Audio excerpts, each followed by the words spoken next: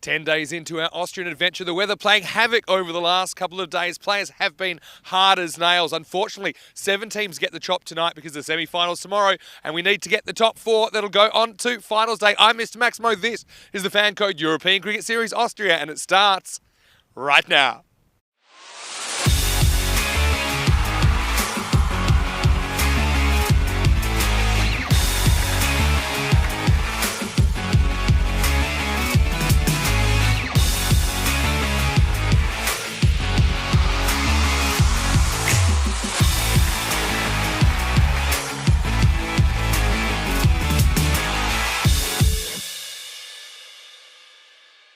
The European Cricket Series is proudly brought to you by HCL Software, FanCode, and Grizzly Bear Sports. Good morning to you wherever you're watching from around the world. Welcome to another huge day in European cricket. It is day 11, the final 5 round-robin matches. It's a big day because at the end of today, the top 4 teams, they go through to the semi-finals tomorrow. Unfortunately, 5th and below, they get the chop and they're out of here. Has been a pretty tough couple of days here at the Sabang Cricket Ground, and I know a lot of people working so hard to get the cricket on. It's been a tough few days really, with the rain coming and going, kind of differing in intensity, and so yeah, unfortunately losing a few matches. That's just the way it is. I know the weather can be pretty unpredictable in Europe at this time of the year. Anyway, we're going to start with match number 51. This should be a pretty good one between Vienna Cricket Club and Vienna Eagles. I know that Tyrone Peters is just over there with the 2 captains. Let's see who wins the coin toss for match 51. Eagles to call. Heads. Heads is the call. Heads it is. Go to bat first. So the news from the toss is that Karambir Singh has won the toss for the Eagles. He's elected to bat first. Look, mathematically, the Eagles could make the finals. They'd have to win both of their matches today, hope that some other results go their way, and the net run rate would have to be good enough to see them in. So it's not impossible, seems highly improbable. Even if it is the last time we get to see the Eagles today, they've provided some tremendous entertainment. Karambir with back-to-back centuries, the first batter to ever do that. His opening partner, Kumajar, real breakout series for him in the ECS as well. No problem scoring runs, the Eagles. They've also conceded a lot of runs, though. That's a little bit of a problem. I think that's why they find themselves in this position with a 4-4 record. For Vienna CC, though, they have a big day, 3 games, and unfortunately the weather kind of ruined their chances of making the finals, but still a chance for them to play with no pressure. And I know that they have some national talent in there, like Mark Simpson-Park. I'm sure he'd like to hit some form heading into the ECIs this weekend. Let's talk about the conditions today at the Sabang Cricket Ground, and the good news is that it seems the rain's behind us, though still a lot of cloud cover. So it's pretty chilly at the moment, about 10 degrees, heading for a maximum of 13. But yeah, like I said, the good news is I think the rain is gone, and we know that it has been a bit of an issue over the last couple of days. Just quickly, I'm wearing it green for mental health awareness, and I know that it's Wear It Green Day today, so for everyone out there, make sure you look after your mental health. I know that the theme this year is anxiety, so like I say, look after yourself, guys. It's a really important cause. Rico Full is in the commentary box. Well, Rico, thanks for covering the last couple of days. It looked pretty nasty out there at times. Good news is, like I say, seems dry today, and we're ready to get going. News from the toss in match 51. The Vienna Eagles have won the toss, and they're going to have a hit. Over to you. Let's get ready for the start of day 11. Thank you very much to Mr. Maximo Vinisandu, and good to have you back as well. Looks well rested. Yeah, and I'm liking that. Wearing green for Mental Health Awareness Day, a big day that is celebrated there in the UK, all about the awareness of mental health. Also, Ascension Day today. A lot of countries around the world, Christians celebrating today, Ascension Day, or Holy Thursday, as a lot of people like to refer to it. And it's a big day out here as well. Well, look, the birds of prey are out. They're looking for breakfast early this morning. Well, I hope you've had a nice breakfast to start the day as well. Vienna CC will be hoping that they've had a good breakfast, because they've got a big day ahead of them. Look, okay, as you heard Vinny say, their chances of making it through to tomorrow's finals day is not going to happen, but they'd love to finish with 3 victories in the 3 matches they've got today, and I know that their players are keen to do that. I think Big D, Daniel Eckstein, and their captain Mark Simpson-Parker will be keen. Maybe we're going to see the best of Arsenal Arif. We know he's very good behind the stumps, but let's see if he can get some runs with the bat, as well as Abdullah Azerbaijan. So we've got some key players there. Over the other side, well, the talk of the town still is Karanbir Singh, the man who has hit 2 centuries in this series already. Kumar Jar has been a superb opening partner for him. And then we started to see that the 2 Hussains also showed their firepower. Both Mohammed Hussain and Naveed Hussain started to score runs for their side as well. Let's have a look at the top performers for Vienna CC. They've got, in terms of the ball, we're going to see Mark Simpson Parker, 10 wickets to his name, Azerbaijan as well, and Big D. But they're up against the attack, the batting attack of the likes of, I mentioned, Karanbir Singh. He is on 425 runs in this series, Kumajar 257. And as I said, both the Hussains are starting to make good inroads as well. Naveed Hussain, he's approaching the 100 as well. So a lot of good campaigners. Karanbir Singh, 425 runs. Like I said, he's not top of the table because Imran Asif of ACT holds that card at the moment. But he's only a handful of runs behind because Imran Asif, 433.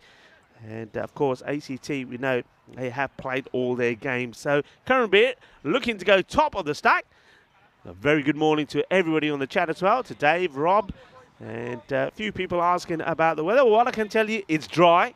It's not raining, but it's cold.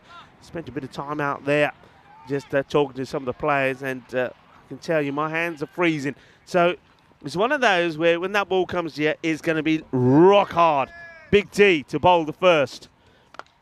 Starts with a wide loopy pitched up Yorker.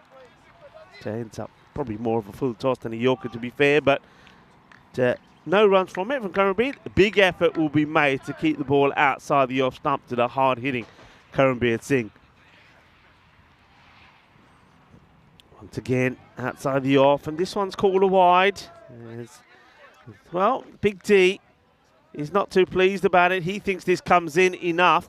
I wonder if we can see enough of this. Probably just can't see the line. So I think the umpire, that's umpire's call. Namaste, assalamu alaikum, sasri akal, one to all of our viewers watching via FanCode in the sub-Indian continent. A defensive start. The only runs on the board so far, courtesy off the wide. Karanbir, he's happy to defend this one.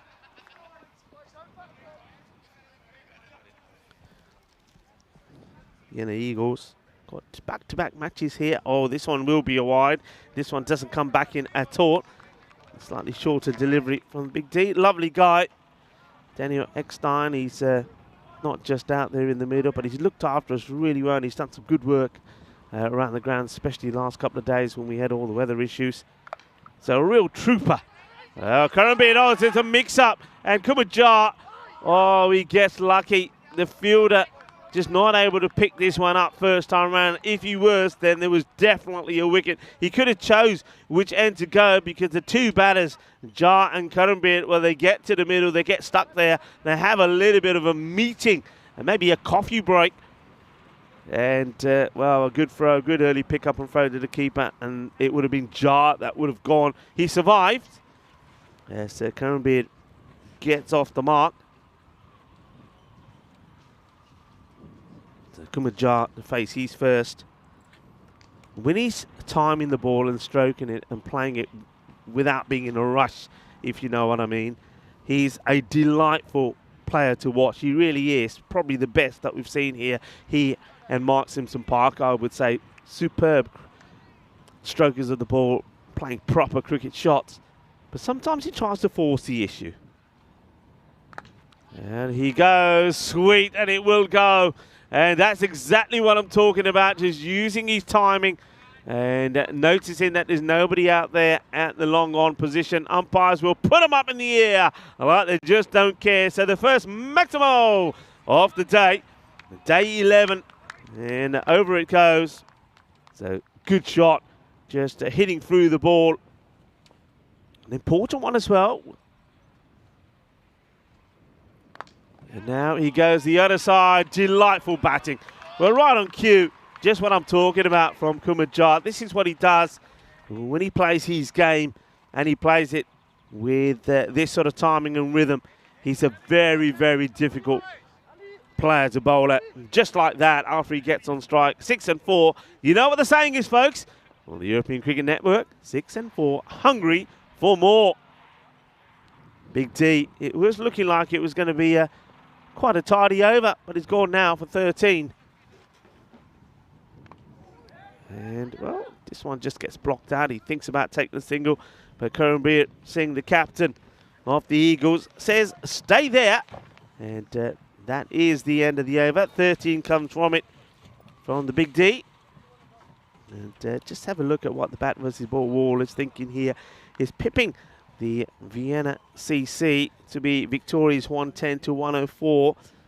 And you can see that the Eagles just runs against them. That was because of that record run chase against them by the Pack Riders. They 129 to 130, so runs against them more than if you look over the other side, 121 to 114 in favour for Vienna. So Vienna have been scoring more than what they conceded, basically. I think that's based on that, but still pretty close. But that's pretty close to finding the edge. There's a new bowler comes in, Katak, just keeping that ball just outside the off stump. And the only change I would make here personally, I would have my third man back, because if he does make contact, yeah, there you go, right on cue, third man does go back to the boundary. Yeah, this is a better feel for me. As we welcome for the first time in a couple of days, back to the party, Vinny Sandhu. Yeah, thanks. Nice to be back. And attacking start as you'd expect. And this is pretty attacking as well. They'll test the outfield. They'll just pull up in time. But Karanbir will get to. Yeah, good morning, everyone. Hopefully you're well. Thanks for covering for a couple of days. Had a little bit of time off, as you did over the weekend. I think both of us had some pretty wet days off, didn't we, to be honest. But, yeah, it's a bit of a shame, especially I feel for teams like Vienna Danube. I mean, that's one team that always seem to get the wrong end of the stick as far as the weather goes. Yeah. Karanbir, I think he might have just cracked his bat here. So I want to say quick hello to Dave, who is in the chat right now, and hello to Ivan and to Rob Thompson, who's saying he's a mental health clinician. Yeah, I'm wearing green today for mental health awareness. It's Mental Health Awareness Week. The theme this year is anxiety, and so obviously it's a very, very serious issue that there's more and more awareness all the time in modern times about it. But yeah, hello to everyone. Let's have a great day, and mainly let's stay dry. Even though it is pretty windy out there and it's pretty chilly, I'm completely honest, here's Kata. But yeah, that's the thing. Yesterday, it was one of those frustrating days. I could just tell. I mean, I was obviously in Vienna as well. I could tell, the rain would start, it would stop. Obviously, you're trying to get on. People out there to play. No one likes splitting the points, but I mean, sometimes it's absolutely necessary. I think you tell by the last game of the day, it had come in and it was staying in. But hopefully it's the last of the rain. Still, I think it could be a bit warm, and it will be by the weekend. This is hit pretty well. Well, I'll tell you what, Karanbir is warming up as he smashes this over the vacant long off area. It's a difficult one, isn't it? You can see that the right thing to do with Karanbir Singh out there is to have the third man back if you can get the bowler to consistently keep the line outside the off. But the same way, he likes to hit straight big, so it's a tough one. But they haven't got anybody straight here. They're almost like wanting him to go for this shot, Vinny. Yeah, they're hoping for a miss hit. That isn't one. It gets pounded away. It's a little bit too short from Kartak. His pace. That one disappears into the wheat. And so, Quattro Carreras, Eagles, they were favourites on the bat versus ball wall, weren't they? And I suppose at the start of the series, you would have said that's a bit crazy. You got Vienna CC there. They just represented Austria in the ECL. But I think that's all about the scoreboard pressure being put on at the top from these Eagles. Yeah, absolutely. That one, though, was a little bit of a long hop. We probably mentioned yesterday, but for safety reasons, that the camera taken down a notch, so it's a little bit lower than usual. Yeah, I think I read the bat versus wall backwards, so it is they're 6-run favourites. I think maybe what I was looking at is that the runs for Vienna Eagles 129 versus Vienna CC 21. But I mentioned actually at the toss that their issue hasn't been scoring runs; it's been stopping other teams from scoring runs. Correct. They've been very expensive. Yeah, I think with the Eagles, that really they need to put the runs on, and a lot of runs on, because you're right, their weakness has been with the bowling. I think the captain, Karanbir, has been pretty useful for them, but they've tried all sorts of other bowlers, which hasn't quite really worked out for them. I think Nandip Sorgi in the side And also, Abbas have been starting to find their form. Abbas, a young player, exciting young player. Be looking to keep up his good form. But, yeah, they're missing. They almost find that they're missing that one bowler as well. Then that's the reason why I think they got Mohammed Hussain once again behind the stumps, so Kumajar can turn his arm over. Yeah, I think that's probably a bowler I like, actually, Kumajar. Provides a bit of variety. Let's have a look at the table. It's heavily affected by the no results, which is unfortunate. That's why I was talking about Vienna Danube. They end up with 4 washouts out of their 10 games, not really getting an opportunity to show the best of what they can do. So these teams, mid-table Eagles, like I said, with a couple of wins, potentially they could get in, but they're going to need some help. Anyway, Big D comes in for over number 3. There's Mark Simpson Parker and throws it in, well backed up down there. So, yeah, certainly I think a pretty even contest between these two, but it could be a high-scoring one based on the 2 records of the 2 teams. Yeah, I mean, the way I suppose that the Eagles, as this one is absolutely thumped. Bolle, Ginlasona, a little bit too short. You can see he's creeping forward anyway. When he gets hold of this, there's no coming back. That is big. What a monster shot. Yeah, it's always the risk with Eckstein, because he'll swing into the wheelhouse of the right-hander. And you see Karan, powerful guy. Does qualify for national selection, just saying. You know, he's a guy who's got recent form behind him. I tell you what, T10, you'd have him, wouldn't you? You'd take the gamble. And, okay, I will say this. Sometimes the bowling to him hasn't been the best, but, boy, he can hit a ball. And, you know, your records speak for themselves. I mean, no matter what the bowling attack is, to get 100 is good. To get 2 is exceptional. And this time he places out intelligently towards that backward point area. Delightful shot. And the one thing he does do, he causes captains troubles because he don't know where to set the field to him. And this time, rather than just swinging wild, which he does often find himself guilty doing, he plays a very intelligent shot for 4. Yeah, that's the clever thing about him. He actually hits the ball both sides of the wicket pretty well. Hits straight, makes good decisions at the crease. That's how you score hundreds. You don't fluke hundreds. Yeah. You know, and you certainly don't fluke 2 in a row. Just smart decisions and well executed decisions. Short again. And this time, this is an edge. This is a chance. It's a short delivery. Oh, the Big D is disappointed. Karambir gives the chance. It gets put down. And what are your thoughts on this one, Vinny? Yeah, I mean, he's just late to get the gloves up there. Arslan Arif is a pretty good keeper. And, yeah, maybe it's a sign he's a little bit close, but you can understand that. I mean, a lot of balls not really carrying. It's just one that he's just slow reactions, unfortunately. This one, he doesn't have a problem at all. But, yeah, just remember that's a huge moment in the game, isn't it, with Karambir dropped on 23. Yeah, it's a big moment. But, I mean, you were saying about when he made those hundreds. Remember, the first 100, he certainly had lots of chances. Second time around, I think he was in the 80s and he got dropped on the boundary, didn't he? And he went on and completed the 100 and say 190 not had. So he has had a bit of luck on the way. That's actually very true. Anyway, this is through the offside. I think this is going to be 4 as well. Just gets there. So a good finish to the power play. And every time that Karambir hits a boundary, it's going to be a dagger in Arslan Arif's heart, I think, at the moment. As we get to the end of the 3rd over, the score is 42 without loss. Yeah, but you're exactly right, Rico. I mean, I said you don't fluke hundreds, and then by no means was even the first one a fluke, but he did have luck to get there, didn't he? Yeah. He had some sort of bizarre kind of intertwining of fielders on the cover boundary that got him a boundary to 99. He got dropped by the keeper to get his 100th run. Yeah. Good to see that back and looking pretty healthy, that graph, 13, 14, Yeah, looking 15. well.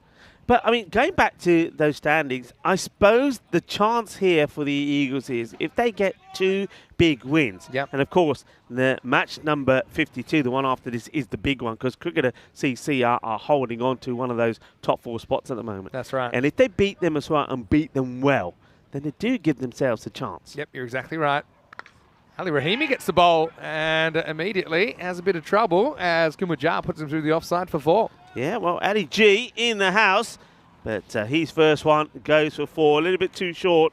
And, well, Kumajar says, don't forget about me. Kumajar, of course, was the opener, one of these two who started things going first up. Chance, another one goes down. Oh, well.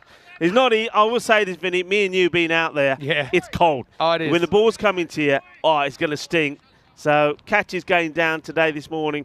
Well, there's going to be a few, and if they are taken, every catch is going to be a good catch. Sprung off the bat, then that Sai Karanam there, backward point. Wasn't able to hold on. It's Karambir on strike. Short, and so short that kind of confuses Karambir. And he's way too early on this shot. Just have a look at it. This one was asking for it. You can see he's completed his shot before the ball arrives. Maybe it's a good move to Karambir, just a complete lack of pace, but you have to be accurate, that's the thing. Just to kind of disrupt the rhythm of his innings. Yeah. Does like the pace coming on. Both batters are given opportunities. Singh, remember, dropped on 23. Straightforward one, you think, behind the stump to a reef. And then that one really to Karanam. Jar dropped on 15 as well. A big swing. Asking the question. I think the umpire gives a little shake of the head. Good areas, though. Yeah, it's well bowled by Ali. He's a part-timer at best. But that, again, just kind of forced Jan to slightly mistime stroke. That toe always stays down, though. Last ball the over. Nicely played away. It'll take the single. Not a bad error at all. Just the 7 runs from it. And starting one boundary in there as well. It started with. So it came back very well, did Rahimi. And scored 49 with that loss after 4. Well, a few people were hoping there'd be 16 off that over to continue the pattern, but there were only 7 off it. So very good stuff from Ali Rahimi. As we can see how the run rate just would have taken a little bit of a dip.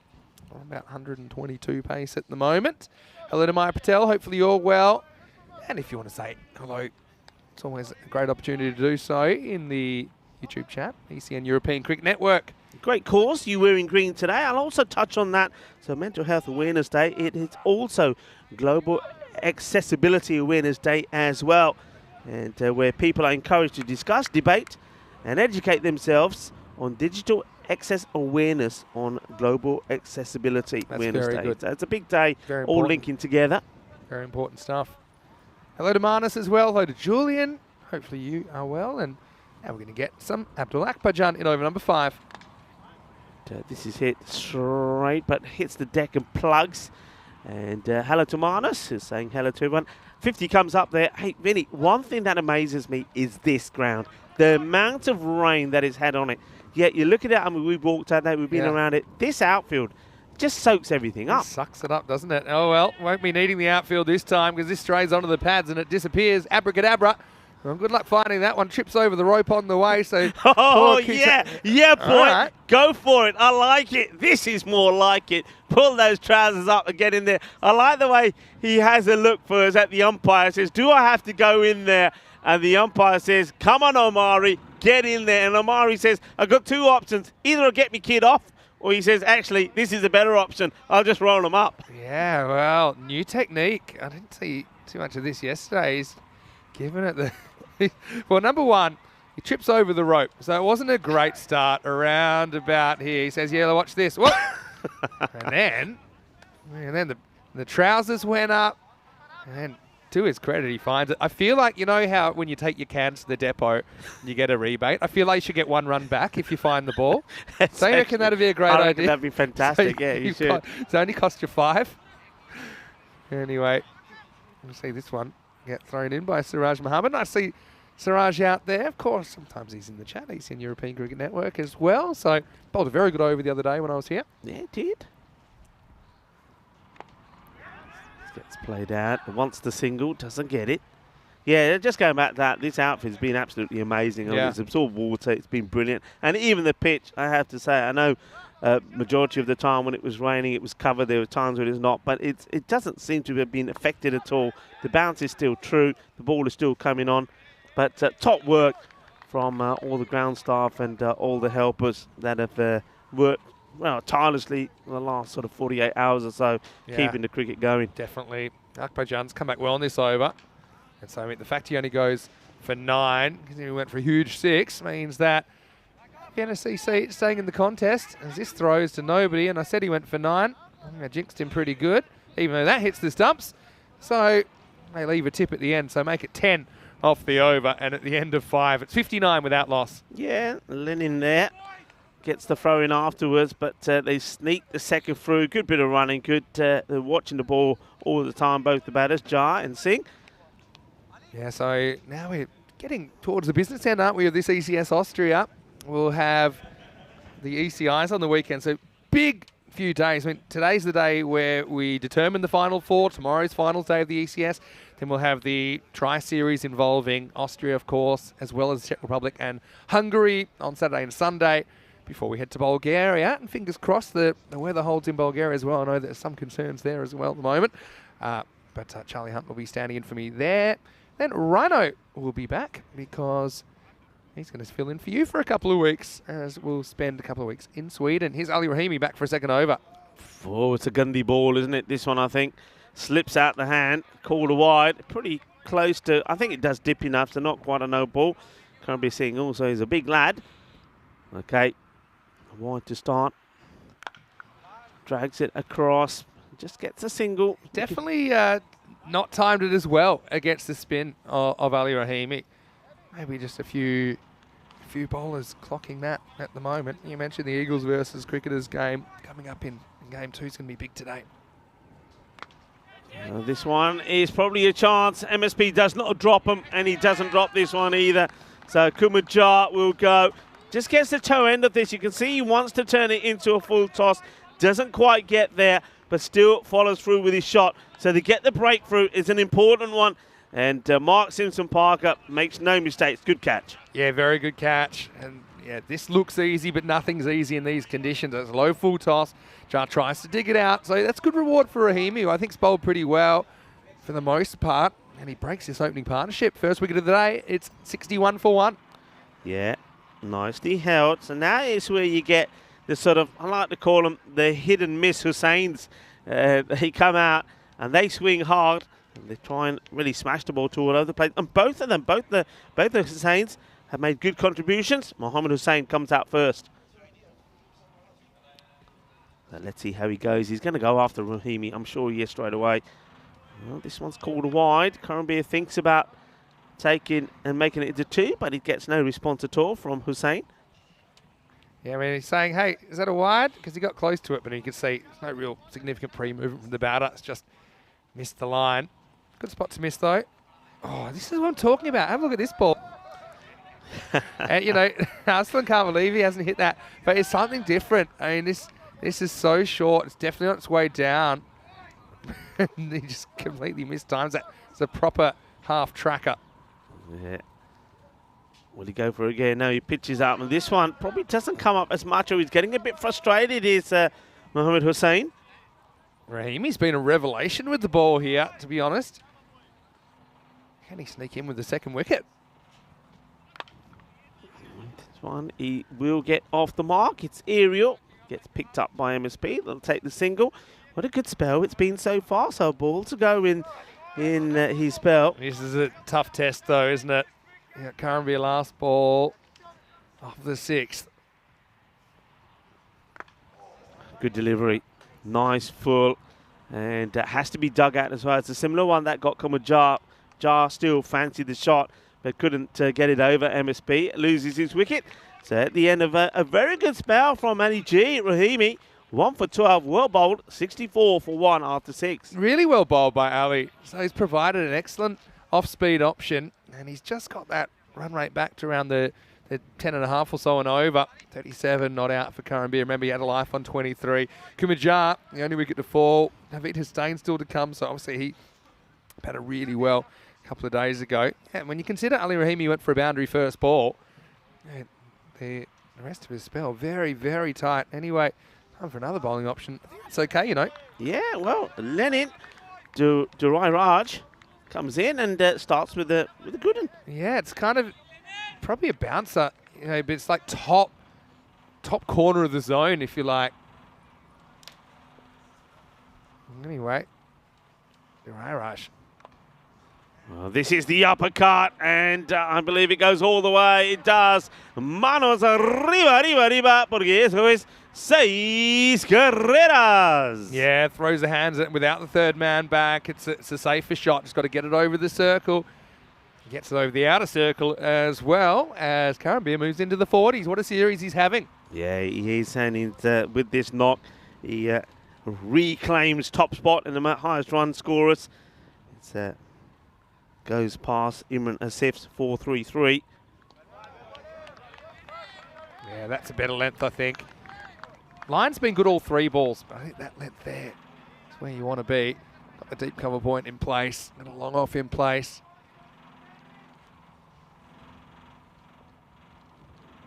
So Durai Raj, good start. This is a pitch start, bit straight, and it will go all the way. Balle, Ginnasona, Shaka Lagia will pitch it up.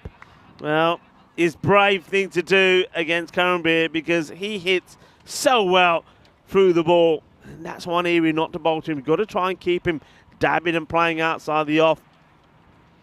Durai Raj comes in again and he does. Oh, this is another chance. I think it is. You know, it's another opportunity and it is a riff that puts him down again. He put him down earlier on 23. Now he puts him down on 49. Oh, that's straightforward. Yeah.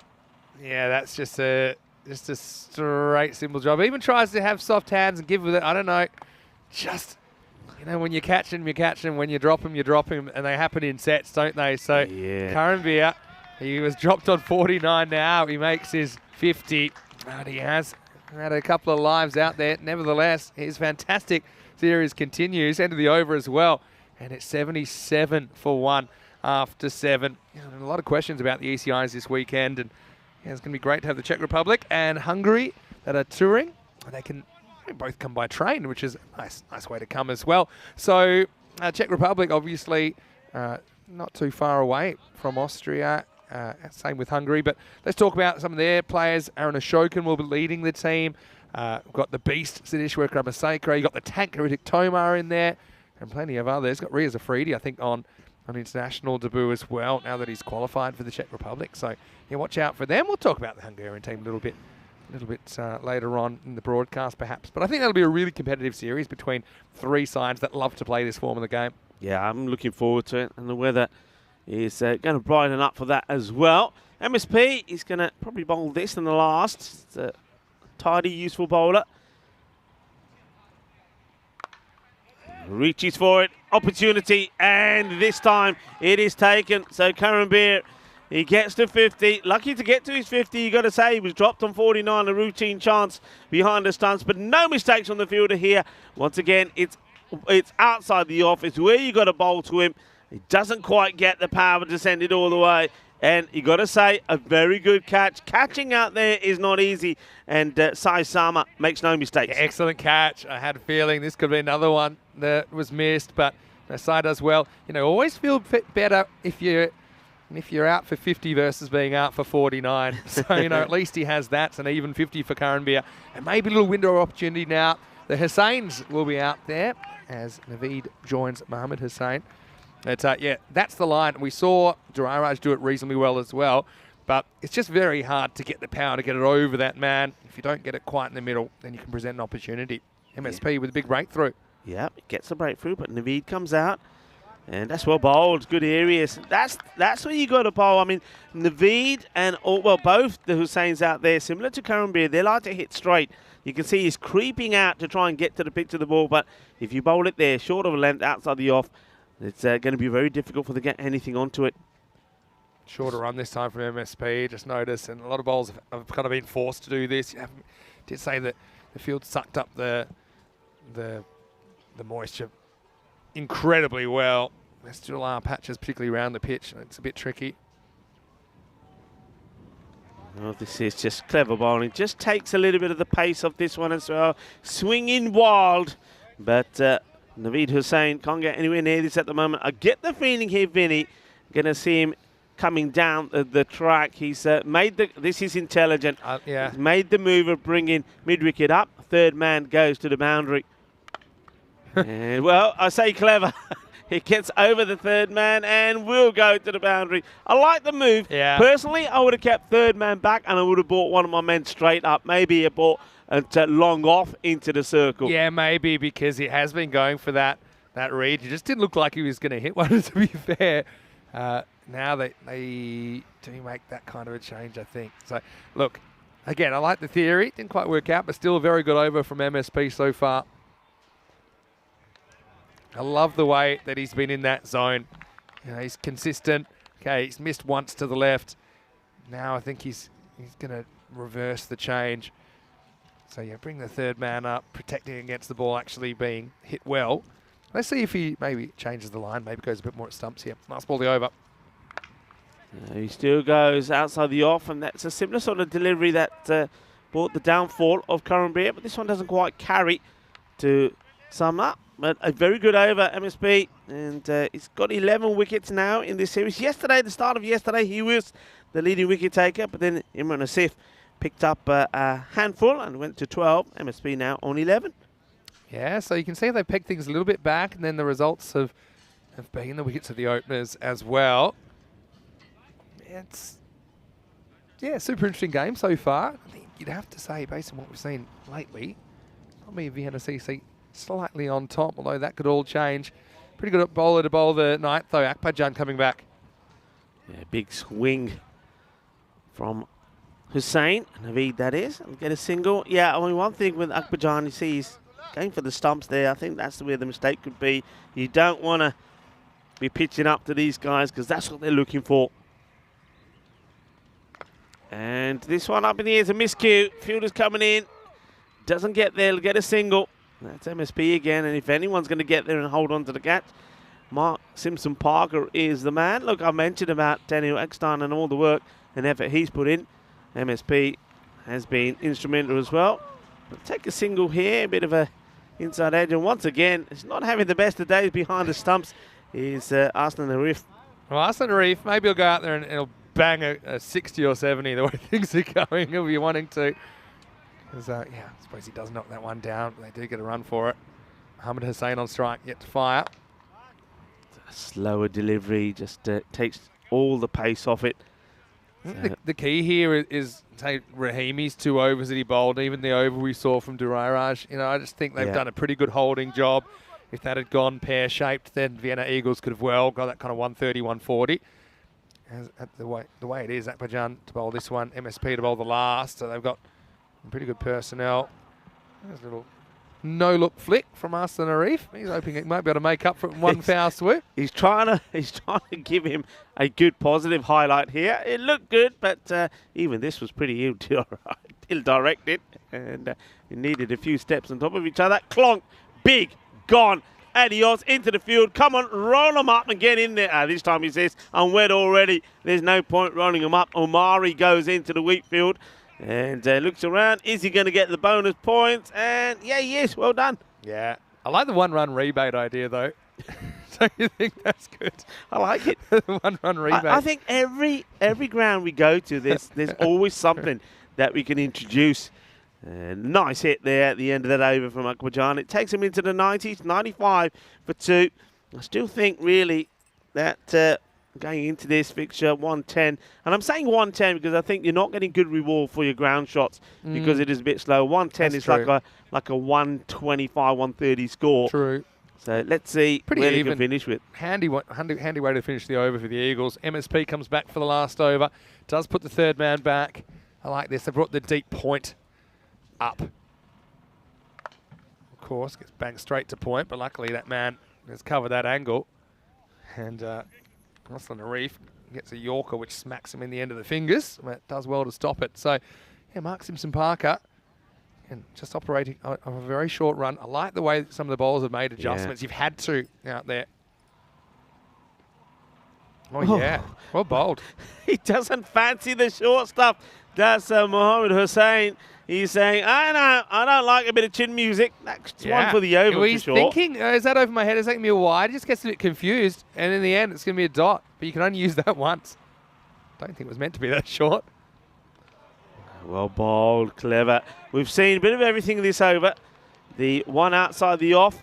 We saw the short one right at the body. And then this one full into the pads.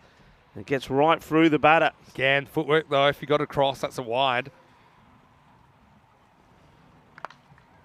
He gets back onto ball. Direct hit, he's in trouble. And he may still be in trouble, you know. I think this is out. My first impression is an MSP has flicked it cleverly onto the stumps, and I don't think the bat is down here. Yeah, I think he's gone, to be honest. Just double checking. I think the only issue for me is that the ball hits the stumps and there's no issue. But it's a good pickup from MSP, and he kind of sweeps at the stumps. I think he gets him. Let's have a look at it on the replay. Yeah, I think you're right. You know, I think it's clever. I think he knows if he's able to clip it onto the stump, he's gone. He's playing off the back foot. It's a good, quick pickup. And watch here. Long arms. Yep. Adios. And great work. Good little bit of work. A good pickup there also from the fielder. And that was a nice bit of work. Nice bit of cricket. Suraj Mohammed doing the work. I think that Mohammed Hussain, he knew he was gone. Yeah, he's got the tentacles, doesn't he? We often call him a giraffe. But Yeah. I don't think giraffes have arms that long.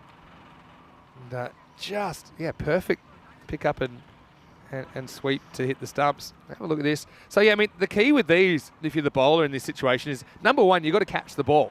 Now, you can't spend it before you get it. So he actually does really well to catch the ball, get in a good position to catch the ball. And that's actually the kind of the wicket keeping that he's done. He is a part-time wicket keeper, Mark Simpson-Parker. That's a very kind of pseudo wicket keeping bit of work. What an over it's been, Vinny. What an over. How many runs off this? Just a couple. Yeah. Oh, it was there in the slot, wasn't it? Saheed gets one pitched up, which both the Hussains didn't get any of this. And he misses out on it. So a ball to go. They haven't got to the 100 yet. Yeah, last ball coming up. Last chance to score.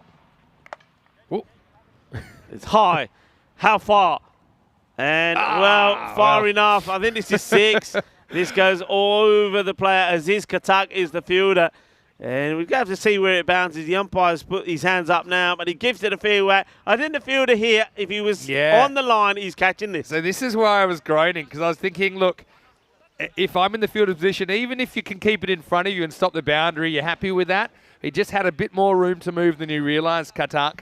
That one step back could have made all the difference. Even if he doesn't catch it, if he can pull it back in play in the end, he gets nothing on it. He does keep his fingers intact, though, and the Eagles are going to finish with a Maximo. 103 for 3. We saw Vienna CC the other day in a very similar game against ICCV around about the late 90s were scored. But, I just think this time they bat well. They should get there. Remember, Vienna Eagles, for any hope to make the finals, they need to win this, so they're going to be defending for their lives. 103 on the first innings of day 11. Yeah, worse. Once again, it was the openers, wasn't it, for Vienna Eagles that got things going again. These two have batted so well together. It was another 50-run partnership. I mean, the amount of times that they've done this, but look, you have to say there was luck involved. Singh was dropped on 23 and also on 49. Kumajar was dropped on 15. And, though Jar didn't go on to too many more, only 5 to when he was gone. But you see, that's the opportunity. That's the first one from Arslan Arif. You really got to take those if you're behind the stumps. And Kumajar, he's a lovely clean stroker of the ball. He played some nice shots. And this was the second that went down. Look, they're not easy. We know that. It's cold. And that ball, when it hits your hands, is like somebody throwing a rock at you. Well, this was Omari, who was looking at the umpire and said, do I need to go in there? Then almost trips up and ends up going in there head first. Then he rolls up his trousers, in he goes. Well, time to get, sometimes I say it's time to get dirty for your team. But that is time to get wet for your team. As he comes out, and he's a little bit soggy and wet. He did roll the trousers up, but it did do the trick. This one up in the air, didn't quite get the timing right. Mark Simpson-Parker comes in and takes a valuable catch. Important, because that's a partnership you want to break. You get those two out of the way, then you can start to chip away at the others. Both the Hussains never really got going in this one. We know that they're hard hitters, but Mohammed Hussain and Naveed, when they came together, just weren't able to do it. This was another opportunity. This was as easy as they come behind the stumps. And he did get to his 50, but then after getting to 50, the very next ball, there's a catch that was well taken this time by Sai Sama. He made no mistake. MSP came in to bowl. Nice tidy areas. Bowled outside the off, kept it tight, took the wicket of Karambir as we saw. And here, right at a couple of big hits, that was one that Hussain was able to get away. And then they run out. Great work there from Suraj. Excellent pick up and throw. And, well, you need long arms, don't you, to deal with those. MSP has got them. And right at the end, though, a little bit of disappointment here. They could have kept the score to under 100. That one goes for 6. Saheed hitting one out of the park right towards the end, though a little bit fortunate. The fielder really needed to be on the line, but 100 comes up, which I think makes this now an exciting contest. 103, so 104 will be required. Let's have a look at the scorecard. Karanbir Singh once again, 50 for him. He's on 475 runs now in this series, and of course they are playing back-to-back matches, and if he can perform well against cricketers and get 25 plus, well, what a series it's been. Well, what a series it's been for him already. Kumar Jar, he'll be wanting to improve on that 20 next time we see him out there. And like I said, both of Hussains, just to run a ball from both of them, that's not like them at all. But credit, I suppose, goes to Vienna CC's bowling the ball very well. Talking of the bowling, well, here we go. There was a wicket there to Ali Rahimi. Well, Ali G in the house was on top form, 1 for 12. And then there, MSP 1 for 15. But if you have a look at that, all right, I know that the Big T was a little bit expensive early on, wicketless for 28. But even that, you know, in contrast, when you're up against the powerful Eagles, and don't forget he bowled both his overs in the power play as well. That is not bad going at all. So I would say the NSCC probably feel they have the upper hand here. But I will also say that perhaps that score 103 on this pitch when it's hot and sunny, that's more like a 120 plus score. So they're still going to go out there and bat well. It's going to be an exciting one. And join me, Rico Hula, Mr. Maximo. Good to have Maximo back in the house as well when we return in around 10 minutes time for the conclusion of this match. Vienna CC needing 104, the home side for victory.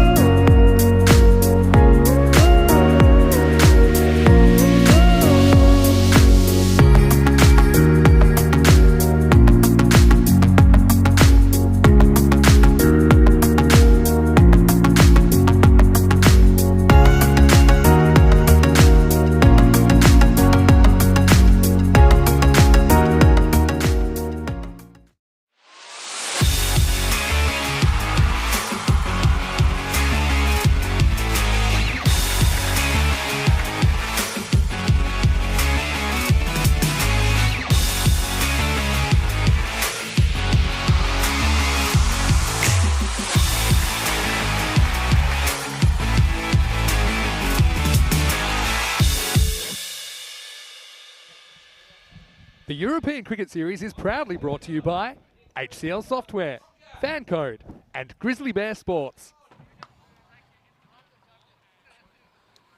Hello and welcome back, welcome back to the start of day 11, our first match here, match number 51, and it is the Eagles that are looking to be flying high at the end of this one, up against the home side, Vienna CC. So it's a bit of a Vienna derby, isn't it? And the Eagles, they've been out there, they've had a bat. Karanbir Singh gets another 50. It just seems like routine stuff now, doesn't it, when Karanbir goes out there?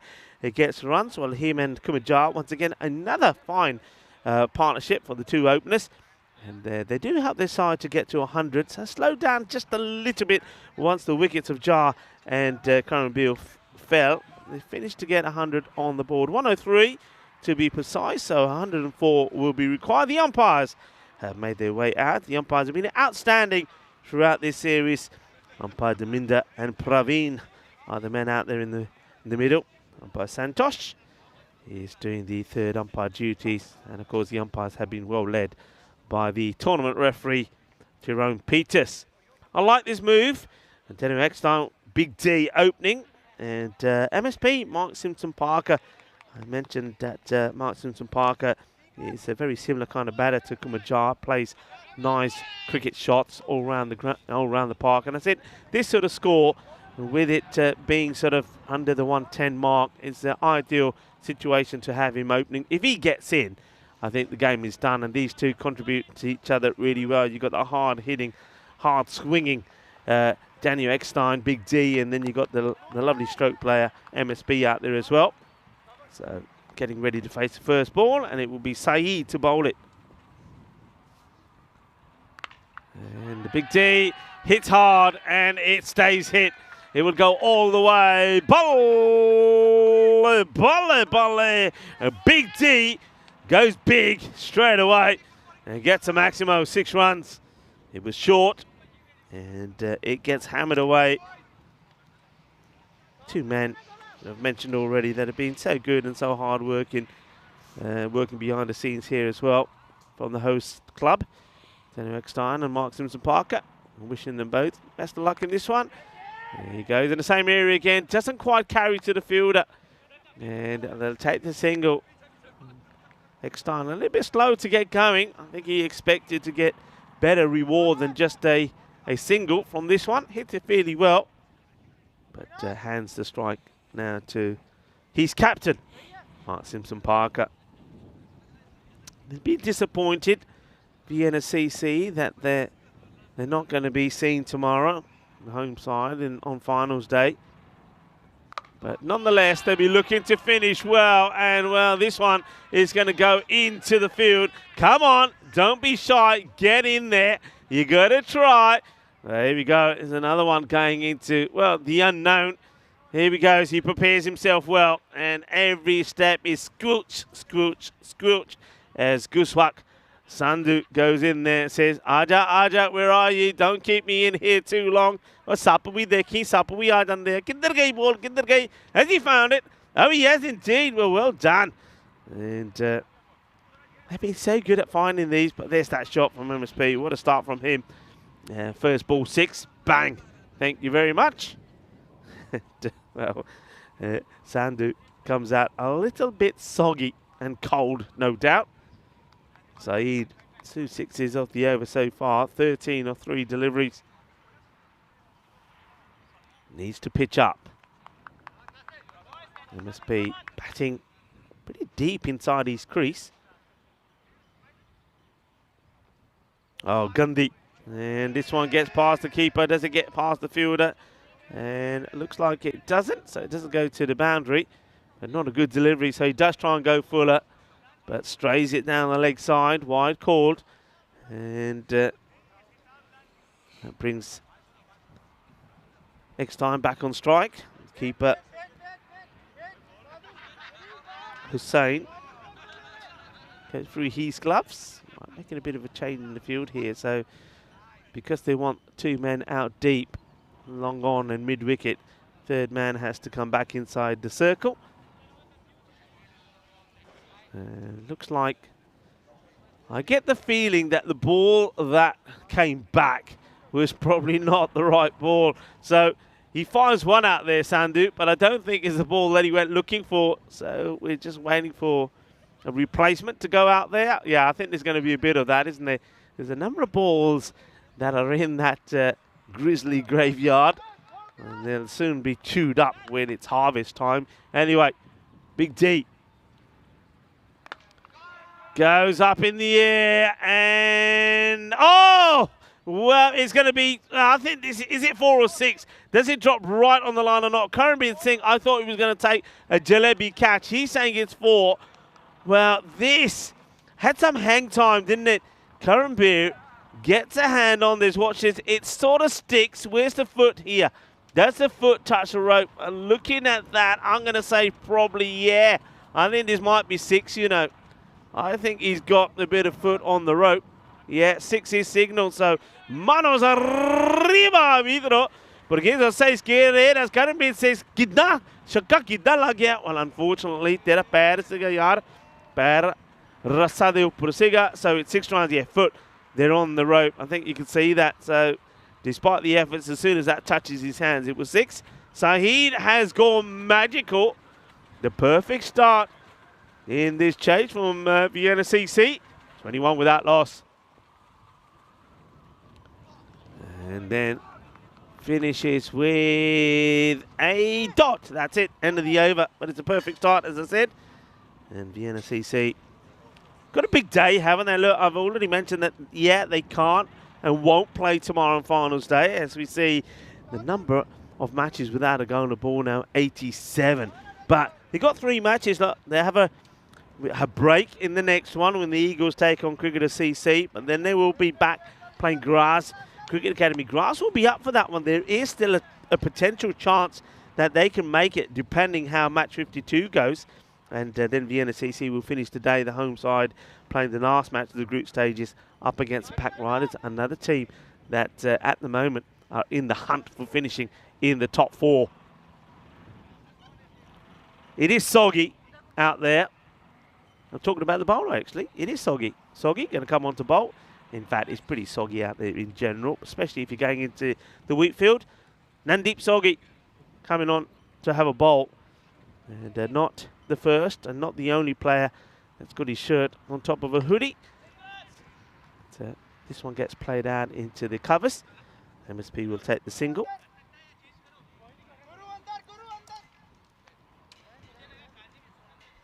The Eagles shouting instruction to each other in getting the field moved.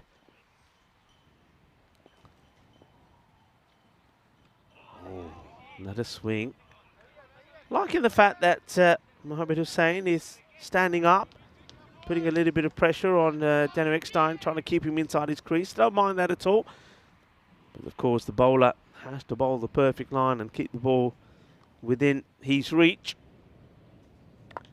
That's nicely bowled. Good bit of loop on that from Soggy. Good pitched up delivery. Doesn't get give anything to Eckstein to get under. So they'll take a single.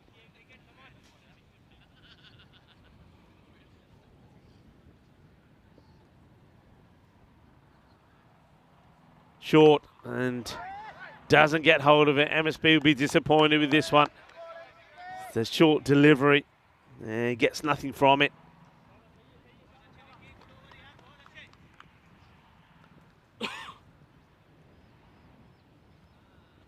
And now goes up. I think this is catchable.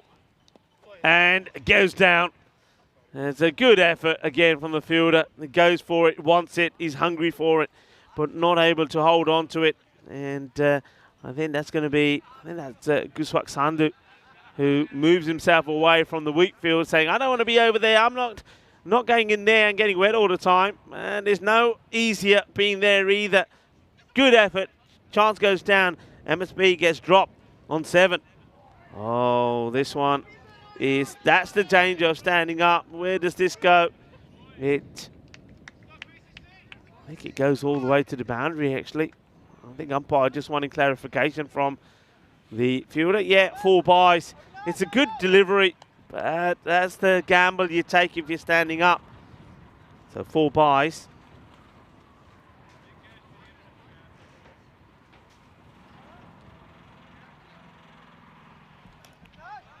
I wonder if the bowler just suggesting there to the keeper, look, if you're not going to stake him, stand back. We have a quick look at the tables.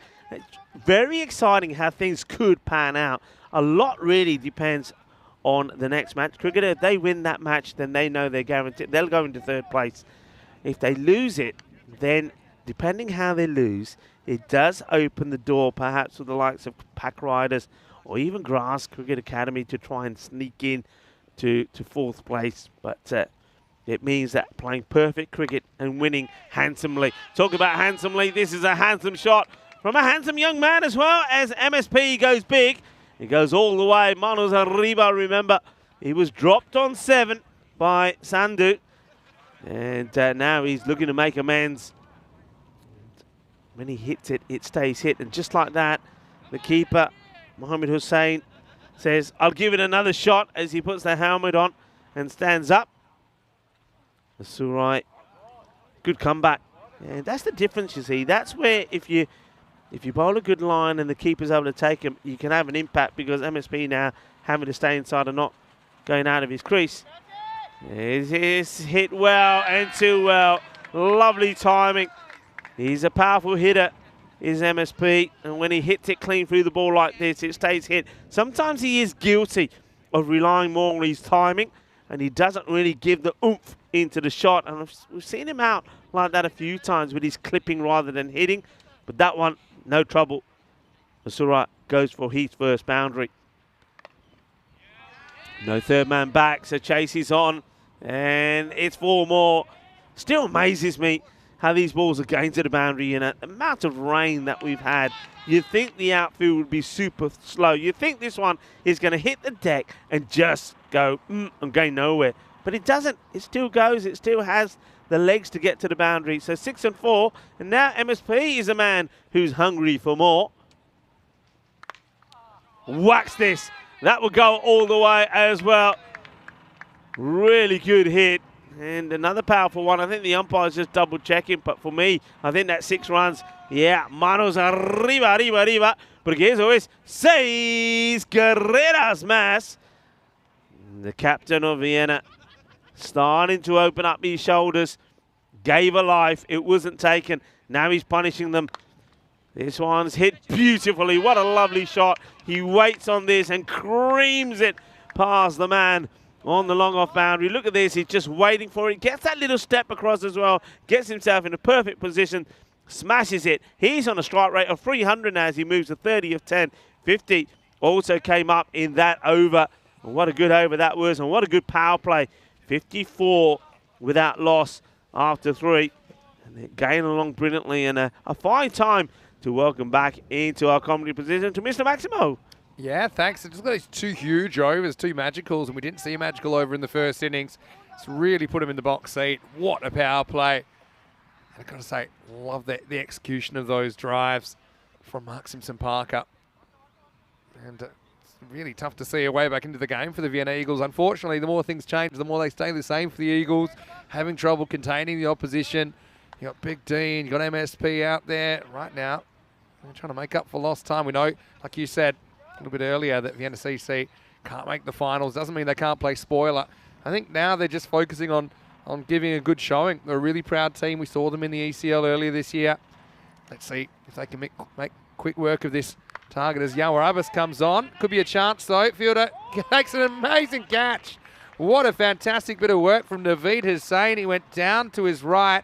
I think Big D's just checking. That's been caught, but that seemed clean as a whistle to me, Rico. Yeah, I mean, Naveed Hussain is a good catcher. And last time, don't forget, when he scored good runs, valuable runs for his side, we saw him take 3 catches in the match as well. And this one, I'll just keep an eye on it. He's taking it low down. And, yeah, he's got this clean. Great work by Spring Productions there. Excellent bit of camera work. And Spring Productions, haven't they been fantastic? Our production partners, Andres Keriolis and Royvis. And he's got to go, Big T. Well, he's been kept off the strike a bit as MSP has hogged it. Maybe he got a little cold because he hits it pretty well. But Naveed Hussain takes an excellent catch as Big Daddy goes for 14. Yeah, I mean, really don't mind getting out to a catch like this. He takes it on. It kind of does his job, doesn't he? Super attacking. I love the way he takes it, rolls, and he He just fires it in. Maybe gives a few people the impression that it wasn't taken, but we could see from our vantage point that he took it without any shadow of a doubt. And so first wicket falls, 54 for 1, but a lightning opening partnership for Vienna Cricket Club. This brings Arslan Arif to the crease, and he's a guy I'm sure he's very, very keen to show what he can do with the bat once again. He didn't have the greatest time with the gloves in the first innings, but that's ancient history now as he joins the innings in the 4th over. Yeah, Arif, he's another good talented player, plays good cricket shots, and a good time for him to come in. It's a nice foundation that's been laid, and yeah, you see there, that's all he needs to do, just stroke the ball around, take the single, punish the bad ball, and I think he and MSP know that this one really, if they bat their normal way, it should be in the bag. That rate required just over the 7 and over. I had a good question from Mosharaf saying, how can Vienna CC be so low on the standings with all the talent they've got? It's complicated. I'll do my best to explain in a second. First, we'll see a cart, which is kind of kicked. Oh, he's booted this to the boundary, Vinny. I don't think this is going for 4 unless the fielder interacts with it, and he absolutely clobbers it, and that's a Soggy. Well, Soggy, well, I don't know about Soggy. He's now running rich. I feel like it probably would have gone for 4, but it did get a bit of an assist on the way, didn't it? And Yawa saying, oh, what am I meant to do about this? he's like put it out for a corner, basically, there, hasn't he? He just saw the threat, turned it away. They didn't have a third man in place. He clonked it, didn't he? Absolutely clonked it. Deep in his crease here, Simpson Parker. Chance, but, well, I get the feeling that if you're the fielder out there, and he's been in the wars a little bit, hasn't he? Well, Soggy's the bowler. The fielder who's going for this, Sandu, well, he's soggy already because he went into the field of wheat and said, I don't want to be there. Well, he didn't want to be there either. If you're on the boundary, you've got to stay on the boundary, but I don't think he wants this, Vinny. Yeah, I mean, look at him snap his hands through that, and he almost snapped Grisavak's hands off, I think, if he'd gone for it. 65 now and motoring. Simpson Parker, 44 off only 13 balls. Well, he doesn't quite get under this. You can see what he's going for the big shot, trying to get right under it, hit it over square leg area, gets a dot in, but yeah, what a strike rate. So let me try and diagnose how Vienna CC are where they are, which is 2 and 4 with 1 no result. So just the 2 wins in the series so far. And to me, there's 2 key games that's kind of reversed their fortunes. Simpson Parker leans on this, doesn't get a run into the 4th. 65 for 1. So remember on day 1, all the way back in match 3, they scored 126 against Cricketers and they had a 9th over. It went really, really wrong. Yes. And they ended up dropping that game. So that's one they could have won, but they didn't. Then they had a tight one against ICCV in match 34. That was on Sunday, where they made 99 and they weren't able to hold on in a close one with Indian CC Vienna scoring 100 off 9.5, so chasing it down off the second last ball. Then you compound that with a very winnable game they would feel against Vienna Danube, where they'd made a fairly strong start. The rain came in. They don't get the 2 points that they might have got. I mean, we don't know what will happen, but again, cost them the chance of a win. And I think, like a few teams, they've just had the conditions conspire against them. So that's why they find themselves unable, just by 1 point, unable, even with a perfect run today, to make it up into the 4. Karambir comes on now in the 5th. It's not Karambir. That is Karambir, actually. Yeah, it's Karambir. I thought so. Just thought he's loping in a bit slower, but it's probably like a few of the bowlers. Let's see if he can do something about this start. So, I mean, you got to feel for the players here. In the end, everyone wants to make the semis, but all you can do is just try and finish well. If they can finish with 3 wins, they'll go out feeling like winners of Vienna CC. Yeah, he just it's a better length to bowl, but just drifts it down the leg. And now time to get funky, and he does get funky. How far does it go? And we'll have to wait for the fielder. I think it's 4 runs. Quattro can hit as well. MSP now, well, it's showtime at the Seabarn Cricket Ground.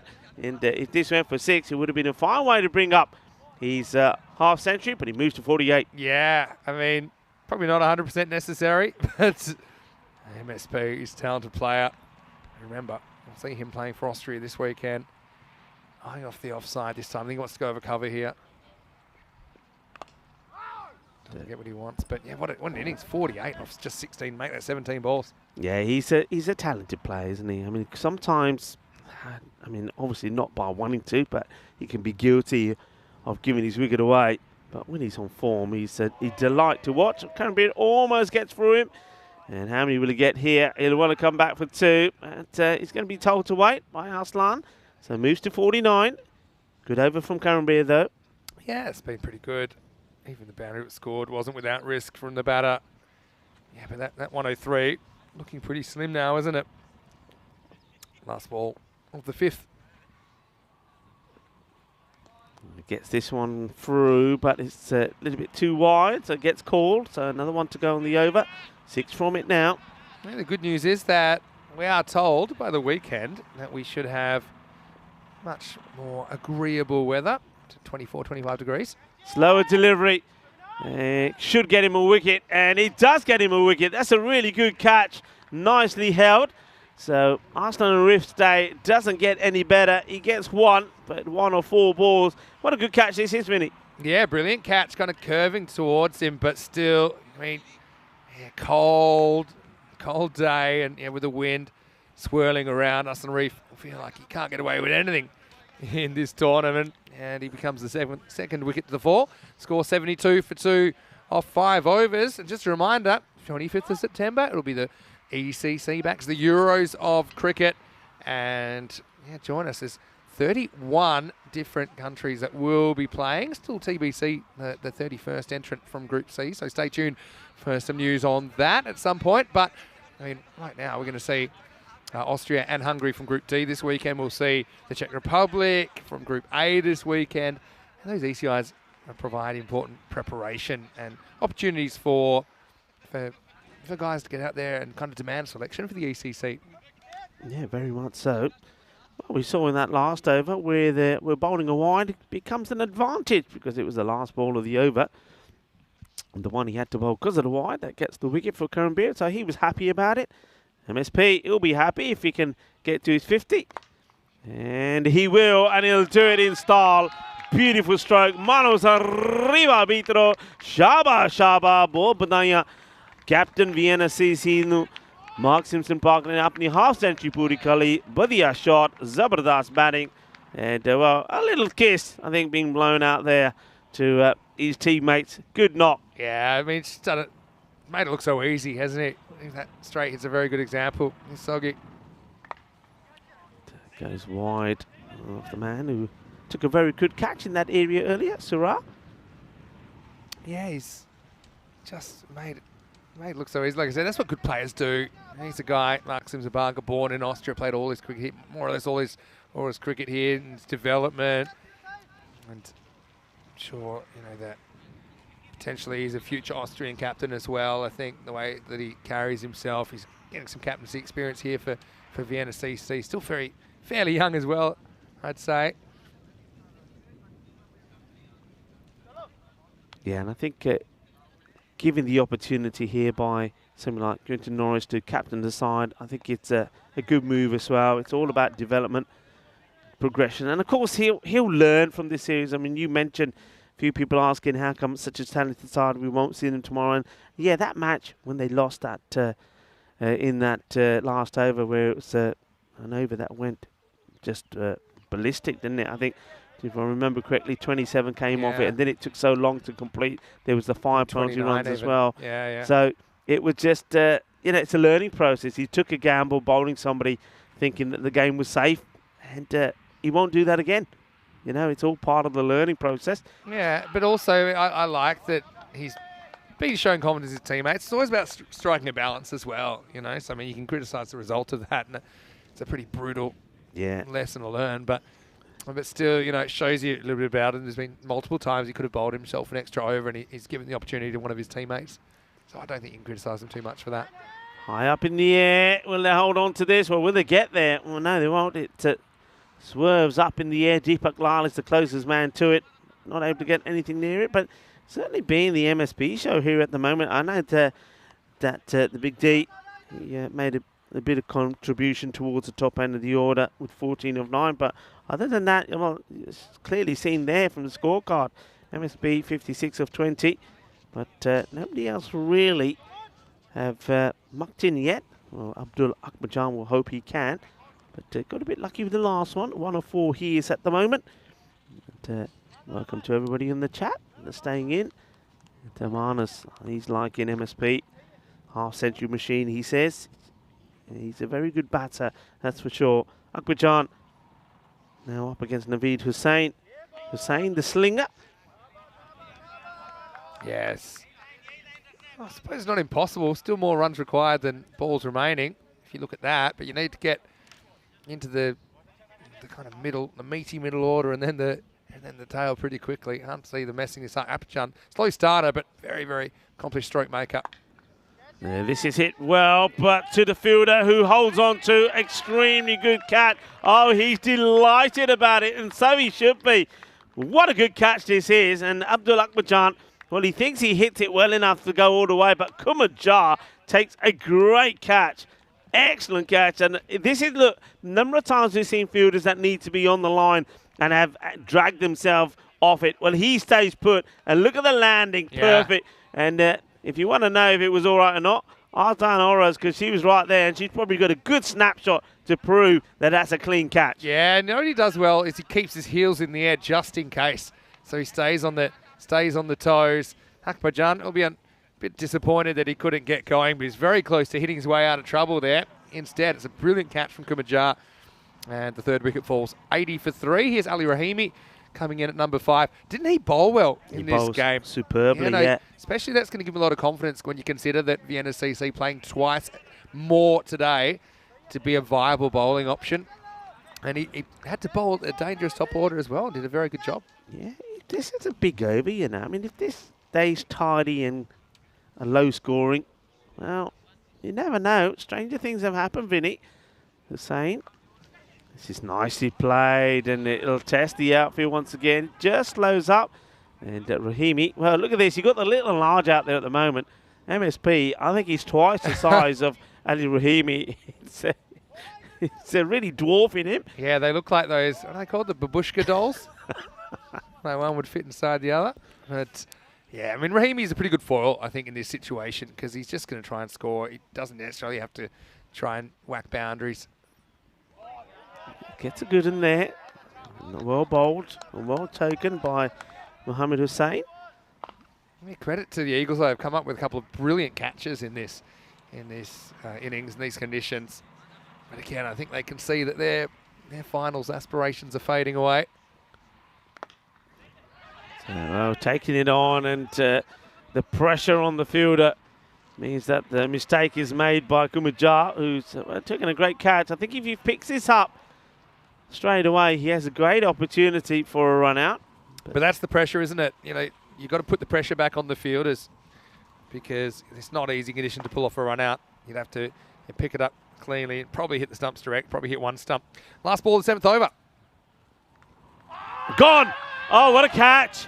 What a super catch this is from the keeper, Mohammed Hussain. And MSP snicks one, and he's going to go for 56.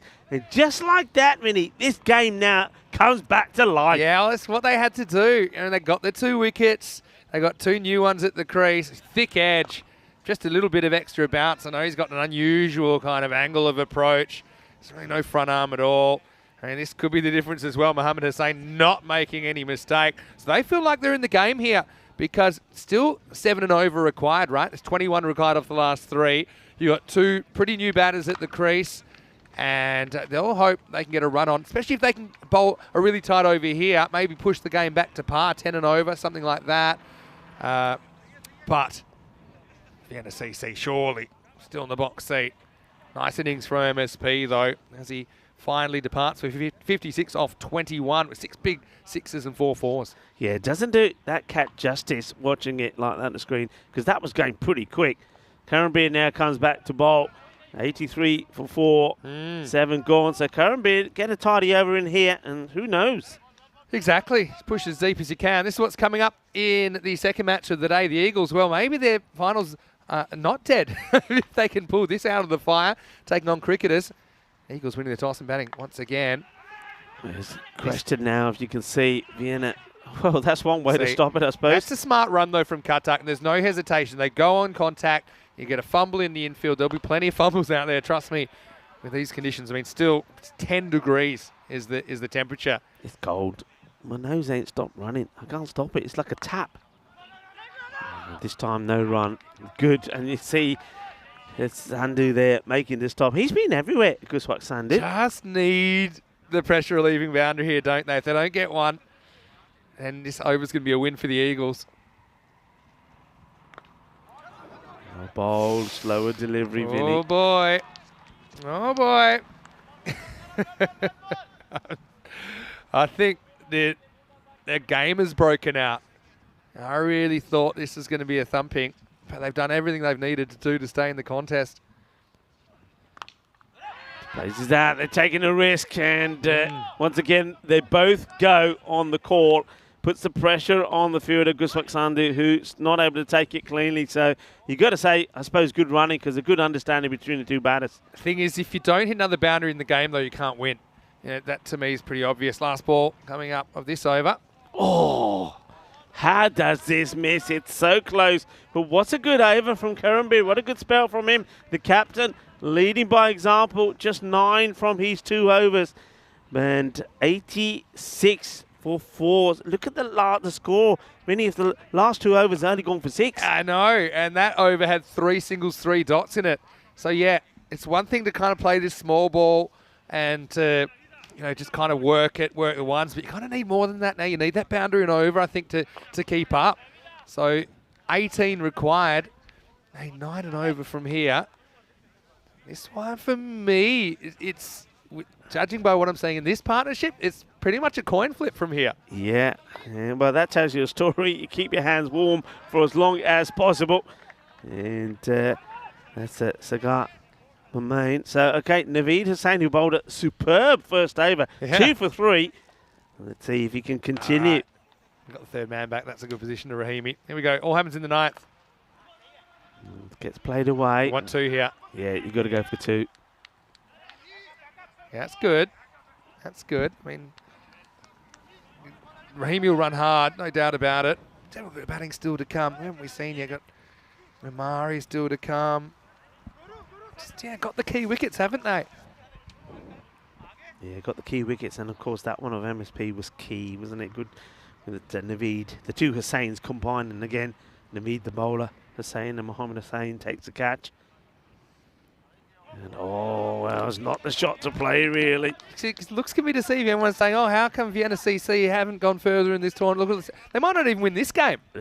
You're right. It's 16 off 10. Yeah, and all of those things we've talked about only comes into play if they win all their 3 games here today, which, they're having a bit of a struggle in this one now all of a sudden. Up in the air, and... Well, they might think of it here, probably can't. Great fielding, good pick up and throw, strong arm. He would have been tempted perhaps to throw at the bowler's end, but he knows that if he misses that, the bowler, it'll be overthrow. So turns, throws. There's no 2 there, not to that arm. See now you're looking for 2s that aren't really there. You're just trying to find a way to get more than singles. They're right in the red line at the moment. This one is an important hit, but how far will it go? Well, it won't go anywhere. It gets caught. Oh, outstanding. Yawa Abbas has pulled up a sensational catch. Oh, my word. Vinny, what is going on? Oh, what a catch. This seemed like the boundary that they needed to get back in the contest. Yawa Abbas takes it. And then he travels, and I don't know how he throws this ball. I thought he might have thrown it into his teammate. But... Katak's going to go. He kind of got in the gap, but it hung long enough. Check it out in the replay. What a catch. Yeah, to be clean here, it's easy to spill this over the line. Oh. And then have a look at this. And he gets the tackle, and then he throws it into his own head, Looking potentially. for where the ball is. Yeah. He thinks, how did that go over there? He's thinking, how did it get there? I tell you what, that's a great catch. This is a lovely moment. Yeah. Lovely moment. Not so much for Katak. He can't believe it. Look, he just thinks, no way. So, Omari comes out. I mean, if you want to take the Herschel Gibbs rule to the extreme, but he did take about 4 steps before he went to throw it in. Anyway, all right, 8 to come. And I think they're behind now, Omari. Can he change the narrative? Hits it well, and yes, he can. He goes out and he goes, bolle, bolle, bolle, brrr, with his first ball. That is out of here. Well, what a match we're having here at the moment. Well, you know what? Sometimes a change is as good as a holiday. Yep. And, I think if you gave me the choice of one or court on that ball before, I think court might be better for Vienna CC. Gets Omari out there. And Naveed goes for the stumps. He's chasing this away, and it's going to be 4. Oh, wow. That's such 2 very important hits here. 6 and 4. And remember, the thing is, though, he's only there because of a great bit of work from the fielder Abbas. Now everybody's thinking, well, we hope he just dropped it and kept it to 1. Yeah. I mean, no good deed goes unpunished, right? It puts Rahimi on strike. I mean, his job is just to run on contact. I think Omari's come out there and hit 2 boundaries and 2 balls, 99 for 5. So what does that leave us? 4 for a golden ball, 5 to win. I wouldn't put it past these guys, especially if they can get Omari quickly. But hey, right now, Ali, he can tie the game with a 4. He can win it with a 6. Yawar Abbas, who took that sensational catch to bowl the 10th. Starts with a dot. And I just thought there for a moment that Ali G would just look to guide this and take the single, but he sees it a bit short and thinks, you know what, I can get to this. Yeah. And he misses out on it. It's there to play. He plays the right shot, but just get done by a bit of extra bounce. 5 off 5 now, run a ball. This is tension. And once again, ECN, you'd never know what's around the corner. We thought this was going to be a walk in the park. Right now, it is game on. Abbas to Rahimi. Oh, he's going to bowl a wide. You can see as soon as he goes to bowl that, he just, does a little bit too much. He tries to whip it through. Well, I think disappointment. one of your best chances to get Omari is to actually run him out at the keeper's end here, because you feel like Rahimi's going to pretty much run on contact. It's another dot, so good comeback. So squeezes another one in. So we're at run a ball 4 or 4. Oh, I mean, Ali, he's probably being a little bit too cute here. It's a balance, Yes, you want to just kind of get bat on ball, but just been done by a bit extra bounce a couple of times. This time it goes right the way through. They're asking a question. I don't think there's anything on there. But, I mean, the dot ball is what you want. They get the dot. How does this miss the stumps? Yeah, I don't even think, given the choice of him or a random batter to come, you've had the wins on him so far in the over. You stay with it. 4 off 3. Yeah, and 3 singles for a golden ball. Oh, Abbas, he's walking on a tightrope, isn't he? Boundary will win it from here. In the air. Does it carry? It does, but it gets put down. Do they go for 2? They go.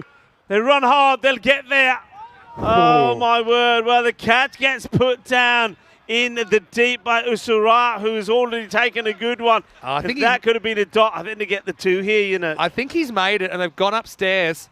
And you might say, well, why do you want to change the strike? I think when you get so close to the target, every run is so much closer proportionally, right? Yeah. So, I think, he's hit that one well. I mean, first we'll just have a quick look. He does drop it going forward. This could have saved 2 runs. It bounces off the hands. He's been pretty good out there, Austria. I'm pretty sure he gets the bat in here before the gloves, before that comes off. Wait for it, though. Oh, he's just in, I think. Yeah, he makes just in. Wow. Oh, well run, though. Yeah, you might say, okay, why don't you just take the 1? And anyway, all right, let's get back into it. 2 to win. Edge. Where's it going? Oh, it's going to be the end of the game.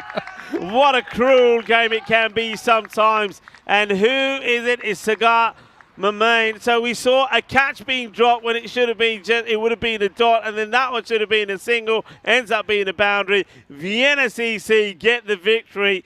And Ali G keeps his cool, but they needed those 2 boundaries from Omari, didn't they, at the end of the 9th over. What a game. That exploded out of nowhere. I mean, Vienna CC will say, it's about time we won a close one. I think twice they've been done on the second last ball. So now they are the ones that come out on the victor's side. Ali Rahimi, again, that one flew away. It wasn't an easy one. I mean, if you knock it down, you probably got the scores tied running into the last ball. But for all their good fielding, just a couple of bits of fielding undid their good work. Eagles in the last over there. So this is what's coming up. We've got a bit of time at half an hour to the first ball. Vienna Eagles winning the toss and electing to bat. Cricketers can really kind of nail down a spot in the 4 with a win there. So it's all to play for. Good to see that the rains stayed away, and hopefully it stays that way. So join us for match number 52, the second of 5 today. Coming up with cricketers, plenty of players to watch there, including Zadran and Bill Alzarmite, likely to open the batting, but we'll have to wait to see him because they will be fielding first. Eagles winning the toss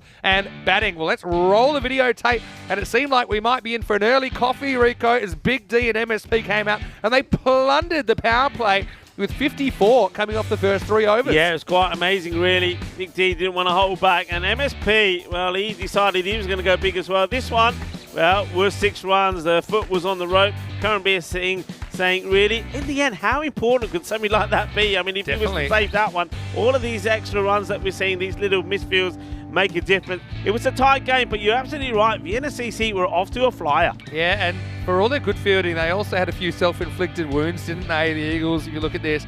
But MSP really is a guy I always love to watch back. You know, he's technically pretty good. I know that he kind of got his bowling take a back seat so he could work on being a specialist batter. I think that shows.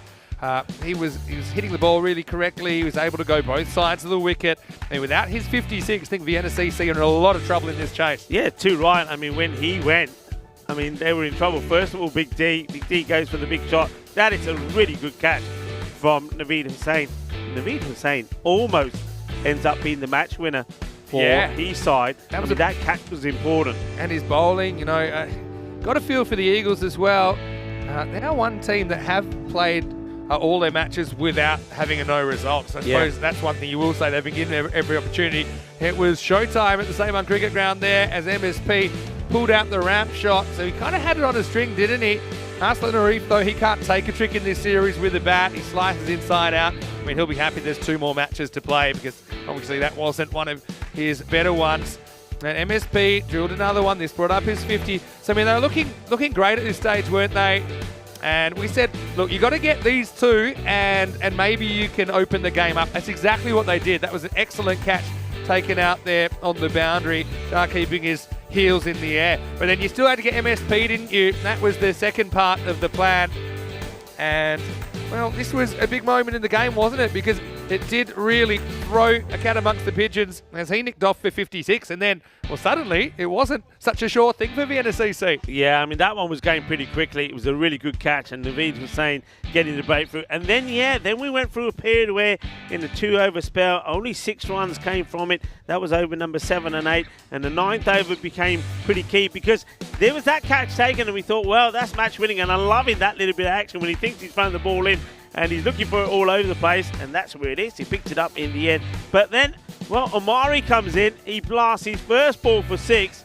And then, whereas Naveed continues to go at the stumps, this one goes for 4. And all of a sudden you thought, yeah, they'll do it easily. But it wasn't that plain sailing, was it? Because Abbas bowled pretty well there towards the end. But look, it could have been so different. Yeah. Surya, he took one good catch earlier. If he had taken that one, and then that would have been another dot, and we may not have got to this point where the fielder unfortunately gets an awkward bounce that he's not able to deal with, and that boundary brought up victory with the ball to go for Vienna CC. Great game though. I mean, yeah, you got to feel for the Eagles, but also, you know, Vienna CC, they'll feel that they're owed a close one, and you got to say Rahimi had a really good game there, bowled very, very well to some big hitting batters, held his own, and then gets them across the line. Even though the 14 on 15 probably doesn't look pretty, but it's just what was required, wasn't it?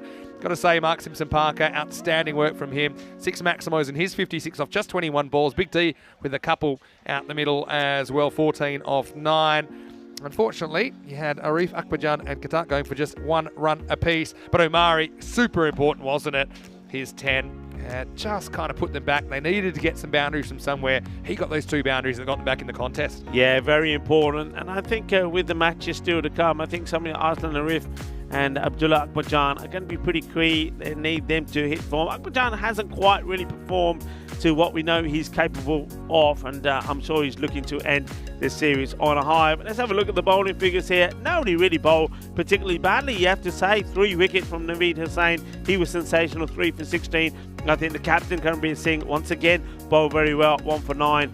And just that maybe it was Surya, just a piece over, 26 was the one that made all the difference in the end.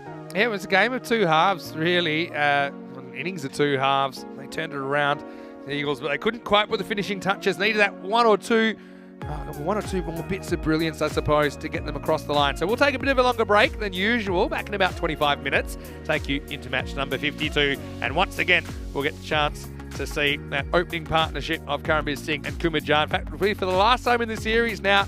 So let's enjoy that while we can. Cricketers CC, well, they're hoping to nail down their spot on finals day. Vinny Sandu here, Mr. Maximo. Day 11 in full swing. Rico Full with me. We'll see you after the break on ECN for more FanCode European Cricket Series.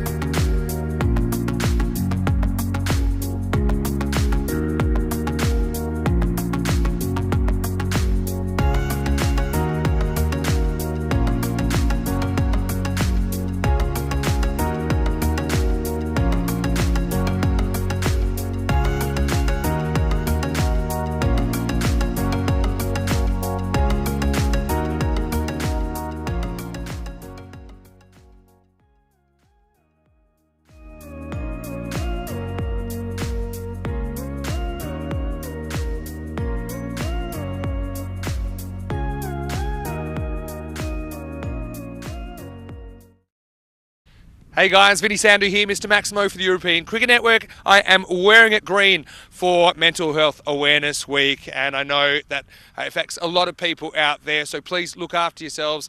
I know that the theme this year is anxiety, so if you're struggling with these kinds of things, make sure that you seek the help. It's really, really important. Anyway, from everyone here at the ECN family, wishing you all the best, and well, we're at green today for Mental Health Awareness.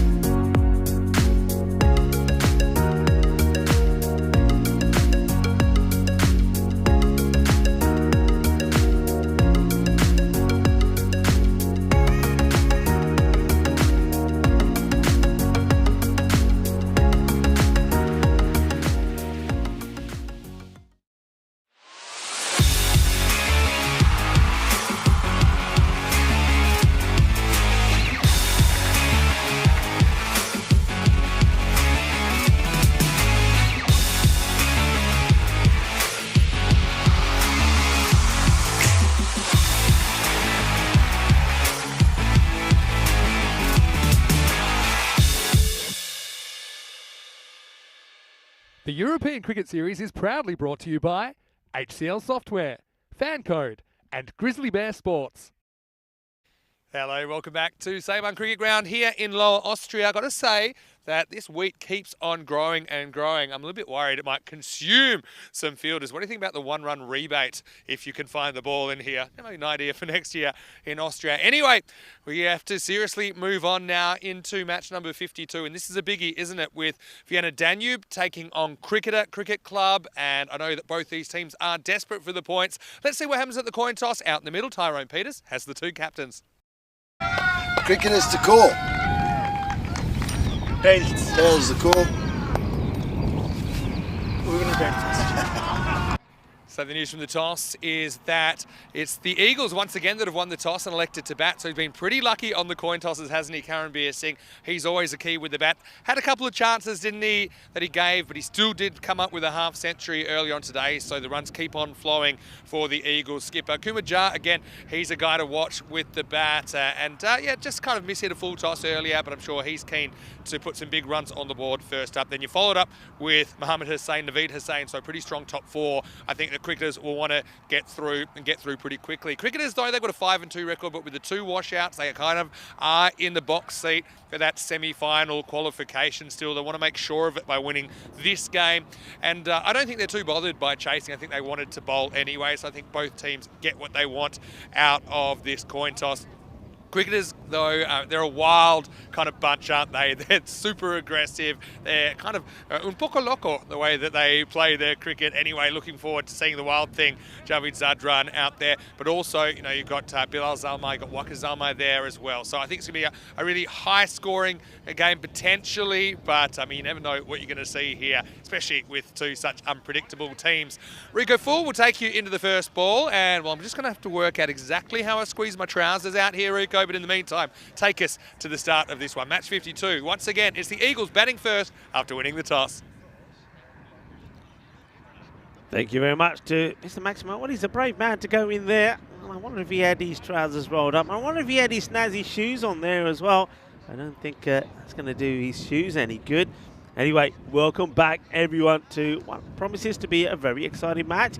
Cricketer CC taking on the Vienna Eagles. The Eagles looking to get back to winning ways after that very close encounter but defeat against Vienna CC. Cricketer CC, last time that we saw them was back in day 9. They got a victory against the Pack Riders. It was a very good match indeed, and it was Javid Zadran, 73 of 22 was the player match performance from him, and got his team to victory 119 to 123. Unfortunately, the match that everybody wanted to see with them taking on Donnerstad, match 44, had to be cancelled because of the weather.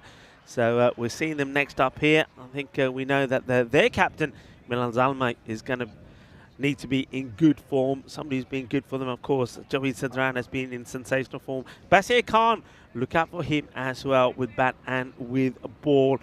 And over to the other side where we know all about Karanbir Singh and Kumajar, the two openers, looking once more, I'm sure, to give their team a good start. And both Naveed and Mohammad Hussain in the last match, which sort of run a ball 9-9. They're normally better than that. They need to come back strong. And I liked Nandeep Soghi with the ball. And of course, don't forget Yawa Abbas. He played brilliantly. But Naveed Hussain, though, he's bowling and he's batting, and then also his contributions in the field could be pretty key. The umpires are making their way out. Umpire Santosh and umpire Dhamindra. Umpire Praveen will be the third umpire, led, of course, by Tyrone Peters. Let's have a look at the top performers. I mentioned a few of the players from the cricketers already, but yeah, the captain, Zalmai, been in good form, 190 runs to him, and Javid Zadran, 149. He's certainly come good in the last two matches. He scored a fine 65, and then, as I mentioned, he scored that 73 of 22. So he's starting to get in good form. Basir Khan, though, always keep an eye out for him with bat and ball, a very useful player. And in terms of the bowling, I think Waka Zalmai, the brother of the captain, is being good. Zadran is always going to be a bit pacey, and I think the captain Zalmai, he's slow spin. I say slow, you can fire some quick ones in as well. Is going to be pretty useful. And well, Vienna Eagles, we've already seen them earlier. Of course, Karanbir Singh now is on 475 runs after another 50 from him earlier. So he'll be looking to get to 500 runs here in their last match. I mean, what a landmark that would be, really. He's been batting sensational. It's a format that really suits the way that he bats. And he's ready to go. And let's see if these two can once again provide a valuable contribution at the top of the order for his team. Joey Zadran will have the ball to start off with.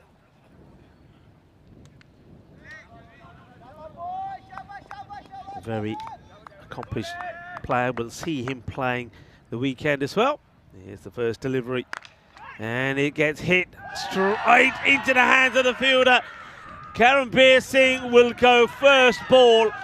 It's wide outside the off, hit straight at the fielder, who takes a very good catch. I mean, this is hit hard. It's going pretty quick, and it needs a good catch. So Karanbir, unfortunately for him, he will not add any more to the 475 he scored. He's had a good run. He's had some luck along the way, but not in this one. Super catch. That is such a good catch, and well, it's Waka Zalmi that takes an absolute classy catch. And hit hard. You know he's a powerful hitter. How about this? I tell you what, that has gone so quick. Is hard to keep up with it. But the catch has been taken.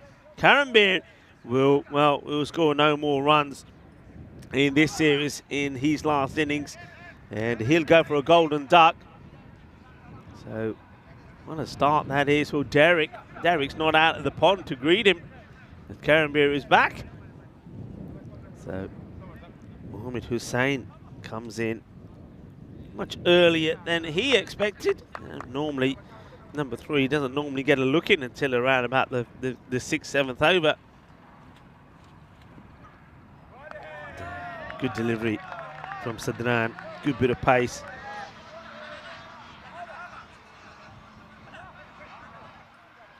What a blazing start to this one. Sadran picking up the key wicket of Karanbir Singh. So Mohamed Hussain gets an opportunity, a good opportunity. He's trying it up in the air as well, but he manages to squeeze it in the gap between the two fielders out in the offside. The throw comes in. It's a bit of a wild throw because the fielder, as he gets there, mid-account, he loses his footing. Has a bit of a slide, but he comes back from it, still with a smile on his face. As we see the first runs of the bat. And it is Hussain that gets them. Oh, good delivery. Really well bowled. Hussain will be attacking. That's the way that he plays. He's always going to go to take it on. And this one, though, almost knocks his stumps over.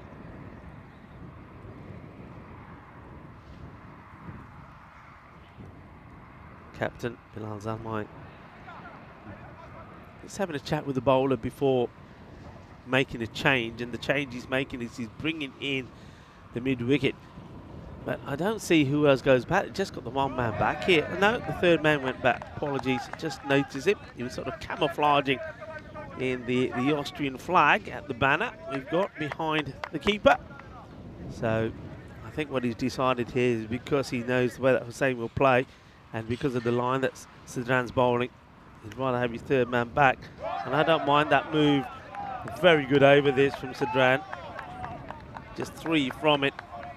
But the prize wicket of Karanbir.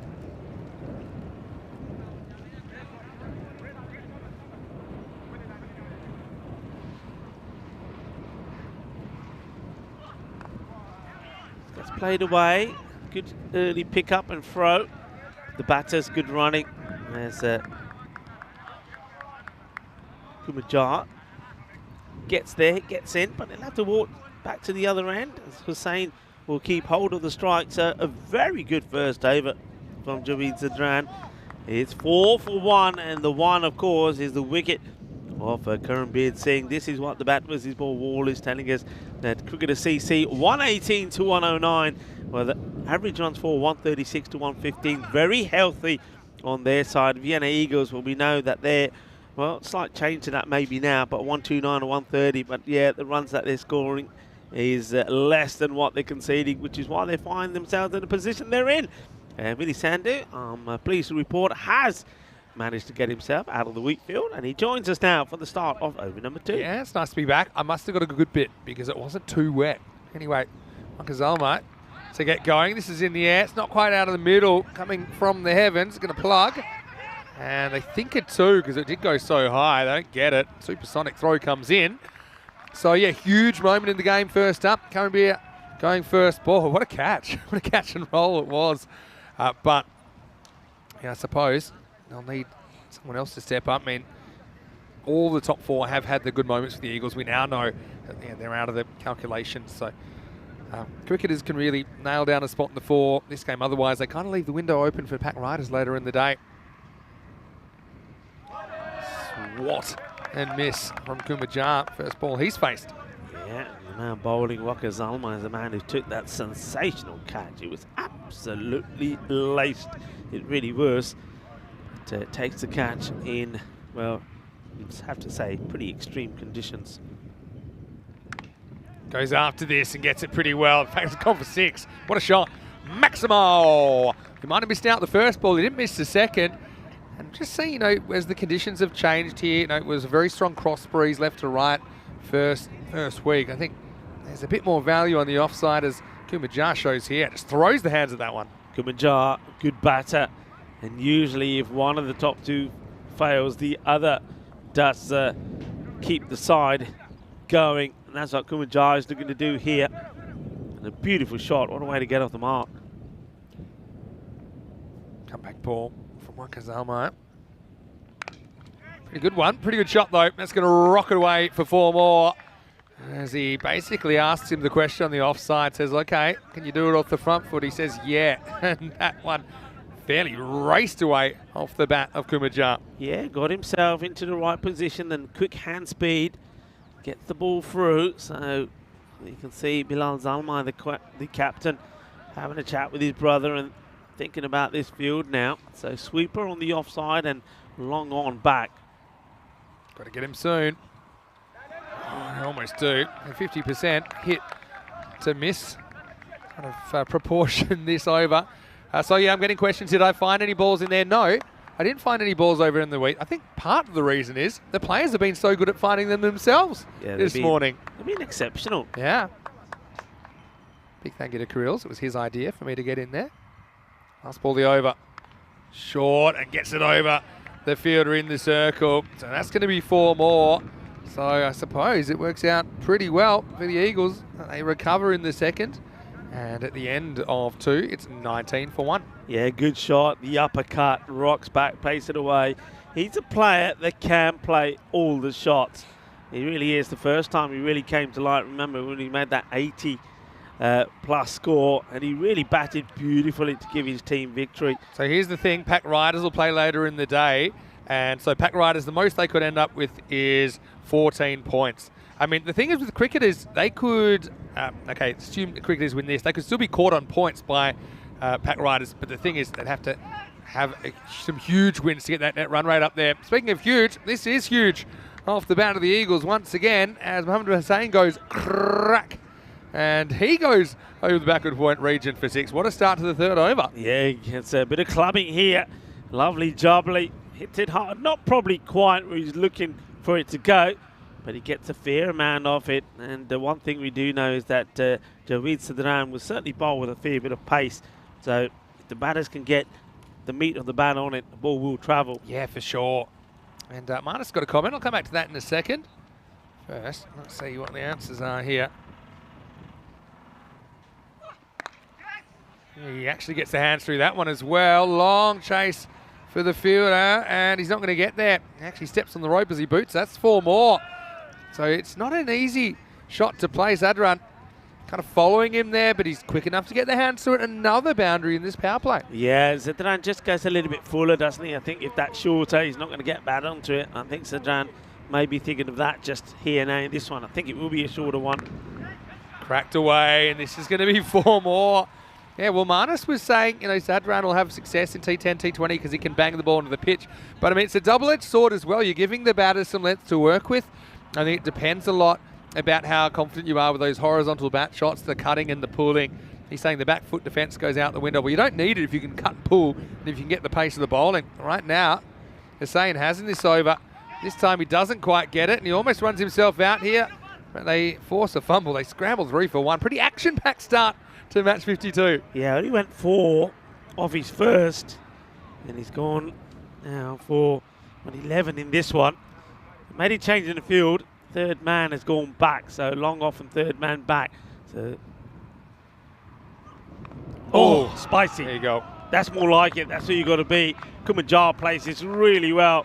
And another reason why we always encourage all the batters to wear helmets. This one was a spicy delivery. Oh, and that's cracked him in the gloves, hasn't it? That's the thing. You want to be consistent but not predictable as a bowler. Yeah. And there's nothing predictable about Javeed. Back to the action. It's a big swing and a miss to finish. And it's been a pretty exciting start, to say the least. Maybe honours shared. Here's the last ball we just missed. Again, just blast through him with the fast ball into 3 overs. The score 34 for 1. Yeah, it's a lively power play. And you'd say that cricketer CC will be the happier of the two teams, simply because they've removed Karanbir Singh without scoring. But as we know, Kumanjar is a very good batter himself, and you can see even though Karanbir went early, the last 2 overs both have gone for 15. Yeah, so I think being unpredictable is the key as a bowler. That's not being reckless. It's having a number of tools you can work on. I think for me, a Yorker still, pound for pound, is the most dangerous delivery you can bowl because it opens up so many modes of dismissal. A good middle stump Yorker bounce between the batter's legs on length. Anyway, here's Bilal coming on in the 4th over. Field goes back, pushes the first one through. Nice keeping. But it will be a wide. Yeah, a little bit short down leg side. Batter disappointed he's missed out on it, but I think no matter where the ball's going, that what I was saying is going to be swinging and swinging hard. It was really sharp work from Bashir down the leg side. Bilal's a fun bowler to watch. Mixes it up a bit. And well, he goes pretty simple here. He goes at the stumps, and Hussain, who'd looked good against the faster stuff, he didn't deal with this one well. It crashes into the timber, and that's 2 down now for the Eagles, 35 for 2. Yeah, well, you mentioned it, the dangerous ball is the Yorker length delivery. I mean, this is probably not quite full Yorker, but it's there or thereabout. And when you've got a batter that just wants to be aggressive and go right across the line, that's where you want to be. And he knocks him over. Jagdev at the start. The captain, Bilal Zalmai, gets the breakthrough. And when you take a wicket early, it's worth so much more to you. If that happens in the 10th over, you're happy. More or less, you treat it as a dot ball. But I think, wickets in the first half, they save you runs down the stretch. Zalmai might have missed his mark with the first ball that he delivered, but that one was right on the money. And it'll be one Hussain replacing another. Naveed coming out at number 4. Yeah, we'll play very much the same way. It's going to go after it. There's no doubt about it. Oh, this one almost clunks back to Bilal. Doesn't quite time it well enough to get it back to the bowler. Yeah, this hits right at the top end of the bat. So it wasn't quite pitched up as enough as what Naveed wanted. There's the slower one, you see. There's an unpredictability of velocity. And Hussain kind of stuck on the crease there. He'll want to attack from the get-go, but again, he won't want to take unnecessary risks, considering they just lost a wicket earlier in the over. That's the faster one. So you can see he's a little bit late on that one as well. So it's been a very, very clever over from Bilal so far. Yeah, he's a good bowler. Variations are key in this format, and he's demonstrated that already in 4 balls that he has bowled. Starting with a wide, but then he's got his radar spot on.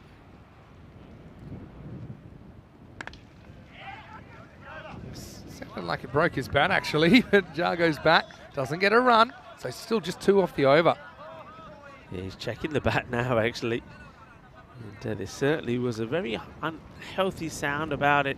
I think it has gone. Yeah, here he is now. He's signaling. He has a look, and now it's the umpire will have a quick look at it. Here we go. Maybe we can see it as well here. So bat has gone. And You could just hear it. Bilal saying, "Yeah, I'm quick." He's probably saying, "Yeah, I'm super quick. That's why I broke your bat." yeah, I liking that. Yeah, I like that. कहता यार ज़रा Holi bowling कर तू तो मेरा bat ही पान दिता. Yeah, I like this. कहता की होया कहता यार आस्ते आस्ते bat मेरा पानता हाल है टूट गया मेरा bat. Right, new one will have to come out. So let's see how this one works. You've got to say that Kumajar certainly is probably going to be the key here. He'd be looking to try and bat all the way through. Of course, the captain Bilal Zalmay of Cricketer CC will have other plans. A ball to go in the first. He's first. What a good one it's been. Oh, good delivery. And, well, a good choice of Woodwork, because the one he gets, I think, has got the edges well knocked in, because this goes all the way to the boundary, 4 runs. Yeah, I think they'll take them wherever they can get them at the moment, especially off Bilal, who's been very, very frugal. Yeah, I'm not quite sure how this gets through to the boundary, you know. And you can see Zalmay just rubbing his head thinking, how does that happen? Well, a bit of luck for Kumajar. They need that, really. There's the new bowler. Marked up his run up. They're going to go with Hamdard. And he's looking to keep the pressure on, but of course, they just want to keep picking up wickets, because I think they'll believe that perhaps once they get past these two, that there's not that much more to come from the Eagles. We certainly haven't seen too much more. And lower down the order for the Vienna Eagles, this was probably a wide. Signalled.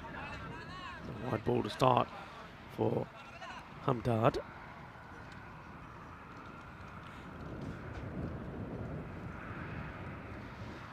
And maybe another. No, just squeezes this in.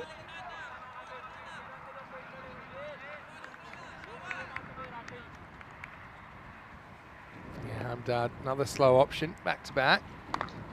This is up in the block hole as well. Good pick up and throw. Just couldn't quite get the throw on line. It's pretty good effort from Bilal, though. He's kind of going the wrong way, throwing against the momentum of his body.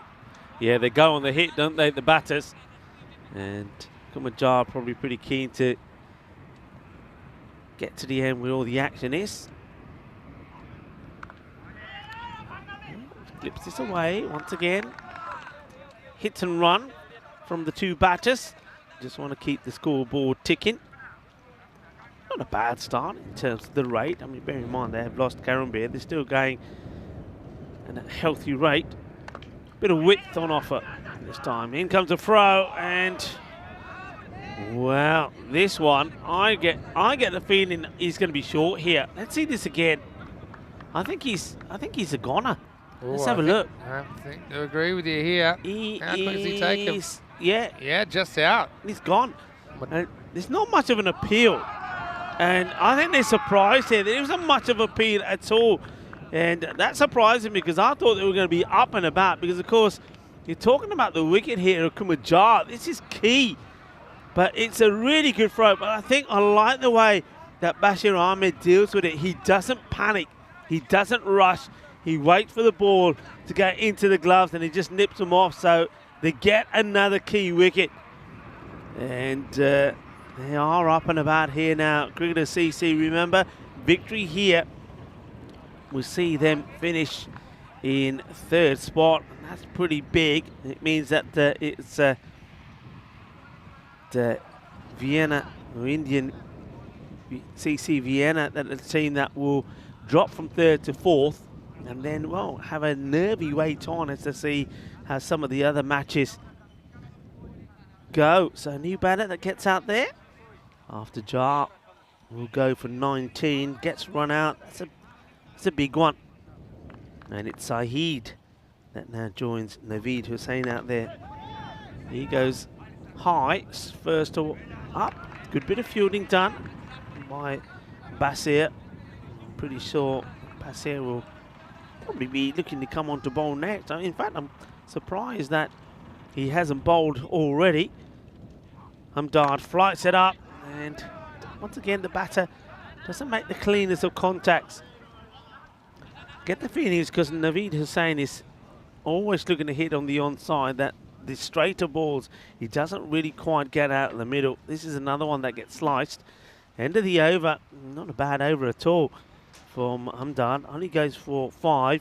And with that at the halfway point, 45 for 3. So struggling maybe again to get to the 100 here. Getting those key wickets, it makes all the difference, doesn't it? So this is day 11. It's our final day of round robin matches in this 11-team ECS domestic T10 tournament in Austria. Tomorrow is finals Friday. Just the top 4 teams remain, and yeah, cricketers, they're in a good position to make the 4, but haven't quite done enough as yet.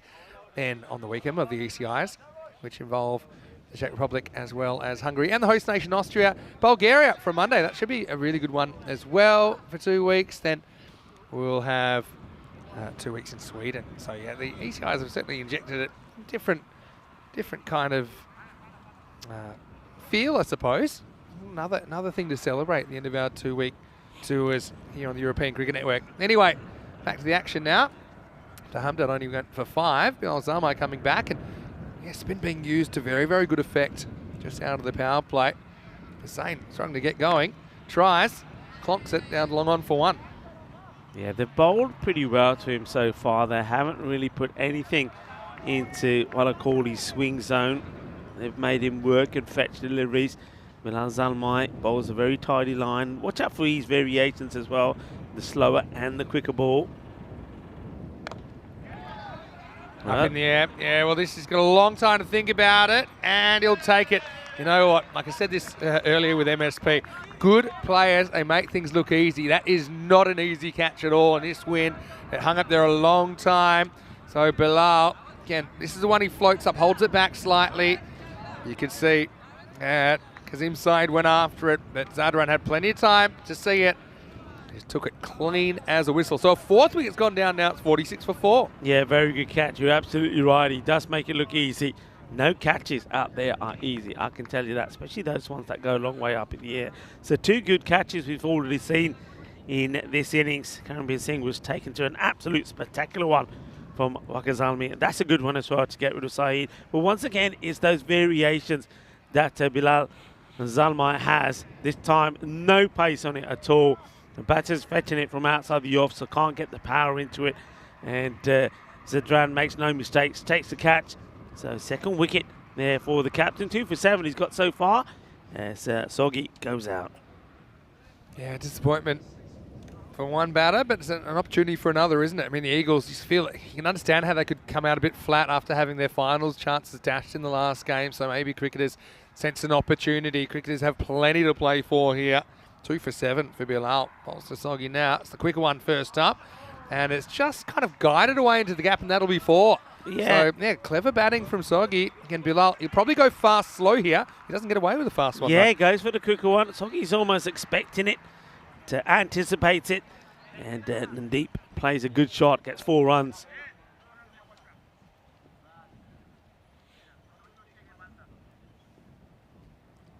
So my mate just tightens that cordon in that backward point area. Now the slow one, and has he got enough of this? He has. He goes all the way.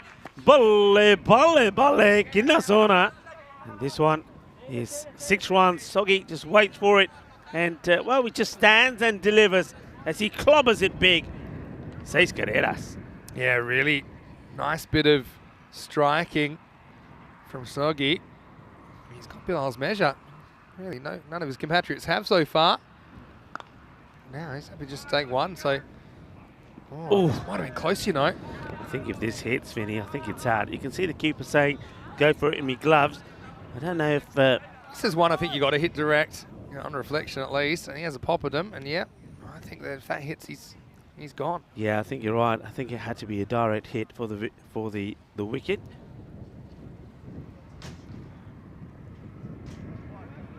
And end of the over. So Zalmai, all things considered, very important spell. At the end of 6 overs, it's 57 for 4. Yeah, he's bowled very well as the captain. 2 for 18. And, right now, I think he'll feel and believe that his team are in a good position in this match, but Nadeep Soghi come out and he's played 2 boundaries already, 11 of 3. We know Naveed Hussain, if he can get going, can certainly accelerate and accelerate pretty quickly. But at the moment, they have bowled well to him. So we are now see Hamdard to continue. He bowled a very good first over. Just 5 runs came from it.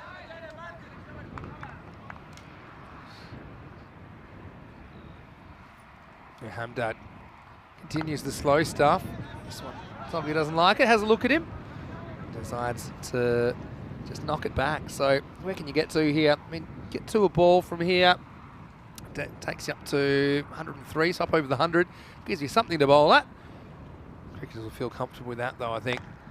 Goes leg side this time. Kind of into the gap. Is that it's like a praying mantis over there, although he's beaten to the ball in the end by Shafiq Safi. And Soghi moves to 12. Is that a bright start to his innings? Okay, let's see if Naveed can get one in his swing arc. Once again, it's well bowled. It's outside the off. They're not giving him anything there. It's intelligent bowling. They've done their homework. You can see that Bilal Zalmay is talking to all the bowlers. He's almost telling them, remember what the plan is. Remember where we're bowling to this guy. Oh, swings all around this one, doesn't he? Soghi, Hamdard. No one can seem to time him up here. Yeah, big swing, throws everything at it. But Hamdard is bowling well. Only 7 from his spell. 2 balls to go in it. Plays this away into the gap as well. I'm taking 2 on the arm. And the hurl in doesn't come in time. So Soghi will get a couple. Yeah, that's Waka Zalmai. So they would have picked up on that, maybe the batters. Zalmai hasn't got an arm. And maybe we'll take him on again.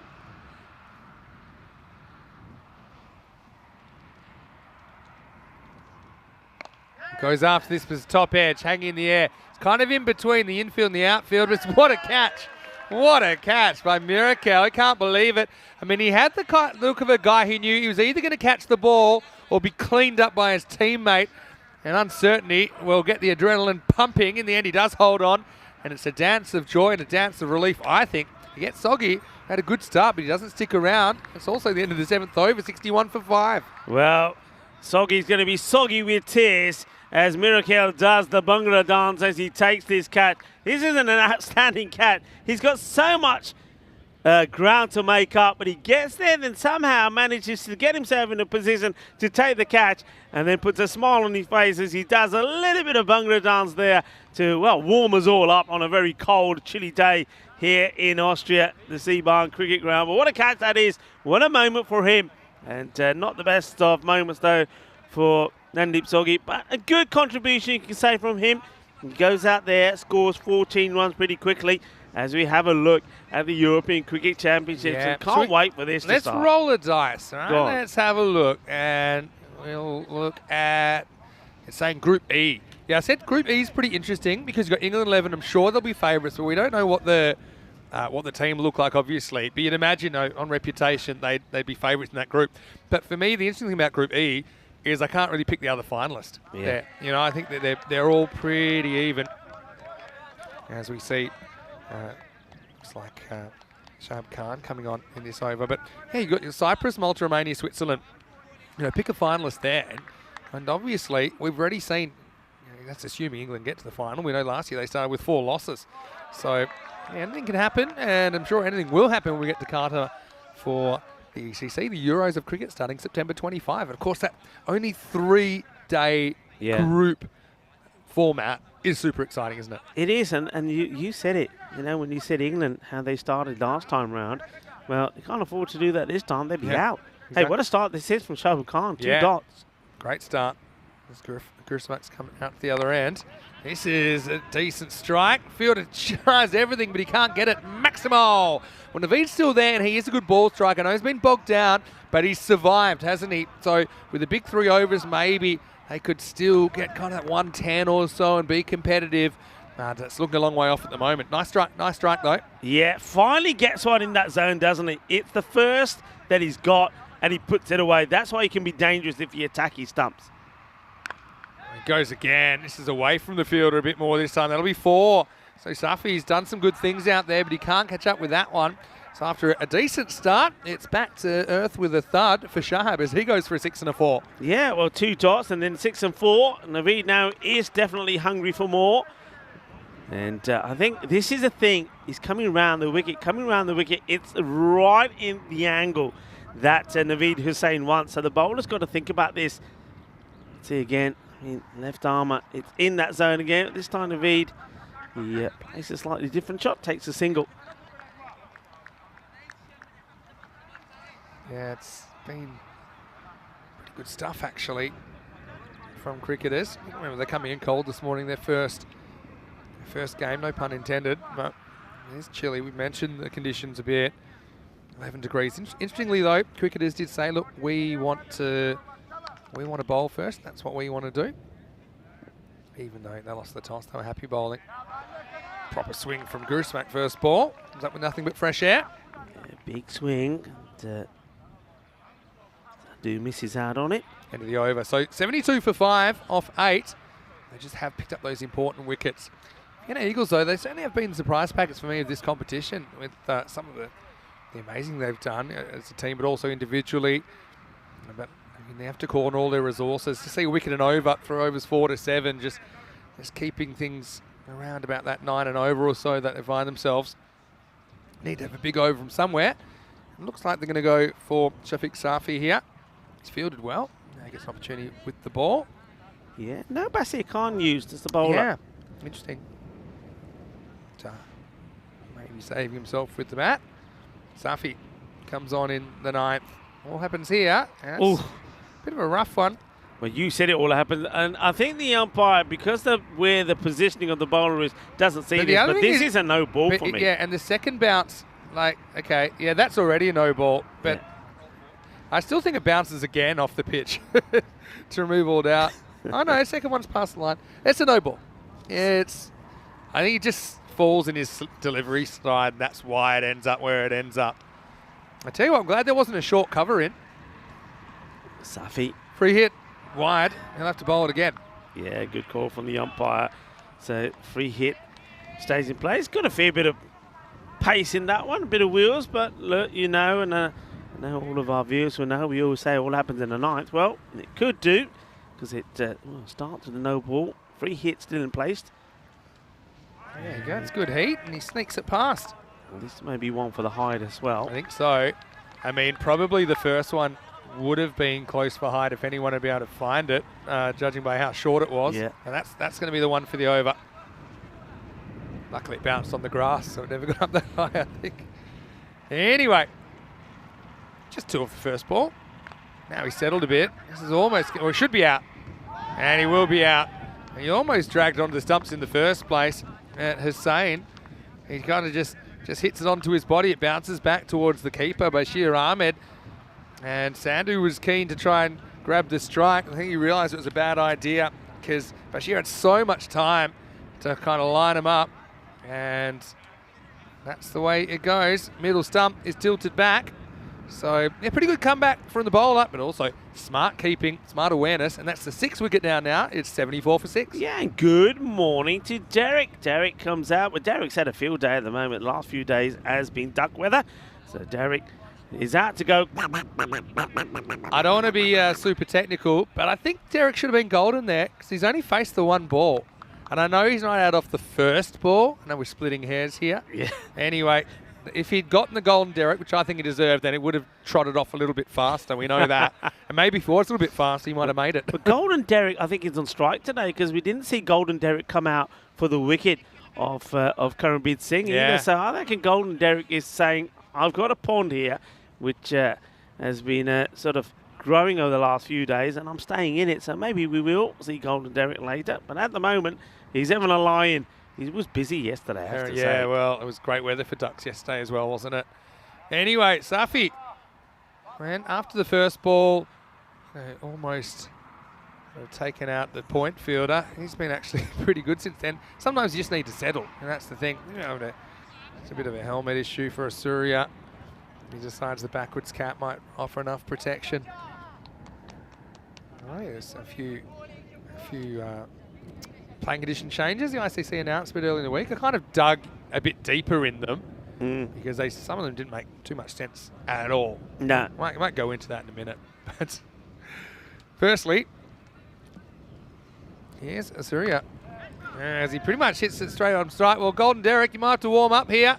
And you will, because that's Austria that's gone first ball now. As Suffy breaks through with the wicket. What a comeback. Now let me just... Yeah. Yeah, so look, it is Austria that comes out to the striker's end. And so, a nice catch taken, just kind of loping around to his right. Come on, Golden Derek, are you here? Yeah, there he is. So he's not going as fast as we normally see him. Golden Derek comes out. And rain slowed him down a bit. Time for him to go. Well, you don't mind that. You know the batter's got to come out and have a go. But, well, this is your normal, typical ECN over, isn't it? I mean, he starts with an absolute horrendous delivery. Let's look at the catch, though, from Samagul Masal. I think he takes this really well. Knows there's a bit of traffic in the area. But they've caught really well, haven't they? Just looking at this, looks like the clock's expired, but I don't know if they got the extra minute put on yet. So it might unexpire. Well bowled.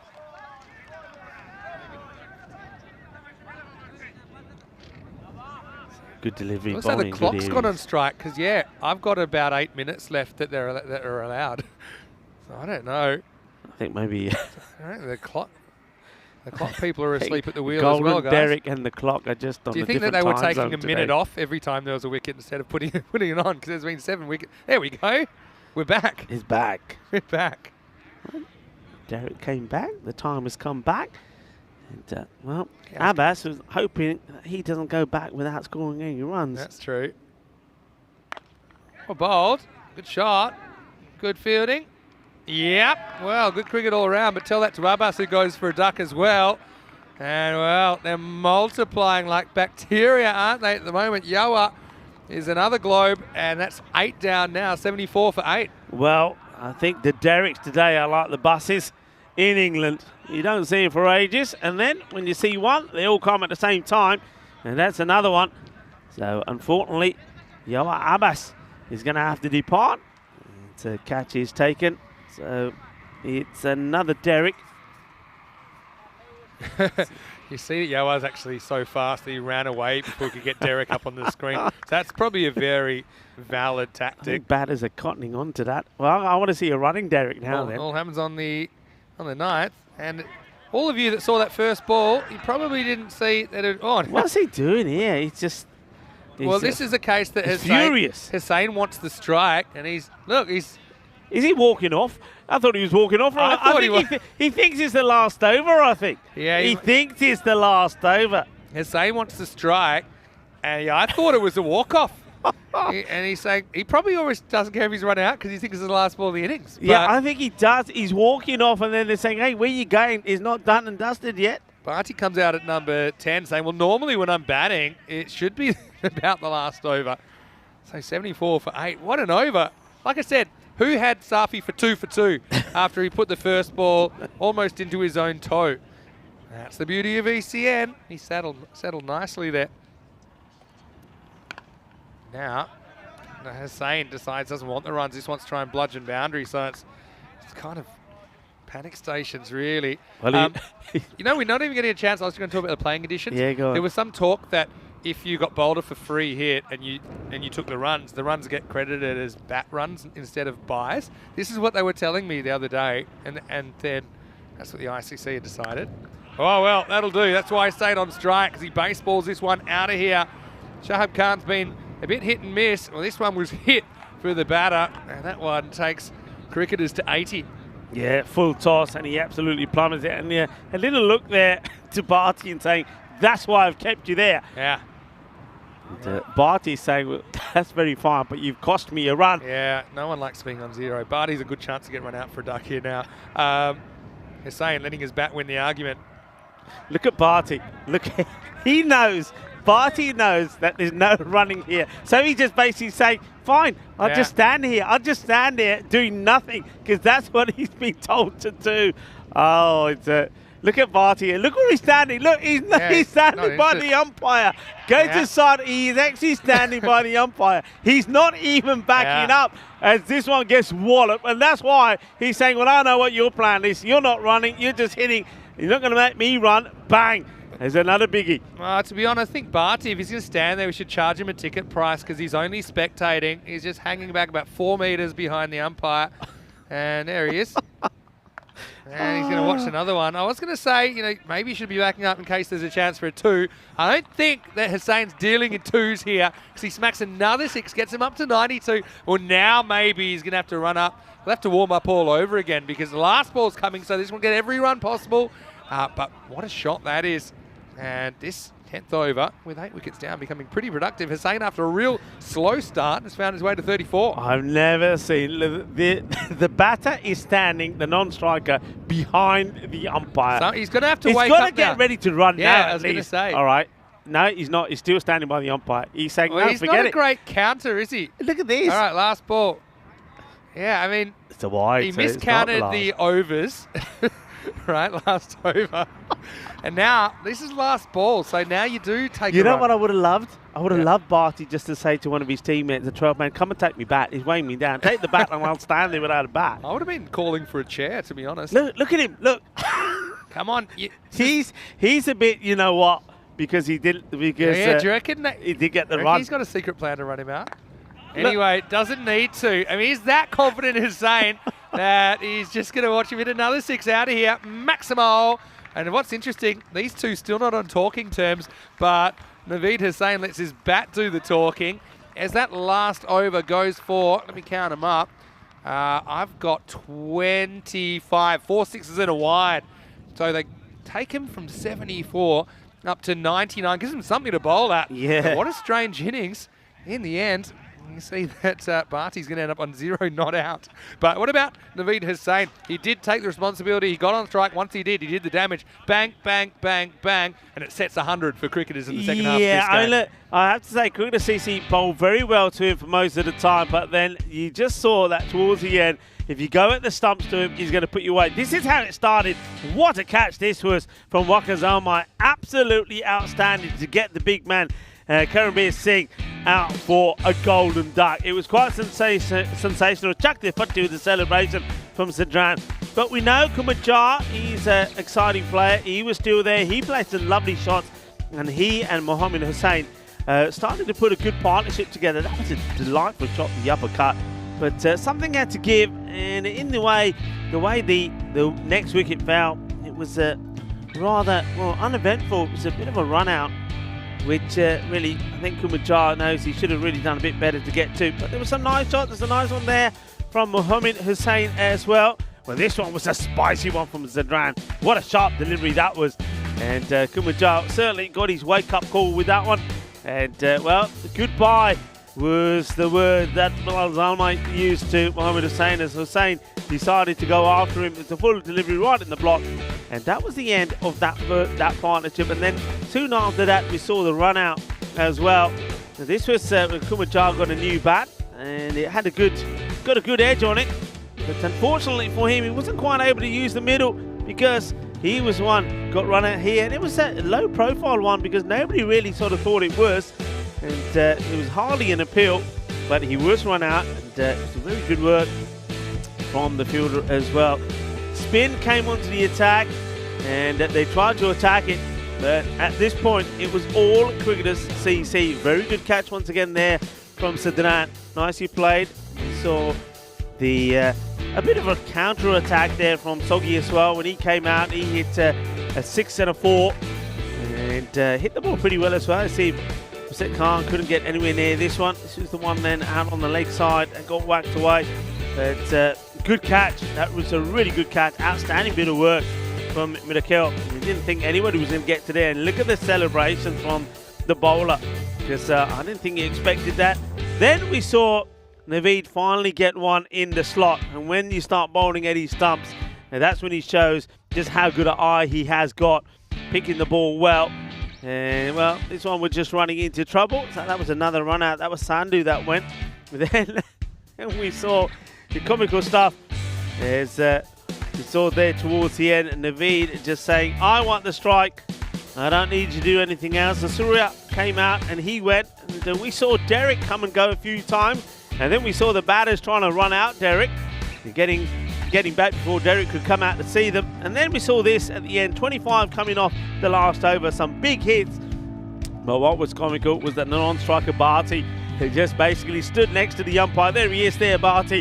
He knew that he was not going to get another chance to try and get a run. When he did want the single, it was turned down by Naveed, and you can see why, and that is important because, yeah, you get the feeling that if he wasn't on strike there towards the end, there is no way that they were going to get anywhere near this 100 mark. So to do get to 99, that's quite a good comeback from them. Look at the CC sort of had the match in control all the way through, apart from that last over. So good innings there from Naveed Hussain. Also 19s from Kumar Jah and Mohammed Hussain. And we saw that, like I said there, Nandeep Soghi came out and played some nice shots on his way to 14. But there's all the ducks there you see. Guswak Sandhi, Amanesh Surya and Abbas all getting ducks, 2 of those golden. And Sahil Bharti, well, he's 0 not out. He'll still be disappointed no matter what the match situation there, even though it was the right thing not to do, not to take that single. He's still disappointed, and he was showing it that he doesn't get off the mark and doesn't get a chance to have a bat. Let's have a look at the bowling figures. I think in general, apart from that last over, they all bowled very well. But you can see there that Shabab Khan, his second over, did go magical, 25 from it, which is why he's at 0 and 36. But 2 from 2 for Safi. How about that over from him? We thought that was going to be a bit of a nightmare, but it wasn't. It turned out to be a very good one indeed. Hamdard 1 for 9 of his 2. 2 for 18. Bilal Zalmai once again bowled very well. No wickets for Waqar Zalmi in the one over that he bowled. 15 that went for Javed Sadran, top player. Not only did he pick up 1 for 19, but took a very good catch as well. So you'd have to say that though Cricketer CC will still feel that they are on top in this match. That last over certainly did change it a little bit. Certainly changes the percentages, I think. 100 required for victory. Join me, Rico Fuller, Mr. Maximum, when we return for the conclusion of match number 52.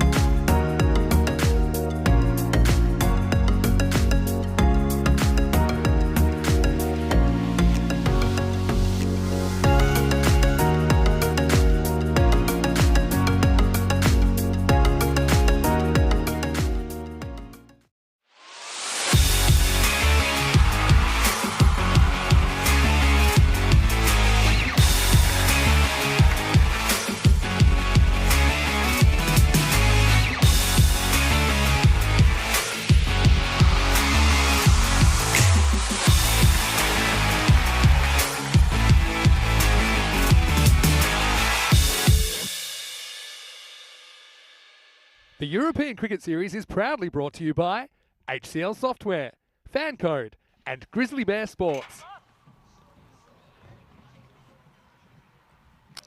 Hello and welcome back, cricket lovers, as we get ready for the wrap-up of match number 52. Vienna Eagles have had a bat, and they managed to fall just short of the 199 they got to, thanks to a good knock there from Naveed Hussain, who got to 40, not out of 24 deliveries. Certainly did help his team when the top order didn't quite perform. And this man, Karanbir Singh, well, he got a first baller, and he takes the ball and wants to start off the innings. And, he knows that he would love to see the back of his opposite number. Well, he wants to see the back. Maybe he wants to put him on his back, because this was a full beamer right at his head.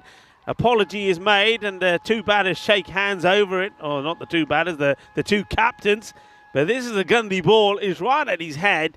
And well, Zalmai, give him credit. He still plays the shot and plays it away. So to get 4 and a no ball as well. So that's 5 of nothing to start off with. And, well, the battle of the two captains, and it looks like it's going to be a spicy affair. A little bit of masala in the middle. Karanbir again.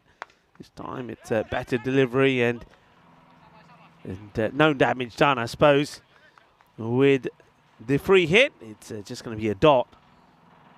Karanbir, he knows that Bilal Zalmai, the captain of Cricketer CC, is a key player. This one is a bit of a swing. It's a missed shot, but it still will go to the boundary. 4 more. So it goes for the shorter one. It's a bit on the leg side, and that allows the Zalmai to get the shot in. So it's another 4. Not the best of delivery. Just think that Karanbir here, just trying to bowl just a little bit quicker, bending his back a little. Probably doesn't need to be trying to do that. And, better delivery. It gets respected. The rate required is around about, of course, just 10 and over. So with 8 off the first, 8 and 2 boundaries and that no ball, they're already on the 9. It's not the best of deliveries again, but gets away with this one. It's a little bit short. See here just how short it is, but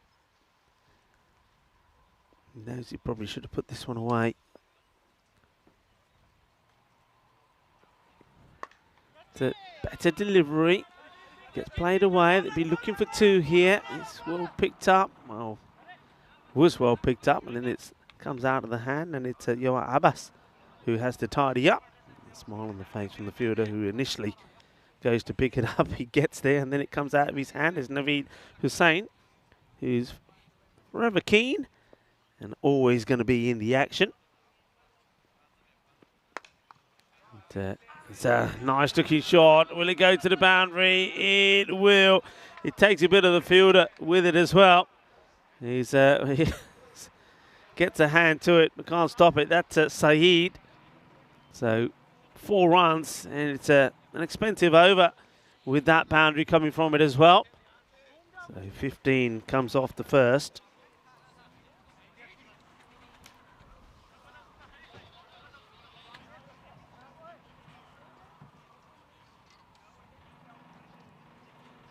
Just going back to that, the first innings, 25 coming off that last over. Other than that, with over number 2 was 15 came from it, and 15 came from that over from Javed Sadran. So they had to wait right to the end to get those big runs on the board. Number of matches without a golden ball, you see there now 88. As we see another single taken. As it looks like Samagor Muslim is quite happy just to play the anchor role here. He gets himself off the mark though. And Nandeep Soghi, see if he can get the breakthrough. And well, it's showtime in the middle here at the Seabarn Cricket Ground. It's time to get a little bit sexy for Bilal Zalmai. He does the reverse, a bit of reverse Malachi there, and he gets 4 runs from it as well. Very good shot, well executed. And nicely played. We've seen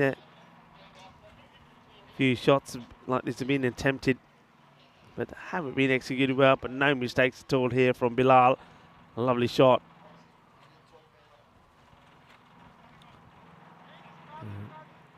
This looks like the 12th man maybe coming on here. I think it was Saeed when he went to stop the ball. Went to the boundary right towards the end of the over from Karanbir. I think this is it. We're seeing it here. So yeah, he gets fingers to it. But obviously there's some damage done there. I hope it's not too bad. Well, this one I think he's played this into the batter. The batter's played this into the keeper's helmet. Let's have a look at this. Yeah, it is straight onto the helmet. And so this is one. I'm glad that he's wearing that lid. He's got a smile on him now. He said, "Did you see that?" And the thing is, if there was a fielder close enough and that was caught, it would have been out. Sogi.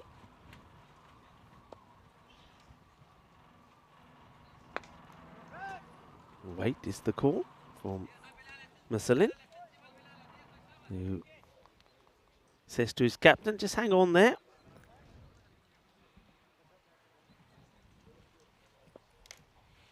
Doggy, can he get the big wicket off the captain of Cricket CZ? Well, this is high up in the air. Fielder coming across. I think it's a chance. Look to see where this ball drops. Is it going to be 4 or 6? I think it is 6, and 6 is signalled. He comes across. How much of this does he get? Yeah, doesn't get anything.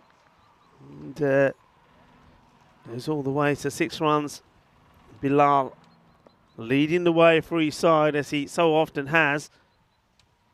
And now he comes down, gets himself in a very good position. That's such a good shot. So well played. He'll get 4. And uses his feet well. He knows that there's no fielder out there. And once he gets himself into the right position, he plays the shot beautifully. Well placed. 4 more to him. So he's off to a flyer. And so our Cricketer CC is 2 overs completed. 30 without loss. And this is the standings. Look where they are now. They get a win here. They will go into 3rd because of a far superior net run rate to India CC Vienna. And they will then have to sit in 4th place. And it'll be a nervous watch for their captain, Kunal Joshi, and the likes of Mihachima, as they'll be looking to see how the other results go here today, because they could find themselves dropping out of 4th place. But it's going to be an anxious wait as this one gets played away for 2.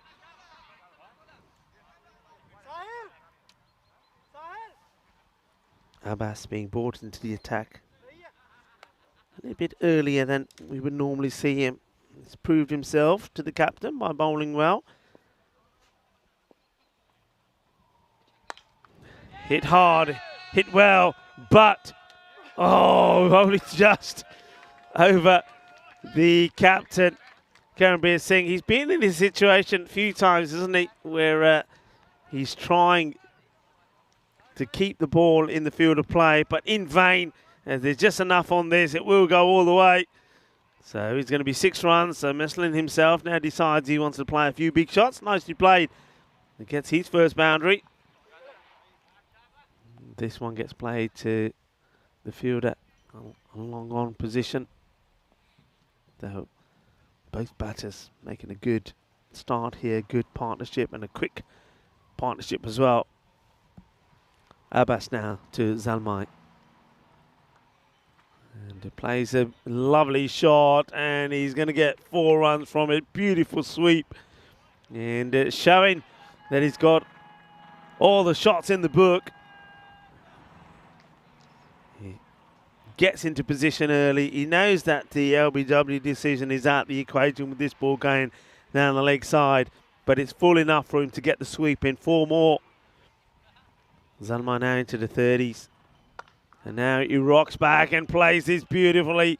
He's batting like he's got all the time in the world. Picks the length. And now he rocks back and plays a lovely pull shot.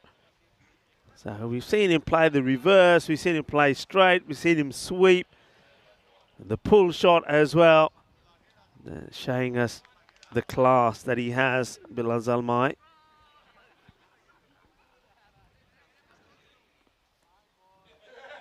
Misses out on this one, does he? No, he's called a wide. The umpire thinks about it long and hard.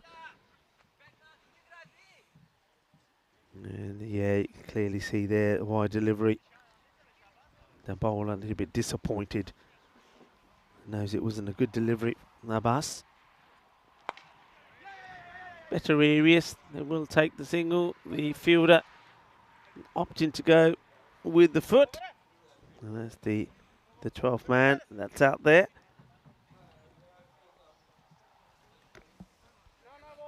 Another over comes to an end. So that's the end of the power play. 49 without loss. So cruising at the moment.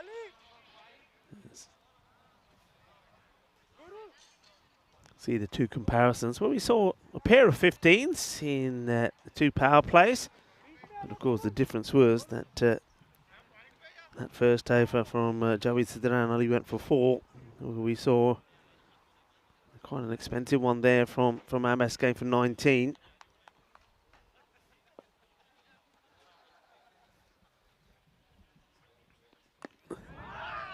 Wow, asking the question, but there's yeah. Look at this from the umpires. Well, you can see both umpires. First, the umpire. Bowlers then straight away when the appeals there say no, there's a bit of bat on this. And then you see the square leg umpire as well confirming it. So both umpires working so well together. What's a square leg umpire here as well?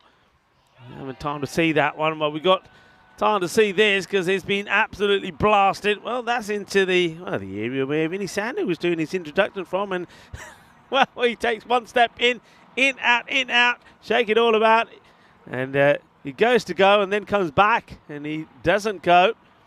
And I think he gets called back. Says, Rande yar yande naja. And he said, Kitna jama ke na jama? Kitne naja? Yeah, don't worry about it. They say, no one's gone all the way in there. So, Avinash Surya, he gets the lucky call to say, leave it be. And that's one that will be found later, I'm sure. Question is, while that's out there, when a ball does go out there and the fielder goes to fetch it, quite often comes back with the wrong ball.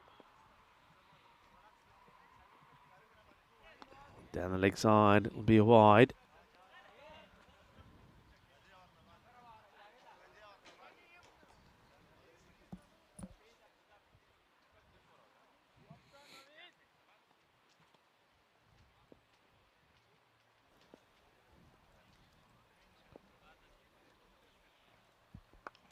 High up in the air.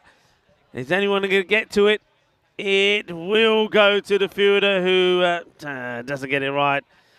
It's another one that goes amiss. So that's Ali Murtaza. He's had his woes, hasn't he, in the field, especially with the catching. It's a one-handed hit, goes high up. Mislint gives the chance, but Murtaza, he's not able to take it. And the chance goes down. And a bit of luck. Mislint on 15.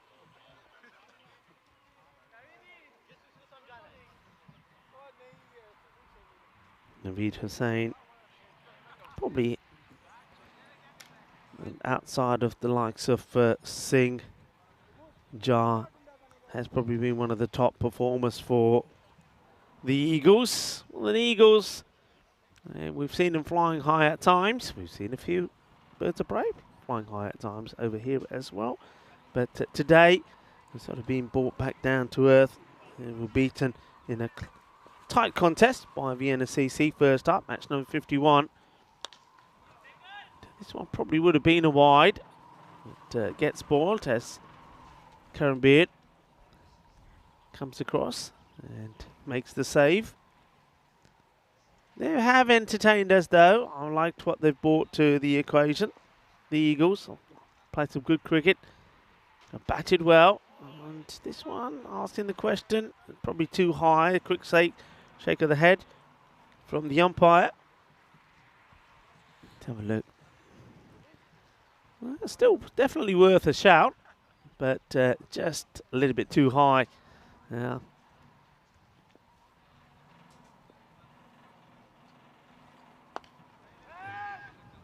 run.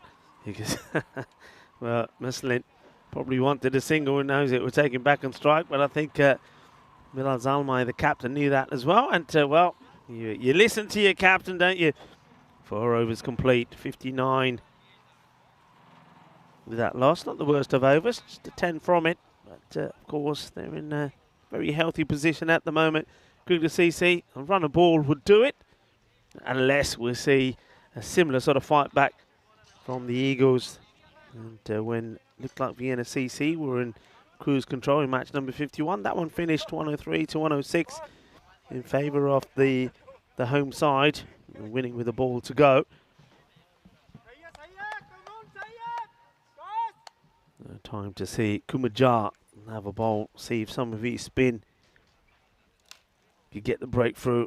And well, he does it again. It's another bit of reverse Malachi from Bilal Zalmay, and he brings up another boundary for him. It's another 4. Well, it's a successful shot.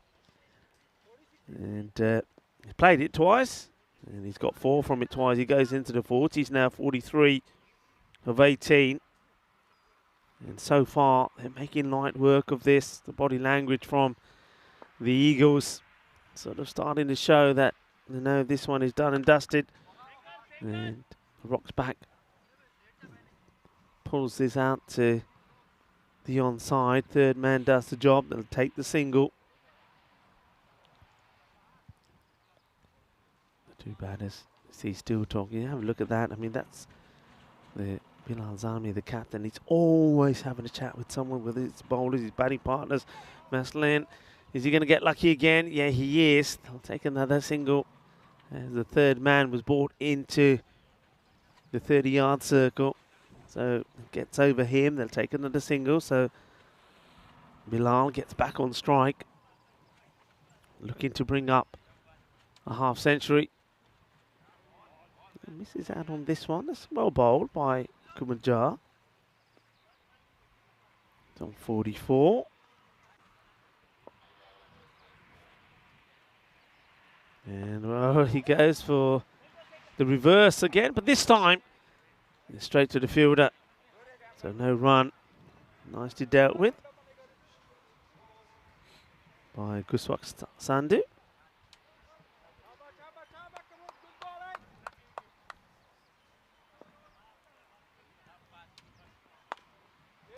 Wants to go for the big shot, but doesn't get to the pitch of it. We'll take the single. We'll go back on strike.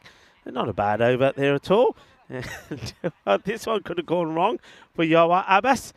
He wants to get funky with the fielding. He doesn't quite go where he wanted to go. He actually goes backwards. He says, oh yeah, what have I done here? But fortunately, no damage done. I don't think Bilal wanted to take a 2 there. He wants to stay on strike. The score 66 without loss, as once again we start to turn our attention to an event which is coming up in September. It's one of the biggest events of the year. It's the European Cricket Championship, the Euros of cricket, starting on the 25th of September all the way through to the 20th of October. It's going to be a blast. And of course, don't forget the current reigning champions, the Netherlands, will feature in their championship week. Wickets get knocked over. He goes right across his stumps here, Zalmay. And well, the battle of the captains continue. When the very first ball that Karanbir Singh bowled, and he bowled it to Zalmay, was an awful one. It was a full toss that nearly knocked him out. Well, this time, the very first ball of his second over, well, does knock him out, and it knocks the stumps over. Chuck the foot style, and he tries to get too funky, the captain. Doesn't really need to do this. And it gets a little bit cocky, and as a result of it, he loses his stumps. They get shattered. Chuck the foot there. And Karanbir says, there you go. Carry on walking. Go that way. So a bit of success. Thing is, though, I mean, 7 required. Now, this is where Vienna CC were at one point. They just needed 7 and over, and they almost threw it away. And, surely, we're not going to see a repeat of that as Karanbir gets the breakthrough and the first wicket goes.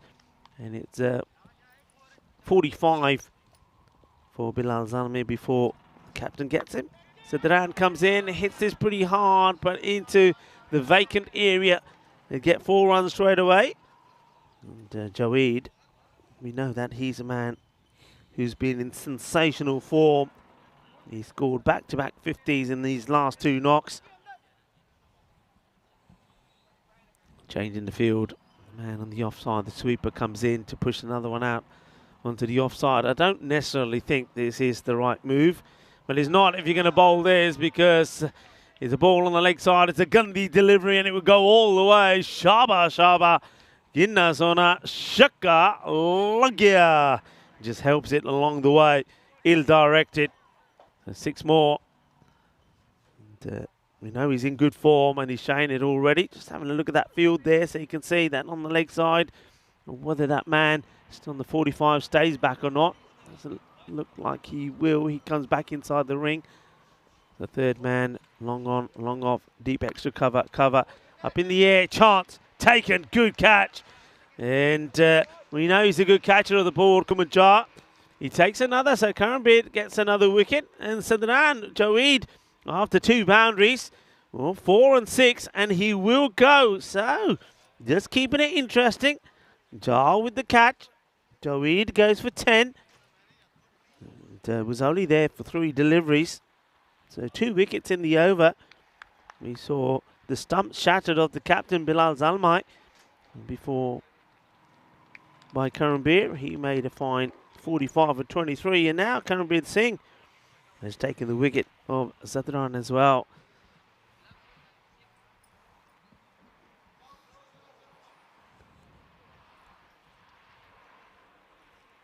So, could we see another twist here?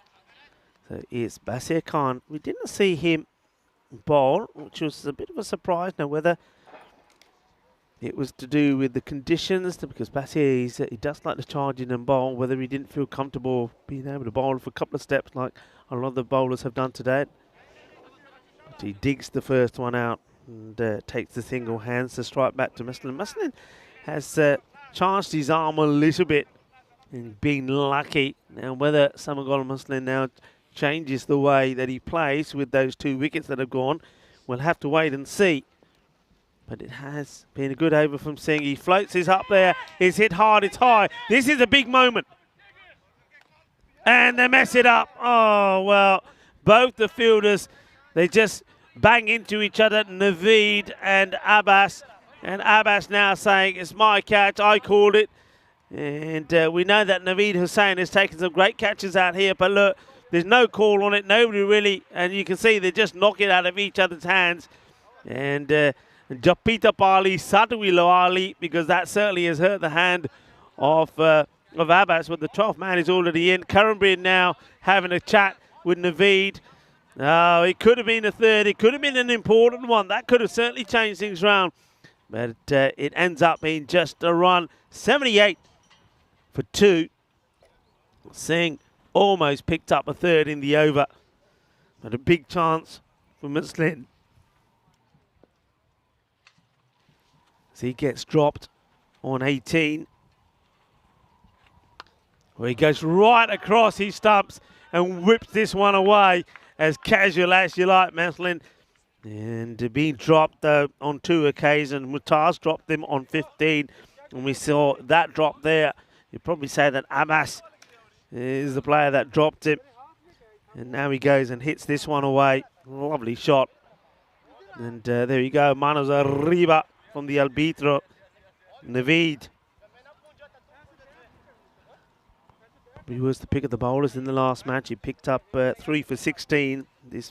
But wasn't enough really to get the win over Vienna CC. Thanks to that half century for Mark Simpson-Parker, 56 of 21 in a player of the match performance from the captain of Vienna CC.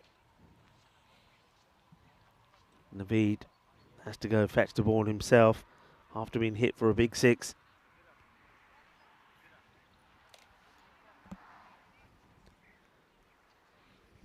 Can they get this wicket? Can they get this breakthrough? The rate now at under 5 and over required. So they can do it in singles. They don't have to take any risk at all. I don't think that's the way that they'll play somehow, though.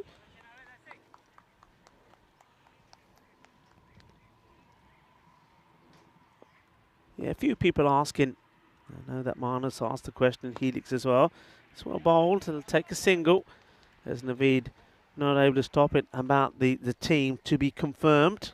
And all I can say on that one is that, yeah, I think you're on the ball. You know that it is more than likely to be the team that you're talking about. But we will confirm that as this one gets hit big, it goes all the way. Manos arriba from the arbitro. Ginna Sona. Well, this is sweet.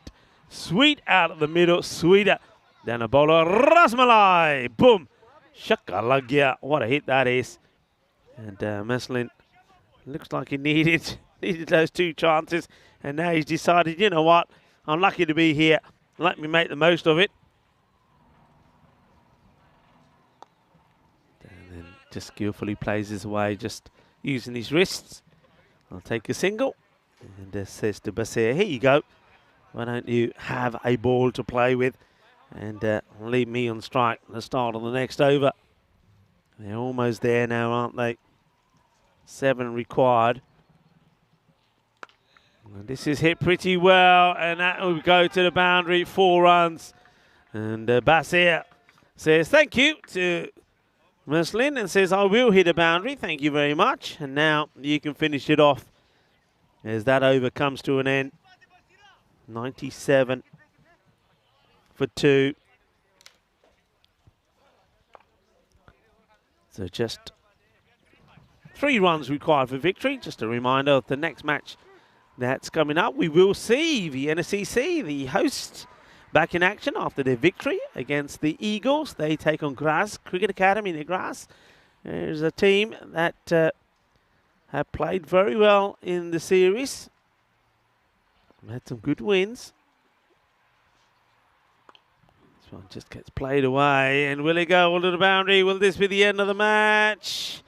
Not quite. The batters will take 2. And that will tie the scores at 99.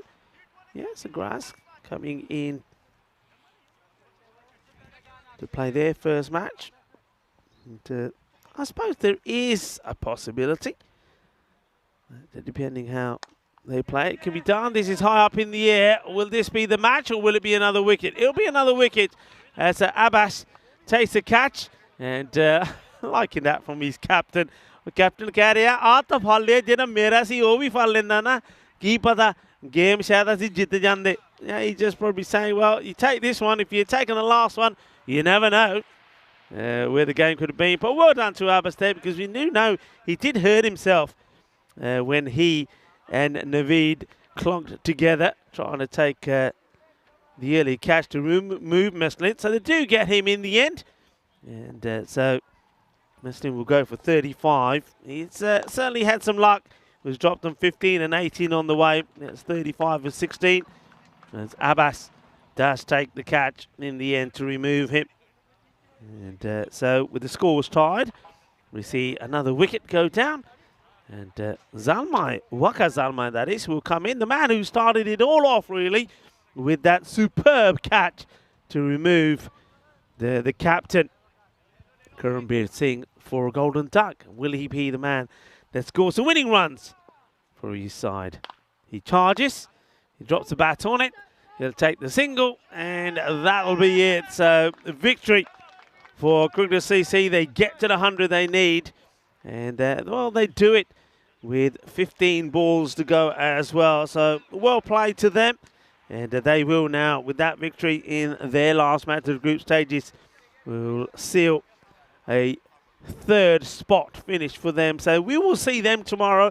It means that that Indian CC Vienna will drop from 3rd to 4th, and that means that they'll be watching quite nervously to see how the likes of Graz Cricket Academy and also, more importantly, the Pack Riders play.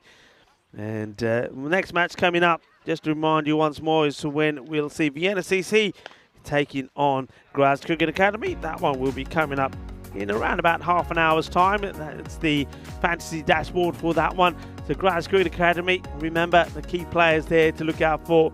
Durrani and their captain Gowda has been in good form. Yogesh Milage, I think we're yet to see the best of him. Maybe he's going to shine on this day. And the Hamidis, watch out for the Hamidis as well. And of course, Pandya with the ball has been pretty good as well. So that one coming up. And why don't we first of all go back to the highlights of this match. A victory it is for Cricketers CC, who have had a very good series so far.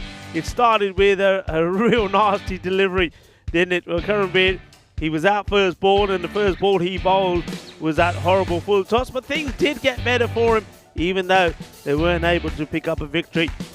He does bowl well, and he does pick up a few wickets there towards the end. But the captain, though, the captain of Cricketers CC, Bilal Zalmai, was in very good form. He played some lovely shots all around the ground. He was certainly turning on the style as this one. Well, that was one that was played onto the lid of the wicketkeeper.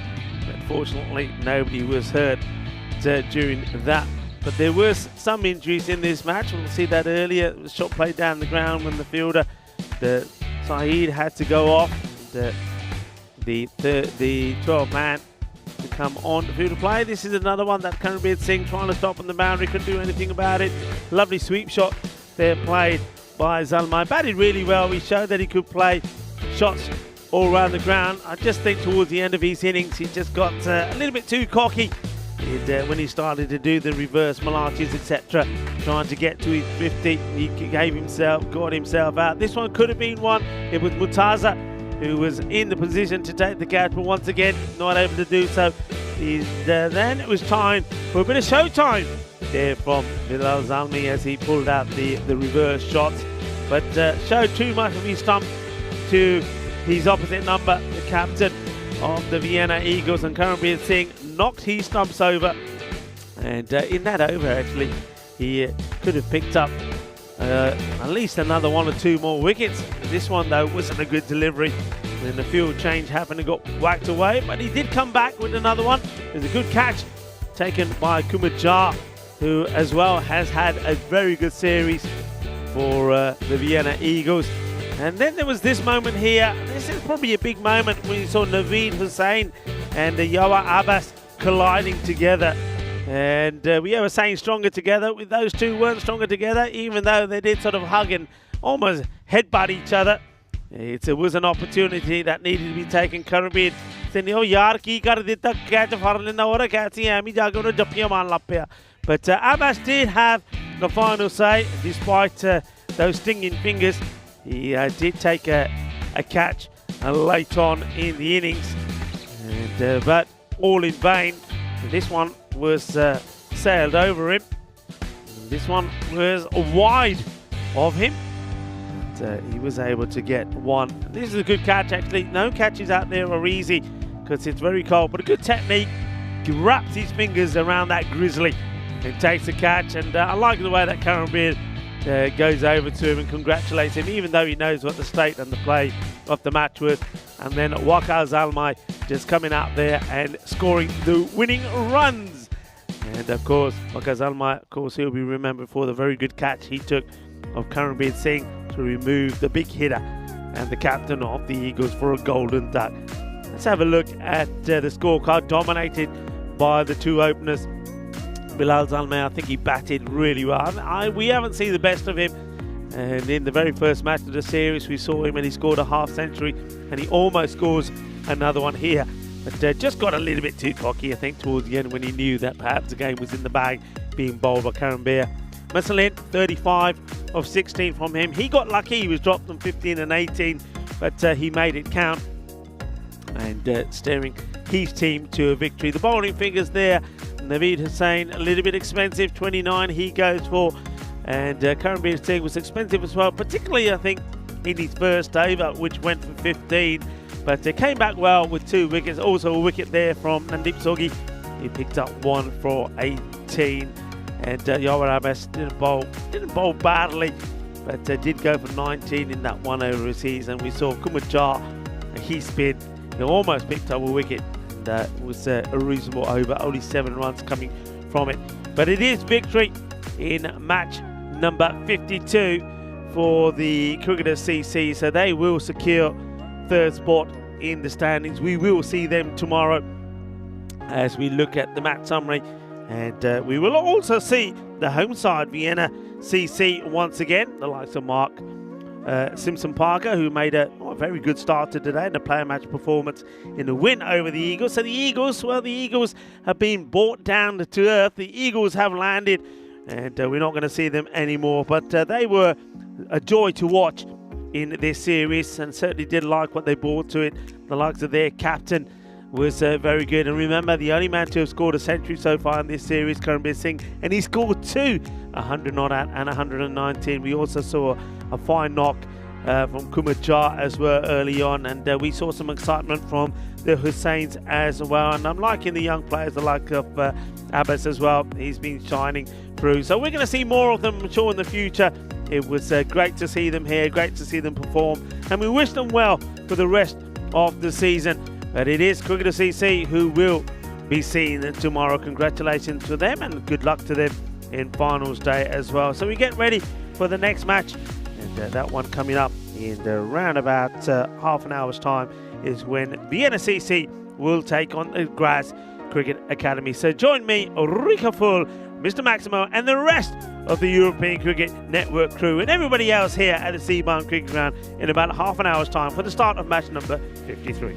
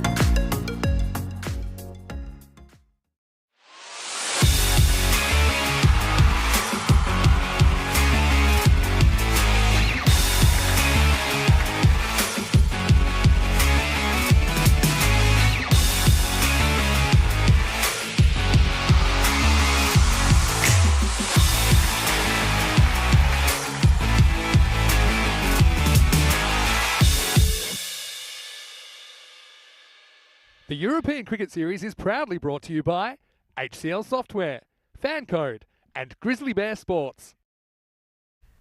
Hello, welcome back to Austria. Time for the 53rd match of the series. Just 3 matches remain before the end of the round robin stage. Of course, finals day is tomorrow. Vienna CC won in a close one first up today. They're taking on Graz Cricket Academy. Well, they've travelled up the road about 200 kilometres from Graz to Vienna, and they'll hope that it's worth the trip because they'll want to certainly put on a good showing here on day 11. Time for the coin toss. Tyrone Peters has the 2 captains. Let's see who wins the coin toss here in match number 53.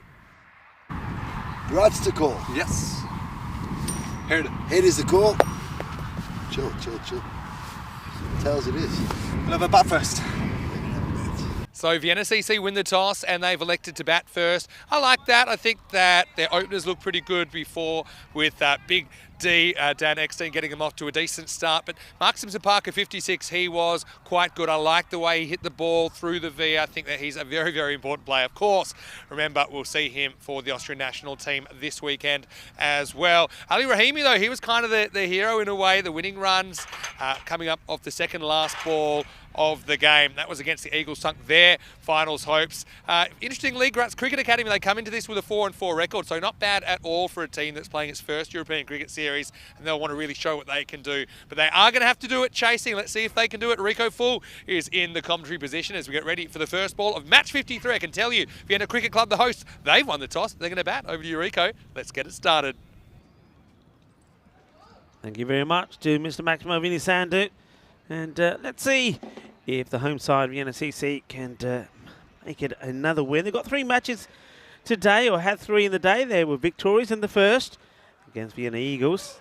Thanks to Mark Simpson-Parker, their captain, made a fine 56 and 21. He had got good support from Ali Rahimi, who ended up playing a very important role, that 14 of 15, getting his side to victory. But Taf Omari came in and hit quick runs when he had to as well. And that 6 and a 4 that he hit in the 10 and 3 deliveries certainly made a big impact in the way that match went as well. Graz Cricket Academy, there's some key players in their side. Yogesh Malage will be the captain this time round, but still expect Bharat Gowda and also Shokat Durrani to play a key part in it as well. And I've liked the work from their keeper as well, Hamid Hamidi. There's been some good keeping here in Austria, and Hamidi has been one of the good keepers as well. And with the ball, I think Pandya is going to be pretty useful as well as Hamid Safi. He's going to be quite key. So the umpires are making their way out into the middle, expecting it to be a good contest between these two teams.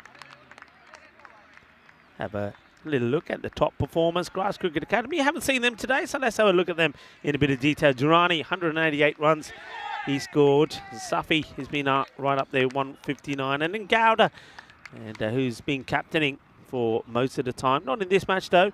He's got 100 to his name as well in the series. And with the ball, the likes of Safi and Durrani are going to be key, and Pandya, as I mentioned, is always there or thereabout. But in the matches where they played well, Durrani has always played a big part in them, and I think he will be key. Over to the other side, this was up until match number 51, so you can see that MSP is right up there along with Akbar Jan as the top run scorers. But Akbar Jan has yet to hit, I think, his mark in this series with bat and with ball. I mean, normally he's a very deadly all-rounder, and he just hasn't quite produced his best. And maybe with this match, and then after this, one more to go later in on the day when they take on the Pack Riders. We're going to see more from him. But at the moment, we're going to stick with the normal openers that have performed well. So Daniel Hickenstein will open up, and he's captain. Mark Simpson-Parker is the non-striker. And the first ball will be from Durrani, a little bit short, gets pulled away. Ooh, go over the boundary as well. It's going to be 4 runs, a long chase for the fielder. Kafi courses Gitti, but Choca Lagia, 4 carreras. You see the fielder coming along, but almost buries the ball into the ground, actually. It just shows just how soft that the ground is, puts a foot on it, and it almost disappears. So boundary off the first from the big D. And this is in a similar zone, and it's a similar result. 4 more. So back-to-back boundaries, just too short. So it needs to really be a little bit fuller and getting that ball outside the off stump as well.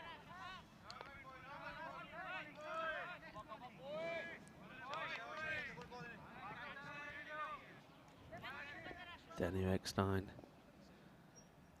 Can he make it 3 out of 3? So he'll be trying. Better delivery this time. It does get it a bit fuller and the accuracy is better.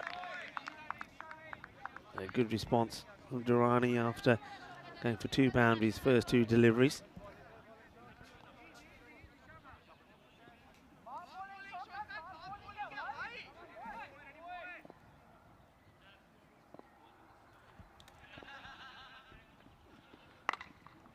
This pulled, swivels on it. This one will hold up. Fielders get to it, and the big D having to rush. Oh, well, I tell you what, rush is the word. I think if this is hitting the stumps, he's a goner. And Hamid Hamidi sees it go through his legs. Just watch this. I mean, not the fastest is Big D.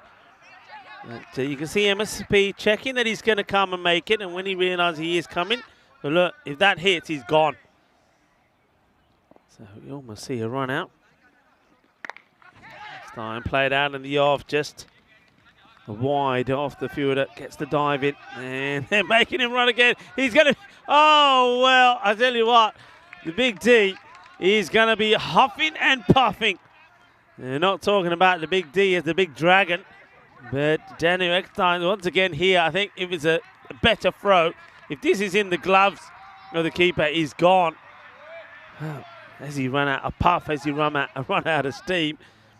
He says, you see this? He said it's not meant for running 2s. It's meant for hitting big shots. He takes a big breath there. The big D is end of the over. 12 come from it. And this is what Bat versus Ball War Computer is telling us. He's saying that Vienna CC 111 to 101 favourites of this one. They've got a better in terms of runs for and against, the 119 opposed to 112 against them, whereas across to the other side 112 for, but 114 against. So Grass, they've been conceding more than that they've been scoring.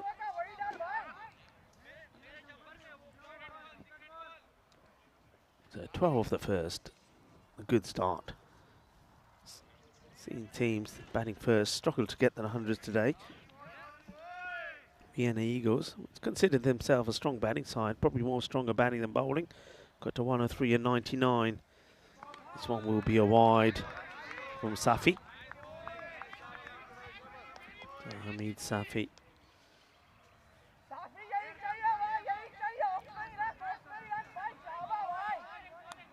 A lot of noise out there, a lot of support from Grass, supporting each other.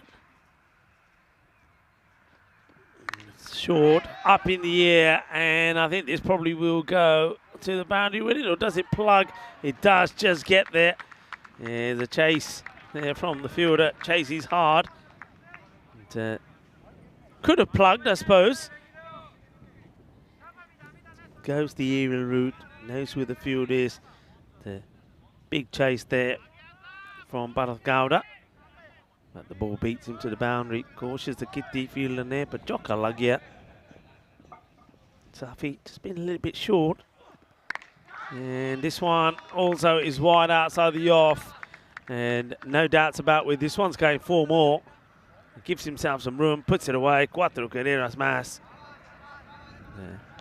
Monk Simpson Parker was in good form earlier. Already have scored 1/2 century Tuesday, 56 he made. And now he's made a good start in this one as well. He's had some nice shots.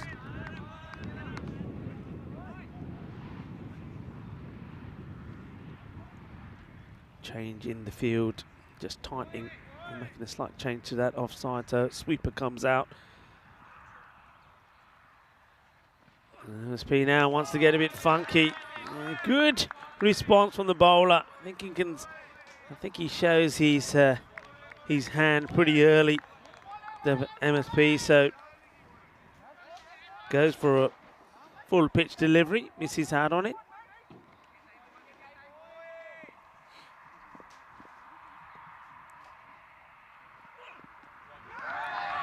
Asking the question. Oh, gets called a wide. Tight call.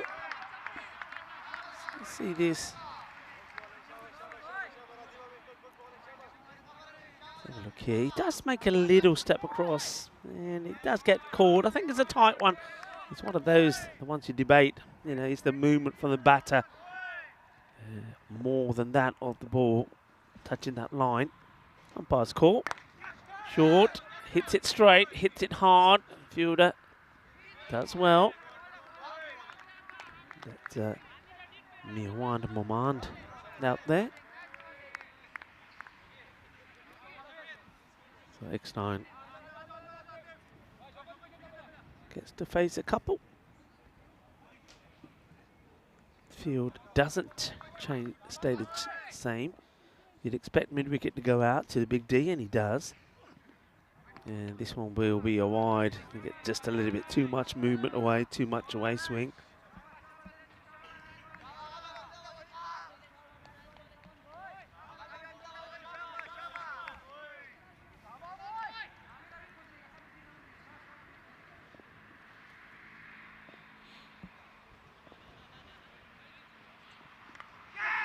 Edge gone, very good catch, well bowled. And he's been toying with that offside line, hasn't he? Okay, the ball before, he went too wide, but he stuck to his task. He knew where he wanted to be bowling. And it's a good shot of the catch there. Captured by Spring Productions. And you see it from the bowler's end. So he does go chasing it. I like the way the keeper here now. He could have spoiled this, couldn't he? Could have dived across, got something on it and deflected away from the catcher.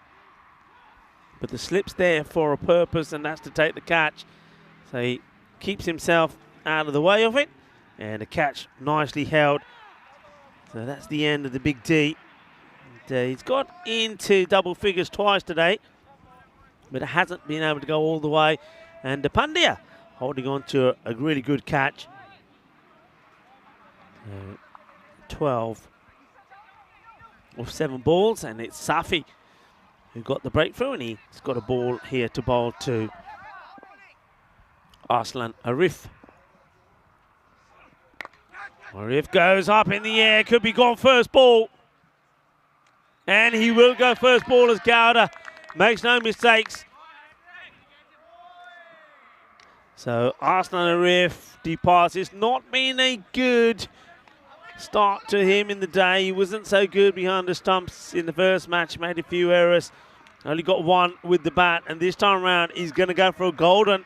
So it's a chance to see golden Derek. And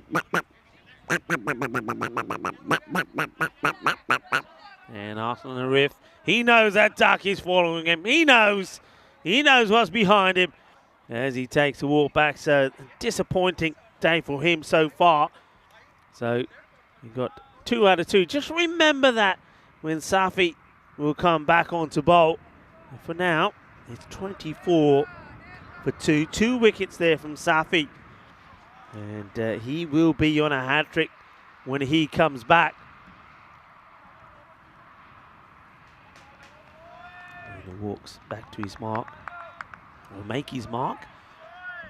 Will be Pandya, man who took the very smart catch to give or bring about the opportunity for the hat-trick when Savi comes back. Good catch, taking a slip, and that wasn't an easy one either from Gowda.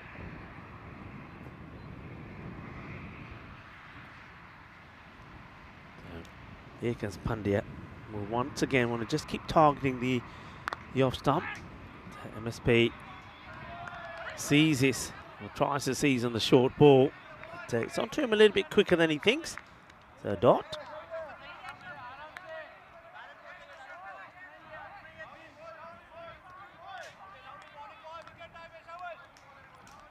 plenty of noise being created by Graz Cricket Academy. They'd love to get a victory here against Vienna CC at their home ground. Firmly hit, and that's going to stay hit. It's 4 runs. Screams will catch it, but nobody's catching this. Delightful stroke. Just hits through the ball, hits it powerfully, hits it on the up. No mistakes. Getting that one away. Be hoping the captain to get good support from Abdullah Akbarjan.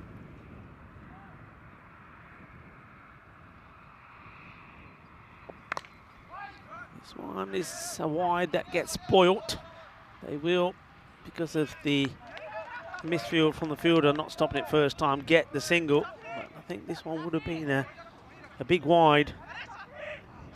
So Akbarjan now on strike. We haven't seen the best of the left-hander. I said earlier that he's a terrific player, and we're bound to see the best of him at some point today with 3 matches being played by Vienna CC. Will it be here? Just see how the field changes to him, moving around. Nobody out, plenty of bodies out on the offside, nobody out deep. And this gets played out to one of those bodies on the offside.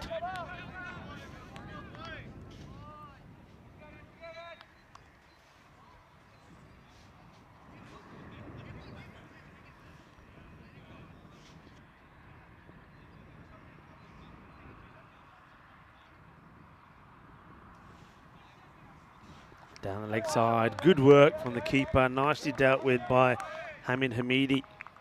I like his movement, moves early, anticipates and gets there and takes it cleanly. Nicely done. Hello to everybody in the chat. Hello to Maya Patel, who's joining us. Dave is there as well. Hello, Dave. Keeping everyone entertained with the chat. And how's Maya? Maya, I hope you're well. And I hope everybody's looking forward to the conclusion of today. Tomorrow, of course, finals day for the European Cricket Series. And then, of course, we've got the ECIs at the weekend. And maybe today we'll start to have a look once again at the teams and the players that we expect to see playing. And one of them's out there, MSP, at the non-strikers end at the moment. It's a big opportunity, isn't it, for the Austrian camp and their players to get into good form going into those matches. Starting on Saturday, of course, they will be the host. Austria and teams from Hungary and the Czech Republic will be coming to join them. If you have a look at the standings here, so Vienna CC, unfortunately for them, even if they win the remaining games, they can't get their grass as well. The best they can get to is 12. So really pack riders. If they have an outstanding afternoon and everything goes their way, they could still pip Indian CC Vienna to 4th spot. Indian CC Vienna, their captain Kunal Joshi and Mehan Chima, and their players will be watching with intent and maybe with some concern perhaps. And maybe if you are watching, or get on the chat and send us a few messages. What are you thinking? Be good to hear from Chima and Kunal and the boys. Afzal to starts with a wide. This one is high up in the air. It's an opportunity if somebody can get there, but they can't. It almost goes into what we call the Bermuda Triangle there, the 3 fielders, as they congregate around this delivery, but it ends up dropping right in the middle of them. So Akbarjan, you'd have to say here, probably just get a little bit lucky. It's Gowda actually, who's out there, moving him around all over the place in the key areas. Afzal is going down the leg side. So a quick shake of the head from the umpire.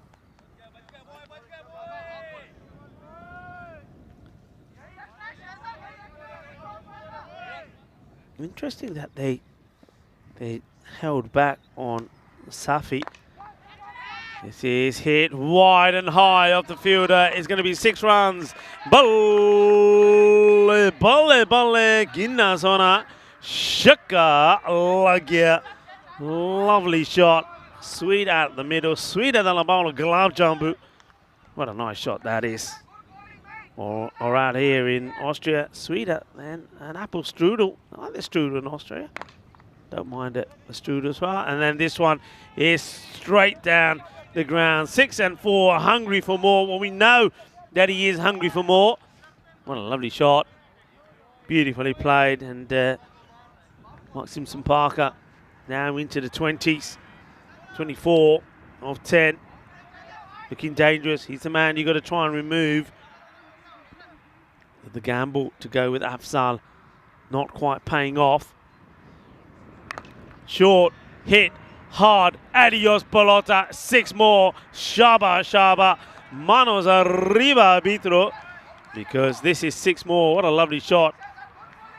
Que forza tiene este hombre, Mark Simpson Parker. Está genial. Y otra golpe grande. As long as he's there, you can't see Vienna scoring less than sort of a 130 score. They've got off to a flying start. So, wickets that have fallen, being that of Daniel Eckstein. He went caught brilliantly by Pandya at slip. And then the very next ball, once again, Hamid Safi took the wicket of Arslan Arif, who went for the big shot straight away and was caught by Gowda without scoring. The chart there at the moment, sort of 12 off the first over, so it hasn't really gone off the rails. So keeping it pretty steady. That wasn't a bad over for Vienna CC. 18 came off it. 49 for 2. Akbarjan now to face Momand.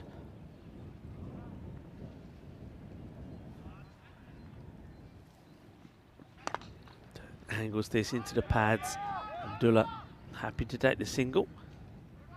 Giving the strike back to MSP. So 50 on the board. Coming at the beginning, right at the beginning of the 5th over.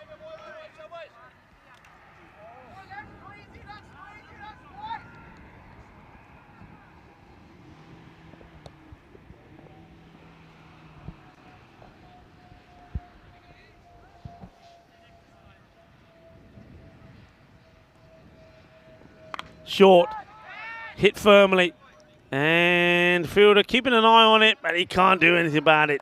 It just keeps going, and going, goes all the way. So that Durrani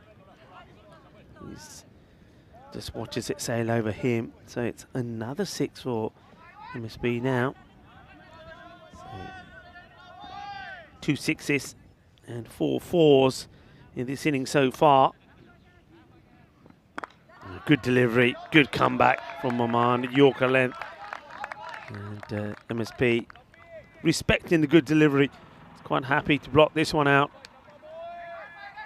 Well watched.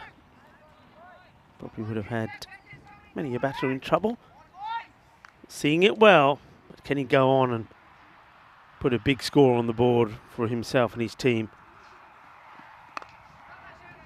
Whips this away. He'll want 2 here. He's gone quickly, and he'll get the 2 as well. Very well run. It's very quick between the wickets. That gets good support there for Akbarjan as well. Akbarjan, I think, knew he would be the one running to the safer end. Good running, good cricket. See how quickly he gets in, even though it's a good pick up and throw.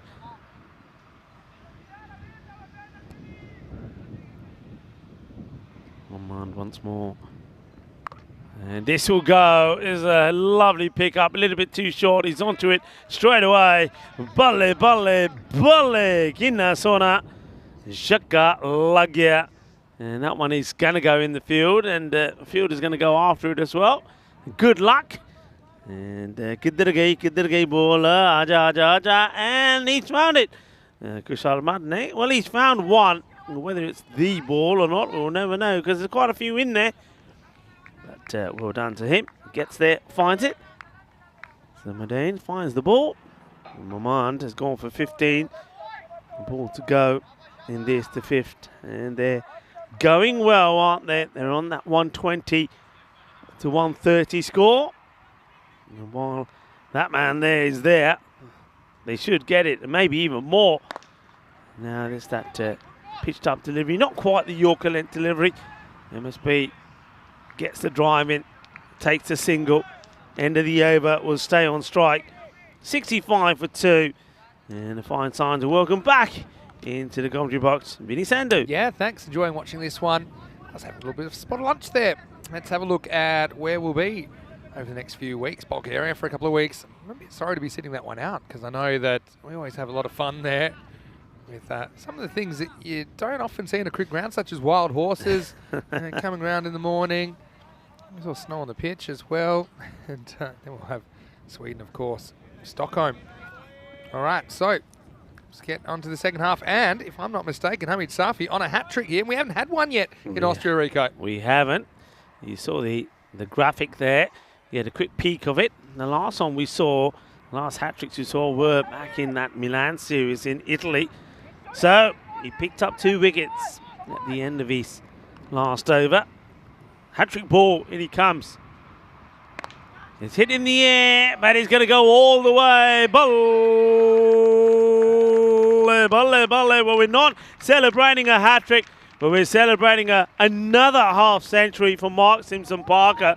Well, he made 56 of 21 in a player of the match performance in the win against the Eagles, and he's into the 50s again. This time, he brings it up in just 18 deliveries. What a day he's having. Yeah, well, it's a little bit of a disappointing hat trick ball when somebody else steals all your thunder and brings up their 50 of it with a big 6-over cover, though. What a shot. And this time, he turns down the single, and, well, fielder doesn't pick it up first time cleanly, but still, no run. Back-to-back 50s, though. Mark Simpson Parker. It's not quite the back-to-back hundreds, isn't it? But I don't know. It's still early. We're halfway through the innings here, and he's 50, and he hasn't had a lot of the strike at all. So who knows what's possible in the second half of this innings. Oh, he gets one, short one, which will be called a wide. So does that? Well, I tell you what, this is bounced some if it's going over his head. Yeah, I had it as a wide. Yeah, Fair enough, I think. And, he is a tall man, like you say. Safi's a bit of an enigma, isn't he? I love the way he plays attacking cricket no matter what. He's going after MSP. I don't mind that. Well, slightly slower delivery, but he picks on it, swivels on it. We'll get to. He'll back himself to get there. Good running. He's pretty quick. Good running. You can see a nice shot of the umpire there. Just gives you an idea just how cold it is there. There we go. You don't often get 6 to 7 layers on the head, but it's one of those days, isn't it? It is, isn't it? He's got the beanie on and the hat on top. It's almost like he's wearing a turban, and then also the ECN That's smart. trilby on top. But you've got to stay warm. Tough day to get caught behind, though. So I'm not sure he's hearing as well as he would be otherwise. That's We know we've been to some places and we've seen beanies, haven't we, before? Oh, we yeah. know that. But here, I think here's the first time I've seen the hoodies underneath the playing shirts. Yeah. I still think when we were to the Czech Republic, remember, we had the earmuffs. Fielding in earmuffs. Pretty hung up over the Barbarians. And don't forget, in Gibraltar, that night series, we had all sorts Oh, of yeah. there. Yeah, do what you can. We'll have the duck fat next. Up in the air. Is he going to get lucky again? He does. Abdullah Bujan. There's more luck for him. Hasn't really clicked there. You just get the feeling that he'll get one out in the middle and everything will change. But at the moment, he's a couple of times he's put the ball up in the air. A couple of times he's dropped safely. He's hanging around, though. A question for Dave, and he would like an answer about why is a non-score called a Derek. Well, it's just because we have our cartoon duck, which is a fairly recent addition to the coverage. We had a bit of a poll to name the duck. In the end, Derek won out, so that's why we call it Derek.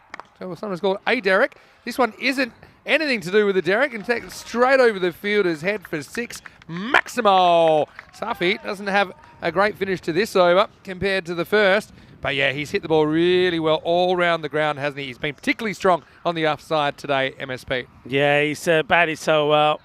And moves on to 60 here now, into the over. 82 for 2. And I keep saying, while he's there, anything is possible. And you know what? If he can keep his shape and his composure, maybe we'll see another 100 here in Austria. Believe it or not, I think that's the first time he's ever made 60 on ECN. And he's got a few scores in the 50s. I don't think he's ever made 60. So I think now we're in top score territory for MSP. So sky's the limit here. And yeah, you want to be going at 10 runs per over personally if you're going to kind of endanger the 3 digits. He's in a good position. Akbarjan's got a little bit of FOMO, so he's signalling like he scored 100, but what he's really saying is, I need a new bat. Yeah.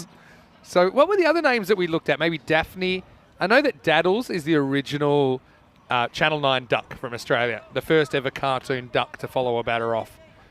But yeah, I think we had Daphne, we had a few other ones. I like Derek, though, because it starts with D and ends in K. So it's like duck. So you got to, it's a perfect duck name, I think.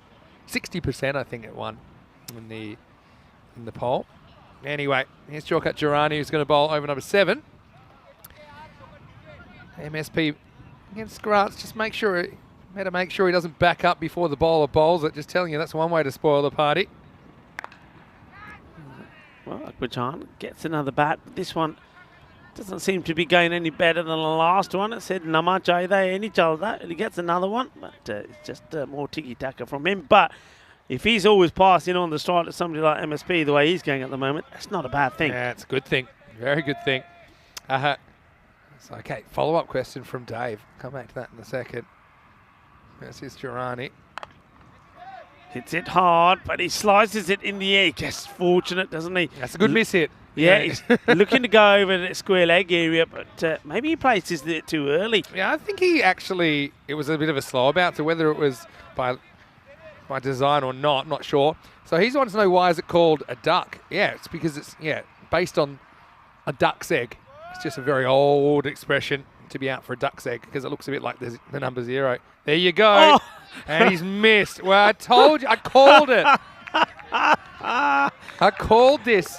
And you got to know the way, I'm not saying he's a criminal, but you got to be able to think like a criminal, and he goes. Misses it twice. Yeah. He misses it twice. Not a great attempt, to be honest. Anyway, let's see if he learns from that, because that wasn't going to be a warning. And Abdullah Akbarjan then decides, well, look, if you're going to do that to my captain, well, that is enough to fire me up. So he hits his first boundary. It's a full toss. He'll be okay for height. I don't think he's done himself any favours here, the bowler. So got Durrani, because I reckon they're going to be after him now. But he missed twice. Yeah. And this one, it's up in the air. And will Durrani get some luck? He does. He'll get the wicket.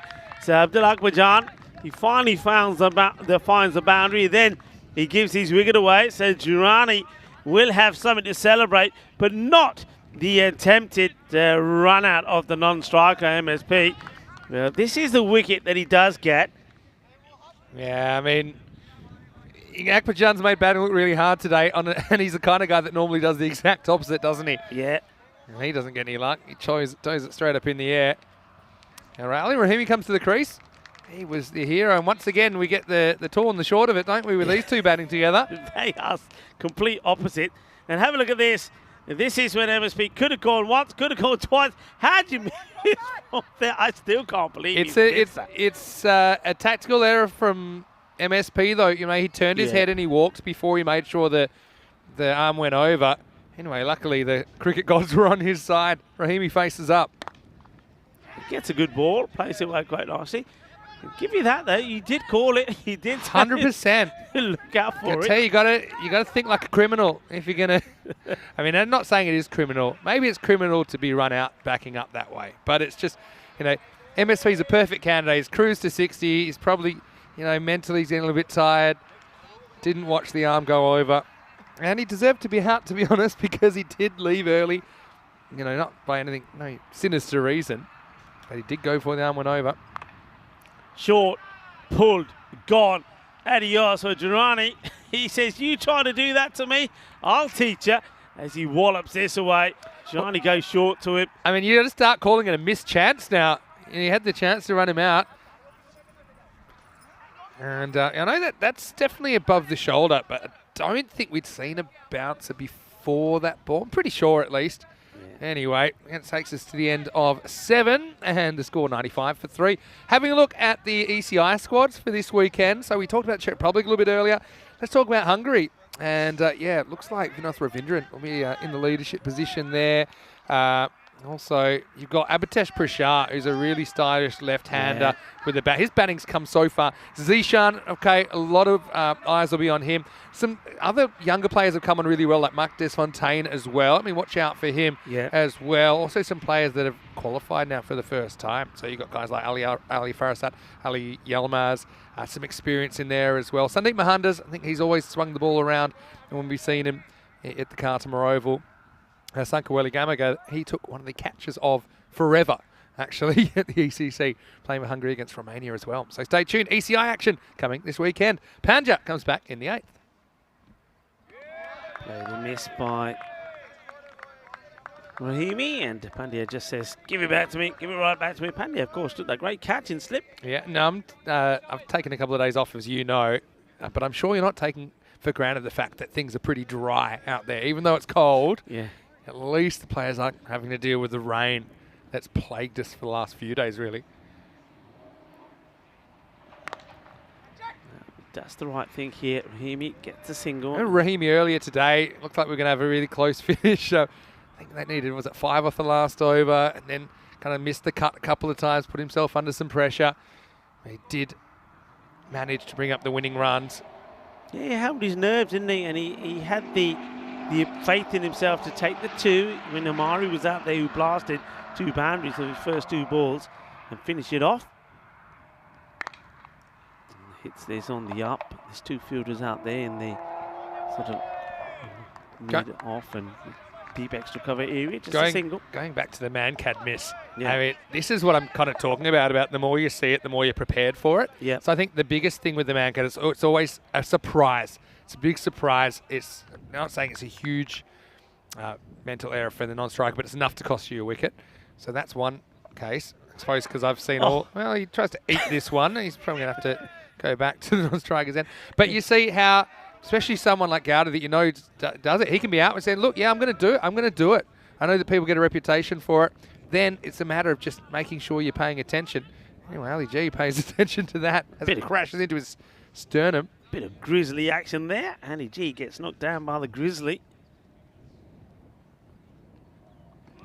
Is this close to that wide line? The umpire thinks long and hard, says it's okay, but a good bit of bowling here from Pandya. Look at 21. See now, look, MSP, they're actually watching to make sure the arm goes over. So now he is paying attention. So that's all it is. Yeah. So we won't talk about it for too long. Probably, I think for the neutrals, I'll be happy. Oh, we've got a hat ejection from the square leg umpire. So he's down to 5 or 6 layers. There we go. There it goes. Spring Productions all over that. He's got to wedge that onto the beanie a bit more, hasn't he? Pandya. This gets played away. They'll take the single. Oh, he's...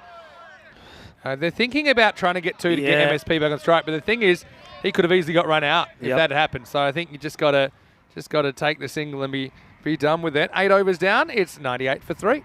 Yeah, what a good over that was. Only 3 runs from it, you know. So it's a pretty decent over, and it just means that, I mean, I was talking about 130, and they were on for that, but not before, not since that over. A good one from Pandya. Just those runs from it.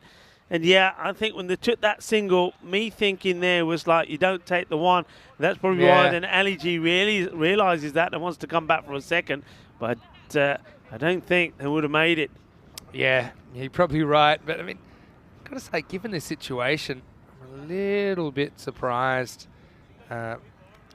with Ali Rahimi coming out in this situation when you've got Omari there, who's just there to boundary hit. I suppose maybe the idea being, push the 1, get MSP on strike, but Rahimi 3 off 6. Just struggled to do that. Afsal back for the 9th. And this gets played out. Bit of a chain. Maman got the ball. Looked like he was going to bowl it. Then right at the last moment, thought, no, Afsal, you bowled it. So they obviously want to keep Maman to bowl the last.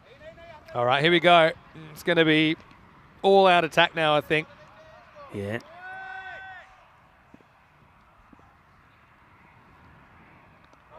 There you go. And keeper back, interestingly, for Afzal, who I would class as a spinner, but probably worried about the edge that flies. Keeper not wearing a lid either. This one is up in the air, doesn't quite get it right. Here, look. That's one I'd be running hard on. We mentioned about some of the players wearing those hoodies. Now, the keeper there, you can see that Hamidi is, what if this is a sneak, he goes diving and the ball gets caught in the beanie? Then that's fine, I think, if he's wearing it. Yeah. Honestly? I think, yeah. Do you? Yeah. It's like the same as if the ball gets caught in your shirt. It doesn't say how big your shirt's allowed to be. So if Are we going to see... So if we go driving catch, And then- misses it and he gets caught in his the hoodie or in his Yeah. hoodie, that's out. That's is it? out. As long as it doesn't hit the ground. You've just given me $1 million idea as well. Next one, which is really good from Afzal. They've done well to curb things here, haven't they, Gratz? Yeah, what about just a new cricket shirt, which is all pockets? All extra pockets everywhere. Well, that- pockets that just yeah. open up slightly. Yeah, just like, just baggy pockets all over your shirt. Oh, just catch it. Well, the best place to have a pocket would be on the chest. Yeah. The but amount then of you might- players that drop it, hits the chest, it falls out. Yeah. Just a little, like a kangaroo sort of sack thing So there. instead You know? of catching it with your hands, it'd be chesty. It still seems pretty painful. Anyway, it's the end of the over at 101 for 3. Got to say, they've just been able to peg things back. 3 off the 8th, 3 off the 9th. And you didn't see that coming because, 6 in those last 2 overs have just brought Gratz Cricket Academy back into this contest. Yeah, I mean, at one point, after around about over number 6, we were thinking of MSP when he got to 60, maybe going on getting 100. Yeah. But you can see he's not been able to get out of the 60s. Yeah, it's been traumatised. Anyway, here is our last over. It's pretty high, this one. I'd like to see this because he's not a tall batter, is I mean, he? yeah, true. My feeling was it was all right, but let's have a look. Don't look where it goes. Yeah. I think it's just okay. It's Yeah. about top of the pad. What else have we got here? More questions coming on. Trying to keep up. It's a busy day as usual. Dave's got a kind of silly one, but I like it. Coming to that in a minute. Well, ball. Geez, the length has been really good the last 2.5 overs. Asking if the umpire's hat falls on the wicket as the non-striker out. I don't think so. I was just thinking about times that the umpires assisted in a catch. I know we had one where the non-striker's bat knocked it up in the air. I remember the non-striker assisted in a run-out in Khartoum. Do you remember that one last year? I remember that one. Yeah, I think there was a lot of debate about that between you and Corey. I just said umpire's part of the field. Bad luck. All right, they'll probably go for 2 here as well, Might go for in fact, 4, goes all the way. Got a hand, so I thought he slowed it down enough. But Rahimi, he's the one that cashes in the boundary in the end. Low full toss from Oman. Flicked away, and the fielder couldn't get down to it. Yeah. And fair play, Raheem. He gets a boundary, but I think you are right. I think you need to take the. You need to have Omari up. There were a little bit of action there. Well, the Eagles, they weren't flying so well today. They had 2 defeats, but those birds are flying very well. Apparently, Andrus is telling us that means there'll be rain. We'll hope you're wrong. This is nice. But look, hang on. Andrus is talking a bit wearily today, isn't he? Should we tell the viewers why he's not so chirpy Yeah, today? I mean, we can. I'm no doctor or dentist, but let's just say he had a bit of a toothache, and he's fixed it by having his tooth removed overnight. Yeah. So he looks a bit like Popeye, doesn't he? Yeah. And he's still at work. Andrew's pushing them up. He's sort of talking a bit. I was going to buy him a family-sized pack of chewing gum as a welcome back as well. Anyway, this is in the air, and I think I might have gone all the way. Wait for it. Yeah, it's out of here. Maximo, MSP. Again, it's not a bad ball. It turns into a low full toss, but he does get enough Bennett to bang it out of here. 6 runs. Yeah, it sounds like we got the other end of our headphones, the Godfather, he's talking to us. But lovely shot. The thing like is, the way though, he holds the post he had there. his tooth pulled out on one side. He should have had it the other one on the other side pulled out for symmetry, because now he looks very one-sided. I think that would have been fairer. Maybe a 2-for-1 deal. All right, last ball of the innings. Goes for it, and it's up there hovering. Catch taken. Ice cream cone, I think. So MSP will fall to the last ball of the innings for 76. And 114. It's the highest score that we've seen in the day, with team batting first. But at one point, you definitely thought the 120 was going to come up when they were 65 for 2 at the halfway point, 82 for 2 after 6 overs. So you've got to say that Grass Cricket Academy has been a little bit of a good comeback for them, especially while MSP was still out there as well. Sometimes you see the slowdown come when the set batter is removed, but he was out there, and they still did slow him down. They did. I mean, Raheem, he'll be frustrated, I think, with his start. I think that's also something he just kind of had something to do with the drop in momentum. Big D, though, he was out there early with MSP. MSP, though, shout out to him as he put together his highest score on the European Cricket Network. That beats his 58. He actually scored 58 a couple of times. But yeah, I like the way he's typically gone with the line of the ball today. He hasn't been afraid to go offside. That was perfectly judged, I suppose. And yeah, fast hand, snapping through the ball, just hitting the ball where it should go. He's only going off leg side if it's really on the leg stump. Big D, he was caught a kind of floating slip, wasn't he? So that was a nice bit of field placement and plan coming together. Safi, then he had 2 and 2, didn't he? So, look, they had their highlights, and look, they did come back into it. For me, it's around about a par total. Let's see if Grants can stick it well enough to pull off a win against the hosts. Yeah, I mean, you say around about a par total. For me, you know what I'm going to say? I'm going to say it's around about a golden ball total, because it's that sort of score, 113, 114. And on a day like today, when the ball's not racing along so much, it certainly could be. MSP, while he was out there, you knew they were going to get to a good score. I mean, I was saying that while he's there, you're going to get to a 125, 130. It doesn't quite happen. He does stay out there. Maybe he doesn't get too much of the strike. I also think that Ali Rahimi, when he came out there, he chewed up too many balls, didn't really get going. And I think there is something that Vienna CC needs to look at. Maybe they're thinking that they can't make it into tomorrow's finals day anyway, so they're going to give a few more other batters the opportunity. Well, this was a bad look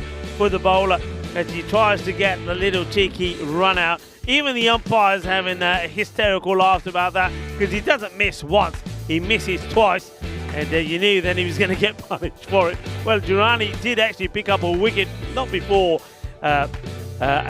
he was hit by Abdullah for 1 boundary. But once again, Akbarjan just really couldn't get going. He did get that 1 boundary, then he got out straight away. Rahimi then came out. This one he did whip away to a boundary.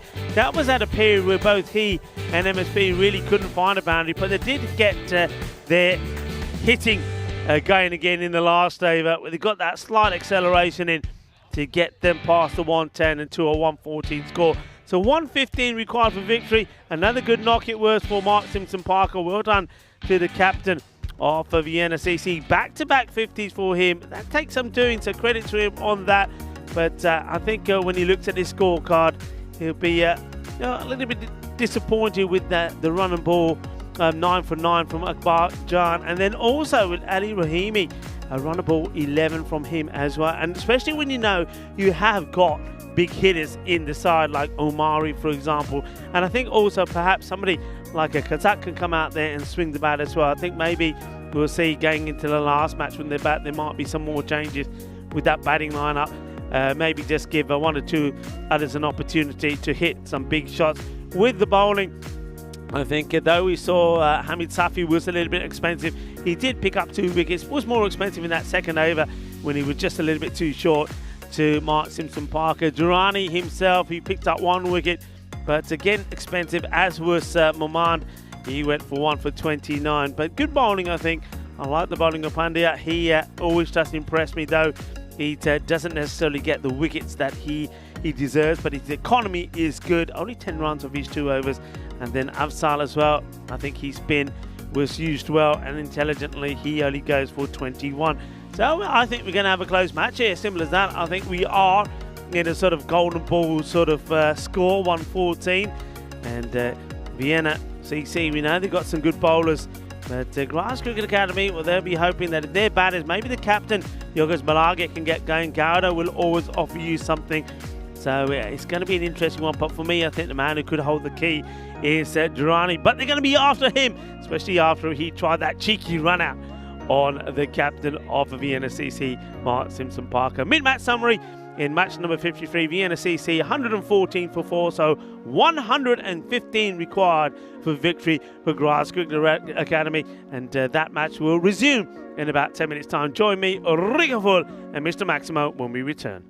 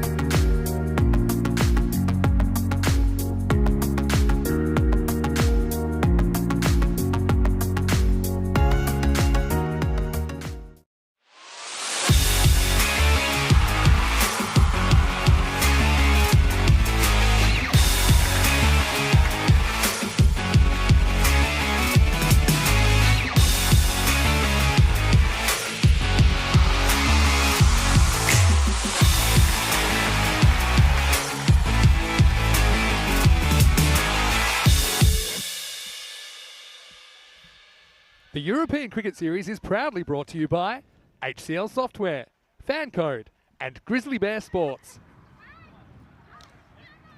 Hello and welcome back as the umpires lead the players back out onto the field of play. Vienna CC will be in the field.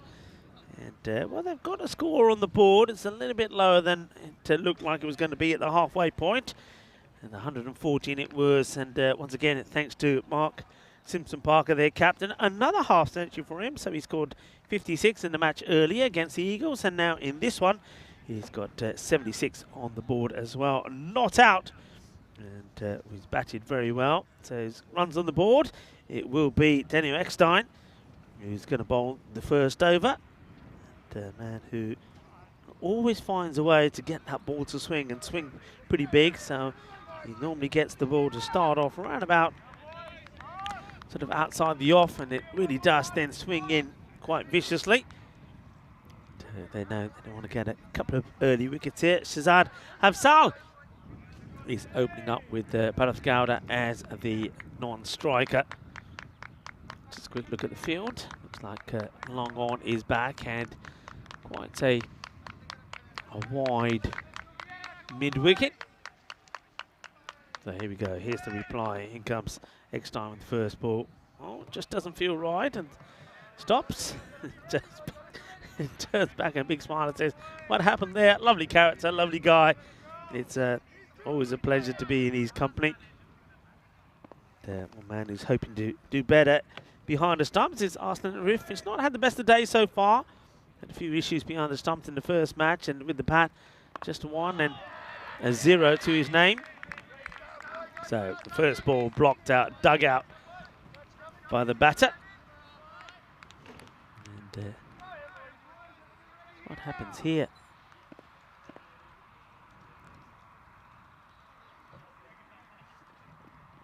Oh, good delivery. This one does nip back sharpishly. So throw comes in, but the man with the dashing locks, Lenin Duroy Raj.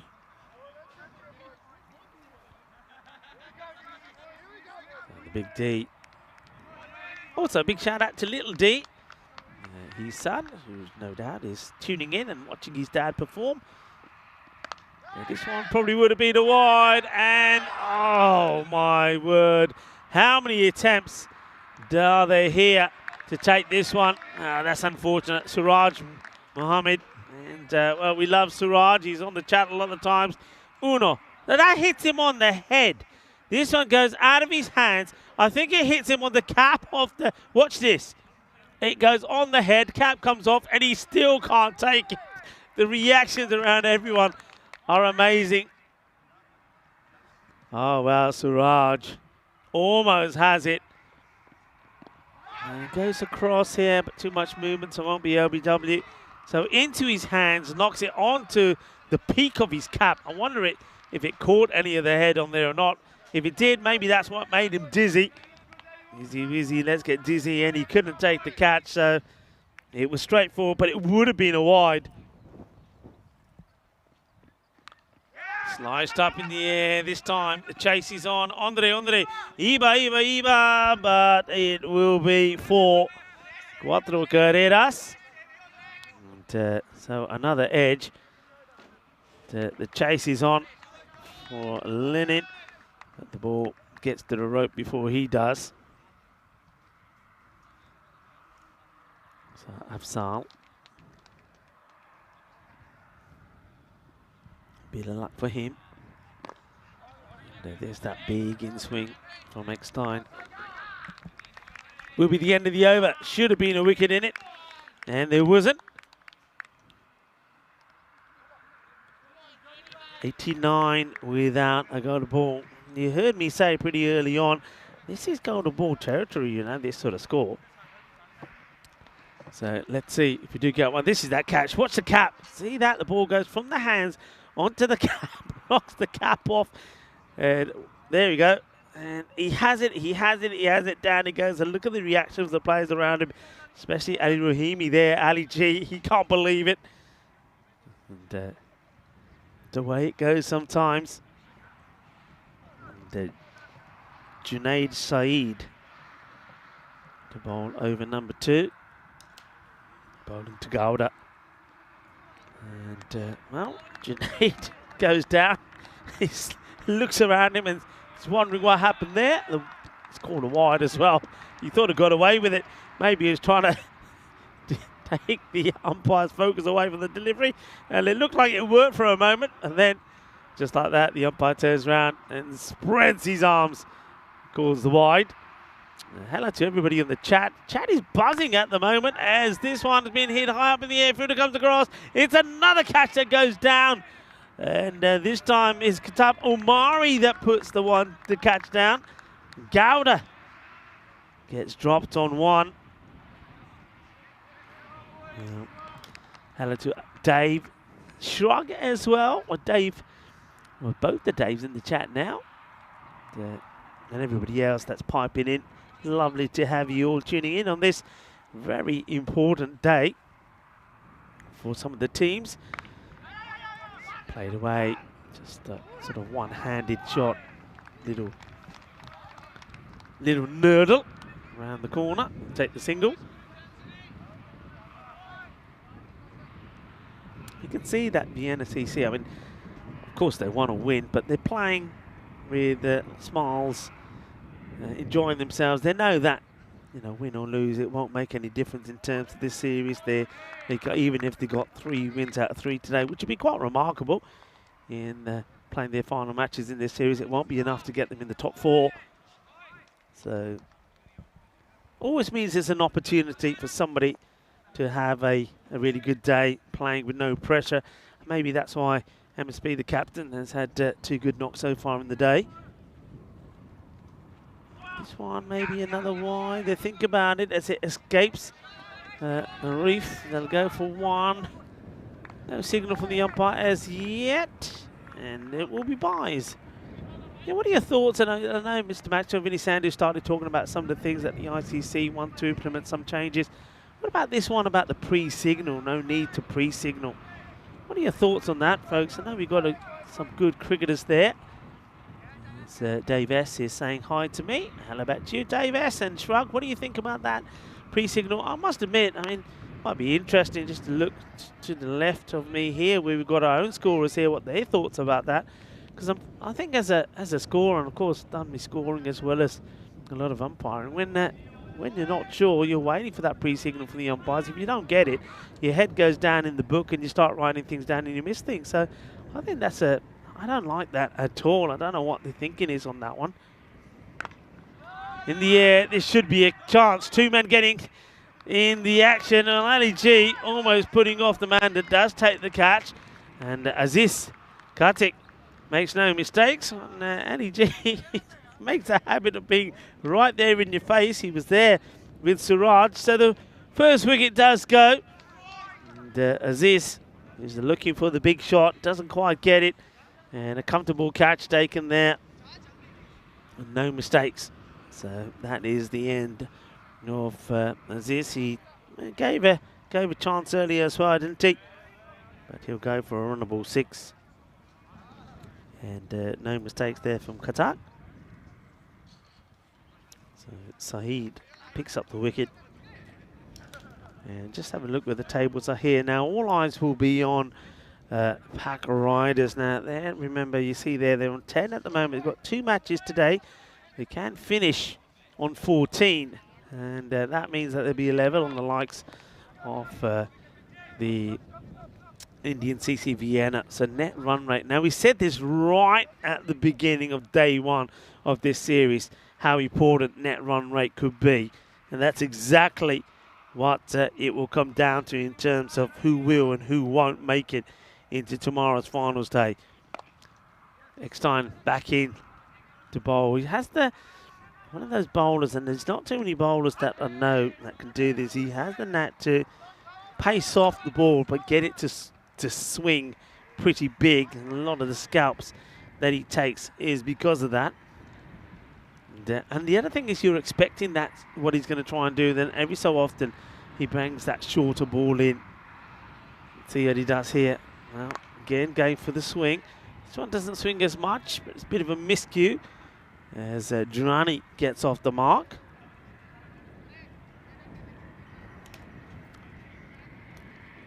Several important days today, of course. We know that Vinny Sandhu has informed us about Mental Health Awareness Day in the UK, and that's why he's wearing green. This one gets worked away into the onside. They'll take a single. Also, it's a Global Accessibility Awareness Day. And we know it's a Ascension Day as well, or Holy Thursday. It's a lot of Christians around the world are celebrating. It's actually a holiday here in Austria and a lot of other parts of the world because of that day. So we're going to miss on the Big D. And other days, it's also a day which is quite important. So look, if you're guilty of this, you're going to be in trouble. It's a National No Dirty Dishes Day. So whether you're a mother, father, sister, brother, or roommate, nobody likes to see dirty dishes. So no dirty dishes today. So hopefully when you left home this morning, or if you're returning home now, you're not going to see any dirty dishes. And, yeah, that's a big no-no. And also a day that's been celebrated around the globe is International Museum Day. So plenty of important days today around the globe. And one that the man who's going to join us now is going to enjoy is Mr. Vinny Sandhu, who welcome him back as this just gets, once again, just nerdled away. A bit of tiki-taka, or I'd say a lot of tiki-taka happening at the moment. Vinny, welcome back. Well, I'm talking about some of the big days today. Yeah. And National Cheese Souffle Day. Oh, okay. That's a biggie. I must admit, I don't have a huge sweet tooth, so yeah, the cheese souffle, Yeah. a bit more savoury. I don't mind that. End of the power play, by the way. Not too much power coming in yet. 16 for 1 for GCA after 3. Yeah. All right, okay, I can get behind that. Yeah, French delight that, isn't it? I'd cheese like souffle. you to go back to, was it last week? It was International Eat Whatever You Like Day. I think that still might be one of my favourites. Well, you took it to heart as well. Oh, yeah. You did go big. When did you go to the Greek platter restaurant? for 4. Right? Yeah, platter for 4 for 1 at the at the Greek restaurant. Yeah, I mean, thanks for keeping us informed with that. Like you said, we're in green today for Mental Health Awareness Week in the UK. Anyway, back to the action, and this will be a wide. First up, Junaid Saeed, or Johnny, as they like to call him. Just sprays that one a little bit wide. Has been good movement here so far. I think a combination of cloud cover, but not so much the dampness that's plagued us over the last couple of days. Makes for pretty good swinging conditions. Yeah, quite a low power play there. They need something to happen. Score now. Power play was 16, 17 for 1. So somebody's got to start playing some shots. And that'll help. And fielder comes across. And a bit of fancy footwork there from Ali G. Keeps it to... Well, does he? This could be out. I think he's out. This is out, you know. I'm calling this. He's out. Yep. I don't know what happened. He's already walking. Again, we won't get a good look at the boundary because you can't see the boundary anymore. And I think you just got to give it on the fielder's word that they keep it in. So, yeah, Ali, he's always put his shoulder out because that's like you or me throwing 200 metres, Rico. Yeah, but he gets that all the way back in. I wonder if we'll see what happened with the batters because you'd think there was a straightforward 2 here. Why? What goes? I know whether they think it's definitely a boundary and decide. Can't tell. You can't tell. You can't tell. You got to give it to the fielder. And look, bang, he is out. He's out fairly comfortably. Yeah, he's gone here. But I don't know what happens with the batters because there must have been. They must have thought it might have been 4. Yeah, that's my guess. There's got to be something. Well, oh, they were going for the 3rd. Yeah, they were going for the 3rd. Oh, well, there was 2.95 in it. They find out the hard way. It wasn't as if it was the fastest throw ever. It was kind of dribbling towards the keeper's end. So, yeah, disappointment, Durrani. Not for the first time he's run out. In fact, if you take all the way back to GCA's first game, I think he ran himself out very first ball. And so it's a kind of symmetry that he didn't want to be involved in. And how about that? The old fancy footwork. And then recovers his own ball, Ali Rahimi. Throws it in, just the 7 or 8 bounces to the keeper. And it was still quick enough. It runs out Durrani. Gets the wicket. And yeah, I'm surprised. That's what I was thinking. I was saying that it was surely comfortable too. So what went wrong? Well, nothing went wrong. The only thing went wrong, maybe they got a bit greedy and wanted the 3rd and don't get that. Durrani, well, he's not the type of batter that you want out the equation when yeah, you've got a bit of a run chase. I thought originally there might have been some hesitation that caused it. Really, it was an aggressive decision. You know, I applaud them in a way for taking on the third run, but it's just not so many threes, even with the ball getting kind of kicked back inside the line. So I suppose they're trying to get runs from somewhere. I want to say hello to Dave S as well, has joined us. Hello to Shrug as well. You'll be excited to hear we plan to have some more cricket involving Jersey before too long. Anyway, throws the kitchen sink at this one. Speaking of the sink, who was it that says, might have been Dave S, saying his dishes are waiting for a miracle sitting in his sink. Might be no dirty dishes, but I think I can relate to that. But, you know, you can sometimes just buy new dishes rather than attack some days old dirty ones. It's one of the nice things about living in a hotel. Don't have to worry about it. Yes, well, I know that when my daughter was moving to university, I thought, well, I know what's going to happen. So, you know, whereas a lot of parents, to take them out shopping and buy them lots of nice cups, sauces and things, I just went and bought a load of paper cups, paper plate, and thought, you know, this is the best way. Use Times them, have changed. chuck them away. Use say, them and chuck them away. When I was first had my own place, that was exactly my strategy. But, you know, these days, environmentally friendly and all that. As Carter tries to go across the line, misses out. I think these days, although, I mean, it does use water to wash them. I'm just saying, what's the... And detergent, which is not very environmental healthy. What is... recyclable, you know, using maybe recyclable a very materials. Like bio-friendly, disposable. I don't know, it still feels like... No, but you have them. That's the cups and things that you have these days. Of course, straws are no longer made of plastic. This is high up in the air. It should be another... And Arif, he's not had the best of days, but things are changing pretty quickly. He's being involved in the run-out, and now he takes a catch. A big smile on his face, and not a smile on the face of Garda, though, because he's the next batter to go. He'll go for 7 on ball number 14. Always like to see smiles, and, yeah, I mean, he catches it. Everyone around him saying, look, those gloves do work. There's no holes in them after all. And he gives it the big what's up, doesn't he? Hassan Arif. So... really nothing working for GCA in this chase, and you can see it coming apart at the seams the way things are going, to be honest. Anyway, that will be the third wicket to fall, and the score 20 for 3. Yeah, it's not going as planned, is it? Thing is, though, you got Safi still there. Now, we know all about Safi.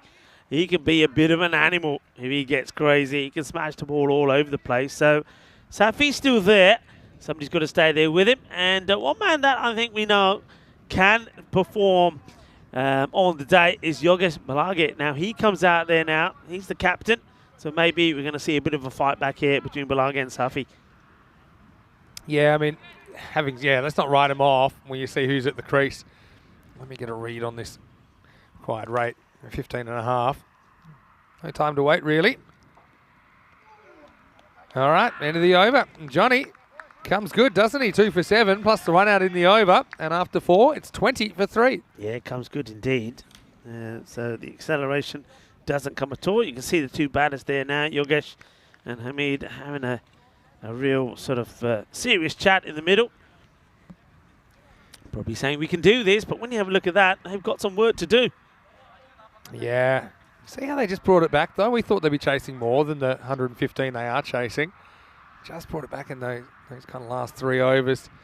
Hey, Dave S. just saying if you do have more cricket involving Jersey, you'll have to support Jersey. Seeing, if you remember, Rico, all of us that commentated it in Kartama, we signed a Farmers shirt, Farmers Cricket Club of Jersey for Dave, and sent it off.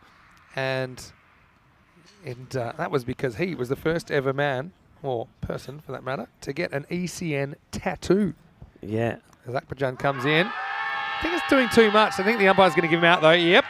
Read that body language a mile away. He's wide of the crease. I don't know. I want another look, to be honest. My feeling is it was sliding, but you be the judge. Well, let's have a look. So, does catch him on the crease, to be fair. That's where it's going, and oh, yeah. Look at that impact. The impact's a bit more middle and leg than I thought. The question there... The question there is it hitting some of that leg stump or not? I mean, just my instinct was I can see middle stump, but it's kind of his legs bent at a funny angle. For me, it could be kind of umpire's call Yeah, there. I like to see it side on because I think looking at it that way, you could say, well, maybe it's going to go into miss because of the angle, but how far back is he? I think he's umpire's call. I'll go with umpire's call on it. So let's just have a look. He goes down the line. Yeah, I mean, his foot is inside the crease, so that could go into hit. Yeah, umpire's call for me. Umpire standing, wicket to wicket. So he will go. And, so where we are now, so Momand is the new batter. So Mirwan Momand is joining Yogesh Balage out there. So Akbarjan starts with a wicket straight away. This one gets tossed up and back to the bowler. Now, I was saying all along that Akbarjan, he's a player that hasn't quite performed to his ability. We know what he can do. Look at the field now set. And, well, I think this is a bump. Well, Big Daddy getting excited here down at Eckstein. And I think he knows it as well. This is played into the deck. Here it goes. The bump ball, genuine bump. How is that? They're all going up. And you can see Arslan saying, hey, forget the fake appeal. If you threw the ball back to me, we could have had him run out. It's up in the air. And, oh, it's dropped. Straight in, straight out, and Aziz Khatak puts the catch down. Well, this meant more time in the hands, Vinny, than coming out. Well, I'll tell you what, Derek had actually just warmed up and limbered up when he saw that one get hit, but he'll survive. And tell you what, next one won't be survived by Balagi. So, Derek, up you get, because he's a second baller. And like I said, I was a bit worried that things might be going apart at the seams. Yeah, it seems that way at the moment. That'll be 21 for 5. Akbarjan gets it right on target. And for me, there's no doubt that is smashing into them. Yeah, well, the NCC, the home side, are up and about. And Yogesh Balage, the captain, he's better than that, really. He lets himself down.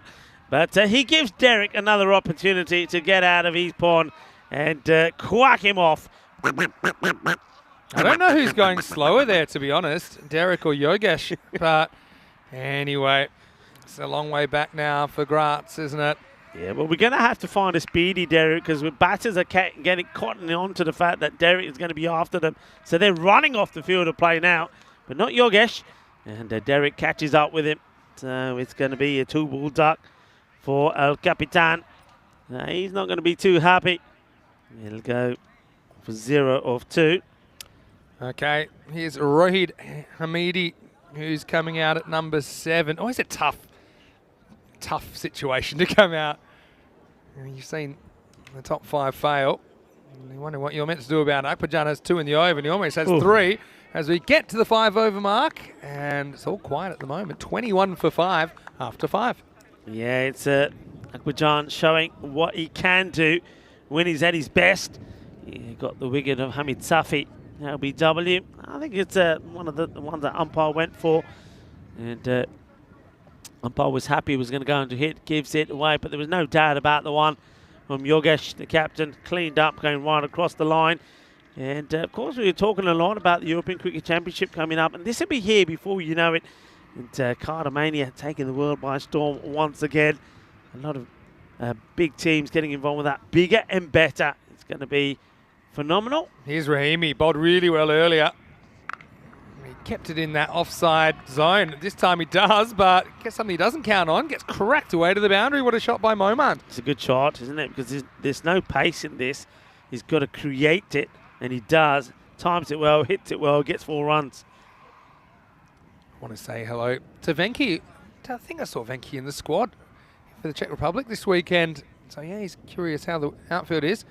Oh, that's such good bowling if you can pull this off. Probably goes for 4 anyway. But have a look at this from Rahimi. He's perfected this one. This is at Lovepreet's ball from Milan last week. It's coming down and almost bounces a second time. It doesn't. But credit to Momand, he deals with it. Oh, and I'm telling you what, that's not as easy to put away as you think. It almost actually takes off Leonard's head off as well. It's like the old double Yorker. Oh, once again, he's saying, what's going on with this guy?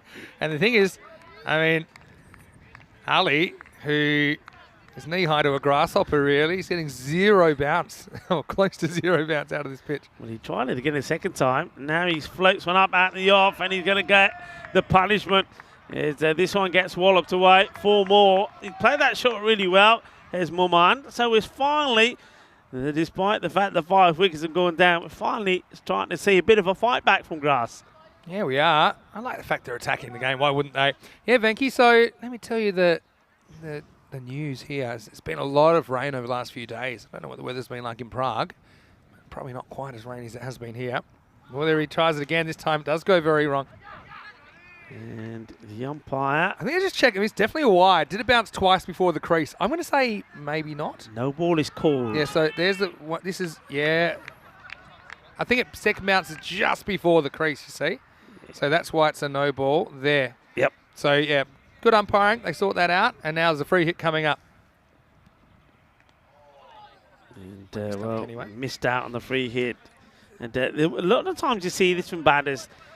They still are worried about staying in the crease. They forget they can't be stumped. Yeah. And if he was able to go out, he would have got hold of it. And now he plays it onto stumps. And Ali G takes a wicket. Well, it's been a real Bombay mix bit of bowling, isn't it? Like a packet of Bombay mix. You don't know what's coming out next.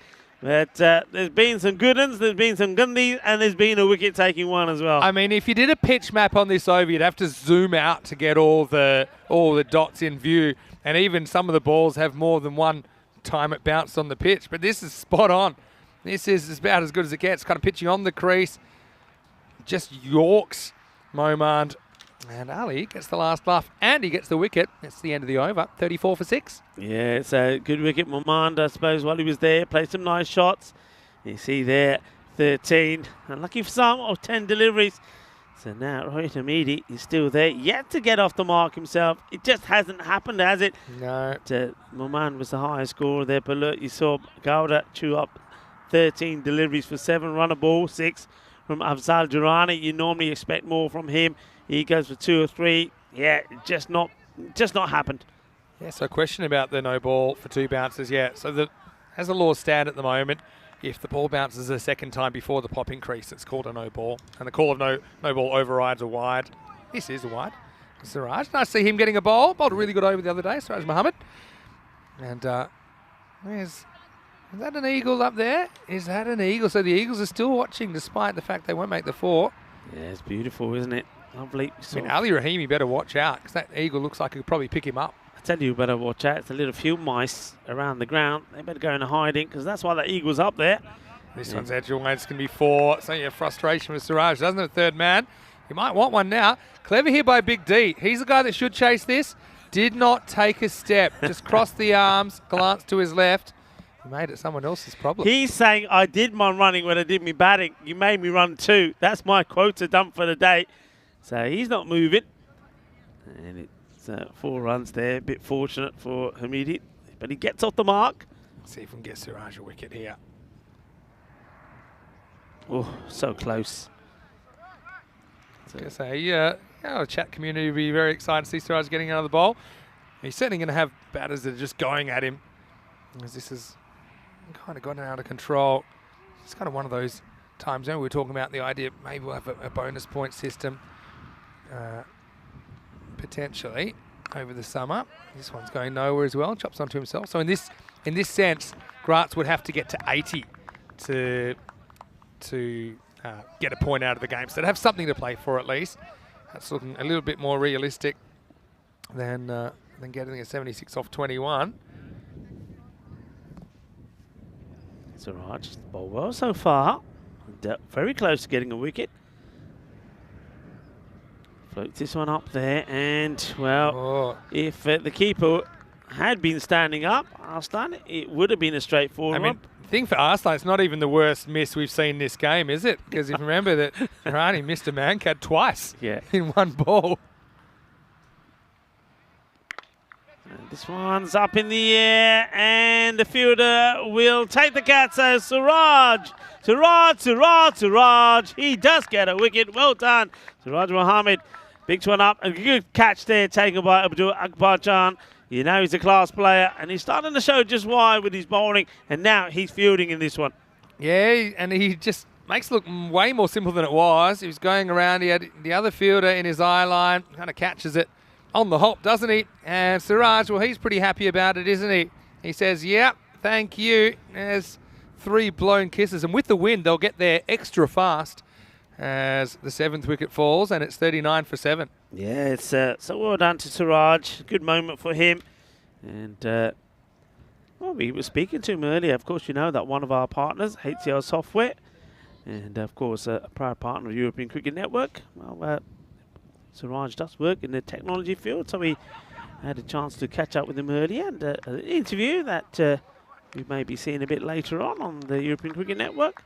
It's a lovely guy to speak to. It was good to see him out there playing cricket, very passionate about the game, and getting a good highlight there, picking up a wicket. As we take a look forward to match number 54, where the Pack Riders, they will be taking on Grass Cricket Academy, who will be bolstered, well, not so bolstered after this performance, but we'll be hoping to finish things on a high. Yeah, well, here's the thing. It's ride or die for the Riders because they need to win twice and win big twice. They've won the toss and elected to bat in match 54. They're going to want to put some huge runs on the board because they would have to win twice and improve their net run rate significantly. So the only way to do that is get kind of 160 plus, I'd say, and ideally do that a couple of times.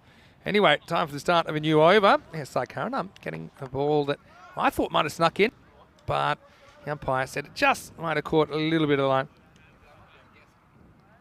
Let's have a look here. I won't get the best look. I'm going to say good call by the umpire.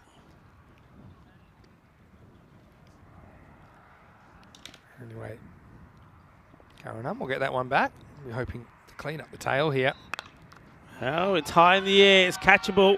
And, well, I say catchable, but it depends what side of the rope you're on, because this quite amazingly goes all the way. I didn't think he gets enough off this, but this is a good hit from Pandya.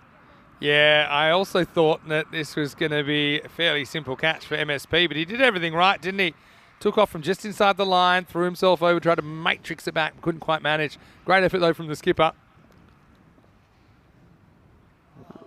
Gandhi ball, it's going to be a wide, and I think they think about taking this to a second run to make it 3 wide. They're checking this for height. Definitely is a wide. That is probably high for me. Yeah, you can see. I don't mind that because the square leg umpire is behind the batter, right? So probably doesn't get a great look of where the ball passes the waist the way that you do on the other side where the camera was. So I think that was done pretty well. So they'll get no ball plus a bye. And a free hit coming up. Yeah, free hit. This one gets played away. Have a look at the positioning of Arslan Arif. And what do you think? I mean, you're a specialist in that department. Is he standing too wide? I mean, why would you be standing so wide to a bowler's bowling this pace as sometimes it's to give them a target. So it's, okay, we want you to try and sneak it inside the tram line. But yeah, you don't want to get wrong-footed. That's the risk, I suppose. This one's high up in the air, and he's going to get lucky once more. MSP, once again, is the closest man to it. One was too far for him. On this one, a little bit too short, can't get there. Yeah, I mean, I think you're just looking at Arslan setting up there. I don't think there's too much wrong with it. You're taught to kind of start as a base position to have your left foot in line with your off stump. I think it's just maybe a stump or two wide of that at the moment. And so he skips the left and he grabs this. Yeah, so sometimes you will make adjustments though, but that's often a good starting point. What you don't want is kind of what he does there, to skip to your left and then have to deal with an edge which takes you the other way because it wrong foots you and it's a bit difficult to change direction. Current arms. Not the bad over so far. It was the 1-6 that was hit from it. And Hamidi plays and misses again. Yes, that's where he wants to be. That's, I think, why Arslan's setting up a little bit wider, saying, look, come on, bowl it straight at my gloves. Pretty much. That was perfect, wasn't it? The question as well about the wide that was also a no ball. If a ball can't be both. So if it qualifies as a wide and a no ball, the call's no ball takes precedence. 50's come up during the over, and here's the last ball, the 8th. It's played away. That should come back for 2, and they will. It gets chased down. In comes the throw. So Hamidi gets a couple. They do get into the 50 in this over, but there it's going to be well short. It's just a run chase that never really got started. You're right. It's like when you've pulled the car out of the station, you hear a little clunking noise straight away, and you just know, hey, it's not happening. As they've spent the entirety of this inning submerged well below that required rate. But it's all about taking your chances. That's what Vienna CC did very well. Just the 1 wicket in the power play, but yeah, since the 4th over, it's been raining wickets and no partnerships allowed to develop. Siraj gets the 2nd over. Well, here we go. I know his best figures are just a 1 for. Let's see if he can grab a cheeky little 2 for. I think he will, over here. I think he will. Starts well. And just dropping short of the fielder. Great effort, and end up picks it up anyway. But he wants the catcher up, Pajan. He knows how much it would mean to Siraj to get a 2 for. Yeah. And yeah, smothers it. Does get it in the hands on the bounce though. Siraj now to Hamidi, who's played a miss quite a few outside the off. Gets bat onto this and hands the strike back to Pandya, who's been the more aggressive. He's still looking to hit the boundaries, even though he knows the lost cause, really. Siraj eyeing up another wicket. And it's high up in the air, and this time it ends up in the vacant area. How many will they run here? Well, there's 2. Well, Big D, he was a proper statue job here. He thought that everyone else was like those animals where if you're not moving, they can't see you. Because this goes straight over his head, but he doesn't chase. Look, he just stands there and then looks around. Eventually, he has to go get the ball, and they get 2. Only when he realises that they're all this time saying, nah, you go for it. We're not moving either. We need to tell Big D that's the easiest way to keep warm is to run around. He doesn't seem that interested. Probably feels, you know, we've got this game well in hand, and I just hope that he doesn't get any frostbite or anything out there. I think he's just suggesting to Kanam, he says, if it goes there, it's yours. You got it? I think that was exactly what he just said to him. For the delivery. Well, this one ends up being a good take there from Arif. It sort of kind of rears up off it. Yeah, it really just shoots off, doesn't it? Shoots off the deck. Bounces between the crease and the stump line. Couple left in the spell for Siraj then. And this one was on the money, but the batter's got a good eye there. Pandya gets bat onto it. So he's not going to be the victim for Siraj. So will it be Hamidi? Last ball of Siraj's Spurs. Bowled very well, 1 for 12. Enjoying his cricket, isn't he, Siraj? That's what we like. He's a smart cookie as well, Siraj, like you say, in that technology sector. Here's the last ball of the over. Ooh, he always had a broken foot for his trouble. I'm glad that missed him, actually. So he'll finish with figures of 1 for 13, and over remaining in this one. Graz Cricket Academy, 60 for 7. Yeah, 60 for 7, so Vienna CC, the home side, looking to make it 2 out of 2 in a day, which is going to see them play in 3 matches. They will play the last match of the day, match number 55, which comes after the next match. Pack Riders are going to take on Graz Cricket Academy. So not going to get any easier for Graz, but Vienna CC will take on Pack Riders the last match of the day. What an important match that could be. Yeah, it could be. We'll have to see. Just looking at the bowlers they've used, I like, again, that Mark Simsbugger hasn't bowled himself, hasn't felt like he's needed to here. Akbarjan took 2 for 1, but he won't get a second over. So he's really trying to share it, make everyone feel a part of it. Anyway, Big D, this time he is off to the races. It's going to be a useless chase, though. That was always going to be 4. That might have been one to just sit and be a statue and make it someone else's problem, Daniel. Anyway, a boundary to start the 10th over. Nicely hit by Hamidi. Yeah, I think Big D probably is cotton on to what you're saying. The key to staying warm is to move. So he does have a bit of a sprint after this one. It was always going to the boundary, though. So 4 valuable runs for Hamidi. Raj with the ball in the 10th. This one goes sprayed down the leg side. Good take from Arif. Does get there. So it's another extra, another one to go on the board. It really has been a real sort of tiki-taka type of innings. Very few boundaries. No batter really has got going. What a good delivery that is from Raj. Nice one. Yeah, that's well bowled. Raj probably like to burgle a wicket late in the piece here as well. He doesn't actually have a wicket as yet on ECN. See if he can do it here. He still doesn't with 3 balls to go.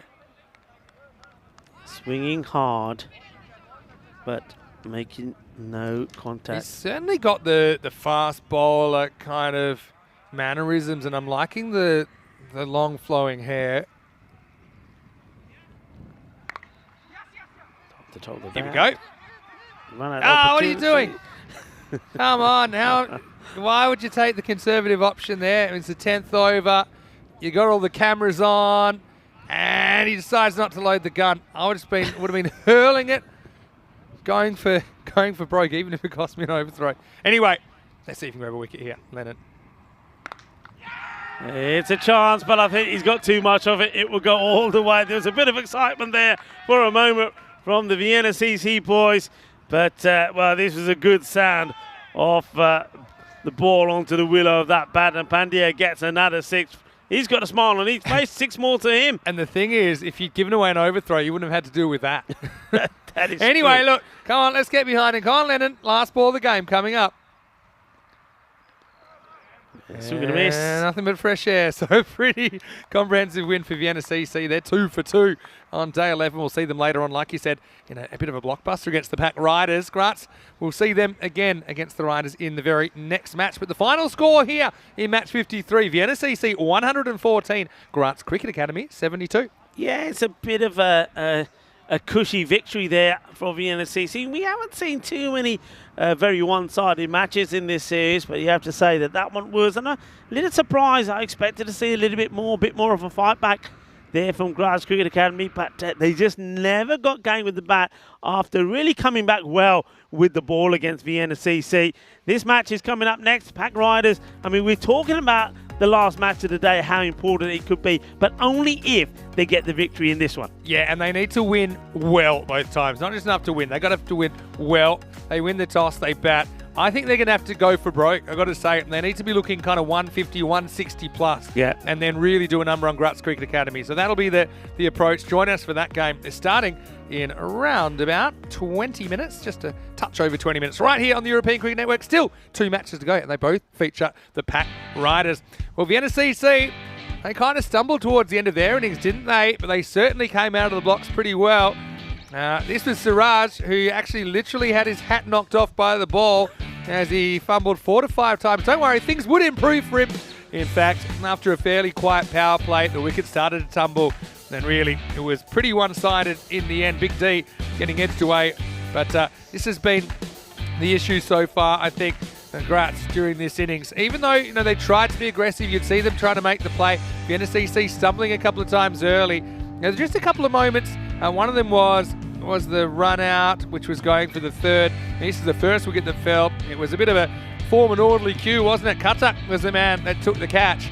But there's a few key players. One of them is Durrani, and he was run out going for the 3rd. And this really was the beginning of the end, wasn't it, for GCA? Yeah, it's a little bit crazy, this really. I mean, I suppose what they were thinking there, well, we're not getting any boundaries. Let's try and do the acceleration with the running. And Ali G, though he doesn't take the ball cleaning in his hands, he makes a good little stop, good fancy footwork, gets the throw in, and the man that you see there taking the catch, Arslan Arif, made no mistakes when he was doing the running out duty as well. So smiles, nice to see smiles on the face of Arslan Arif, and he'll have one more opportunity later on to finally get maybe some runs on the ball with the bat as well. As will that man, Abdullah Akwajan, who was a bit more like him when he was out there with the ball. I think he bowled really well. That was a nice moment where Big T was appealing for what he knew was a bump ball, and Arslan was saying, stop appealing, give me the ball, I can run him out. It was not to be, but it didn't matter because Akwajan got him clean bowled anyway. Rahimi had the proper licorice all sorts, to be honest. Some of them didn't come out very well, but some of them did. This is an example of the former, which was definitely coming down to maybe hit the bottom of the stumps. Pretty good adjustment. He's saying, hey, I like the batter saying, hey, can he do that? He's like, well, he can. He just did, but luckily he hit it before. That one was lifted away. But then Ali came back with a pretty good Yorker, did the job.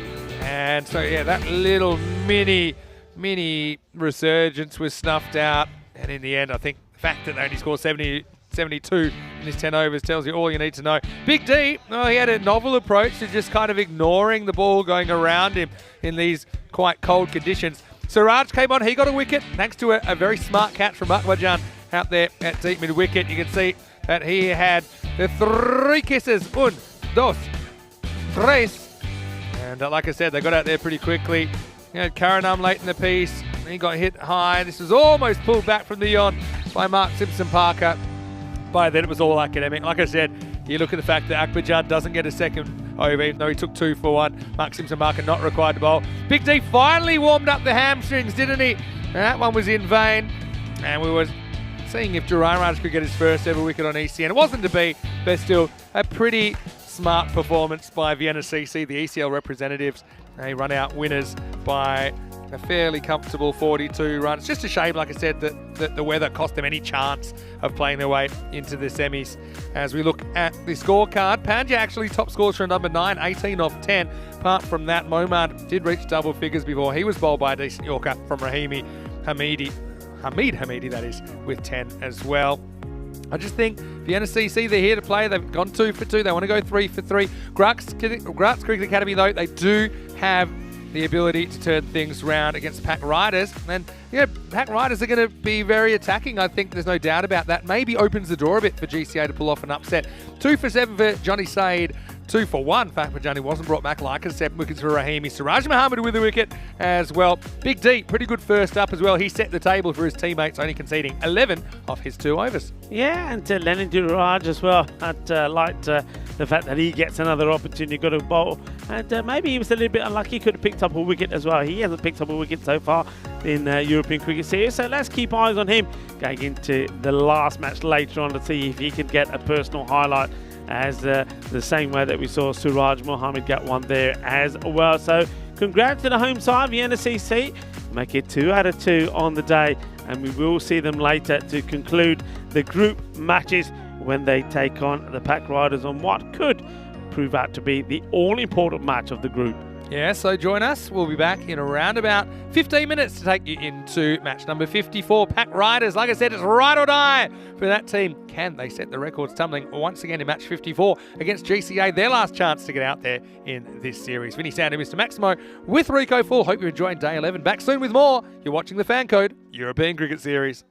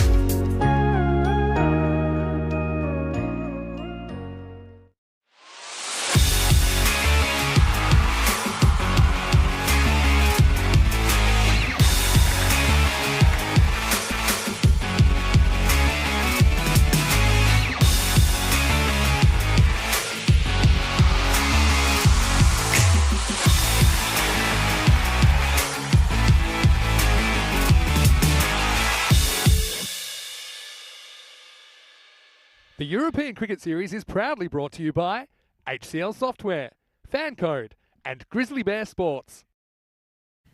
Hello and welcome back to Austria. Vinny Sandu here, Mr. Maximo, back with you for day 11. Still 2 matches to go today, and I'm going to roll into match number 54 now. This should be a pretty interesting clash as well. Pack Riders are here. They're taking on GCA Graz Cricket Academy. Now, Pack Riders, if they play outstanding cricket, and I mean outstanding, they possibly could still snatch a place in the 4. But I think the coin toss is going to be important in this one. Let's see what happens. Tyrone Peters has the 2 captains. Graz to call. Heads a call. It's tail. We will bat first. Okay. So the news from the toss is Pack Riders have won the toss. They've elected to bat. I don't mind that because I think that if they are to qualify, they have to win both remaining games tonight, plus they have to move their net run rate a lot. And one way they can do that is by batting the 10 overs and making a big score. It'll have to be a big score though. Abdurrahimzai's been really great for Pack Riders, hasn't he? And also you look at Zishan Arif, someone like him, he could easily open. You've got plenty of options there, I think, and scoring plenty of runs hasn't been a problem so far. Remember, they did pull off the highest ever chase seen on ECS. They did that just 6 days ago. For GCA though, and it's been an interesting time, I think I've really enjoyed watching their development as well. Gives them one more opportunity, I suppose, to get out there and show what they can do. And they can kind of play the role of spoiler here. Again, they just need to go out there, they need to attack. Again, cloudy but not wet, so I suppose fielding a little bit easier, and that's going to be important as well. They might just sense an opportunity here, because if Pack Riders go over aggressive, trying to score a big score, kind of 160s to 180s, then it could backfire, and maybe that brings GCA into the game a little bit. Let's get ready for the first ball then. Rico Full will be the next voice that you hear. News from the toss in match number 54 is that Pack Riders, they're back, they've won the toss, they're living on a prayer, they're going to bat first. Let's see what happens. Should be really exciting to watch. Over to you, Rico. Yes, it will be an exciting one, an important one. The Pack Riders, not only do they want to win, but they're looking to win in style. I think Rahula Abdurrahimzai will be key again for them. Of course, remember, he was a hero in that match that you heard Vinny Sandu refer to, the highest run chase that we've seen on a European Cricket Network, when they chased down the 163 that was posted by the Eagles. The Eagles, who we saw earlier today, they were unsuccessful in their 2 matches, but Pack Riders will be hoping that they are successful and that they can have a good day here. I mentioned Abdurrahimzai. I think the likes of Zishan Arif is going to be pretty key as well, and they'd be pleased to have Amir Naeem back in their side. He was missing the last time that we saw them, and he gives them that extra firepower at the top of the order. Graz Cricket Academy, well, they need to bounce back strong, don't they? I think it was a lacklustre performance from them. Durrani, Gowda, Malaga, even Safi himself. Nobody really got going. I suppose the only highlight in that last match came from Pandya, who was good with the ball, and well, he was the highest run scorer for them as well. They need to be better in this one. The Riders, they need to be good, and they need to win. And Abdurrahimzai, he is right at the top of the order in terms of runs scored. Top of the order in this one as well. 168 he has scored. Zishan Arif, look out for him. He's an exciting player with bat and ball. He'll be useful. And of course, don't forget Kyle Kailash. He's another man that on his day can really perform. So they've got the firepower, and they're going to need it here today, because they've got to win their remaining 2 matches and win them with style, and see if they can pip the Indian CC Vienna boys to 4th place in the standings and make it through to tomorrow's finals day. So let's get ready for the action. We join umpires, umpire Damindra and Avindan out there in the middle, with umpire Praveen. There's the 3rd umpire. All the umpires been very well led by the tournament referee as well, as you saw out there for the coin toss, Tyrone Peters. Here's the first delivery, and it will be Hamid Safi to bowl it. And it starts with the wide. It's Hamidi takes the ball. And, need to tidy up on these, really. They've been out there already once before, so there shouldn't be too many extras. Bowlers haven't got the wind to contend with. That sometimes can be the issue here at the Seabarn Cricket Ground. In the air, and gets enough of it. Chases on, but in vain. 4 runs. So Naeem is up and running. dangerous hitter of the ball. And just opens the face of the bat, doesn't he? He knows where the fielders are, knows he wants to go over them, and he does. So gets 4 straight away.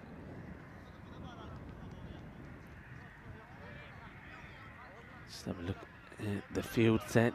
See that long on is back on the boundary. And so is mid-wicket to Naeem.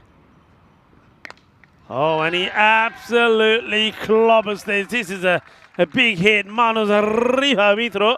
Porque eso es 6 carreras. Que guay, que grande. Ese golpe es muy dulce. Más dulce de tarta de chocolate. 6 carreras. And he's got a very interesting stance, isn't he? He stands right in front of his stumps. He's basically challenging the bowler to go for the stumps, to go for the pads. Just look where he stands. You can't see those stumps at all. And, a good comeback from the bowler. Banks this one short. And, well, wide being signalled for over the batter's head. Let's see this again. Ooh, I think that's definitely one for the over. I don't think it's quite over his head. I don't think it's a wide. But it has been called. Tough call that for the bowler. You can see he wasn't happy about it, Safi. This one gets played away. So, of course, with that call, it also constitutes as one for the over in terms of height. So, can't bowl another short delivery.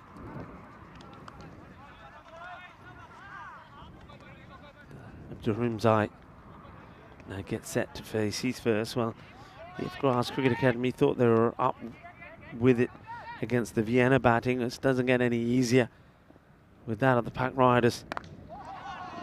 Not a bad delivery. It's one of those where the batter, if he pleases to, can step inside it and look to take the wide, because it was always going to miss the leg stick. It sort of follows it as it follows him. Gets bat onto it, takes a single.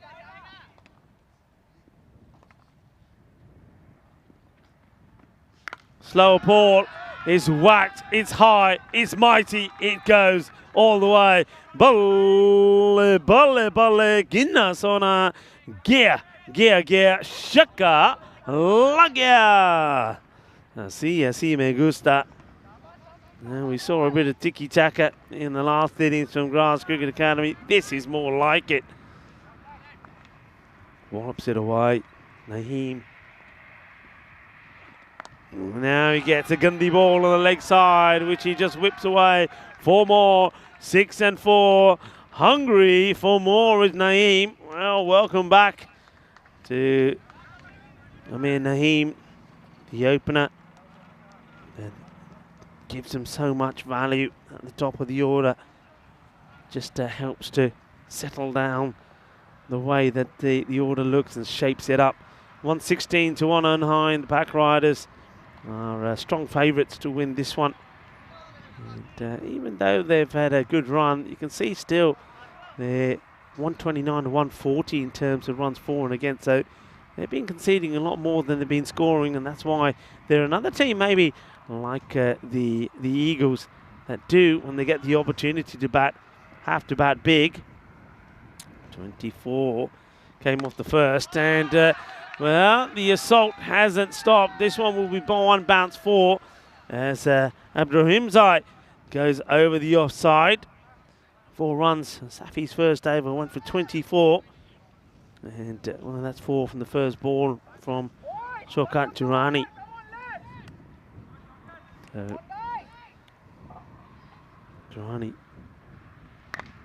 This has been hit. Is it going to be catchable? Yes, it is, and is well held as well. Miwanda Momand takes the catch.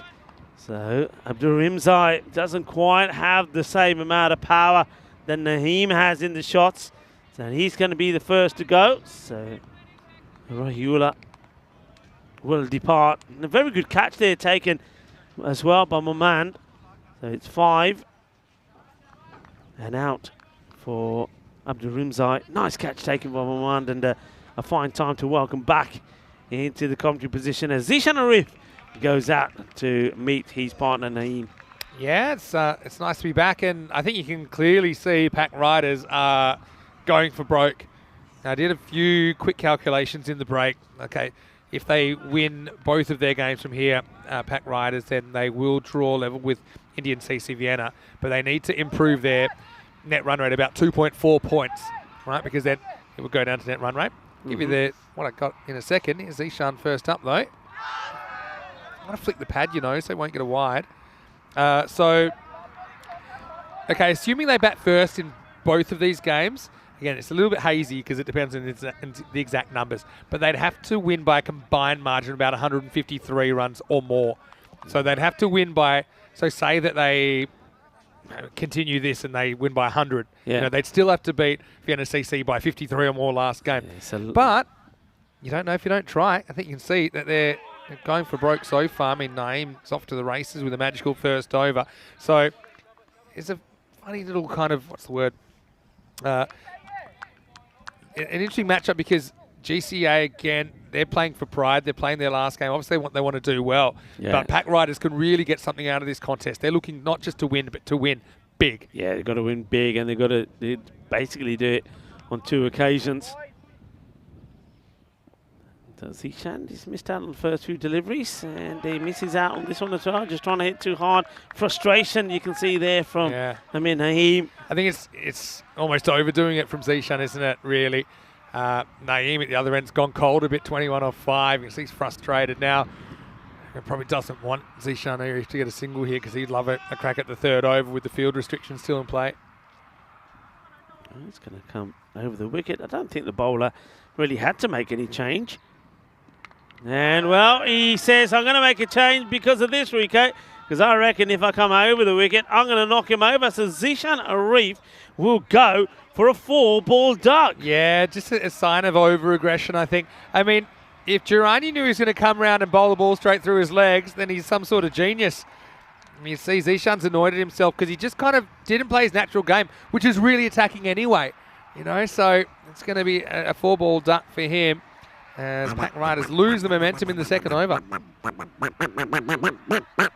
Well, I tell you what, Derek has taken a liking to the Arif brothers. Not only was he was golden for his brother Arslan, and now he's ducking off, if you like, the other Arif, and his Zishan, who's very frustrated. He's played and missed, and then the straight one right up in the block hole. Yorker length delivery. We haven't seen too many of those. Knocks him over. So really, that's another good batter that he parts. So here's what I'm talking about. Pack Riders, they're 10 points. With 2 wins, they go up to 14. It'd be nice to have seen that for a little bit longer. But then you've got 2 teams on 14 as it is. You've got ICCV up at about plus 1.4. And then from memory, you've got cricketers above that at like plus 2.1. So you're just trying to get to 4th place. You need to not just get the 4 points for your Pack Riders. You need to improve that net run rate by quite a lot. Like I said, an average margin of victory of over 75 runs per match required. So anyway, Naeem was on. Now he's got Pandya coming to him in the 3rd over. Pandya bowled a very good spell. I love this in the last match. Pandya trying to point where the batter is. But yeah, okay, he sneaks across a bit. But it's so wide outside the tram line that I think still wide. Yeah, what a good over that was from Durrani, by the way. Picking up there's 2 wickets and only conceding just 4 runs. Bit of a momentum killer, wasn't it?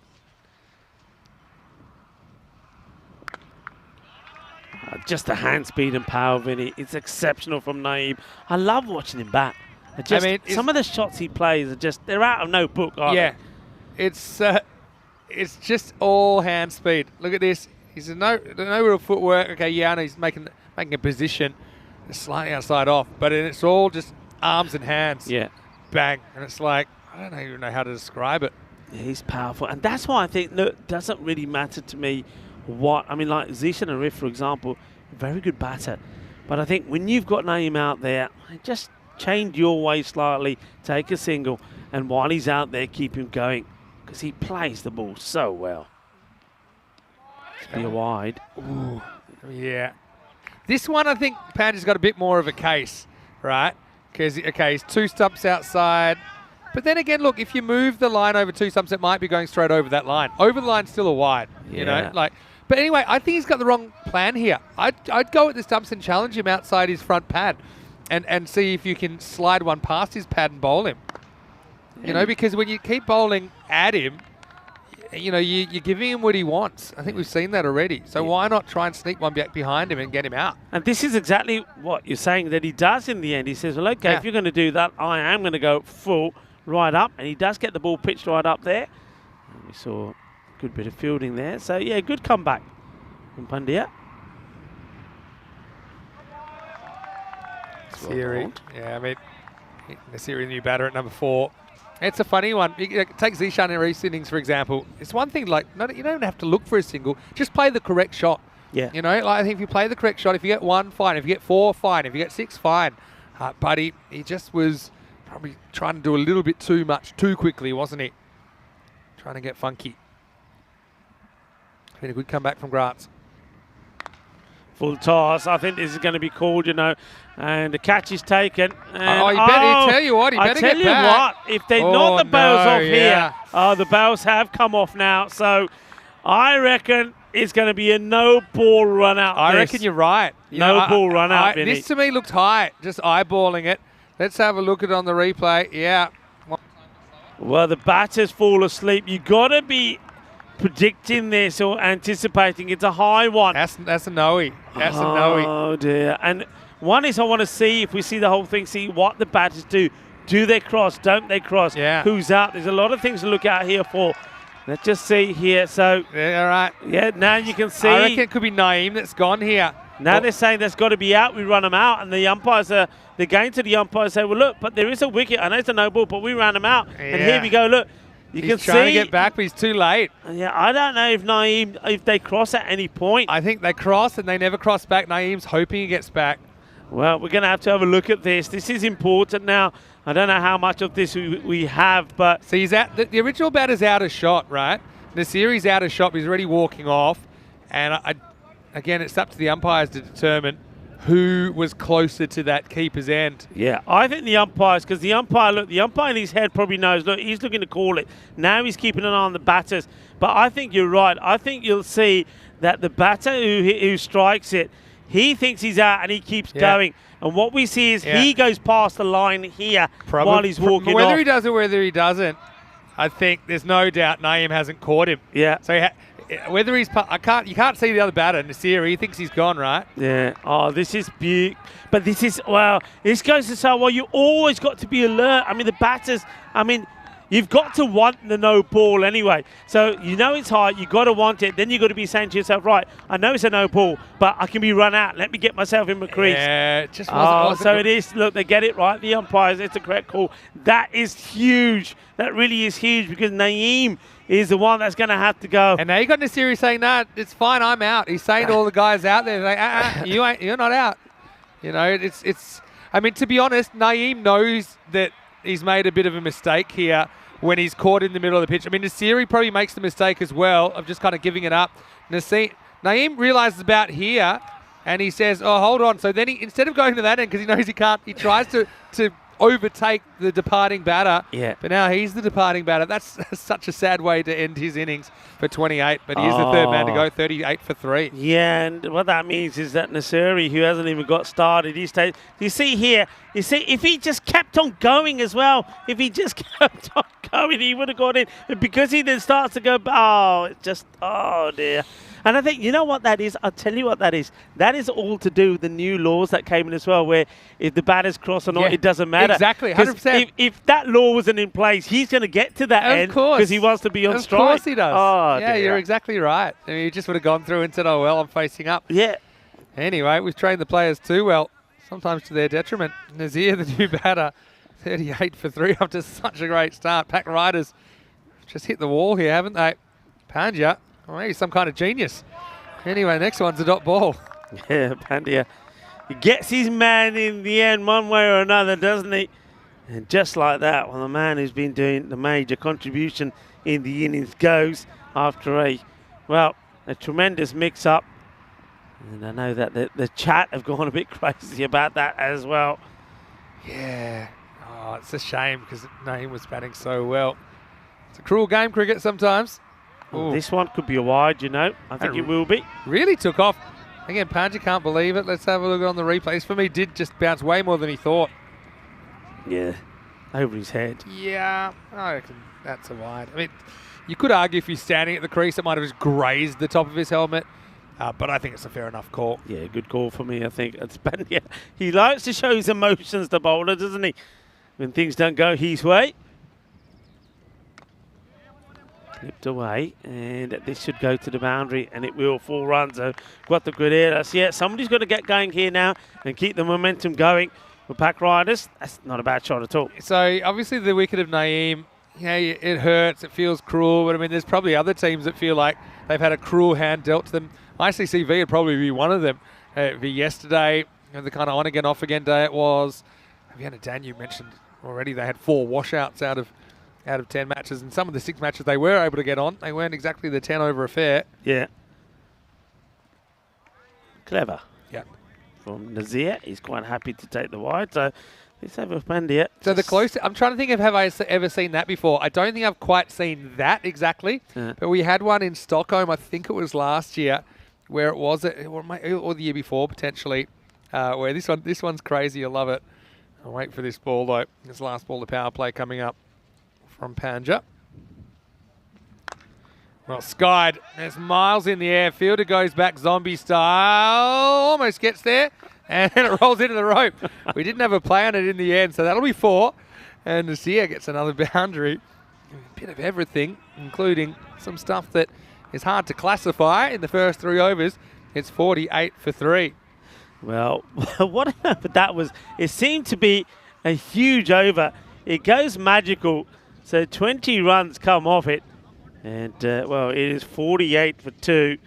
And yeah, in terms of score, great. But they have lost the wicket of Naeem. That will hurt them. 2 magical overs. Yeah, let's have a look one more time. This is I suppose, the controversial moment. There's no question the ball is alive the whole time, because it's not like they've left and they're not attempting a run. Yeah. When he leaves his crease there, they're attempting a run. Once you start that way, you can't then kind of takesy backsies. And Naeem is then just walking off, but you're out of their ground. The ball's live, so that's what it comes down to. Now we see a very tight single. Yeah, so the closest thing I've seen to that, I think we're in Stockholm, and there was a free hit, right? Yeah. And it was hit, and everyone forgot it was a free hit. I think including the umpires, but it was caught. Yeah. And the ball was even rolled back, and the batters had walked off, and the fielders had thrown the ball back to the umpire. Oh, I reckon he gets a little something on this, you know. It'll go for 4, but let's wait on the signal from the umpire, because I feel this is off the glove. Yeah, Anyway. it goes quickly, doesn't it? Let's see if there is a signal. I mean, did it go for 4? I thought it did go for 4. Yeah. It is 4. It's just 4 runs given, so maybe a tough chance down the leg side there for the keeper, Hamid Hamidi. Yeah, 4 runs, so... In the long grass. So, yeah, I think you can tell that was 4 from the reaction. Yeah, so in the end, it was a dot. It wasn't even a 1, because even though they went to run, they never completed the run. No one ran them out. It happened. And it was just a dot. So, yeah, it's just one of those things. You got to be careful. And it just comes down to the awareness of the situation. Neither batter was aware. If even one batter was aware, and see, Naeem was aware, but it was too late. Yeah. You know, then you can say, hold on. Anyway, this is up. It's in the air. Fielder has a long way to go. Drops it. And, that's Hamid Safi out there. It made pretty good position. But this is the thing, catching the cricket ball. If you're even a little bit out in the middle of the hands, typically they'll spring out, especially when they're that high. Yeah, Nazir gets lucky. I mean, that does everything right, doesn't he? The fielder gets it straight into his hands, but out it pops. Opportunity goes. A bit of a big swing here. Yeah, so this is why, I mean, they both could have been more aware. The striker, Nasiri, could have run and yelled at Naeem to run, but instead he just stopped running, thinking he was out. Naeem should have been aware of that possibility, because he saw how high the ball was, and he should have run through the other end. So it was avoidable. It was just, I suppose, it's a high cricket IQ thing, but in the end it's cost them a key wicket in a game that they need to win by a lot. Yeah, one thing you'll see is that good teams, good players, they'll always make sure. So the good batters would always say, right, it should be, but I'm going to make sure I'm back in. Fielding side and say, well, it may be a no ball, but we're going to try and get the run out if it's not. Was he going to be out then? Oh, this is close. What is going on here? I think he's stranded outside his crease here, I think Nazir. so. Let's have a look. Oh, that's the end of the over. He's almost... Oh, he just gets back in. But then what happens here? So actually, he's clever because he wouldn't have been out either time. End of the over. Time to take a breath. 55 for 3 off 4. Well, Dave B thinks he's once seen 2 run-outs in 1 ball. Well, I'd love to hear how that was possible because on the first wicket, the ball becomes dead. So, I mean, there are some ideas to maybe have double plays in cricket and have some kind of out of the box thinking. But, I mean, in that case, as soon as the wicket's broken and there's nobody in that ground, whoever is closest to that ground, the keeper's ground there, was going to be out, and that was Naeem on that occasion. I'd like to hear about the time that you thought two batters run out in 1 ball. I suppose it could be if there was like a Mancat and run out the next ball. He kind of got 2 run outs in 1 ball. That's probably the closest I've got. Anyway, all hands here.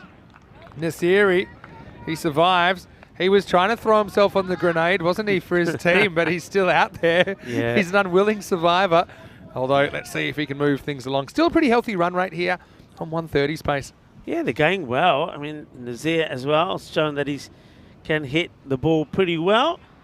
So they're still in a good place. Grass, though, you know, pick a few more wickets here. They could really put a halt on the Riders.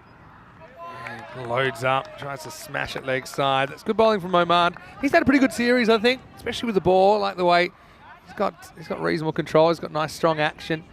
Little mid-pitch conference. It's a tough one because, yeah, they went out there wanting to score big runs and they had a great start, didn't they? That magical first. Okay, things went a bit south in the second, but the third, although they lose Naeem, they did get a lot of runs. But when you want to win by 75, I mean, they're not even to 75 yet, then they can start counting. Anyway, this is going to be a boundary nicely hit by Nazir. Whatever Nasiri said, well, it worked. Good coaching. He has a little bit of length, and he actually just watched this one a little bit closer. Even though he takes the risk, he gets away with it, and he gets 4. Yeah, that's the key to that one, isn't it? He actually waits, so he gets the bat up, ready to swing, but just pauses for a second before he gets into the swing. Makes good contact. Yeah, so essentially, 75 average margin in the next 2 games. This is the one you'd think there's the potential it could be a lot more if they can really do a number on Gratz, who essentially, a little bit low on confidence, particularly with the bat. We saw their batting kind of fall away in the last game against Vienna CC. That's a better delivery. Yorker length from Mamand. So now he's bowling to Nasiri, who hasn't quite got one out of the middle yet. Well, this one goes high. Not sure it's carrying, though. Your bowler goes after it, and he actually gets hands to it. He got 2 coming the other way, and we always have a run out. And now we've got overthrows. Still going. Count them. Oh, the error's here. I'm the wicket keeper. If he had stayed put, Vinny, that's a run out. He knew, but there was no one there. So the keeper says, you know what, I'll have a go. It wasn't going to carry to the outfield. So the keeper actually goes after this as well, saying, all right, let's go. You'll probably see him coming out there. And then he gives up. And then he finds himself, because I've got to get back. And then he does the right thing. He leaves it in case he hits the stumps. And then in the end, they get 3. Oh, just your classic ECN 3. Oh, I love it. Yeah, the throw gun to the end with the keeper. I like the way the keeper, when he's once past the stumps, he realises he's not going to get there, thinks, nobody home, tries to get back. But he did the right thing to leave it, just in case it did hit the stumps. Anyway, no one's getting that because that's absolutely smashed. Nasir gets the strike back on a rare triple, and he puts this one out of the park. 70 for 3 after 5. Yeah, and in goes the fielder to retrieve it. And he's pretty confident. He knows where it is. And which way is it? Get the jammer. Does someone know? Left or right? Well, Pandya is in there. I reckon he's going the wrong way. I reckon he needs to go the other way. Looks like they're going to say, Aja Bapa's going up. You can look at. And Kyrgios just say, tell me where it is. Tell me which way to go. Kyrgios is trying to help. Say, that way. He's going the wrong way. Oh, well. In the end, he gets told to come back. And he does come back. And, well, there's a couple in there that haven't been retrieved yet. So you know when they find one, it may not necessarily be the right one. Yeah, exactly. That was the end of the over, by the way. So halfway point, 70 for 3. 15 came off that one as well. Meyer said, bit surprised no one went to cover the keeper's end stumps when the keeper went for the catch, but I think they might have had their head blown off. Anyway, the next one is just going to be 1. Oh, they're pushing for 2. They won't get there. Yeah, Dave's talking about, the South Africa versus Australia 99 semi-final run out, Alan Donald and Lance Klusner. That's the blooper he's talking about. But that wasn't too bad as run out off the one ball. It was just the one run out, right? Out. Yeah, Plum. Go on. I like the 3 seconds the umpire takes to think, but he probably didn't have to use the full 3 seconds because that was back pad in front of middle and a very simple decision. This here, though, does a good job, I think, as he smashes a quick fire 25, but change of pace gets him here. Yeah, that's pretty comprehensive. And, yeah, look who it is. It's Shahad Afzal chipping in with the wicket. Productive partnership, though. They're going to have to keep going for it. Riders, and they lose the 4th. It's 71 for 4. Yeah, Nazir. Well, we all know his least favourite fruit. It's plum, because that was plum for the moment it hit. There was no way he was going to get away from that. But, yeah, you're right. It's been a good contribution. I mean, he came out there when the likes of Amir Naeem had lost his wicket, and he needed to keep the acceleration going. And, well, I haven't seen an LBW plumber than that in a long time, I have to say. But, yeah, good contribution. Makes it quick fire 25, as you said. And that means that Sikandar Hyatt now comes out. Now, this guy has given us a highlight or 2 before, including destroying our banner. Yeah, that's he true. can hit the ball pretty well, so he's not a bad runs. he goes down. So Nasser will have to go back to his mark.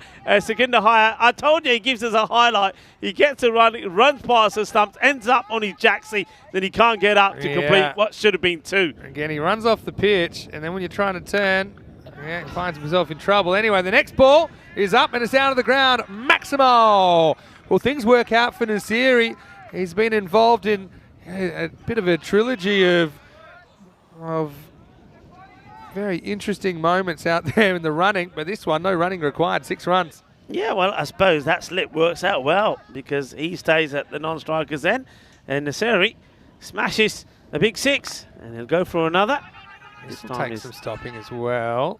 Fielder does well to keep it to 1. Yeah, so Sikandar Hyatt now on strike. Yeah, this guy, he has, well, if I remember correctly, very little bat lift, but he hit some amazing shots. Yeah, he's powerful forearms. There you go. I think there's not enough, or is it? No, he's picked out the field and he's gone. And it's spiked in there by Hamid Safi. Still not too happy he dropped one earlier, but this time he's able to gather it. So how about this little contribution from Shahzad Afzal? And here's the thing. Graz, they don't just want to be some sort of statistics padders here. They want to win this game. They want to finish with a win. Yeah. So don't forget that. And they're in a pretty good position at the moment, taking those 5 wickets, even though the run rate probably a bit more than they would have been comfortable with, but it's 79 for 5 after 6. Afzal with 2 for 9 in that over. Yeah, Afzal, he did get pumped for 1 big 6, but he still takes 2 wickets.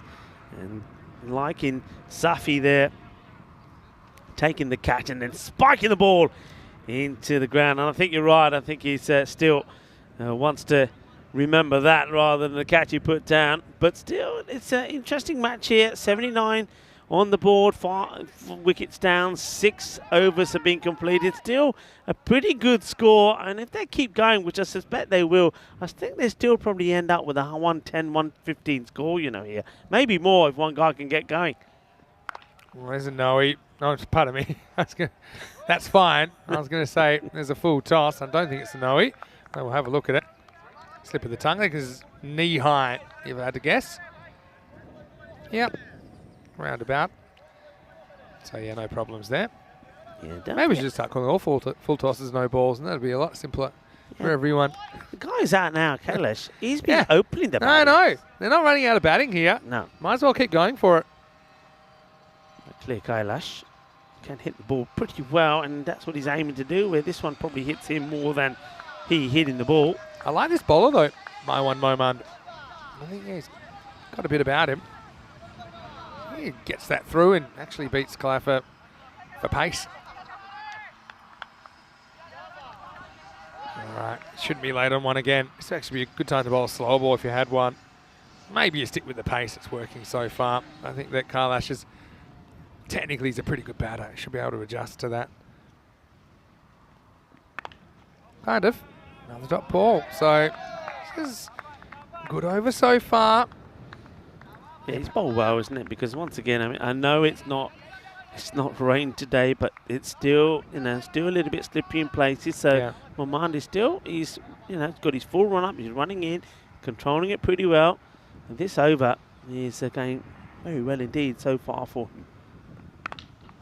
But it was. Yeah, that's a great shot by Kailash. Third time lucky. Maximo! Well, little by little, he gets where he needs to be. And this is actually one of the shots of the day, Rico. Yeah, it's a great shot. And it sounded epic, didn't it? Once he hits the bat. What a beautiful shot this is. And look at the elevation. And, well, a little pose there for the cameras as well. Delightful shot.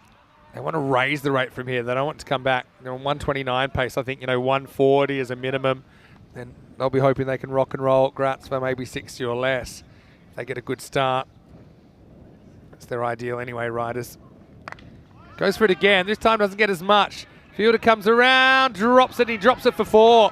So, Kailash has a bit of luck, and Pack Riders survive. Oh, dear, oh, dear. Well, he has time, and that's Rohit Hamidi. Gets himself into the position, and we'll talk about heavy hands with that ball. It hits his hands and goes to the boundary. 4 runs, a bit of luck. And Kailash, you don't want to give him too much luck. He does take the catch on, which, good for him for doing that. He could have let it bounce and probably would have kept it inside the field of play, but he got in a reasonable position. But then, it's a bit like Safi's earlier, just not in the middle of the hands. That was pushed out of bounds. Slower ball. It's clever bowling. And, they'll just get 1 this time. So Kailash has an interesting time there in the 7th. Moman goes wicketless, probably scratching his head as to how. But after 7 overs, the score is 91 for 5. And I know we've had a little bit of discussion about the ECIs, of course. We had Venki in the chat, Venkatesh Magashayam from the Czech Republic. He was asking what's the outfield like. It's been pretty average, I'd say. It's above average for a ground that's taken so much water. But yeah, I'd say about 7 fours per innings we're getting, which is about average. So Austria, we haven't talked too much about their team today. Mark Simpson-Parker hitting form at the right time. Yeah. You got Razmal Shigawal leading the side. We know how classy he is. Yeah, anyway, let's get on with the last 3 overs now. 8th over coming on, and Afzal, he took 2 for 9 in his first over. He's being brought on again in the 8th. Yeah, you're talking about men in form. Don't forget, of course, you got Sahil Sadran there as well, who's been in great form. I mean, Javid Zadran with the bat as well. His last 2 knocks being 50s as well. Wants to run and get sent back. Probably would have got 1 there. But meanwhile, you've got Nasiri still there. Survivor from that kind of 3rd over incident. Just nothing on this one. And yeah, I think I like Nasiri, don't get me wrong. I think Naeem is back in the shed here going, that should be me out there. And how many would I be on right now if I bat another 4 or 5 overs? Yeah, you can see Afzal, he's really pumped, isn't he? He's bowling so well. That's another one to get through. What a good little period this has been with him bowling, just keeping it nice and tidy. Yeah, they got off to an absolute flyer, don't forget. 24 came with the first over, then it was a superb second over from Durrani. Good zone. Right off the toe of the bat. What an over this is. Yeah, like I say, Graz, they're not too worried about calculations. They're trying to win this cricket match, and right now they're putting themselves in a pretty good position to be able to do that. The bats will have to fire, though. Last ball, the over. This is hit onto the foot. I don't know if it was on the full or not. Doesn't really matter now.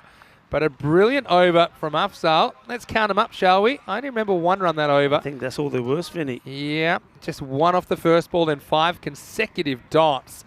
And the score at the end of 8, 92 for 5. I'm just going to wrap this conversation thread up. Dave B is sure that he's seen 2 wickets fall on 1 ball before. He thinks maybe it was in the 70s. Well, I don't know what you're on in the 70s, Dave B. It's maybe I'll give you some scenarios that it could happen, but they're not really 2 wickets in 1 ball. But give me a second. So let's have a look at this. Like I say, it was a magical start. Great second over for Durrani. Then Pandya, he went magical as well. So Afzal, superb from him. Told from the scorers that could be your land speed record for the quickest over ever. And I don't mean quickest bowling, I meant quickest completed. Anyway, this is going to be smashed. And I mean, Kailash has been sitting at the other end just waiting for a chance. And when he gets it, he bangs it. Maximal, 6 runs. Yeah, well, I think that over that we're talking about from Afzal, it's, well, while we watch this ball and this ball come back and the replay of it, that over probably was more or less completed. It was very quick, you have to say. They reckon about under 2 minutes even. Oh, easy. That over. I reckon it was easy under 2 minutes. Yeah. So. Someone go back and time it. Anyway, it all happens in the 9th. Pandya gets brought back. Man, that's not afraid to show his emotions. Yeah, that's right in the zone to smash, and that's exactly what Kailash does. Maximo! Giving him a fighting chance at the moment as the Riders go past 100. Yeah, look, we know that this guy, Kailash, he's no number 7. No way. In fact, I'm very surprised that the likes of Nasiri and Nazir came in before him. I didn't mind Nazir's contribution, but Kailash is a top-order batter. There's no doubt about it. 24 of 8. Remember what he's most famous for? Knocking our camera off the tower 2 years ago. Can't reach this for a wide. Okay, here's ways you could get 2 wickets in one ball. But let me just say, these aren't 2 wickets while the ball's in play for that ball, because that's impossible, because once someone's out, the ball's dead. Yeah. The ball's dead. Yeah. Okay? Or even if there are 2 modes of dismissal on one ball, typically whichever happens first, that's considered out, and the second one, the ball's not live, so you can't do it. But I've got a few scenarios. Swan gets through everyone. That might have flicked his back pad. You know, it's going to go for 4. I got this as leg. It's been given runs, so maybe a little inside edge. I don't know if he hits this or not. Let's have a look at what we can pick up. Don't pick up anything there. Yeah, I suppose it's got to go down as a chance then, you know. Yeah. It doesn't really look like it's near the pad. Camera 1 might give us the best look at this one, all things considered. But anyway, just seemed like a funny little noise. Yeah, Pandya was not too sure. Yeah, it must have been a little inside edge. No, I'm satisfied with that. And I think Kailash is, because he'll get 4 runs for it. 28 off 9 now. Yeah, the score keeps going up. Pandya has been expensive, hasn't he? Goes straight. And this is where other batters might have hit across this. But Kailash is strong straight down the ground. He'll just get the one on this occasion. So, okay, I'll give you an example. Someone gets man-catted and there's a run out the next ball. Or then there's a wicket of anything the next ball. That's kind of 2 wickets in one ball, because only one ball's been bowled, kind of. You could have someone get out and then someone else be timed out, and it's kind of like getting 2 wickets in one ball. You could have someone retired out after a ball where someone gets out. That's kind of like 2 wickets in one ball. That's as close as we're getting. We're not going to get 2 wickets kind of while the ball's in play wide. Ooh, do you think? I think it's a tight call, this one. I mean, the umpire's been very consistent, so it probably is, but it's a tight one. I'd say it's not tight on review. I'm using my review. But Pandya, he's sold you now, Rico. He's sold everyone. This guy, I reckon he's in sales. Pandya, that's he's working Rico like an umpire. The third dirty look, you feel like you're going to get the call going your way. He's anyway. That one's not a wide, though. There you go. Look, he doesn't even bother turning around to look. He said, I'm not going to waste one of my dirty looks on you that time. Oh, he does, though, when he does when he gets the ball back. He does when he gets... Does he? It was delayed. He waits for it, and he says, he's like, as soon as he gets the ball back, he gives that dirty look to the umpire. He does. Okay, can he finish the over well? Nasiri. We're on the Nelson. Stand on one leg. We're on the Nelson. Nasiri's been grieving for 6 overs. Yeah, got to say. No, Nasiri, there's no chance you're getting a run there. Oh, he chucks it. Yeah, why not? I'd walk him. You know what I mean? If I could have given away a run, I would have. I would have booted it away and said, hey, there's have one. There's a tractor in the background there. Look, we are in farming. 9 overs down, 111 for 5. Nasiri, I think I'm dragging him, if I'm honest. Like, I just look at some of the batting. He should have been dragged for the moment he ran out. I mean, that's when he should have gone. Like I say, I love the guy, but you got Naveed Sadiq to come in next. You got Cameron Naeem, the captain, still to bat. What I mean, you got to say, what a play that was from the bowler to actually bowl the no ball to deliberately get him to hit it into the fielder and then get the run out of it. I mean, that's got to be the play of the day, hasn't it? A play of the day. IQ 400 cricket. All right, here we go. 10th overtime. And Kailash hits across this one from Safi. That's not really where Nikolai's been scoring his runs. Safi, good to see he's in a bit of a better mood after simbling one earlier in the innings down a deep backward I'll square. tell you who'll be in a good mood at the moment. All the guys from Indian CC Vienna, wherever they're tuning in from, the likes of their captain, Kunal Joshi and Hichima, I think they'll be pretty happy with the way things are going so far. Oh, here it's we another go. bat break. That's the 6 It's and a another broken bat. break. It goes for 6. Well, I don't know the ball or the broken bat goes for 6, but how does this happen? Is it even possible? The bat gets broken in half, yet the ball still managed to go all the way for 6. The bat's gone 30 metres. No, the bat's gone 30 metres, 20 for the stumps and about another 10. Oh, my But goodness. the ball's gone twice as far. The ball's gone about 65. Never seen that. Broken bat homer from Never Clark seen that. Well, I tell you what, take it home and put it on the fire, because on a day like today, the fire's got to be going. I But mean, to look be at honest, that. it's like he's made his own mongoose. I'd like to see him continue to use it. That's absolutely Wow. shattered the bat. These balls are grizzly. And I tell you what, a little bit of grizzly action there as we go back to the live action. Will they go for 2? I get the feeling you got to go for it. And, oh, well, this is going to be pretty close. Does he have the ball? Have to look at this first. I think if he has the ball, it's pretty close, Vinny. Yeah, he doesn't have the ball for me. I don't think he ever has it. But, I mean, it's worth a look. Let's see. Well, it's worth having a look at this back. I think Tyrone Peters getting it. Does he have the ball? Nah. Nah. Ball goes past the stumps, punches the stumps over. Yeah, not not out. out. He just had to wait a split second longer for the ball, and he would have had him. Okay, so not out. Kailash gets back on strike. I think that's important. Yeah. I wonder, he might be angry. That might have been one of his favourites. Anyway, 3 to come here. Good bowling. delivery, yeah. It's well bowled. Spent it now, though, the bouncer. Can't bowl it again. So I suppose he gets away with that, but now he's got a new problem with Kailash knowing that this can't be another bouncer. Well, it can't be above the shoulder. You can still dig it in. I'd say you just go straight back to the Yorker. So he knows it's going to be full, but try and give him something you can't get under. 2 to come then. Tries. Got to run 2 here again, I think, the way things are going. Well, they're not trying to manufacture something. They won't be able to. So Nasiri is going to face the last ball. Pack Riders up to 120. Yeah, the last ball come up. Nasiri, well, maybe he can do something special. And Still don't know. Hit a boundary. We've got the bat with us here in the commentary position. And I still don't understand it. That's that an can impossible how can break, that, isn't it? How can that also go for 6? Anyway, Nasiri tries to hit a vertical 2. Keeper comes around and takes the catch. So this time he is out. Nice bit of work there from Hamid Hamidi. He just has to go back and down to his left. So an even 120. I think Pack Riders wanted more. They got 120. They'll have to really come out and throw everything at Grants Cricket Academy and try and win big. Not just enough to win. You've got to win big if you want to keep your chances alive for the semi-finals. But as it is, I think Grants Cricket Academy, they fought back at times when they just needed to, and they've got a very chaseable target if they bat well. They'll be hoping to finish their campaign with a win. Kailash, well, he's got some interesting figures. 38 not out of 15 with 1 snapped bat. Yeah. And it's got to say, it's the first time I've seen a bat snap in half that way. And the ball go for 6. Ball went for 60. Bat went for 30. And in the end, it's Grants Cricket Academy going for 120 early on. Naeem was in a hurry, wasn't he? I like him at the top of the order. He's got such magic hands, doesn't he? The way he snaps through the ball. Things were disappearing.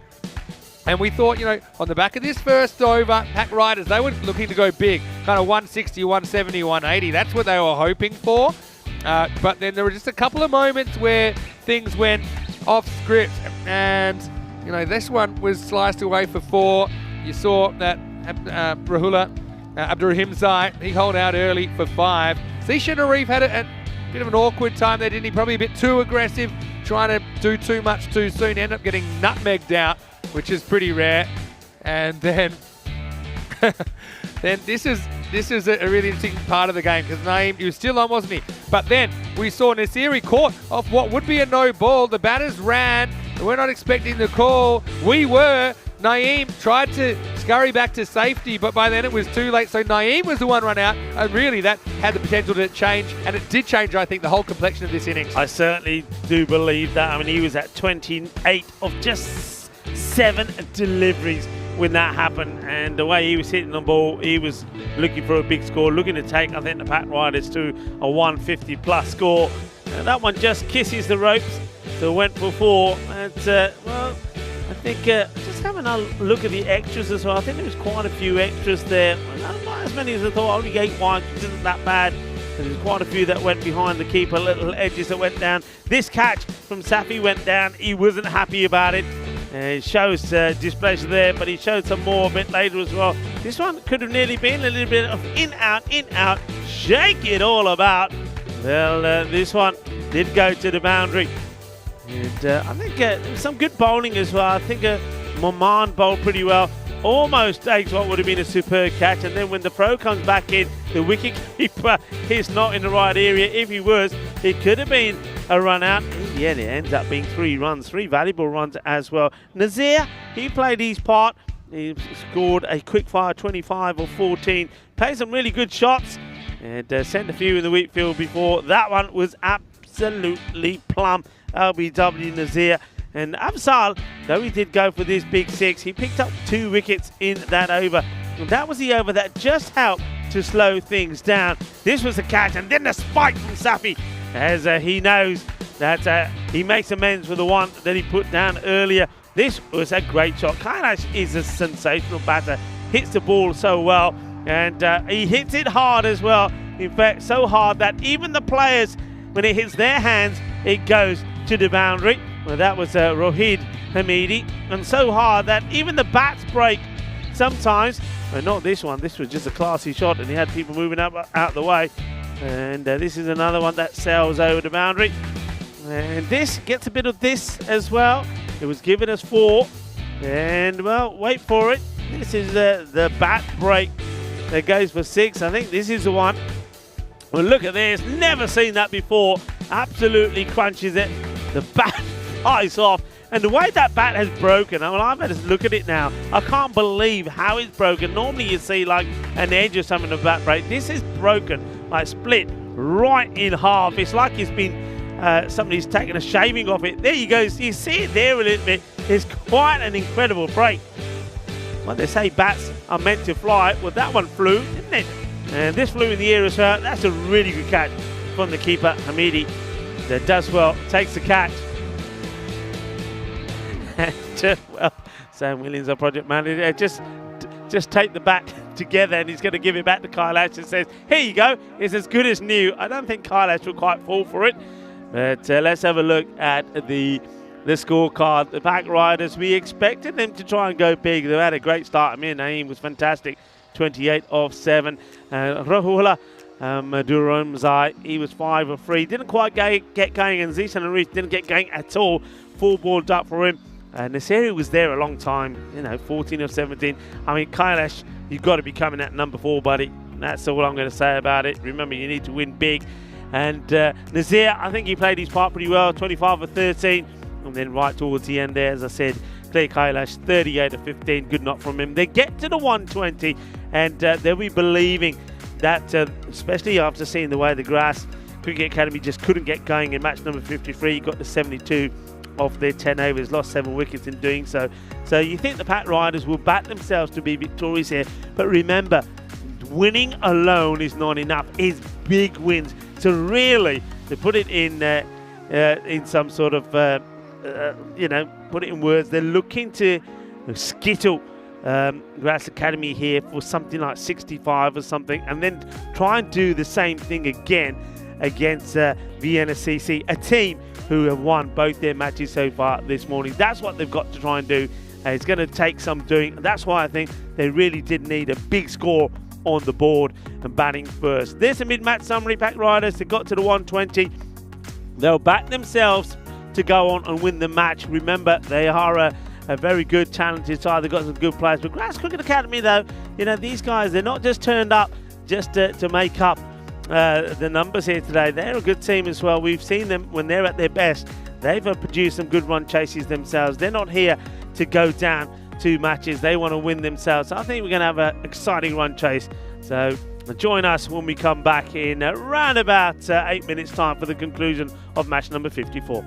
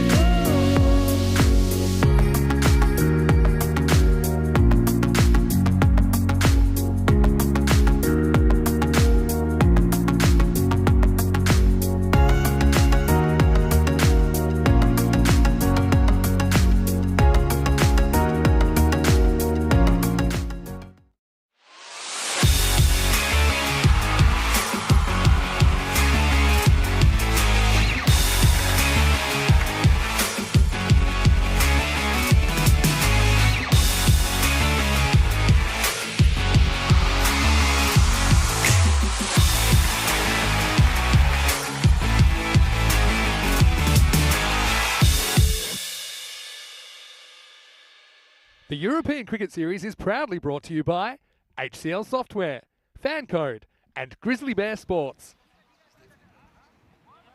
Hello and welcome back. It's, we weren't expecting to see quite a good run chase. Pack Riders, they've got 120 on the board. Graz Cricket Academy, well, they're looking to overcome what was a bit of a hiding that they got from Vienna CC when they were beaten by 42 runs, 114 to 72. And they get the perfect start, a full toss down the leg side. This one gets put away. I want to see the height on this as well. It's a loose delivery. How high is it? Ooh. Let's have a look. And he is arched over, but I still suspect that's a little bit high. I don't think it should be bowling there. 4 runs has been signalled. And just probably gets away with that because he's arching down and the ball is dipping, but not the best of starts from Sardar. Oh, that's an absolute peach of a ball. They're all going up, and I don't know. I don't see anything on it myself. I reckon it's too good to get bat on it, to be honest. Let's see this. It's a great delivery. Yeah, I don't see anything on that. It's a fantastic ball. It was too good. It was too good from Sardar. They're happy to have him back in the side and missed him in the last one. The last time that we saw them. It's a good bowler, isn't he, Sardar? Gets it right on the money to Gowda. Oh, out. I think out. Oh, the umpire is not moved, and he does in the end give it. It takes a long time. Well, he waits for the batter to get right in his face and says, you know what, you're out. Get out of here. Well, he takes a long time. I don't mind it. I don't mind it. Looks long and hard. I mean, where's it pitching? Pitches, it comes back in, it hits him low down. Yeah, that's plumb for me. And that's what I called it straight away. And then look, he doesn't give it. He waits for the batter to be eyeball to eyeball and says, you know what? Hey, buddy, you're out. Off you go.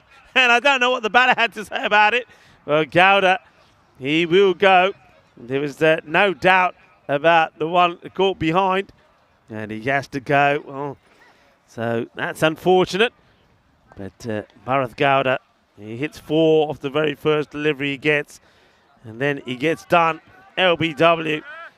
And probably not quite as plumb as the one that we saw Afzal get in the first innings. But still, Sardar gets the breakthrough. And Gowda going.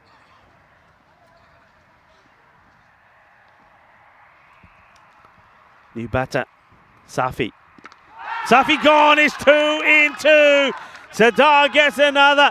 And Hamid Safi goes Jagdeep Bhatte style, and just like that, Sardar is on a hat-trick.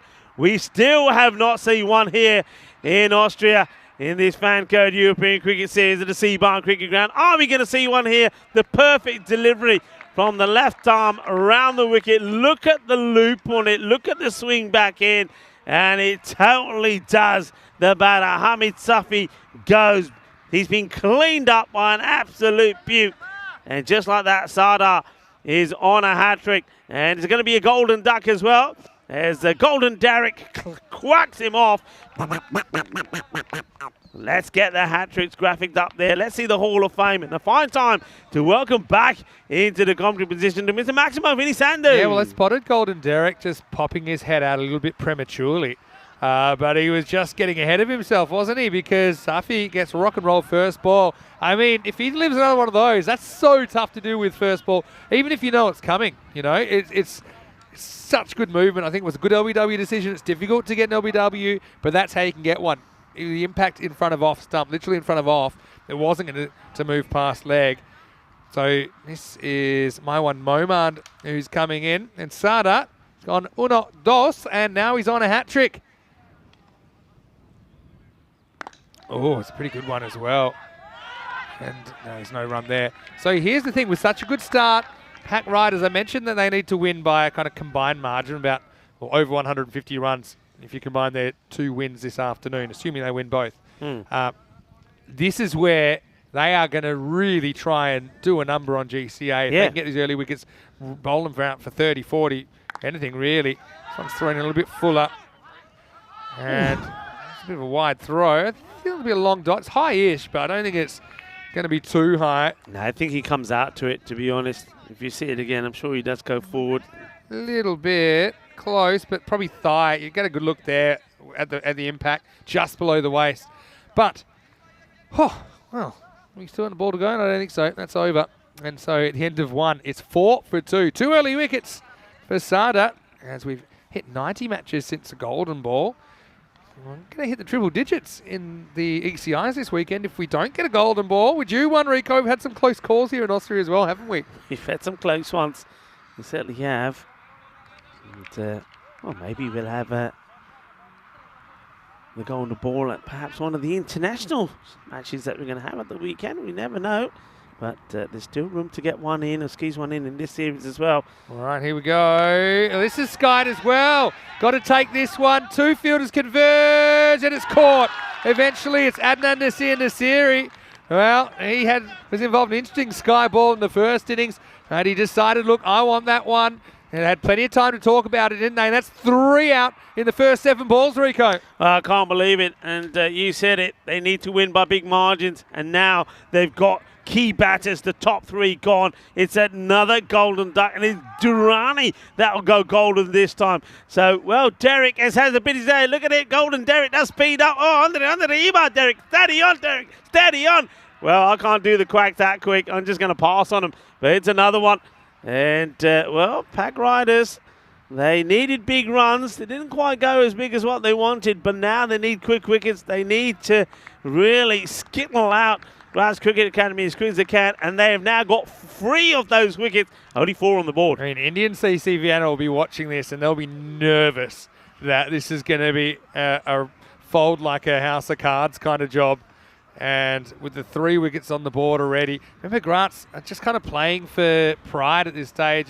And if they start to feel this game's unwinnable, they're just going to throw the bat. They could easily kind of collapse for, I mean, even let's say they were all out for 40 or something. That's 80-run victory. That's keeping the Pack Riders' hopes alive. Anyway, Sadiq with the wicket first up.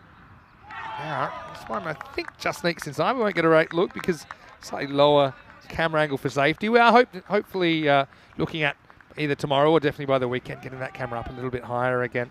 But this is Rohid Hamidi that's come out at number 5. And you can see that staying there defensively is not what they've got in mind. They're still playing pretty aggressively. Yeah. Well, I mean, they're trying to win the game, aren't they? They're trying to hit their way out of trouble, which is what you need to do. They don't have any net run rate or anything to play for, GCA. So you're just kind of hoping someone can come off big. Still got 2 recognised batters there. Anyway, I want to say hello to James Stewart, who's watching from Estonia. Tada, James, and say hello to Jacob for me as well. Hopefully he's knocking about up there as well. Hopefully going to get an ECS in Estonia at some point, you know. This is nicely stroked away. This will be 4. It's the first boundary of the innings. It's Momand, who's having a pretty good game. Gets a bit of width from Sadiq, and he puts it away. Yeah, gets his first runs. Gets himself off the mark, and it's a nice shot. We've seen a number of batters go for this option. And the ball gets given a bit of width and gets put away. Nice shot, hitting it over the top of the infielders. So, James, you're in Tallinn, right? So would you come and visit us if we had an ECS up in Estonia? Let us know. Maybe bring Jacob along. All right, this one is kind of drifting on a leg, and that's going to disappear as well. It's going to crash into the banner. I think this is 4. Yeah, 4 is signalled. So it's Grants Cricket Academy fighting back. And look, who could forget? And I suppose a few people wrote them off after a first performance in the ECS. It probably wasn't that impressive, but they did come up with a very good win in their second and third games, in fact. And they showed they can swing it. They showed they can chase. Yeah, and you're right. They weren't easy victories. They were chasing 100-plus scores. So they can do it. Momand is being pretty positive. Now he goes up again. Fielder's out there. Goes right back to the wall and he can't get it. Maximo! Uma Tariq, who's on the field. And Kailash suffering a slight strain when he was batting. So that's why you've got Uma Tariq, the 12th man out there. But he can't do anything about that. Just going back to GCA, they started with a 9-run loss to ICCV. And then the previously undefeated cricketers set them 98 for victory. They finished with 100 with a ball to spare. And then they chased down 100 against Vienna Danube as well. So certainly providing a few surprises for us early on. 2 overs down, 19 for 3. You can see Pack Riders need to win both games and improve that run rate a lot.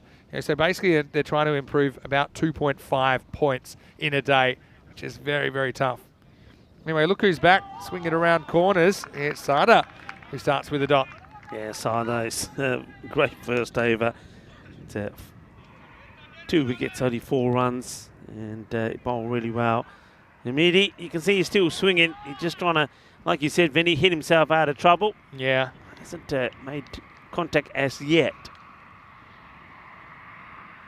Oh, this one gets everyone in trouble, including the keeper, as well to stop it. So James, he isn't in Talon, he's in Tartu. But I think Tartu have a team in the ECS. I think the Tartu Vikings from memory. So maybe when they play, we can get you down, James. We'll make you a special VIP box if and when that happens. Anyway, Sada just needs to find a way to hit the stumps here because he's moving it enough.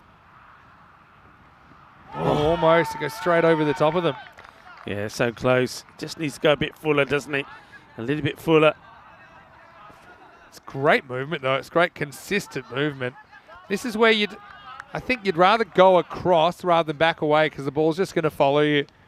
It's not going to be easy no matter what you do. But you might as well go with the movement rather than fight it. They've got a pretty good field set. Deep backward square leg in place.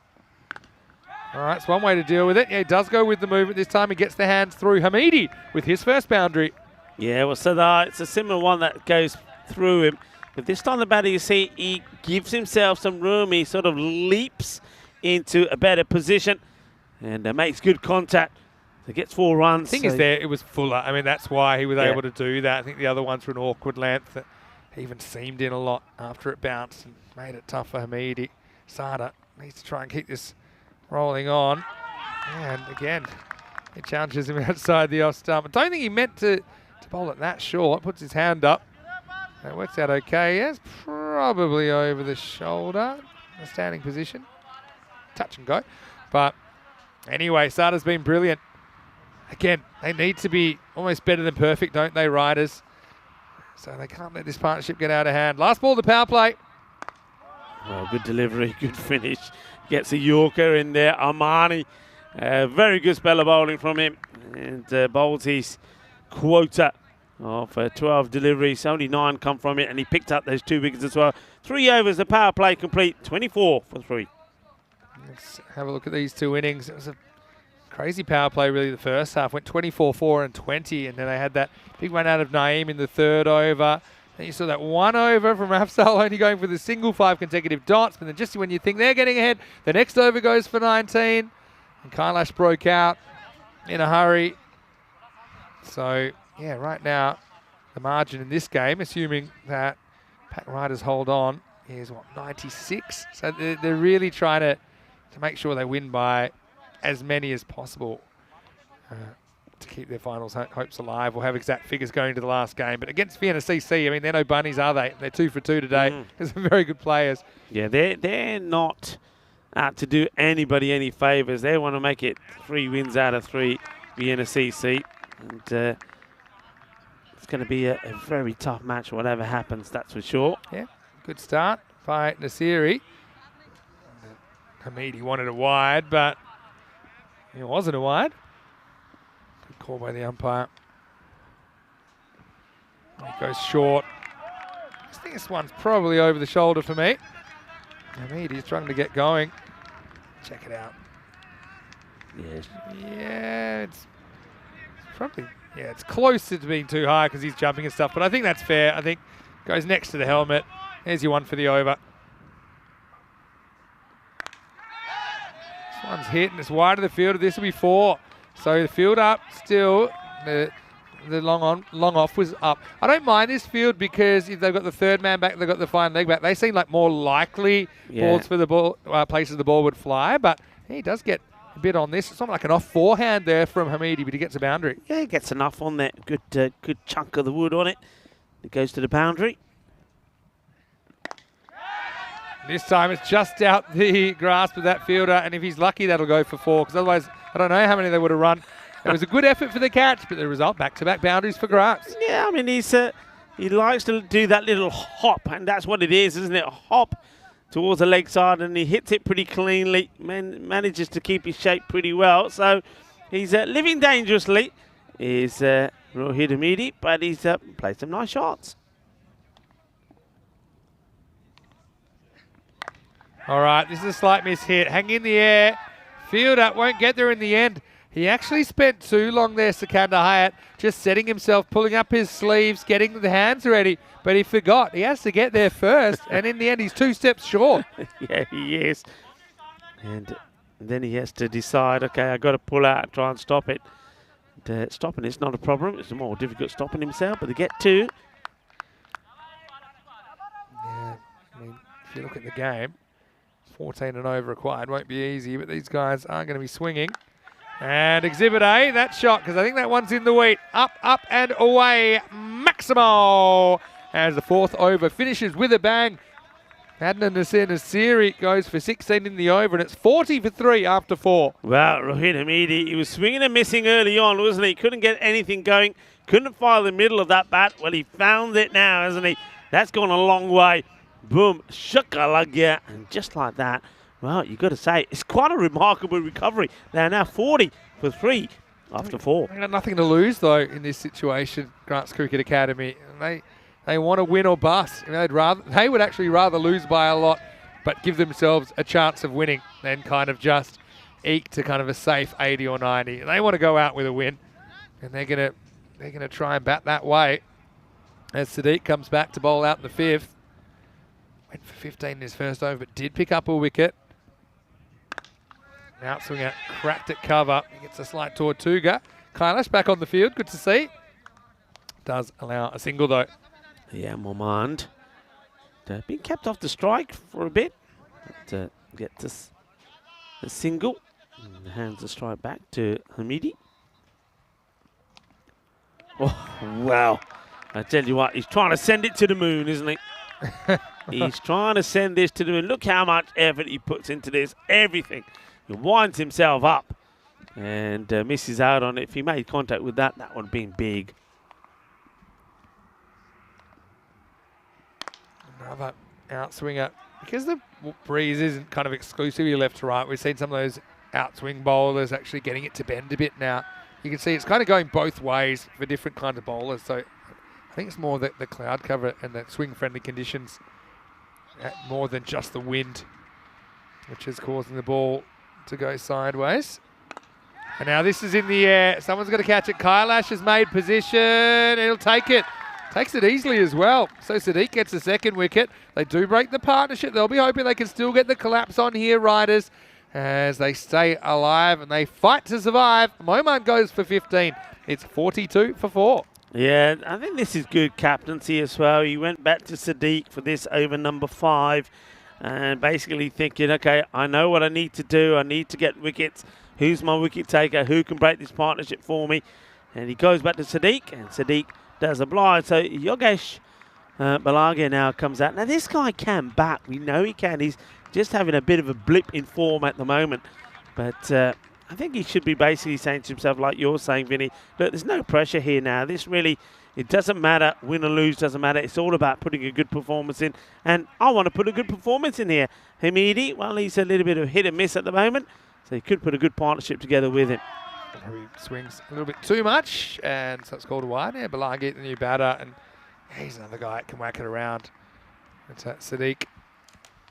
There's a play we've seen a fair bit of on the European Cricket Network, and I always like the way he goes about his cricket. Couple to come in this over. Cut shot. Cut off. Now we've got 2 batters at one end, but he doesn't really have enough power to get to the bowler quickly. And so, yeah, it was a good stop. They won't get a run. Yeah, you see Sadiq applauding the fielder because he does ever so well. Hesitation, you see. I mean, in the end, they don't even get the run. He goes all the way up to the striker's end, then comes all the way back. Quite crazy. Last ball of the over. So they will get a run. That last ball, not the one you just saw, but the one before. It's an example of it being behind square, but it's the striker basically making the call because he can see it's gone straight to the field and non-striker doesn't quite have the same perspective.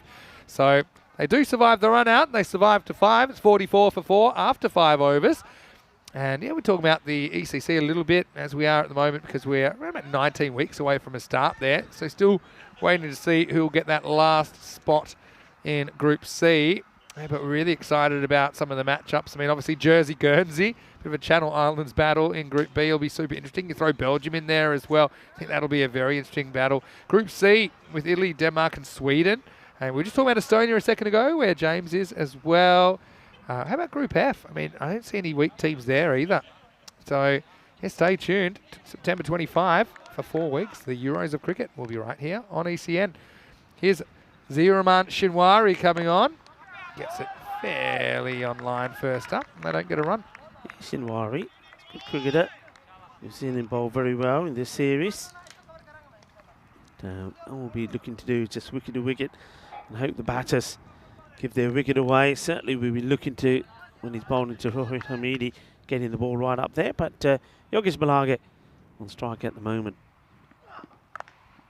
Nice looking cut shot again. This is into the gap. It'll test the outfielder. And just a lazy little nudge with the left toe. Keeps it in play. Balagi will get 2. Yeah, nice looking shot. And you see here the outfield. It's pretty slow. Still a bit slippery, as demonstrated there by the fielder. But getting drier all the time. Sadar was the fielder there. And of course, every opportunity will be taken to give it a bit of a trim as well in preparation for, well, maybe finals day and also for the ECIs coming up at the weekend. This one bites back as well. Put the fielder back now. He's in perfect position. Keeps it to 1. Nice hustle by Amir Naeem as well to make sure it doesn't get past him. Yeah, he was run out in bizarre circumstances, really, where there was a catch taken off the ball. It was determined to be a no ball, so Naeem was the one that was in jeopardy. They've got a couple of good keepers. Captain Cameron Naeem, his brother, also very good gloveman. This is a good over by Zia Shinwari at the moment. Oh, yeah, that comes in and he's forced to shut up shop. There's, again, another ball swinging a long way. Just watch this one come back.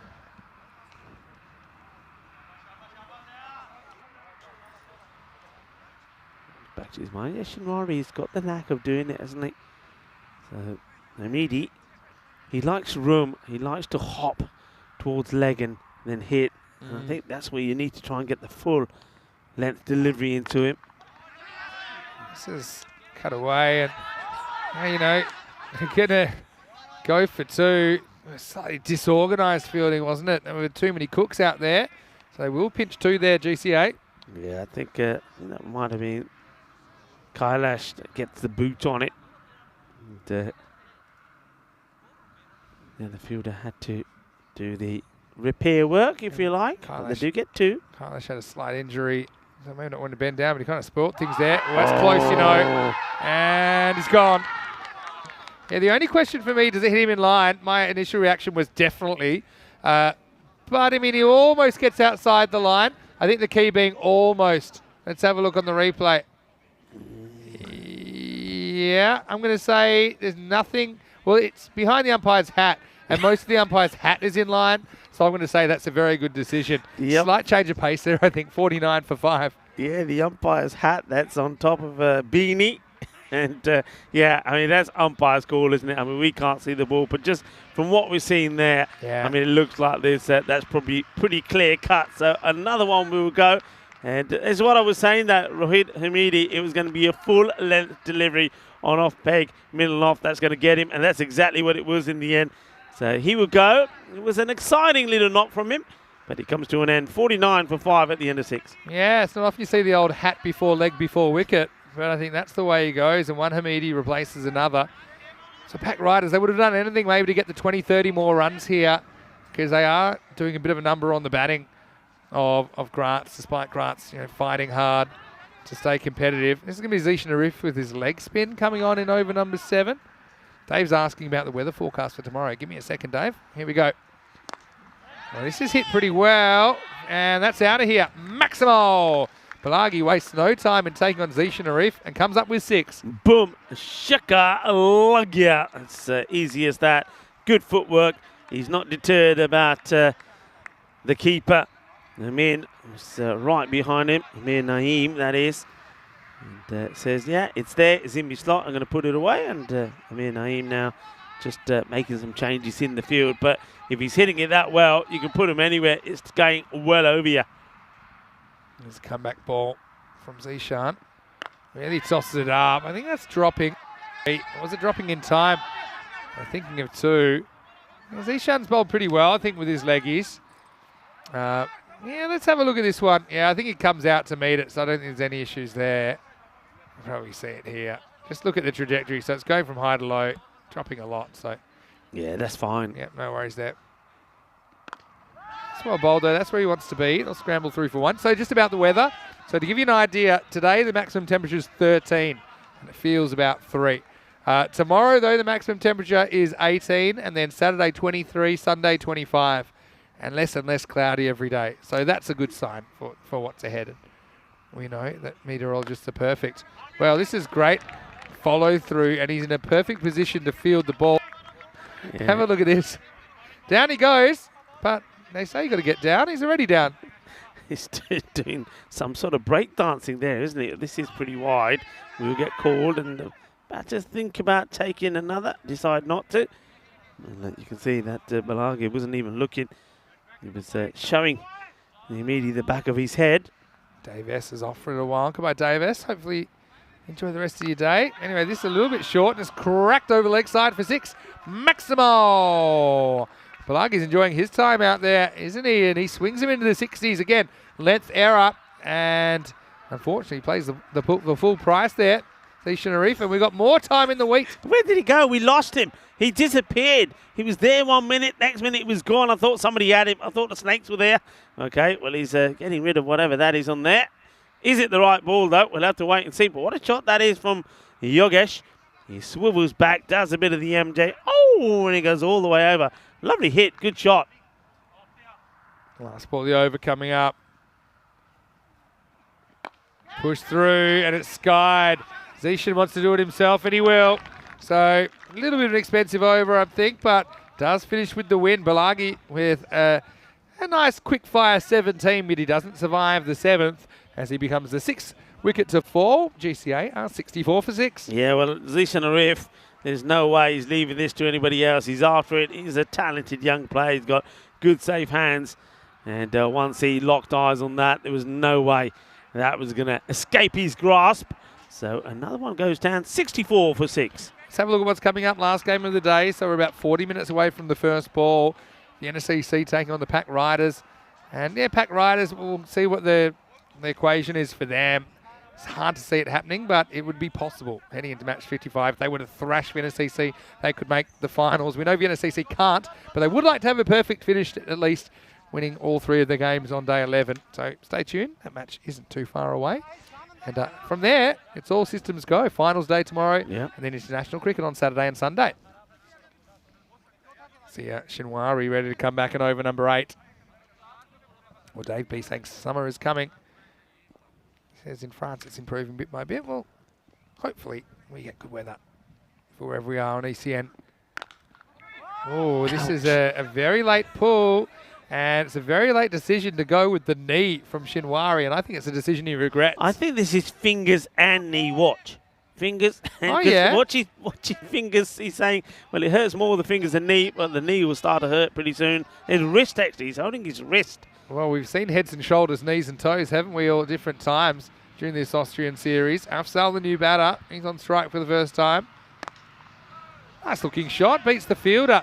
He might have got a finger on this, which slows it down, but not enough. That'll be 4. So a nice start to his innings. He picks the slower ball and just kind of straight sweeps it down the ground like a street sweeper. But enough power to get it past that fielder and get it to the rope. Yeah, it's a nice shot. He got down, got low, made good, clean contact.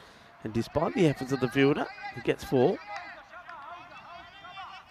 Well, Julian's in the chat, reminding everyone that breakdancing is now an Olympic sport. Yeah, did you know that, Rico? It's not. Anyway, more about that in a second. Is it really? It is.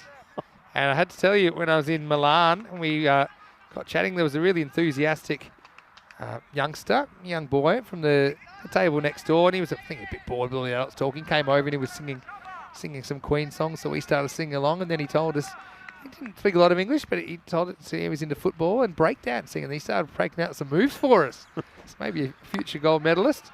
Anyway, this is 1. Thinker two, late decision to go, big trouble. Adios. He's run out, going for the second. The hesitation kills here. Whether they would have made it or not, I'm not sure. But it's a pretty good throw back to the keeper. Hamidi is going to be run out for 3. And that'll make the score 71 for 7. Yeah, it's not a good decision, is it? I mean, first of all, they're denied. They don't go straight away. It's a good, strong throw from Abdul Rimzai. And an easy take for the keeper. So another one goes. So you're telling me that something like tiddlywinks and chess and things like breakdancing is in the Olympics and we still can't get cricket in there? Come on, world, sort this out. What is going on? Don't know about tiddlywinks or chess, but yeah, for sure, breakdancing's in there. But it's got to be T10 cricket when it comes in. I'd rather it take longer. To be. Bring in the T10. This is the format that will take the world by storm. And if they're not cricket, kind of not brought up on cricket, I think this is the most entertainment you can jam into an hour and 45 minutes. I think you play multiple games. You don't need to have a turf pitch. You can have it on an artificial surface and then play it in any country in the world. Pandya in. He was the highest run scorer in the last one. Can he continue in that sort of form? He hits it pretty well. Should just get 1 for it though. Yeah, so have a look at the margin here already. Yeah, they're up to 48 runs behind. So it means you got to make those up. Now you're talking about beating Vienna CC by 100 plus in the last game. Yeah. It just seems too far-fetched. Having said that, Pack Riders, they didn't think a target of 164 was too far-fetched to chase down in the last game of the day. Just comes back and it's a little edge away. Afsar will get 4 more. He'll feel like he's owed a bit of luck. He's having a pretty good game out there, Shimwari. I think he plays for this, you know. Watch this. Maybe not that fine. I do get he's trying to hit the ball on purpose. I just don't think he was aiming for that fine. But anyway, it's the end of the over. And it's 76 for 7 after 8. Let's have a look at the run rate worm. And you can see, yeah, they've spent a bit more time subterranean. Grants Cricket Academy. Anyway, we're back to the action already. That looks like the Olympic torch, doesn't it? Yeah, actually. Since we're talking the Olympics. Yeah, come on, we've got to have cricket in there. Where are these people to make these decisions? T10 in the Olympics, thank you very much. And, well, then I'll tell you what, there'll be a lot more people around the world watching as well. Well, okay, we always talk about what should be in the Olympics. What should be out of there?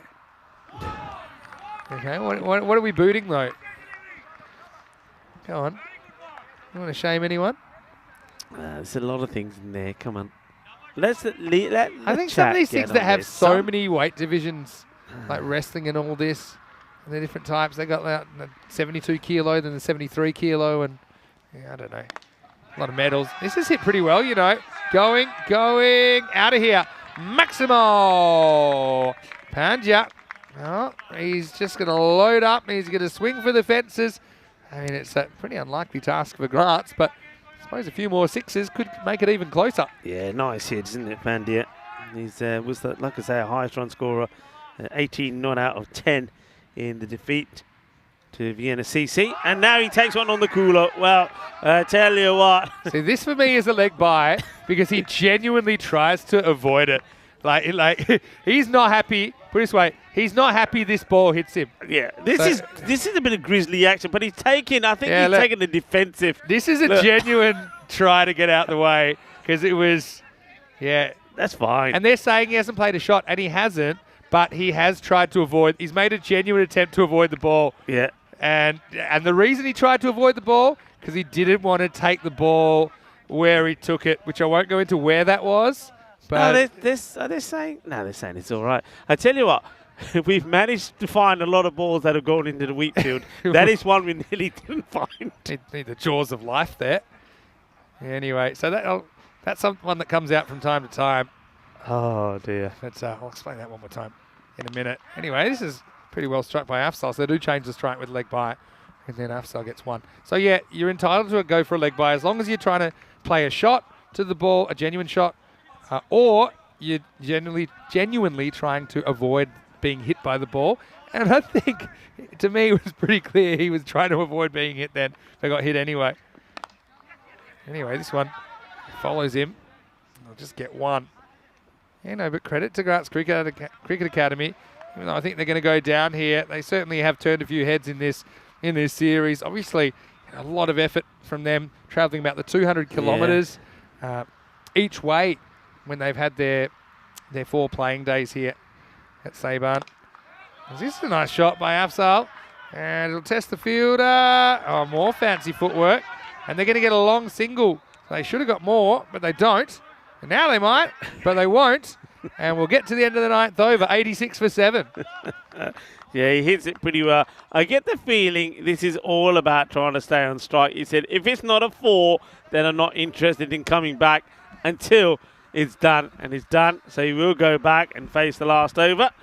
And a good bit of footwork there from the fielder. 86 for 7. People are talking about things that used to be in the Olympics. Yeah, there used to be a whole different kind of discipline. There was like poetry and art and all of this. Did you know this? Like first half of the 20th century. Yeah. So you'd have poetry in the Olympics, and it's actually changed a lot even over the modern era. The one I'd like to see come back is the tug of war, because the tug of war was in the Olympics in 1896. Now, imagine your national tug of war team. Oh, dear. I mean, they could also double as the security, right? Yeah. Anyway, tug of war. Bring back the tug of war. I mean, yeah, please. why not? Why All right, not? Zishan Arif, 12 the last over. They need a lot. 35 off the over. Now, this won't go for 6. It's a Bermuda Pentagon. And now Kailash drops at the last moment. Well, they were coming from everywhere. And Kailash, he ends up grassing it. Arif will feel that he might have been able to get there, you know. Well, that's why Reef says, this is why I take the catches on Mio bowling. They all probably said to him, leave it, I'll take it. And, he was like doing musical statues. He stood as still as he could. But Kailash puts it down, and now Reef is thinking, I should have gone for it. This is better bowling from Zishan Arif. It's 2 out of 2, pretty much where he wants it. And Julian says the tug of war should definitely make a comeback, maybe with the heads of state as the captains. Well, you know in rowing how you have the little annoying guy that tells you when to row? Should have that for tug of war. Pull harder. Pull catch. Almost. That was one of the... you were talking about catching it in the hoodie. This is as close as we've got. Well, I think he dropped this because the hoodie cuts over his eyes. If it lodges in the hoodie and he's wearing the hoodie, then it's a clean catch. But it doesn't. It doesn't. That was like slow motion action, wasn't it? Quicker one, does the trick. Arif just slips in a Yorker, and Panja goes for 9. So a cheeky little 2 for Zishan. And I'd be happy to take the wickets. He wouldn't have planned on getting more wickets than runs, though, here in match 54. This is the one that's pushed out on the front of the hand. And, yeah, I think Panja had a fair idea once he missed that, where that was ending up. So he's the 8th wicket to fall, 89 for 8. Yeah, good delivery from Zishan Arif. So once again, just showing what he can do, the talented player. The dust pick up 2. Could have had at least 1, maybe even 2 more. As we see it again, just really does fire it in. Good delivery, well bowled. Do you know the story of cricket in the Olympics, when it was in the Olympics? I think it was in 1900, and it was just an English touring club against a bunch of expats. And then retrospectively, they said that was an Olympic sport, France versus England. And they weren't like the best players in the world or anything. No. And they didn't even have gold and silver medals back there. I think you got silver for winning, and you got like a tree branch or something for second. It's all like retrospective, you know. Anyway, couple to come. Oh, he would have been gone. He would have been gone. He could still be gone. I think he's out anyway. It's a wicket, I think, here. Oh, he gets 2/3 of the run out, Zishan. He misses one, gets it. Watch this, and how do you miss from this close? This definitely would have been out. Let's wait and see. Yeah, I think he's gone. And my information is Sohail is not fit to bat either. So this could be the end of the game. And so it'll be no run, I think. First, I like this. It's a little bit of like you're playing at home with the brick wall. Okay, that would have been gone. But he says, look, I'll throw it away. But, you know, life's funny. Sometimes when you throw something away, it comes back. And it does. And he is gone. So, Zishan, he starts it. He finishes it. And that will be it. So they will be all out because of the fact that Sohail is not able to bat. And so, I mean, it's a fairly good victory. I think they win by 31 runs. Again, it leaves them a lot to do in the last game. We'll have a look at the equation once we know. But yeah, that will be the end of the game with 1 ball left on the table. Yeah, it just goes to show, though, isn't it? If it wasn't for, I mean, we see the run out there that ends this innings. Well, maybe it was that run out of Amir Naeem in the first innings that sort of maybe ended a real chance for the Pack Riders, because he was going great guns. And if he was still there, they could have got that 160 sort of score, Vinny, and then the margin of victory there is much bigger. But it's not to be. But I know that you'll be working out some sort of calculations for us. But what we do know is that Vienna CC, I mean, we're working all these calculations out. But remember one thing, Vienna CC and the likes of their captain, Martin Parker, who's in great form, Daniel Ekstan, who's looking to bounce back with some runs. Also, Arsenal and Riff, Akbajani is starting to come good as well. And I like to see a little bit more of Omari. I like to see him higher up the order. They're not going to go down without a fight. They've won 2 out of 2 here today. They want to make it 3 out of 3, the home side. And they don't care about the aspirations of the Pack Riders and what the Pack Riders are trying to do. They're going to try and win this match themselves. That one is going to be an exciting one. It's the last match of the group stages. Let's go back and have a look at the highlights of this last match that we've seen so far. Match number 54. One more to come in the day, of course. And this is how it started. It was LBW, this one. Yeah, absolutely plum. I like the way the umpire waited for the last moment to give Gowda out. There was no doubt about this one. That was just an absolute beauty as Safi went for a first ball golden duck. What a lovely ball that is. A difficult one to get first up. And needed something to happen, didn't they? And it didn't happen straight away, because then Durrani, he threw his wicket away as well. They were in all sorts of trouble, as at that point they were like 3 down with just 4 runs on the board. So they needed a bit of a recovery. Momand and Rohit Humadi led the recovery. There were some nice shots. This one was a lovely one from the bat of Momand, and Hamidi, though he swung and missed a few, he did finally get going. Managed to get a couple out in the long off area, but his strength was going in the mid wicket. So that was a brave fight back, and I think the team that had nothing to play for really. And that one was a big hit, wasn't it? And that was when Hamadi really started to get going. This one sliced up high in the air, and it was Kailash who made no mistakes. Comes back onto the field to play after receiving a little bit of treatment on that arm, you see. And Maman, he had to go, and not before that it was time for another wicket, one right up there. Yogesh Malagi came out, played some nice shots. This one was an absolute beaut as he rocks back and hit the ball big.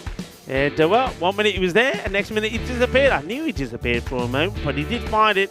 But then Arif, good caught on bowl as Malagi went for him one more time. Arif, talented player, and he'll be looking to show us what he can do with the bat as well in the next match. This one got past the fielder, goes to the boundary. Nice start from Afzal, plays some nice shots. And what I liked about Glasgow Cricket Academy is that they kept on battling all the way. This was a real mix-up. They should never have really gone for that one. The batters had already sort of decided they didn't want it and then changed their mind, and finished with a runner as well. But the Glasgow Cricket Academy, look, fair play to them. I like the way that they played. I like the way that they play the game. They go out and attack no matter what the situation is. And there was an opportunity there. Kailash puts it down. And then another catch goes down by the man diving forward and not able to hold on to it. So Arif being a bit unlucky. That was Nazir. And no doubts about this one, though. Darts in the quicker delivery and knocks the stumps over Pandya. Pandya, he's been good today. And then this, well, like you said, you sometimes don't get 2 chances in life. Well, Zishan Arif did, as he misses the stumps from point blank range, only to get another chance. And a run out right at the end. And because of that injury to Atef Sohail, who's not able to take the field of play, that was it. It's all over. All right, you want me? You want to know my calculations? I've done them during the highlights there. Let's have a quick look at the scorecard first. Not too much happening early on. And Pack Riders were hoping they could get the big collapse on, perhaps, and get 3 or 4 more wickets that could have maybe seen GCA skittled for 40. As it was, GCA they fight hard and they end up making 89, and Yeah, so he, like I said, wasn't able to appear towards the end. But Hamidi top scores. Rahid Hamidi, that is, with 25 off 19. 17 for Balagi in quick time. Momad with a quick 15 as well. And Afzal with a couple of nice shots for his 13 not out. But Pack Riders, like I said, it's a shame they couldn't, from their point of view at least, they couldn't go through and go for the kill because they've set themselves a bit of an impossible task. It was highly improbable. They'd have to win by 122 runs or more in this game. You can see that 2 for Sardo, bowled well early, Sadiq with 2, Section Arif with 2, including that interesting run out at the end. Zia Shimari with 1 as well. And Nasiri had a funny game, though he does come out in the winning team. He finished with none for 25. I want to say to Gratz Cricket Academy, though, great to see them there in the European Cricket Series for the first time. Yeah. We really appreciate the effort they put in. Of course, travelling, I think, further than any team to come and play on their 4 playing days, making the 200-kilometre trip here, and, of course, making it back every day. And I've been really impressed with how they've gone about it, how they've taken on the game, and certainly wishing them all the best for a big season here in Austria. Yeah, look, big shout out to their captain, who captained for most of the matches, Bharat Gowda, and also to Yogesh Balagi. I think the team performed really well. I like the way they played. I like the energy. I like the passion. And they're a team who will get better. You know, they've got talented players in there like Hamid Safi. It's shown what he's all about. He's an exciting player. He hits the ball really well. Shaukat Durrani, he provided us with loads of highlights with bat and with ball. And I'm certainly looking forward to seeing them again in another European Cricket Series. So well done to them. And thank you for entertaining us. But yeah, it looks like we're going to go into a very important last match. The Pack Riders, well, you heard there from Vinny what they've got to do. They've got to do something quite amazing. And that match coming up in around about 20 minutes time. So we're going to see Vienna CC, the home side, quite fittingly playing the last match of the group stages. We won't see them in tomorrow's final either. No matter what happens in this match, they're going to fall just short. So they're playing their last game as well in the series, and they're hoping and looking forward to perform well, make it 3 wins out of 3. And if they're to get a win against the talented Pack Riders, they'll believe that they'll be able to take some positives away from what has been a difficult series for them, especially with some of those defeats earlier and the manner in which they received them. But the other thing here is that they've got some key players in their side that will be performing in the weekend in the ECIs as well, Mark Simpson Parker and 1 or 2 others. So they'll be looking to end well and stay in good form, ready for those internationals where the Czech Republic and Hungary join them in those ECI battles. So looking forward to that as well. But more importantly, looking forward to the final match here today on day 11, when we'll be back in just under 20 minutes when Vienna CC take on the Pack Riders.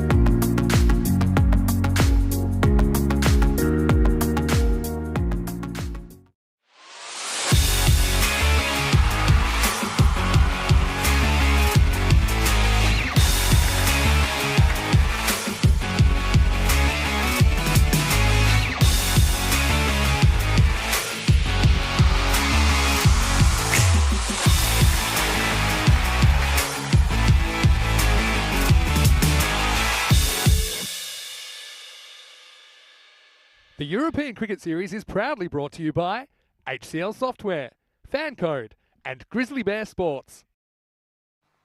Hello, welcome back to the Sabine Cricket Ground here in Austria. Time for match 55. Last match of the day, last match of the 11 days actually, as this marks the end of the round robin stage. So we've got two teams. They've provided so much cricket entertainment for us so far here in this tournament. We've got Vienna Cricket Club, the hosts, taking on Pack Riders in match 55. I know that Tyrone Peters has the two captains. Let's see who wins the coin toss. Pack Riders to call. Nice. Tails is the call. It's a tail. You want to bet first. Bet first. Good luck, brother. So it's Rahula Abdurrahimzai that stands in at the toss. He wins the toss and elects to bat. So yeah, Pack Riders got off to a bit of a supersonic start, didn't they? With Naeem getting some early runs for. He was run out in controversial circumstances in that last game. So I think the Pack Riders, let the chips fall as they may. They're just trying to get a big score on the board, trying to defend it, trying to get a big win here. So have Vienna CC though, who have kind of hit form at the right time, I suppose, because they can only win the games in front of them. We know that the rain kind of ruined their chances of making the 4, but they are 2 for 2. They want to make it a perfect day. Two teams, I'm sure, that want to put on a good show here in match 55. Let's see what happens. I can tell you the news from the toss out here is that's the Riders that have won the toss. They're going to bat first. Seems to be a bit of a trend. Let's see how it goes for them. Rico Full will take you to the first ball. Rico, it's over to you. Thank you very much, and looking forward to the final match in the group stages where the home side, Vienna CC, take on the Pack Riders. The Pack Riders, they've decided that they will have a bat first. No surprise there. Amir Naeem will be opening up, and he'll have Abdurrahimzai alongside him. And these two looking to get off to a flyer. And last time round, it was, Naeem who started to really get going. Then we saw him losing out, getting run out in awful fashion, really.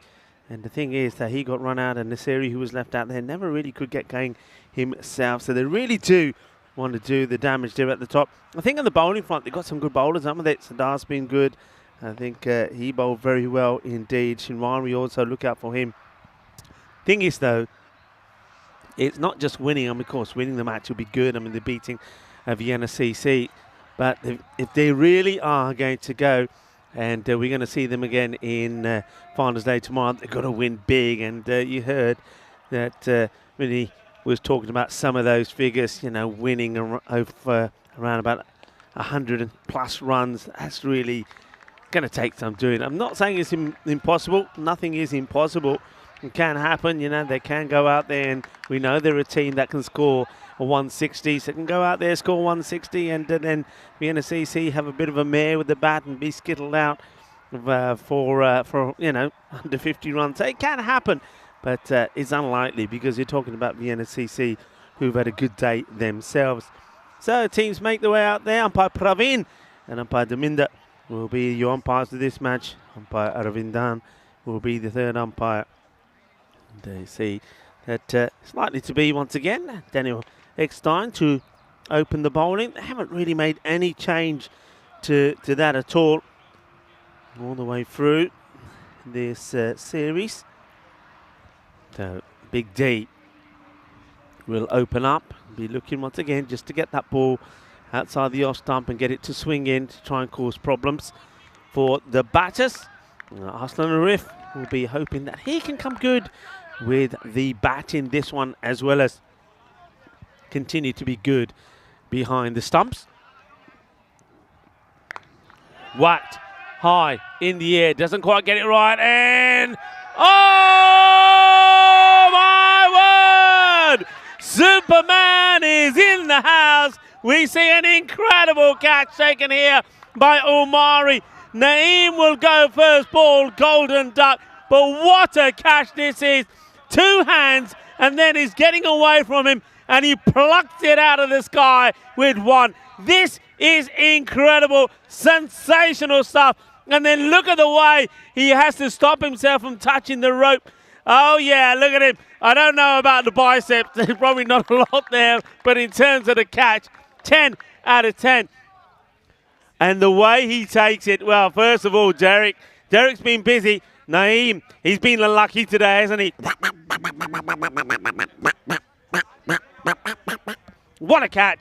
It's worth seeing it again and again and again. And the thing is, not only did he have to take it when he takes it one-handedly, then there's a danger of him going over the boundary. And watch the way, even look, a blade of hair, his own hair came very close to going over that rope. Look, just there. Oh, what a catch that was. Oh, absolutely sensational. What a moment. The European Cricket Network making players' dreams come true. And look at Big Daddy. Well, I tell you what, he's out of breath. He's going to have to wait before he bowls the next ball. He's still huffing and puffing. Big D gets the wicket. Gets the wicket of Amir Naeem. Very first ball. Kailash comes in at number 3. What a start. Well, we've seen some catches, haven't we? Let's see it again. We might as well, because Big D's taking some oxygen at the moment after he ran all the way for the celebration. What a catch. And he had to get the brakes on, had to stop himself. Oh, back to the action. And this one gets played away. And, it could have been 2 and 2. This would have been out as well. I'm telling you now, this would have been out. Abdurrahimzai would have been gone here. He wants to go to get to the other end. He starts to go, then he gets sent back. Where's the throw? And, yeah, he's gone. If that hits, he would have gone. It could have been 2 wickets without anything on the board. It would have been a diamond duck. This one gets a bit of an inside edge. Great work from the keeper, Arslan Arif. What a start, people. What a start. And Julian Dawson's got a question in there, no doubt. Vinny Sandhu's already seen that. He's saying, what's the highest margin of victory that we've seen? I'm sure Vinny will come back with that, but at the moment, everybody is just very excited about the catch. In fact, Vinny Sandhu's been already answered that already. And, of course, it was that match that I witnessed in Malta when the Super Kings put 200 on the board and Gozo were bowled out for 6. And, yes, that did happen. And Golden Derek in the action. Dave is saying, oh, what a start to this. What a catch that is from Omari. What a catch. Big D. Oh, good delivery. This one he just holds. Doesn't get this to come back. He's clever in that way. And, and we are close to a wicket maiden. No runs so far. 1 wicket. And Vienna CC, are they saving the best to last? Eckstein on a wicket maiden. And it will be a 1 wicket maiden. What an over. What a start. And the wicket was an outstanding catch. Look at this. Watch this for a catch. Omari comes across, gets out of his hands, then one-hand jalebi catch. And has to stop himself. And then there he is. He says, I have the power. Look at these laddus, he says. Well, I don't know about the laddus, but the catch was sensational. Let's go to bat versus ball war. 112 to 108. Vienna CC fancy to do this. And both teams have played well and bat well. The only thing is, you see there the Pack Riders, they do seem to leak more runs than they score. End of the first, no runs on the board, 1 wicket down. Goes for it, and this will be runs, 1 bounce 4. And that's why I think Abdurrahimzai was keen to get to the other end. He's there now, and he gets the first one away as Junaid Saeed concedes the first runs of the match. And they come in form of a 4 from Abdurrahimzai. If he gets going, he's somebody that can hurt you. There's Saeed. He needs to think about his line as he comes in again. And okay, it's a bit better. Gets this one much fuller. Outside the off. Bit of swing away, but no issues in terms of wides. Comes back well.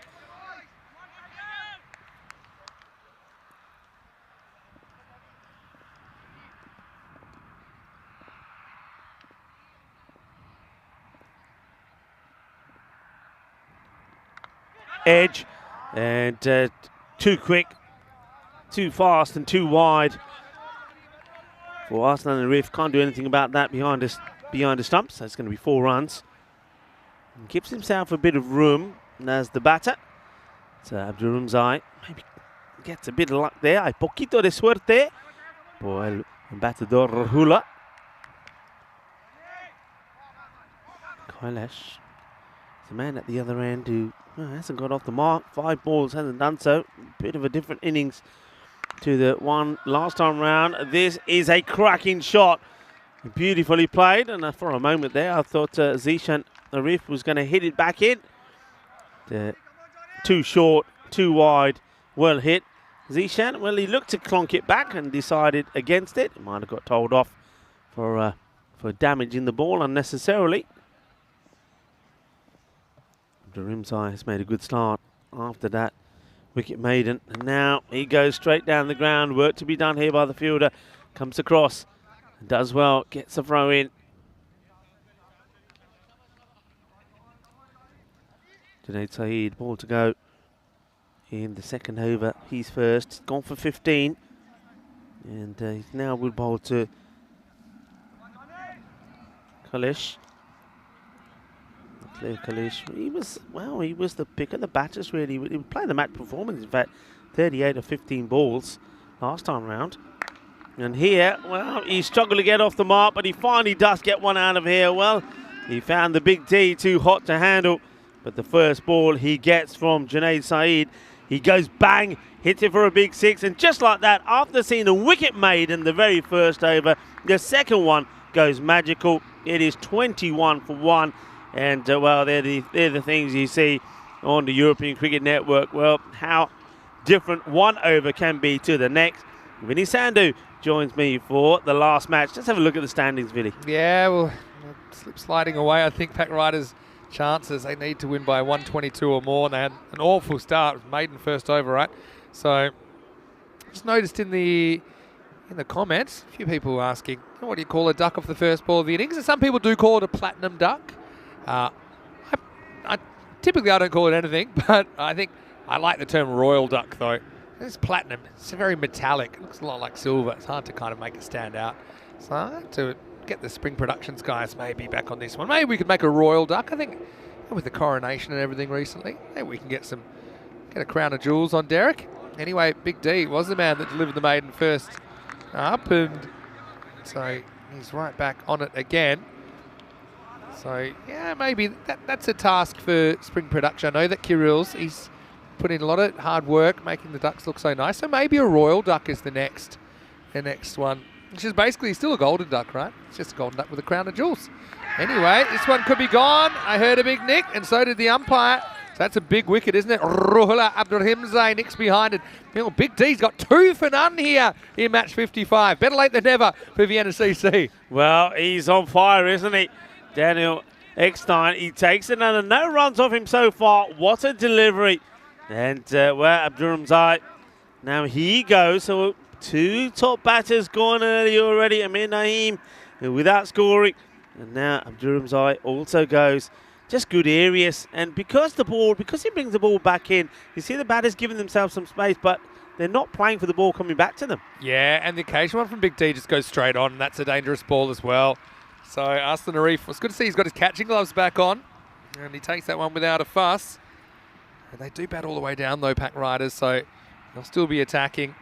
Again, they've got nothing to really, I mean, obviously they're trying to win by 122 or more, but I mean, apart from that, there's nothing about saving face here. It's just going for your shots all the way through, which is what we see first up from Sikander Hyatt. Should get 2 here, I think. Simpson Park up with a powerful throw, but they don't prevent the 2. Yes, again to Hyatt. I like to see him higher up the order to somebody who can really get the acceleration in when you need it. That's what they're looking to do. They're looking to pull off the impossible. But, I mean, everybody's talked about them pulling off the impossible. They've got to try and win the match first, haven't they? Yeah. So, doing a bit more research. So some people call like a golden duck off the first ball of the innings, they call that a platinum duck. And if you get a diamond duck off the first ball of the innings, they call it a titanium duck. But now we're getting too far into the periodic table, I think. They're hard to distinguish. So even like silver and bronze duck, I don't really count those. It's like second or third baller. We just call them slow ducks. Yeah. And then the longest duck, I'll give you guys a guess. Here's a trivia question for you.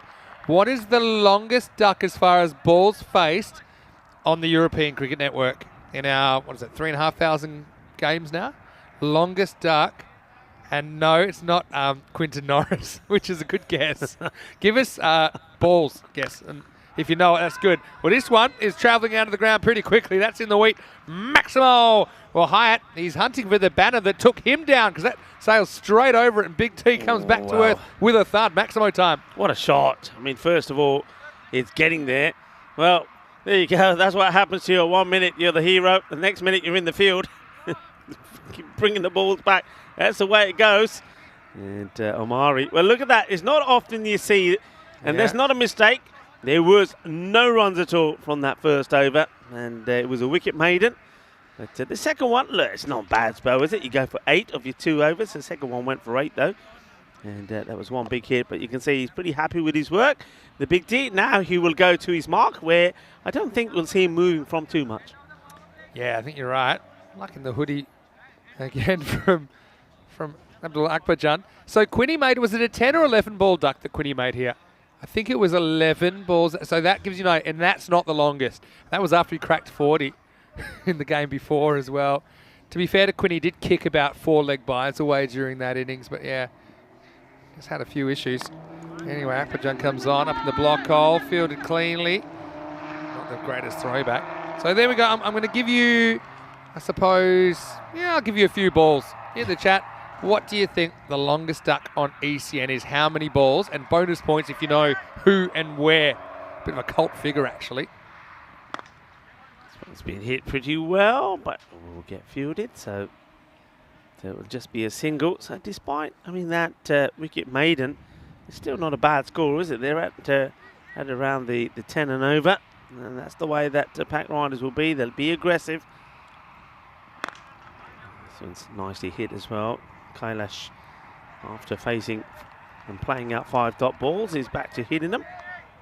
Good backing up by Kailash, who didn't mean to back it up, but it hit him in the back. This innings that this long duck happened with, at the time, it was a record that we didn't think would get broken for a long time, and then it did get broken. He goes for it, and he gets it way over the fielder. So Sagina Hyatt has shown already that when he's hitting, he can hit to all parts of the ground. We'll see him hit a big one over in the square leg area into the field. And this time he goes down the ground. It's all about his footwork and very quick hands. And he's very much bottom-handed, isn't he? And now he goes outside the off, trying to get it in the gap. And, well, good work from Ali Rahim. Keeps it to 1 as well. I love all these guesses coming in. But no one's got it exactly right yet. You're all close, but no one's actually right. I actually won't give it away until someone guesses it. Because you're all around the mark. It's not 17, it's not 16, it's not 14. So close. So close. And leg side just gets worked away. I think that's the sort of delivery that really you just step inside. If you're only backing yourself to get a single, step inside it, take the wide. Because you basically take yourself out of a delivery because that's the end of the over. When you take a wide, it has to be bowled again, and you still get that 1 run. So 4 overs complete, 40 for 2. Oh, anyway. Okay, I'm going to start giving it away a little bit. All right. It was a match that I think you did in 2021, and it was in Portugal. It was Oerash versus Miranda Dragons, and we're talking about the Miranda Dragons innings. And they weren't bowled out, but despite that, they only were able to manage 14 for 8 off their 10 overs. I still think it's the equal lowest total to not actually be bowled out. Sally Rahimi comes in, gets muscled away, flat bat shot and out of here. Maximo Kailash, he deserves his promotion up the order, batted very well earlier. And then he has to kind of generate the pace on this, doesn't he? But he judges it very, very well, and he smacks it out of the ground. Yeah, we know he's an opener, Kailash. He should be batting up the top of the order. Why he came in so low in the last match, I don't know. But this is what he does, and this is what he does best. Gandhi, and that's an easy hit, isn't it? Gandhi ball, Siggy, and it puts it away. Joka Lagia can't be bowling there, board short, Siggy, and well, it goes for 4. Yeah, so not a great delivery. It's been a bit of an all sorts today. Ali Rahimi. So Santosh is claiming there's a 14-ball one in Bulgaria. Send me the scorecard in the chat because I don't think so. Or let us know what the date was or what the game was. Everyone keeps guessing around it, so I'm just going to give it away.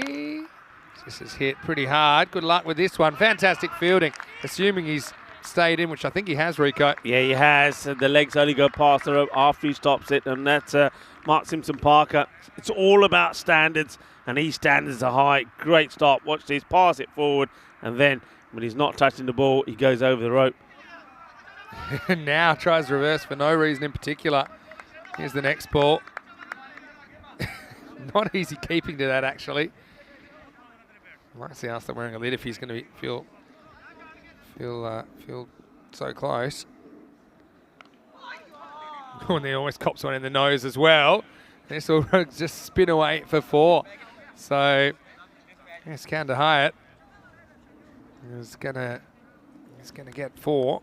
Not probably where he meant it. It has a big smile on his face as he runs through. By the way, I'm just talking about T10 cricket. I'm not talking about any T20 cricket, by the way, just to be really clear. I'm just talking about T10 cricket on ECN. So, I'll tell you after this ball. Floated up, not quite where he wants this to go. Will it go to the boundary? No, I think this will just stop short. The batters should get 2, and they will. So come on, tell us. All right, end of the 5th over. And the score is 56 for 2. And I'll let everyone just have a look at that's where we're going. But I'll tell you the answer while we're waiting. We're in Portugal already. This is what I've got it as. I don't have a 14-ball duck. Some people talk Varun Prasad. Tell us when that is, because I don't think so. And so, yeah, it's 13. Dave B gets it. Yep, 13. And it was by Paul Stubbsy Stubbs for the Miranda Dragons. And that was in that innings. He was actually the 8th wicket to fall. And so when he got out, it was 9 for 8. And then but credit to the guys. They batted out the rest of the innings. Rob Lewis, the keeper, and Tom Allen, who scored 2 off 7 and 3 off 8. And they were able to nurse the score up to 14. And including, I think, 2 off the last ball, which was the only 2 of the entire innings. Here's some records that also were held. But first, we might see a catch held here. It's a very good catch taken by Aziz Khatak. And so look who it is. It's Suraj Mohammed that comes on. Well, I'm sure he would have guessed it in the chat. When he's in the chat, he's always contributing. But right now, he's contributing with the ball. Not really what he planned. It was a big, filthy full toss, really. But the batter goes inside out. And nicely held in difficult conditions by Aziz. Yeah, very good catch. So well done. And, well, look at Siraj. He's doing a little bit of the old Motown dancing to that one, isn't he? A bit of the DISCO. As he gets a wicket of his very first delivery. Yeah, I mean, it was a bit of a full toss, but not the best of shots, you've got to say, that was played there. So Kailash, he'll go for 20. Oh, well, unlucky 13th ball for him. We were just talking about 13 balls. Yeah, 13-ball dart. And I like the little dance or celebration. It's like the floor is lava. He just keeps jumping up. Anyway, it's back to earth with a thud for Siraj as Zishan Arif comes out and he horns him out of the ground. Horns, baby. And 6 runs and what a start for Zishan. Yeah, well, Zishan Arif, we know what this guy could do. I think we saw in that last inning, you got to bowl right in the block hole to him early on and try to get him before he gets going. Well, 2 men going out into Wheatfield trying to find this, and they can't find. Well, here they come. Well, he's found something, but it may not be the right ball. Let's wait and see, because we know there's a few in there. I still think the 1-run rebate next time we're in Austria, like when you return your cans, you get 1 run back if you bring the ball back. I think that'll catch on before you know it. Yeah, so, that innings 14 for 8, Miranda Dragons batting second. They were chasing 91 for victory against Uerash. Uh-oh. Well, that's a big no-y. And they'll know that this is, he wants the free hit, doesn't he? Now he's almost going to run himself out. And then they could have got it. Now they won't get it. Zishan, he was desperate for 2. This is so high, though. Have a look at it. Well, Siraj, I reckon he's all of the dancing after the wicket. He's put himself out of breath because he's come out with 2 Gandhi balls. Okay, free hit coming up. You can see why Zishan wanted to stay there. Fun rule, that doesn't count as the one for the over for over your shoulder because it didn't bounce. We had to look that up once. Yeah, it didn't bounce. That was over the shoulder though anyway. Free hit. And he skies it. Okay, And who's going to not know? Well, there's a bit of disappointment. I think Siraj was okay with it. on a day like this, I'm letting that bounce. Yeah, I'm with you. I ain't putting my hands in the way of that without good reason, as long as you're going to save the 2. Okay, so it's the equal worst power play in that game for the Miranda Dragons. They scored 3 off their first 3 overs. They lost 6 wickets in the first 3 overs. Oh, he goes down on one knee and he creams it. It goes over square leg. What a lovely shot this is. Zishan and Arif. Hey, it's nice to see the 2 Arif brothers out there. Zishan and Arif doing the batting. And, well, on the opposition side behind the stumps is his brother. Yeah, we had to wait a long time, didn't we? 55 matches before we see the Arif on Arif lineup. And you can see a few little smiles being shot one way then the other. And don't forget, while you were off, we had one of the classic matches when Austria beat Spain. Oh, yeah. And, of course, there was brothers in arms, wasn't it? Yeah, when they of got that course. victory. So, when they're on the same side, they're pretty good. I was watching, and Zishan, he was also commentating with me last weekend, and we showed the footage of him whacking himself in the leg and then having to hobble up the stairs, which I still think is a bit of a blooper. But I enjoy watching All-time from classic, time to that time. one. Yeah. All-time classic. All right, last ball of the over for Siraj. Never got a 2-for. Will he get one now? Hanging in the air. Fielder comes around, takes the catch. Yeah, and well done. And watch him. I want to see some I want to see something, but he's pretty cool about it. But he has taken 2. And it's been a mixed bag. You can see that Zishan Arif doesn't quite get there this time. Comes a long way out to get under it. Skies it up. And, Abdullah Akbarjan is not going to drop those. Well, the difference in celebration was kind of fitting with the fact that he got smacked twice into the wheat. So it just knocked a little bit of the kind of exuberance out of him, Siraj. But still, nice over. And he has his first 2 for, and maybe he'll get more. Rico's still got an over to go, doesn't he? 72 for 4 after 6 overs. Okay, so that 14 for... Okay, I'm going to ask you a question. There were 60 balls in the innings, right? There were no balls, 60 deliveries in the innings. Yeah. How many dots do you think there were out of the 60 in that Miranda Dragons innings? Here's the 7th over, Katak getting a ball. I'm going to say there was something like, let's go for something like 40-something, 42? 53 dots. 53 dots and 53 dots in the innings. Yeah. Okay. I should know, really. I was there. It was... yeah, well, I can understand in my lost count. It was painful to watch. So 14 for 8 off the 10 overs. Got more for you. There were, out of those 14 runs, 8 were off the bat and 6 were wides. Okay. Yeah. Yeah. This one gets played. So actually, of the 7 balls that weren't dot balls, there were 6 singles and a 2. And the 2 was off the last ball of the innings. And they missed a run out, I remember, that would have made it 9 for 9. I think that would have really opened the game right up. This is catchable. MSP comes and will take. There's no doubt about it. So it's going to be another... It's been a good day for the Ducks today, hasn't it? As they were all home and comfortable in the water yesterday. Well, they're coming out to play today. And MSP, good catch. Never going to drop that. Keeps his eyes on it all the way. Wraps his fingers around it. And that is going to be the end. And it's going to be another golden as well as Derek comes out. And he's ready to quack the batter off. Nazir comes, Nazir goes. And yes, another attempted kind of hoik from outside the off stump. So, yeah, I mean, Riders obviously they're trying to do something somewhere between improbable and impossible in this game. And just kind of losing wickets at key moments. A few people are bringing up in the chat that Zishan was playing for VCC last year, don't forget. And he smacked 80, probably one of the, if not the innings of the tournament last year. Good delivery right up there from Katak. And Katak, of course, they send it back up. The backup is there. Took a great catch as well. Did Katak in this one to remove Kailash. And yeah, good throw. Don't forget, we had Paul Stubbs in that Miranda Dragons team. A few people discussing here the work of another cult hero in that Miranda Dragons team. So this is lifted up and out of here. Maximo Skandar Hyatt. He's after that banner, isn't he, Rico? He targets again and he gets 6 runs. Yeah, well, he's saying, I've got memories. I've got to set the records straight about that banner. I'm There it is. surprised we haven't seen that go viral on the social media. They're actually. saving it up. Yeah, we've got to get that out there. That was absolutely fantastic. Where the banner attacks the fielder. And Hyatt only just survived. Last ball of the over. Gone. There's a snick on this. I'm sure there's a snick. I heard something. Oh, well. It was something I'm not sold that it was bat. It's very close to the bat. It didn't sound that woody to me. I don't know. Oh, I definitely heard a noise, something. but And you can see everybody thinks they've got the man here. There's a lot of moving parts to that swing. I'm not saying it's not an edge. I think there's a bit more of an element of doubt that you realise. Anyway, at the end of 7, the score is 80 for 5. And let's have a look at what's coming up tomorrow. And looking forward to seeing finals day, of course, day 12 in Austria.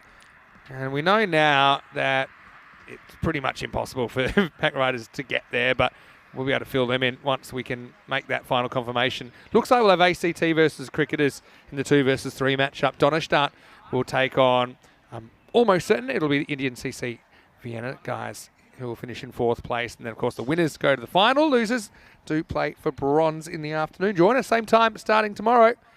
Day 12, finals day in Austrian ECS. As Mark Simpson-Parker comes on. Sneaks the first one past the bat. Yeah, so the other cult figure was Greg the Wizard Bullock. Yeah. Who, I mean, I'm missing those guys, if I'm honest. I know they play more social league now than the kind of Coimbra Knights organisation, which includes the Dragons. Yeah. But yeah, we missed him in the ECS recently because, yeah, the idea being that the ECS spots would be for teams that were playing competitively in the league. So that's why. There were 11 sides that played in that Portuguese ECS. It was won by Marlow in the end. Yeah. Surprise.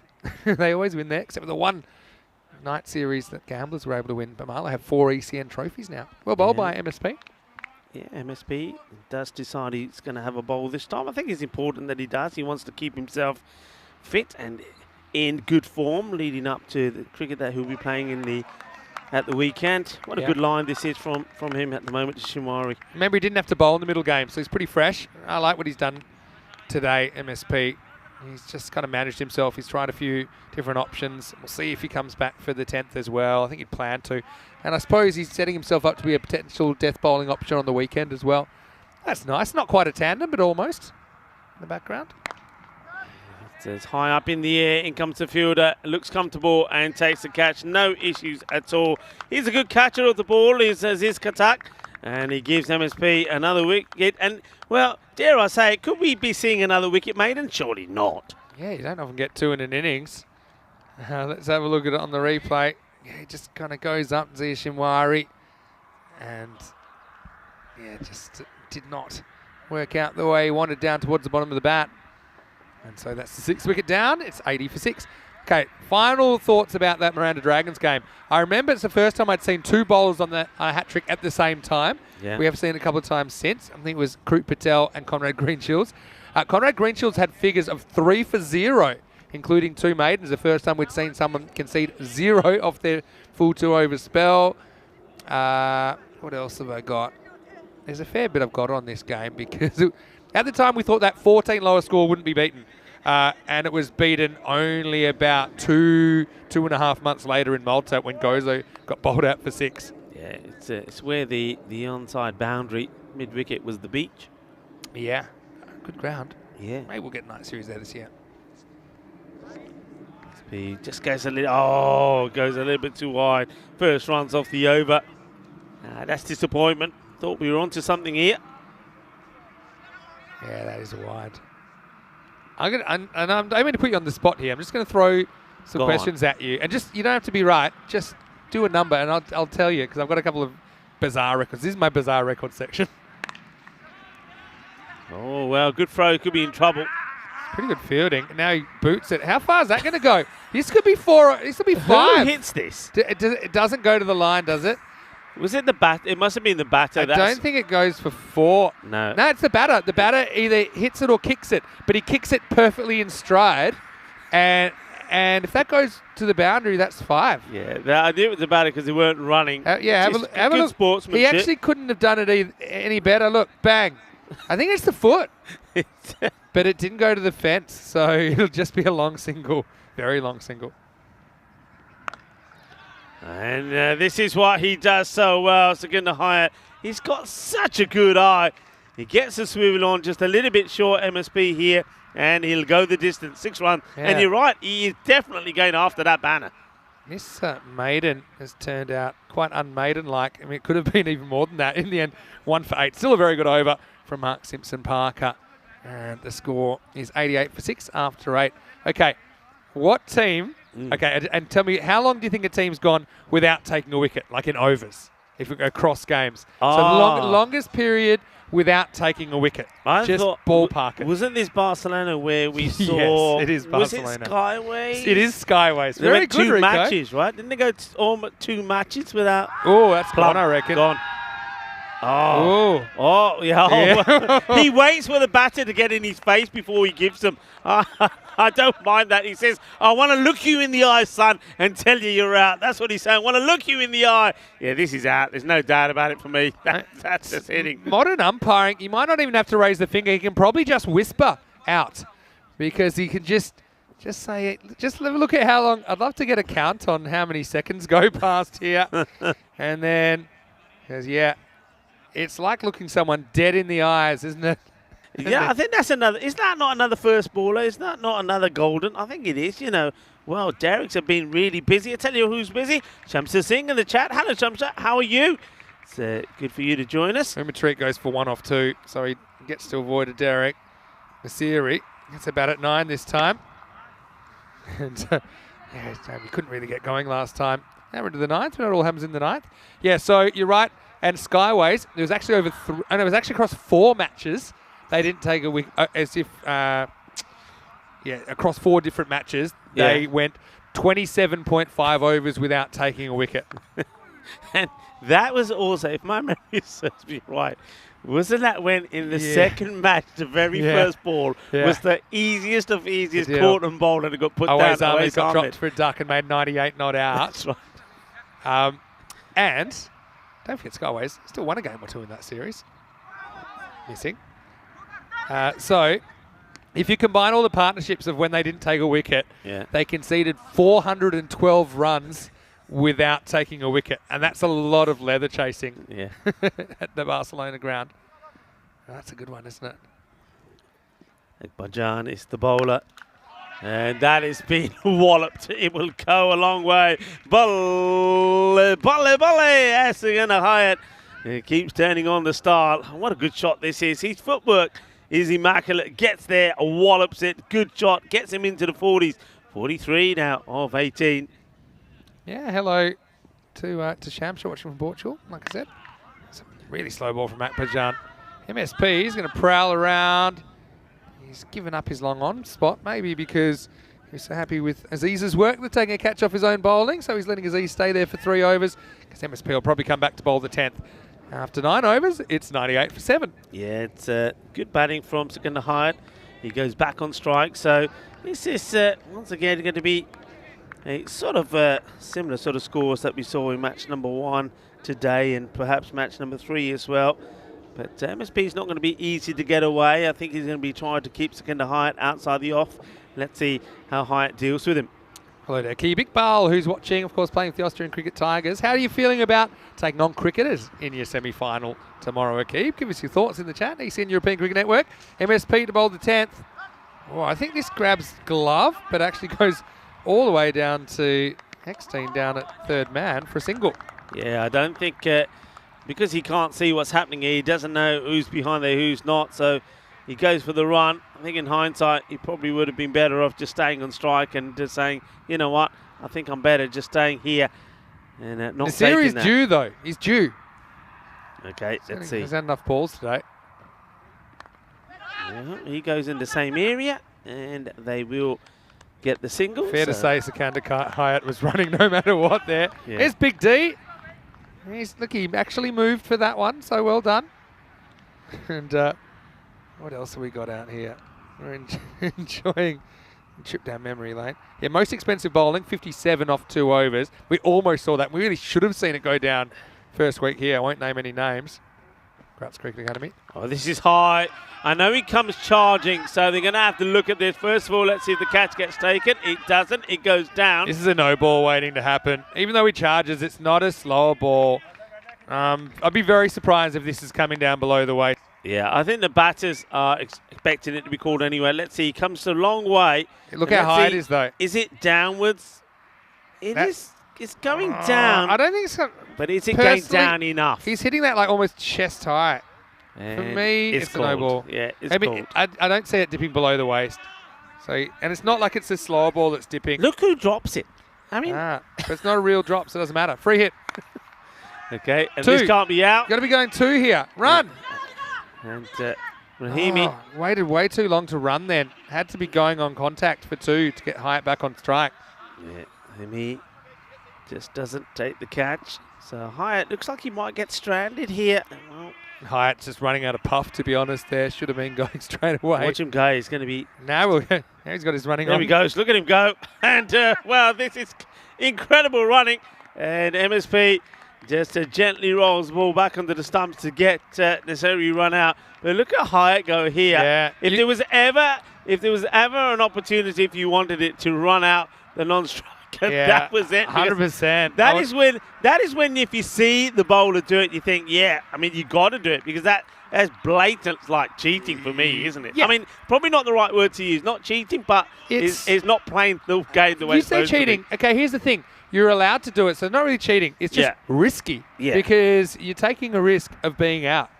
So yeah, it's not cheating. It's a risk. The risk is you could lose your wicket anyway. Who cares now? Because he's back on strike. I think he's on 48, and I think that'll be his 50. Yeah, that's why he needs to be there. Balle, brrrr. Shaka lagya ginna sona. Ginna but the Shaka, well, he said all this running he's getting me out of puff, but he's still got the power. I have the power, he says, as he hits the ball for 6, gets his 50. Ball badanya. Saginda Hyatt nu of the half century Puri Cully. What a knock it's been. We know he's an exciting player. And, well, now he's going to have to run hard again to get to the other end. MSP thinks about getting the shine. He doesn't, so he'll get the single. And that will be the end of the innings. And they will finish on 111. And Nelson. How's this for a coincidence? His previous high score, and he does have a 50 on ECN last year. He scored exactly 55 against Vienna Cricket Club. You know what he's done today? He scored 55 against Vienna Cricket Club. So, congratulations to him. I suppose makes a game of it. I know that now we know that they can't possibly make the 4, but still, I mean, they'll be hoping they can finish with a win. 2 teams with things going their way sometimes, but not too often over the last couple of weeks. Only one of them will finish victorious here in match 55. But what a start this was. What a catch to get things going. Oh, what an amazing catch that is. And, he says, I'm the man. Oh, he was. I mean, it doesn't stick in 2 hands, but he takes it then in the left. And then, most importantly of all, make sure he doesn't go over the boundary. It was a brilliant start. But then we saw a bit of a fight back, didn't we? Abdurumza, he made 15, and then Kailash came out. We know that he's not a number 8 batter. Comes out at number 3. He played some lovely shots himself, and they were scoring pretty quickly as well. But what about this over from the Big T? It was quite sensational. That first over of his, by the way, he took 1 wicket, no runs, and then he was on 2 wickets, no runs. But then, well, his second over went for 8 after taking that second wicket, the wicket of Abdurumzai. And then there was this fight back. Kailash played some really nice shots, but that's when Saginda Hyatt came out. And we now know what a crucial player that he is. We also know how crucial MSP is with bat, with ball, and in the field, as he played and made a really nice stop. So this one, well, it was Siraj that came on to bowl, and he took a wicket straight away, and wasn't he happy? He was doing all sorts of dancing out there. Oh yeah. But, that was a few moves there from Siraj. But, well, after that, he got pumped for a few, and though he does and did take another wicket, he didn't celebrate as much the second time round because, well, there was a few that went into the wheat field. Some nice shots there from Zishan. Fun to watch Zishan, wasn't it? I mean, they had thrown caution to the wind. I suppose there were a fair few that kind of held up. This is where this wind's slightly different. It's not really assisting leg side as much as it was in the first week. So we're seeing a lot more catching practice out there. And for the most part, Vienna CC were up to the task. Yeah, they were. That was another catch taken there by Mark Simpson Parker. Hasn't put one down yet. I'm probably going to really, put the lurgies on him now. But he's just so good, so calm out there. But some of the hitting from Sakina High, wasn't it good? I just love the way how quickly he gets there. This one, there wasn't too much doubt about it. I like the umpire lets the batter come straight to him before he puts the fingers up. A couple of times I got the whispering death today, isn't it? But Akbarjan came on. Okay, that one departed. They were certainly fighting. This was one touch and go. I think, again, this is where I like that we have been for the replay. The catch went down, didn't really matter because it would have been a no ball anyway. Then we saw some of the fastest running 11. So, to be honest, he cost himself being on strike the ball before. Yeah. When he skywent off the free hit, should have come back for two. Aston Reed didn't really have a shot at the keeper's end, so he just threw it back for the fairly simple run out. That one disappeared, but when it's all said and done, 111. Well, when you need to win a game by 122 or more to qualify for the final, I think we know that's not going to happen. But still, what it is, it's a kind of middle-of-the-road score. I think it sets up a very interesting cricket match. I think Vienna CC, the way they bat today, they'll feel like they should be able to chase this down, but they have kind of relied quite heavily on the openers today. Look at this innings, though, Hyatt, with his equal top score on ECN, 55 of 24 balls, and he struck 6 sixes and a 4 during that innings, well, with some support from Kailash, 20, Sishan Arif with a couple of Maximos in his 13. Don't forget Abdurrahim Zayat first up with 15. Pretty disciplined innings with the ball as well, 2 no balls and a wide in there. So in the 10 overs, I think they were pretty much on target. Some good hitting at times. I think it's all set up for a very good second half as we have a look at some of the bowling figures for Vienna CC. And once again, I like that they kind of mix up their bowling game. They're using a few different options. You always know you're going to get Big D first up, 2 for 8. But some success, including a couple of wickets for Siraj Mohammed. Yeah, you're absolutely right. I think Daniel Eckstein bowled brilliantly well, actually, this time around, 2 for 8. I think he was right on the money. But you're right. I think Akbarjan showing what a quality player he is. But Siraj Mohammed take about his best bowling figures in European Cricket Network Series. Takes 2 for 15s and wickets for Katak and also for Mark Simpson Parker as well. So good performance. And like you say, look, is that sort of score, I always like to think that score between 110 and 120 is always going to be a close one. And well, we keep talking about that golden ball. Could we finish the group stages with a golden ball? That would certainly be something, wouldn't it? That would be something. Well, join us after the break to find out. Back in just a few. Last innings of the round robin stage is on the way. 112 for the hosts Vienna CC to register a victory in their last match. Otherwise, the Riders will ride off into the sunset, at least with that W. It's Vinny Sounder here, Mr. Maximo, with Rico Full. We'll see you after this for the final instalment of Day 11. You're watching ECN. This is the FanCode European Cricket Series.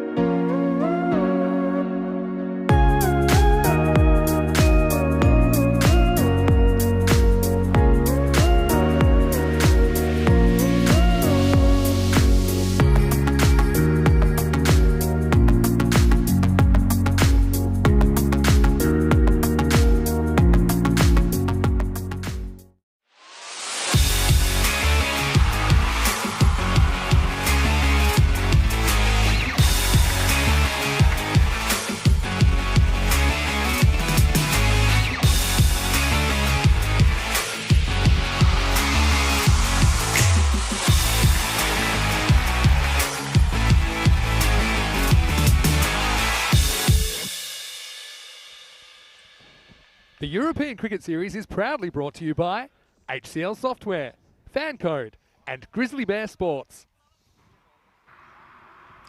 Welcome back. The umpires have made their way out. Umpire Praveen and Daminda, and they're waiting for the pack riders to join them.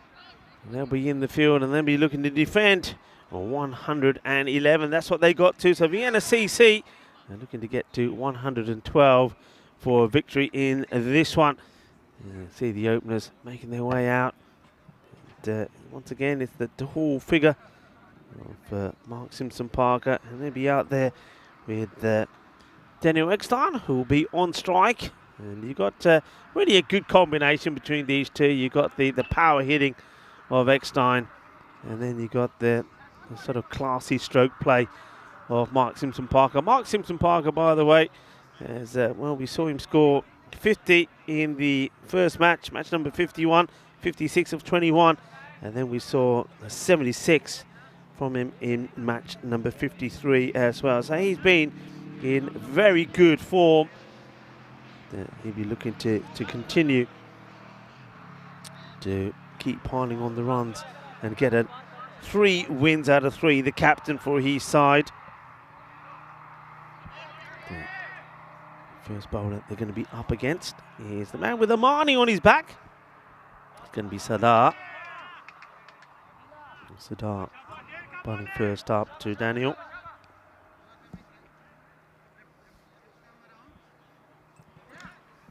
So last match of the day, and it's also the last match the group's stages. Tomorrow is finals day, and of course we'll let you know the timings and who's playing who. As well, he starts with a little skip, the Sadar. It goes right across the batter. It must have been a little bit of something on this. You can see the umpire just signalling a bit of pad here. Says catches a bit of pad.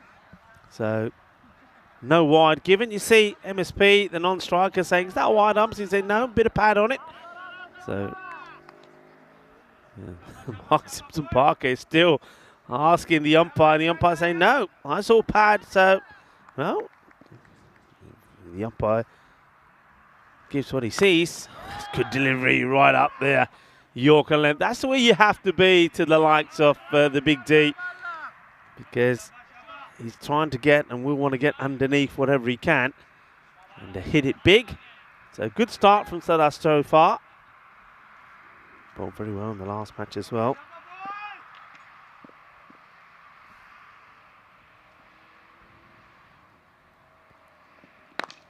And MSP, oh, well, this one, oh, I tell you what, this hits the deck and takes off. It does a bit of a Tortuga, and I was worried for the fielder. I thought, excuse the expression, it was going to take his block off. I really did. This was hit hard, and I think the fielder does, well, his reaction, he gets some fingers on it. Well, he definitely gets some fingers to it. So going to Hyatt. Well, that was absolutely blasted. And when I looked at it from the other angle, it looked interesting. Well, the Big D is saying he's got some issues with his bat. Well, we've seen bats that have had issues already. And he's saying, did you see कि देखिए ball किधर ऊपर आई है? मैं गया सीगा. Width. And take the single on. And it's not surprising that they're throwing hard to the end that Daniel Eckstein is running to.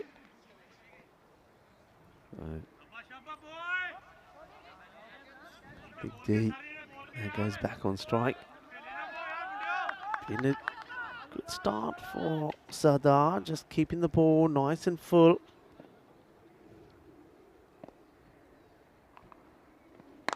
And this one also real slow, pitched up delivery. Just gets worked away for a single. Once again, just stunning scenery around this ground. It's always nice to come to every day to see it, and well, looking forward to seeing it in the sunshine as well when it looks absolutely magnificent. So well bowled once again. What a good over this here. It's good length, good areas, get the ball right up there. So end of the first over, and it's a good one from Amani. And 8 from it, and he's kept Mark Simpson-Parker and Sadar pretty quiet. Just that one boundary That spicy shot that was hit through the offside that, well, nearly had Saginaw Hyatt in all sorts of trouble. 91 matches now without that golden ball, as we welcome back into the commentary box to Vinny Sandu. See, Big D doesn't think that first one hit him, but when it gets this cold, you can't feel your extremities.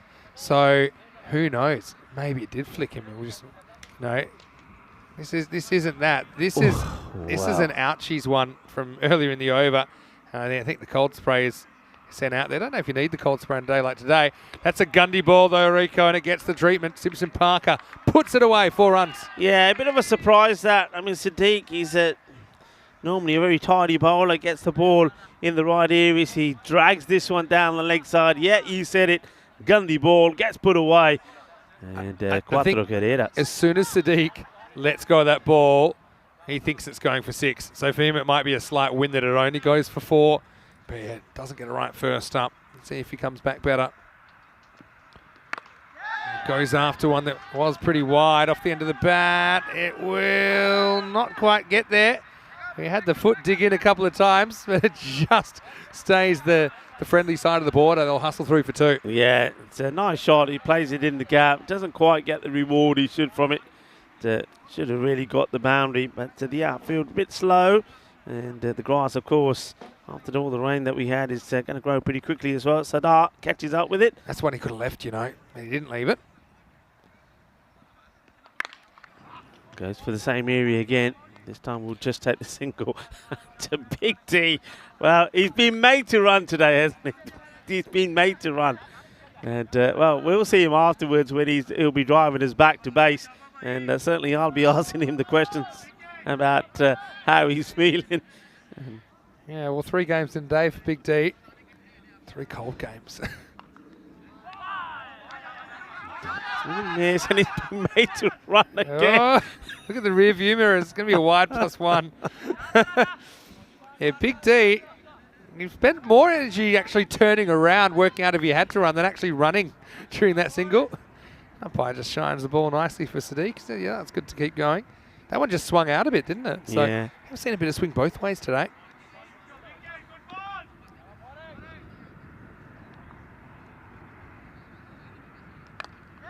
And nobody on the 3rd man boundary, so that'll be 4 runs. Not quite where Mark Simpson Parker was looking for this one to go. But if you're going to swing hard, well, fortune favours the brave. Hay poquito de suerte ahí por Mark. Y eso es 4 carreras. Think about where my field would be for Simpson Parker. I'd probably have a deep cover and a long off back. And why I'd be protecting those areas is I'd be trying to, I suppose, trick him into playing a riskier shot or the wrong shot. Maybe try to get him hit across something that that he wouldn't or he shouldn't. Just try and induce an error. As it is, he's been hitting. Oh, there's a proper Tortuga. 2nd spin sideways. Will just be a single. Just because at the moment, he's just kind of got the immunity to kind of go up and over the offside. They're bowling that off stump. They don't really have the protection in the outfield. And so that long on, even though I'm sure it might come into play, I just think I'd rather maybe leave a bit of a carrot there for him to maybe try and hit across it. With Big D, it's completely different. He'll hit across everything. So here's the last ball of Sadiq's over. And this one also will go into that vacant 3rd man area. And not amused is the bowler. He sort of shrugs his shoulders and says, what can I do about this? Well, the only thing you can do is have a word with your captain and say, right, this is where I'm going to be bowling. This is where I need my protection.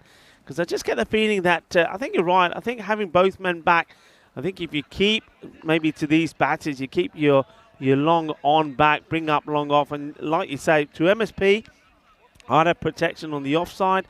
To somebody like the Big D, I'd go 3rd man. Yeah, but see, I knew exactly what Big D was going to do there, and it still wouldn't have had a fielder there, so I don't know how you can be a captain. He ends up getting a little edge. He goes away for 4, but he did try and horn across it. You don't have to be Nostradamus to work that out, but when he hits him, it's a thing of beauty in an agricultural way. Anyway, here's Armani back for over number 3. A little bit over-pitched, and though it struck fairly well down the ground by MSP, it will only be just a single.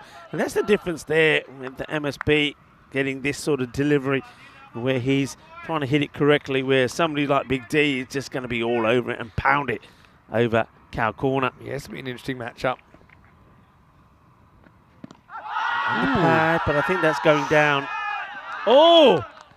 Well, I'm wrong. I don't know. I thought this was going down. It's closer than you think. Because of the angle. Yeah, I know the angle. That's a really good point. But let's see exactly where it hits him. I mean, he's gone nowhere. Yes, I know the movement and all that, but let's have a look at where it hits him. It hits him on middle and leg. Yeah, look, it's a bit of a stretch for me to think that'll hit the stumps, but it might have. You know, it does hit him middle and leg on the crease with the angle. I mean, traditional cricket thing, you would think that that's probably sliding, but... I can see, look, yeah. I can see why. I mean, if I'm umpiring there, I can see why it's given. But I think what the umpire, maybe what he can't see himself, is the bowler's gone really wide. Look how wide he's gone. He's angling. And for me, this ball is going to miss leg stump. But I can see why it's given. It's a tough one. Yeah, I have a suspicion it's missing, and it's a pretty strong suspicion. But, you know, let's say we ran a ball tracking of that. It wouldn't surprise me if that was just kind of noise clicking into the stumps, you know, maybe hitting the outside of leg. So I'm not going to say it's conclusive. He's not too happy, though. Oh, and, no. Oh, no. There's some... I tell you what, that can easily be repaired. Don't worry. There's a lot of broken bats that will make that fence perfect. So don't worry about it too much. Oh, this one is closer. Has to be this out. Is out. Now, there's the difference. This one is plumb.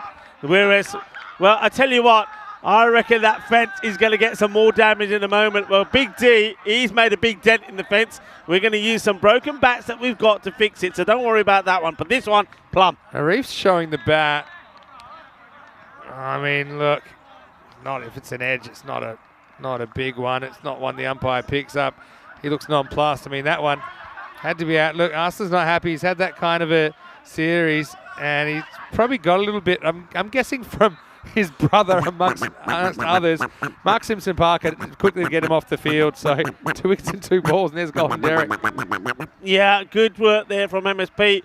Just, yeah, I think his brother might have said a few things to him here. And, well, he's gone. And, well, okay, so we got a hat-trick ball coming up. And it will be Sadar who's on a hat-trick. And it seems to be maybe the left arm.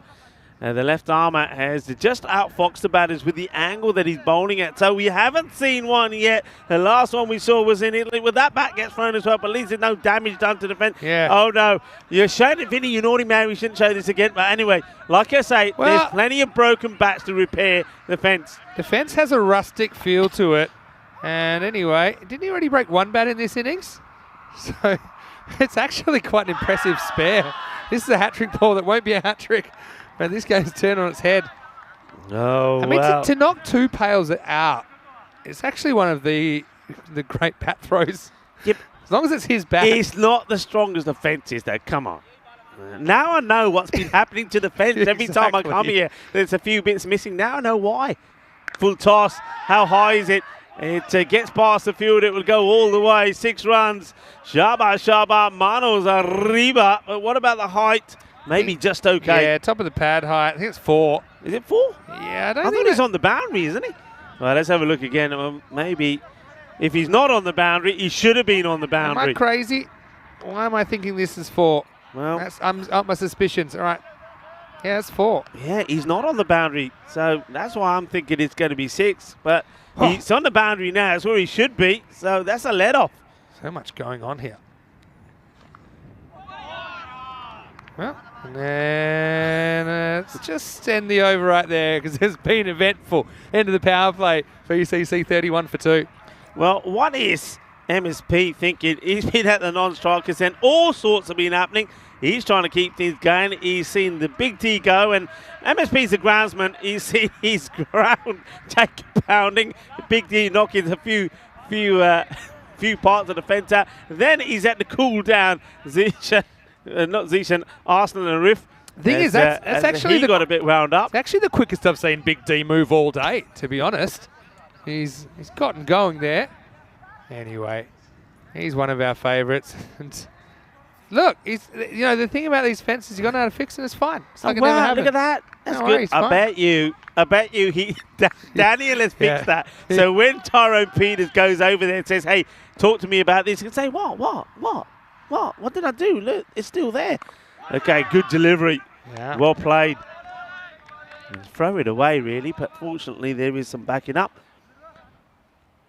Yeah, I mean, thing is with the LBWs, no one really knows what's going to happen after it hits the pad, right? It's an educated guess.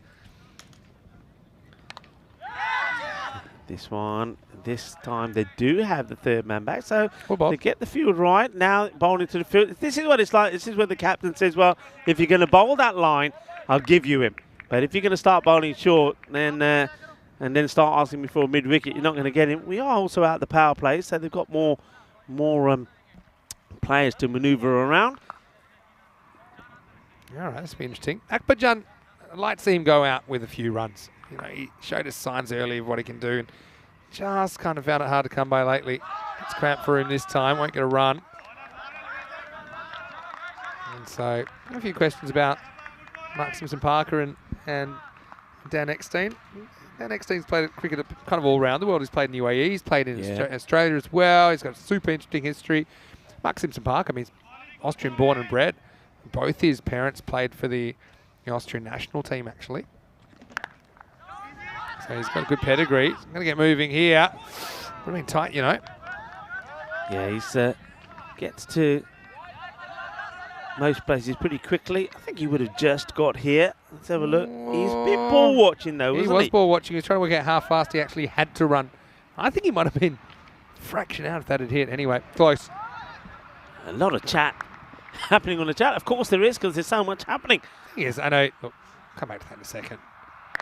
It's a little bit short. Gets past the infield, gets past the outfield. That'll be 4. So having a really good day with the bat, isn't he, Mark Simpson-Parker? He's back-to-back half centuries already today, right? Yeah, back-to-back half centuries. Now he's up in the 20s and scoring pretty well. But I think you can understand. It means a lot to these guys. You can't accuse them of not caring. You know, here you got a game where you essentially got 2 teams that aren't going to make the finals anymore. But yeah, I mean, Big D's just disappointed there. Yeah, disappointed. Obviously, yeah, didn't want to get out in that fashion. That'll be the last we see him on the field. Anyway, this is a full toss, and that's going to beat the fielder as well. So Sadiq started the over well, but kind of fell off the wagon by the end. And that will take us to the end of the 4th. It's 41 for 2. Yeah, some nice shots there from Mark Simpson-Parker. He moves to 28 of 13. And this is probably quite a key partnership for me. I think these two need to stay together and make things work. Yeah, I suppose you can understand why Arslan Arif was quite disappointed.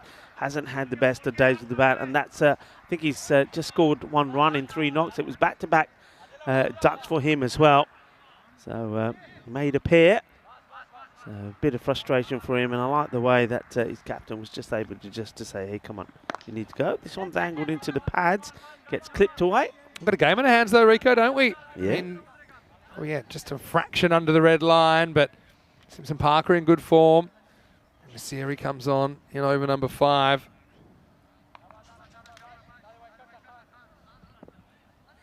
Marcus has a very interesting hypothetical. Good delivery. So he says, okay, Vinny and Rico, considering their similar roles and builds, who are you taking in your ECN T10 side? Christian Munoz-Mills, the Spanish captain, or Mark Simpson-Parker? Good question. Very good question. I think Mark Simpson-Parker's a bit more pigeon-like than Christian Munoz-Mills. I think MSP would be super happy with the comparison physically, just personally. Not that he's not well built, just saying. And my answer is, I think MSP because he bowls more. And they're both probably equally good in the field. They're outstanding fielders. You know, splitting hairs. Wish I could have them both. Yeah. But me, for the reason that maybe by a shade, I think MSP maybe doesn't have quite the pure power by a little bit. But I think technically it's probably slightly ahead of Christian. And obviously he's got his bowling as an extra string to his bow. But yeah, I mean, interesting comparison. Yeah, it is. Christian, though, for me, has improved leaps and bounds in the last 2 years with the bat. And, I mean, on the bowling front, Christian actually is a very good bowler. That's true, yeah. The last time we've seen him, remember, he was nursing an injury at the ECL, which was quite evident, actually. So I think he's got 2 different styles. I think with MSP, I think in the field, you're right, they're both as good as each other. They're sensational. With the ball, I think when Christian is fit, they're probably like for like as well. With the bat, I think in this format, I think Christian just gives you that little bit more in terms of power. Think so? Yeah. Yeah, look, I think you just don't see Christian really bowling at international level. No. Now, maybe that's because they've got a strong bowling team. You could argue that as well.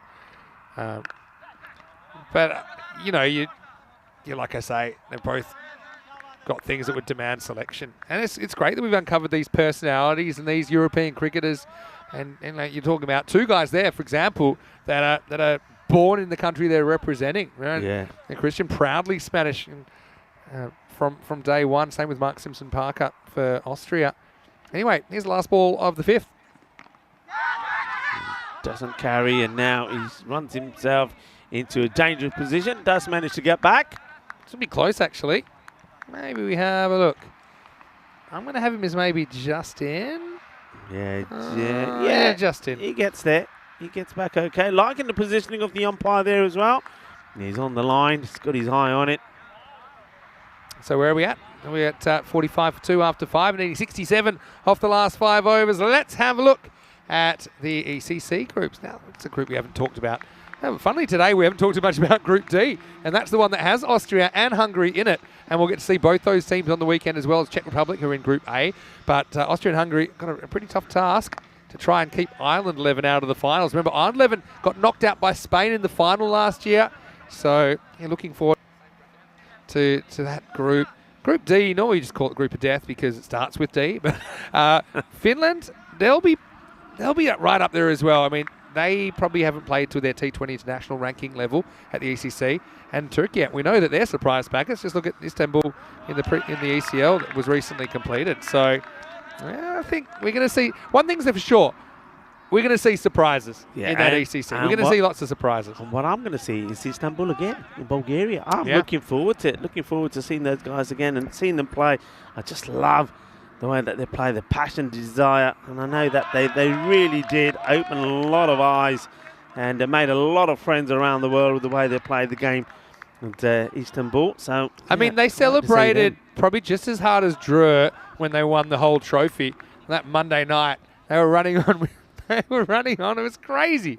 Lovely guys as well. This one is an opportunity, and it goes down. It was a great effort. Does he save the boundary? I guess we'll never know because it's very difficult to see the rope. It almost holds it. He's shaking his head. It's in the ball. Nige. Look at this. He almost has it. And, well. I think he's fine. Yeah. He would have said so. Yeah. He almost kicked it over, though, didn't he? Yeah, so Bulgaria. That's going to be interesting. ECI at the end of Bulgaria. Just before I come back, it involves Bulgaria, Turkey, and Greece. And they're thinking it too. Don't think it's quite there. Probably don't want to risk it at this stage. Yeah, so obviously Turkey are already represented at the ECS in Bulgaria with that Istanbul KSK playing in that. So, yeah, and Greece. It'll be our first chance to see Greece play in a T10 international because they didn't play the ECC last couple of years. This will be a wide. Just gets a bit of the line, does Shinwari. Coming into the attack. I think that was Mohammad Nazir that went for that catch. Looks like he's nursing his hand. He's probably stinging a little. Shinwari, it's been a good over. And it just goes for the quicker ball. Doesn't quite get the desired contact, Bajan. So gets a single. But the last 2 overs have been pretty tidy. They're putting the squeeze on, so the 50 comes. But I think they're running around about, 10 to 15 runs behind where they want to be here. But they've still got Mark Simpson-Parker out there. And I think MSP is aware of the fact that in some of the matches, when he's given his wicket away, particularly in the first match of the day, when he gave his wicket away, he gave the Vienna Eagles a chance of victory and he went down to the wire. So he wants to stay there and see them home. Bajan. Oh, massive mix-up, and oh, it's absolute calamity. Well, this is exactly what I was talking about, that he wants to stay there. MSP goes, Akbajan doesn't go. And then in the end, he realizes that maybe he should suicide. Yeah. He's wicket, but it's too late. You see here, when MSP goes back, he says, all right, come on then, Skip. I'll try and save you. Yeah. That's what he's trying to do here, but MSP he starts to go backwards. That's a huge wicket. That's a turning point in this match. It is, and you're right. Akbarjan tried to kind of get the skipper out of jail. They didn't have time to organise themselves, did they? So big moment in this chase, like you say. Let's just see where it all went wrong. Okay, he hits it. I think, to be honest, Akbarjan takes his eyes off MSP and goes back to ball watching and changes his mind. Once he says yes, you know, and basically MSP trusts him and goes through with the run. Yeah. And then, you know, Akbarjan should have probably gone through with it. And if he makes it, he makes it. If he doesn't, he doesn't. Instead, he's run out of skipper. And he knows as well. He hasn't really been hitting well at all. He's 9 of 14 now. Yeah, so, well, Ali Rahimi has come out. He's not a natural aggressive hitter of the ball. He can stick around. We've seen him do that. But with them requiring so many per over, somebody's got to get going. We know that Akbarjan can do. It's going to go for 4. So the fielder gets something on this. That's Shinwari, but he still gets past him. So this has been hit pretty well. Shinwari, I think he gets, I don't know if he does get anything on it, to be honest. He may have got a bit of foot or something on it, but it doesn't slow down. It goes to the boundary, but they really got to go some here now. Short. And gets to it, but only goes to the fielder. That'll be a single. Nisari has bowled so well. And between him and Shinwari, those last 2 overs, they really have put the brakes on Vienna CC. The home side looking to make it a perfect 3 wins in the day. Won the first 2 matches. And the Pack Riders, they themselves, they want to win the last 2 matches. They'll end up on level points with Indian CC Vienna, which is superb going. This one is high up in the air. It's catching opportunity. The bowler wants it himself, and it hits him in the chest.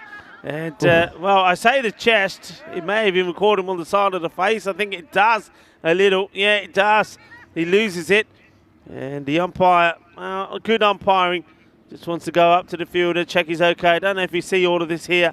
Yeah. Yeah, from fingers onto the side of the face. And that's why sometimes you really have to get yourself in a position where the hands, you're taking the ball with the hands aren't covering your eyes. How are you supposed to catch it? He gets a little lucky there. It could have been worse, but nice to see that none is okay. It's normally a good incentive, though, to get your face behind it so that you do catch it. As it is, things have just gotten a bit out of control here for Vienna CC, going off the rails as we get to the end of the 7th over. It's 57 for 3. And, well, Rico, I think now we know that we've got our 4 semi-finalists. And so these are our semi-finals tomorrow, ACT versus Cricketers, then Donnerstadt, Indian CC Vienna. I mean, a lot of talent there. Really, any one of those 4 teams, it is expected at this stage, you know, they could have a good day and any one of those 4 could win the trophy with no double chance, just a straight shootout in the semi-finals. Yeah, and look, and you could say, you know, look, we've seen enough cricket being played here. Any one of those 4 teams could quite easily, deservedly be the champions. They've all have played good cricket. They've all got good players. And, of course, they're going to be up for it. ACT, for me, though, at the moment, I think ACT are just in really good form. They're playing a lot of good cricket. Cricketer CC, we saw them earlier today. We know that they're going to be up and about. They're going to be pretty tough. But I just think that with Cricketer CC, they're relying probably a super lot on their captain. I think Bilal Zalmai is going to be super key for them. ACT, though, they've got a wealth of players. As we see, another opportunity, and there's going to be 4 runs. And when he tries to fool everybody with a quick throw to say, nah, nobody saw it. And then he realises, actually, I think I'm on camera. I think we've seen it. Chance goes down.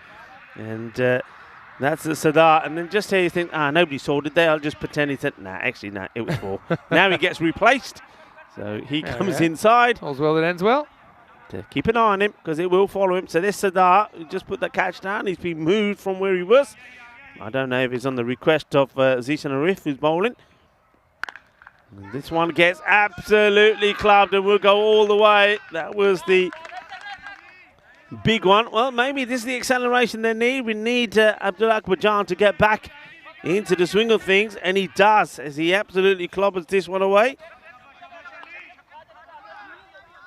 So, Abdullah looking to keep his side, Vienna CC, in this. Yeah, we'll talk more about the potential lineups coming tomorrow a bit later. It's another outstanding shot. Well, wakey. Yeah, Abdullah Akbarjan has woken up. Remember I told you that this guy hasn't really performed to his full potential. He's an outstanding player. He always performs. He's started to perform with the ball and in the field today now, or maybe he's saving the best for last. Oh, well, is there anything on this or not? I suspect there might have been a little bit of something on this, Vin. Yeah, it was tiny. He said he looked around pretty quickly, didn't he? You need to have a couple of really big overs. Akbarjan is the man that could do it. He's a real out-and-out boundary hitter. Hits this firmly as well. And does he get enough in to get past the boundary? The fielder slides, makes a good stop. They need to go for two, and he's going to struggle to get back. He's gone. Here's another one that goes. Once again, you just got to commit. You got to decide we're going or we're not. Akbarjan, the hesitation, and that's what cost him. Great bit of fielding, though, and what a throw that is from Sukhinder Hyatt. He's been on top form, and maybe with that bit of work there, he's probably going to be perhaps the player of the match in this one. He made 55 earlier. He gets a sliding stop. Look, first of all, look at the stop. Hope we got this on camera. Look at the work he does here. Throws himself at it. That's what it's called about getting dirty for your side. And then he knows which end he's got to be throwing at.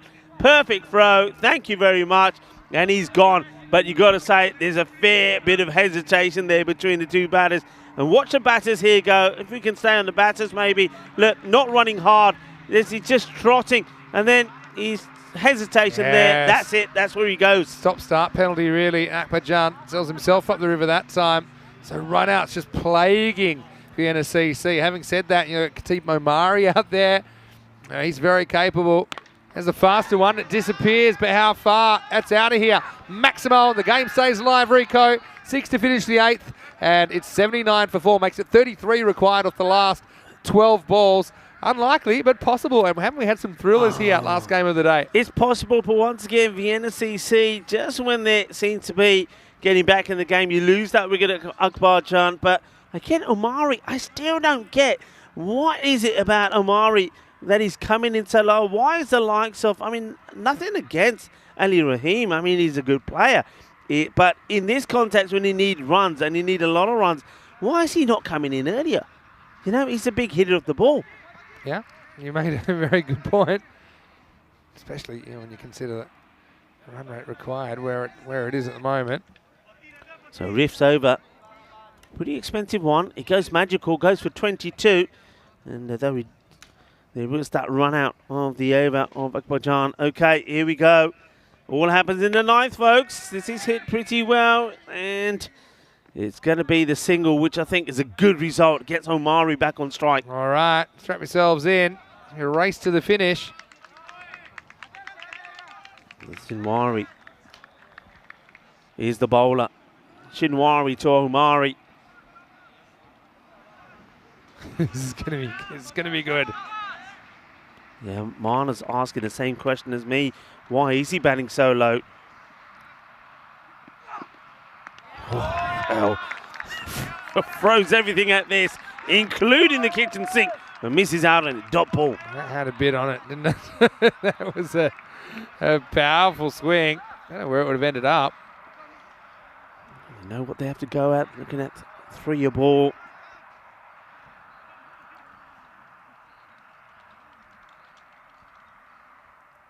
Shinwari. Slower delivery, clever. Absolute beaut. And, well, this is when, sometimes cricket is won by the matter of thinking, the matter of playing smart. And Shinwari, well, the ball before he sends down a torpedo delivery. And then he comes back with this one, takes all the pace of it, rolls the fingers around it. This is exquisite, world-class bowling. And he does Omari, outfoxes him, outthinks him, outsmarts him. And with that one, certainly does bring about the victory here for the Pack Riders. What a great bit of bowling. Yeah, it's a really nice bit of location as well on the slower ball. So it will be the 5th wicket to fall. Leaving the run very late here. Qatar comes out. He's had a pretty good game so far. See if there's any late over heroics. 3 to come in the 9th. Good location again. It's all accuracy, hey? All accuracy. I wonder if he'll go for the same again. Quick one. And the slower delivery. Well, why not? It worked last time. A good bit of bowling, good bit of cricket. I'm sure that got appreciated around the globe as well by our global cricket family. He does go for the slower one. It's, well, they don't know what they're doing. And then he throws it. And it's worth the effort. It gets a single. And he gets a leg by, in fact, because it did clamping on the legs. The leg by should be signalled and will be. It's a slow delivery on the pads.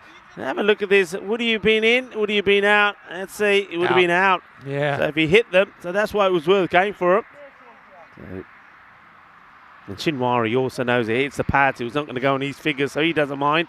He says, I'll have a go at Ali G, who hits it pretty well. And the fielder, Zizan, you're not going to take him on for two. I'll tell you that now. He has got a laser beam off an arm and a throw. So, well, you say it all happened in the ninth. Not a lot happened in that one, to be fair, apart from some exquisite bowling from Shinwari. 82 for 5. Yeah, so, I mean, again, looks like the Pack Riders are going to do enough to hold on here. Again, it's a frustrating tournament for both these teams. They're both very capable of playing finals cricket, but it's just this format, isn't it? They're 5th and 6th. I mean, it would be great if we could somehow have a final 6 format, for example, given that opportunity. But I just think, with the ECIs coming in, it has become a bit cutthroat. And also, you've got to reward the teams. They obviously have the points on the board. But, yeah, you got to feel for these guys. You'd love to see them play some Sundeath cricket as it is. Looks like they'll be just out of the running.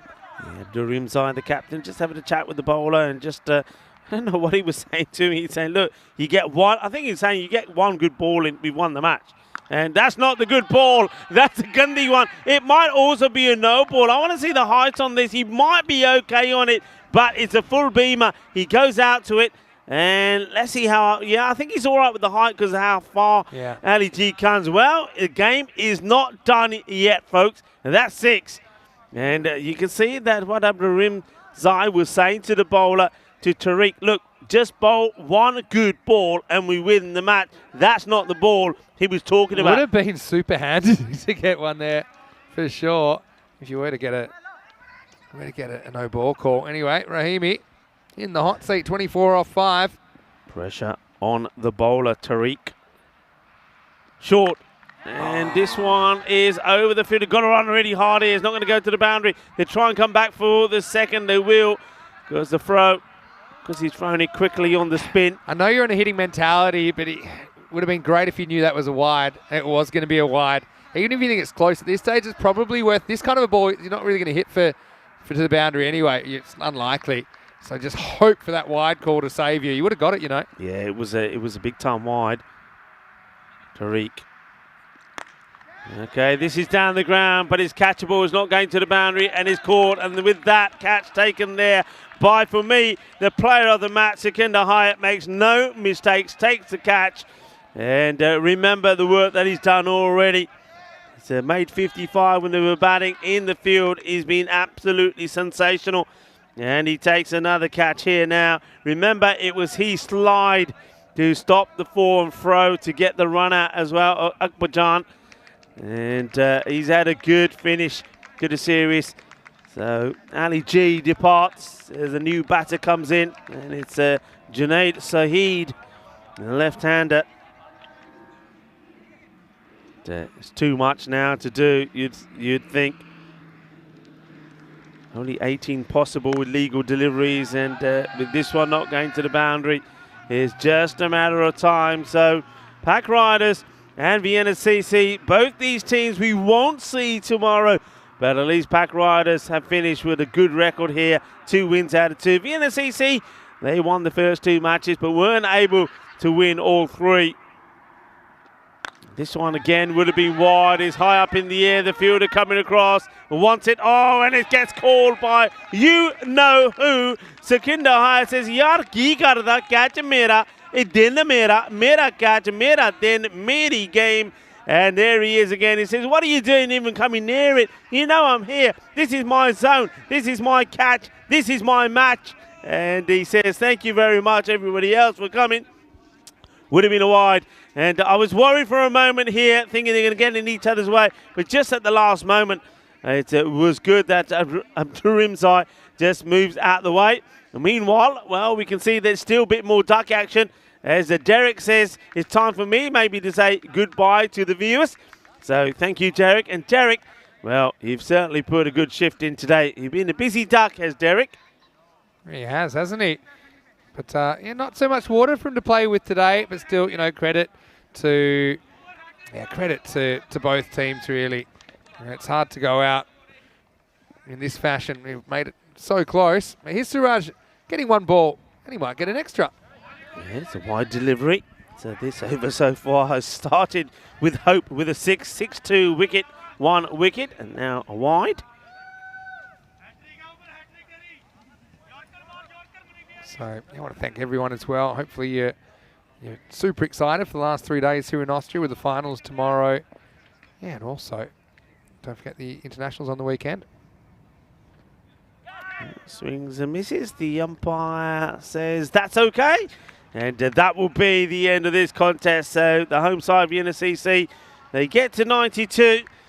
But chasing 112 for victory. They fall short. They do have 2 wins in the day. They beat the Eagles. That was a good victory for them. And then we also saw them beat Grass Cricket Academy, but not able to make it 3 on the spin. Well done, though, to the Pack Riders. They do make it 2 wins out of 2.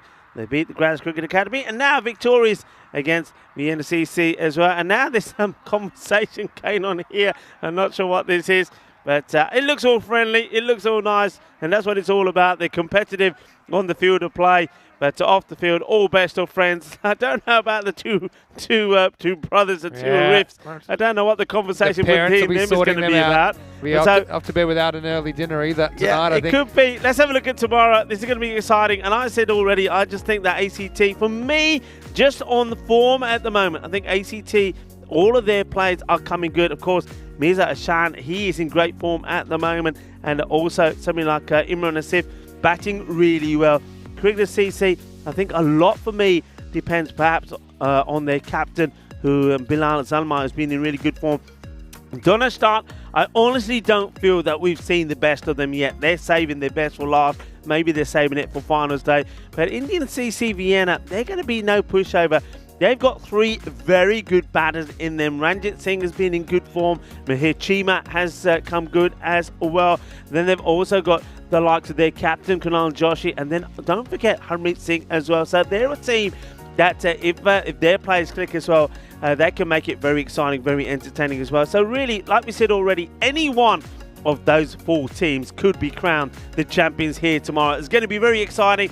And what was exciting was the last innings of the group stages. Let's have a look at it. Let's have a look at the highlights. Yeah, and so just kind of was going to plan okay, wasn't it? But let's just say the house was built on a slightly unstable foundation. And just a few things went against Vienna CC. In the middle of this innings, a couple of run-outs. Maxim Zapaga, though, at the beginning, he was looking good, though. He was looking a force. If he batted through, probably another half century, gets him over the line. Big D, I didn't get this out of the middle, but he would end up doing some damage before the innings was over. That's touch and go for me.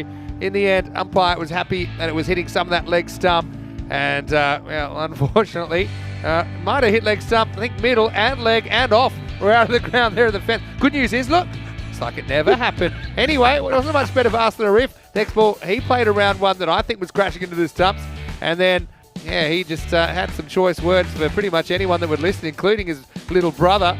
Apart from that, you know, this one did get over. But just a case of runs on the board. A bit more of a traditional runs on the board holding up, even though we've seen some big chases in this series. But, yeah, normally, once you get above that kind of 110, 120, you don't see it caught that often in normal ECS conditions. Yeah, I mean, that was almost a very good catch there by Mohamed Nazir, almost taking the catch.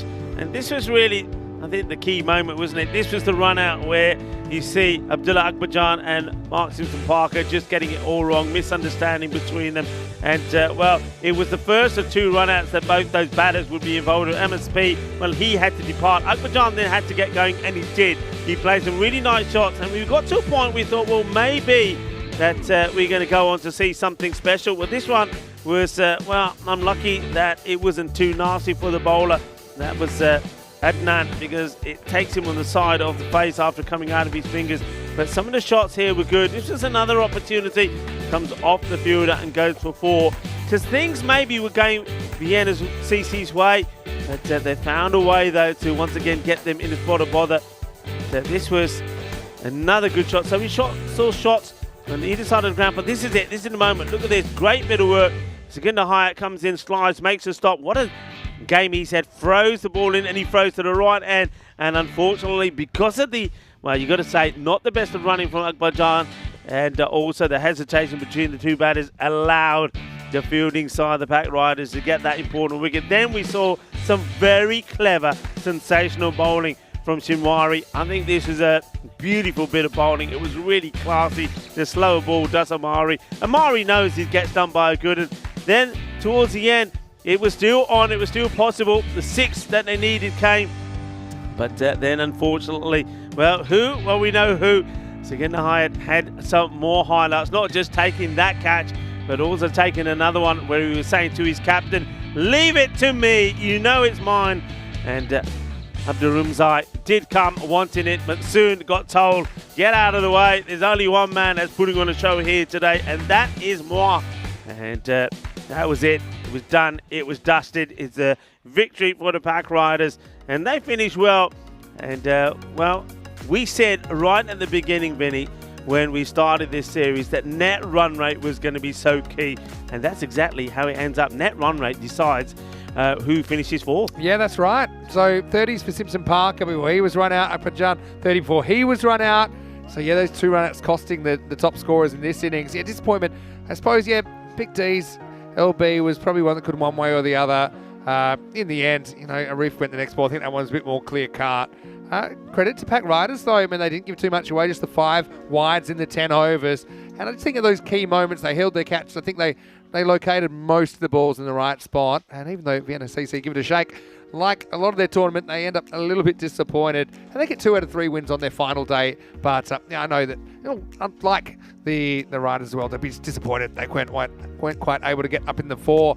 Good effort from Sada first up. Did he bowl well today? 2 for 13. Swinging that new ball. Got 2 LB decisions. 1 for Zia Shinwari. 2 for Matariq late in the piece. But the series deserves a lot of credit there as well, holding things in the middle. None for 11 off his 2 overs. Yeah, they bowled very well, and you're right. I like what Sadar brings. Umar Tariq there as well, but I just love the bowling there of Shinwari. I just like to see good pace bowlers using the loaf, using the fact that they can't rely on just speed alone. You've got to be smart. You've got to have the variations in your attack, and he showed it there beautifully. I think that wicket that he took there from Omari, who could have changed things. We know about the dangers of Omari, was just quality. There's a match summary for you. So congratulations to the Pack Riders. They get this victory, winning by 19 runs in a well, it was always going to be an exciting affair between these 2 teams, and it turned out just to be plenty of highlights there as well. So congratulations to the Pack Riders. But of course, unfortunately, we're not going to see either one of these 2 teams on finals day. So an opportunity for us to also thank them for all the exciting games that they gave us. And big shout out to the captains, the way that they led the players, and also to the players from both sides, the way that they behaved out there and the sportsmanship between them. So once again, we can have a look at what we're going to see tomorrow. Semi-final number 1 is going to be ACT, the Austrian Cricket Tigers, taking on Cricketer CC. That is really going to be a very good match where 2 captains have been in good form. Akib Iqbal has been in great form with the ball and with the bat, and he's going to be up against Bilal Zalmay, who's been good as well. It's going to be huge, isn't it? You can't pick a winner. I mean, Donishta, I suppose, have to go on his favourites. They did finish top for a reason. They are defending champions. They are 3-time trophy holders as well, because they won the Austrian T10 in 2020. They won the ECS in 21 and 22. So they're hoping for their 3-peat in ECS cricket, but their 4th ECN trophy. But I mean, the Tigers, the team we've seen at the ECL, cricketers, I mean, they're just total wild cards. And Indian CC Vienna, well, they know that they were the last team to qualify because they had to wait on results today, and they'll be very keen to put in a good showing. Join at the same time tomorrow, 7:30 a.m. GMT, 9:30 in Central Europe, 1 p.m. in India. Great to be back with you today, Rico, and I've had an awesome day. I know we had a couple of pretty tight ones, but I think tomorrow is going to heat up, both literally and figuratively. And then, of course, the internationals on the weekend. Big 3 days of cricket ahead. And just want to remind everyone while you're out there, if you haven't already, subscribe to our YouTube channel. We are so close to that 350,000 subscribers. I'd love to do it before the end of the week. So tell your family, tell your friends about the European Cricket Network. Also, our social media at European Cricket. Great content being shared all the time. And finally, our website, europeancricket.com. That's where you can go. Final word, Rico. Yeah, that's what we want. We want the 350,000. So, as you said, let everybody know. We've only got a few more days to do it. Wouldn't it be great to do it at the end of those ECOs? Great cricket coming up tomorrow. Thank you, everybody, for watching. You've been absolutely brilliant. We know we've got the best audience in the world and the best viewers. And keep that global cricket family growing all the time. Thank you to everybody around the ground that have worked so hard. I mean, all those hard works and the hard efforts over the last few days are paying off. Thank you to the Federation here looking after us. Hospitality has been absolutely fantastic. Great work again by the match officials led by Tyrone Peters. I think the umpiring standard have been great. I love the way they communicate with each other. Good work from the man in black. And of course, shout out to the blue crew. That have been absolutely sensational as well. Good work from them. Sam Williams, Onkar, Max By, Nilkesh Patel, Mehul Dal, Dana Oros as well. And check out, of course, all of the content that we put up on the social media as well. Not just the photos, but some of the videos as well. And of course, thank you to Mr. Maximo, who came back after a couple of days off, nice and fresh, looking the business as well. And of course, supporting some very important issues as well. Why don't you give that a shout out one more time? Yeah, again, Mental Health Awareness Week. I know that it's going on all week as we're at Green Day. So thanks to everyone who kind of brought more awareness to that. I'm happy to do my bit. I always like rocking the green shoes. Okay, that's it from us. We'll see you tomorrow for Finals Day. Big thank you finally to everyone in the chat for the interaction on behalf of everyone here at the European Cricket Network and the European Cricket family. Have a safe evening. We'll see you here. Finals Fever hits Vienna tomorrow. Don't miss it. See you then for more FanCode European Cricket Series. Good night, everybody. Hasta mañana, mi familia. Adios. Some give it flight and some give it rip as the ball really starts to spin. And our batsman's alert with the crack of a bat. The ball flies over for 6. Cricketers, European cricketers, share your passion for riding flag with the world. Cricketers, European cricketers, time to cheer and show the world what you got. Master blasters turn on the style. Cricket's a beautiful game. Smiling faces and celebrations as the champions enjoy their fame. European legends breaking records, making their own dreams come true. Watched by millions, European cricketers show the world what they can do. Now picture this, 10 runs needed to win off the last over of the match. Fielders are on fire, sliding and diving, want to take that world-class catch. Tension building as the ball runs in. Will it be short, a yorker or slow? A 6 will win it, 4 to tie into the golden ball we go. Cricketers, European cricketers, share your passion for riding flag with the world. Cricketers, European cricketers, time to cheer and show the world what you got.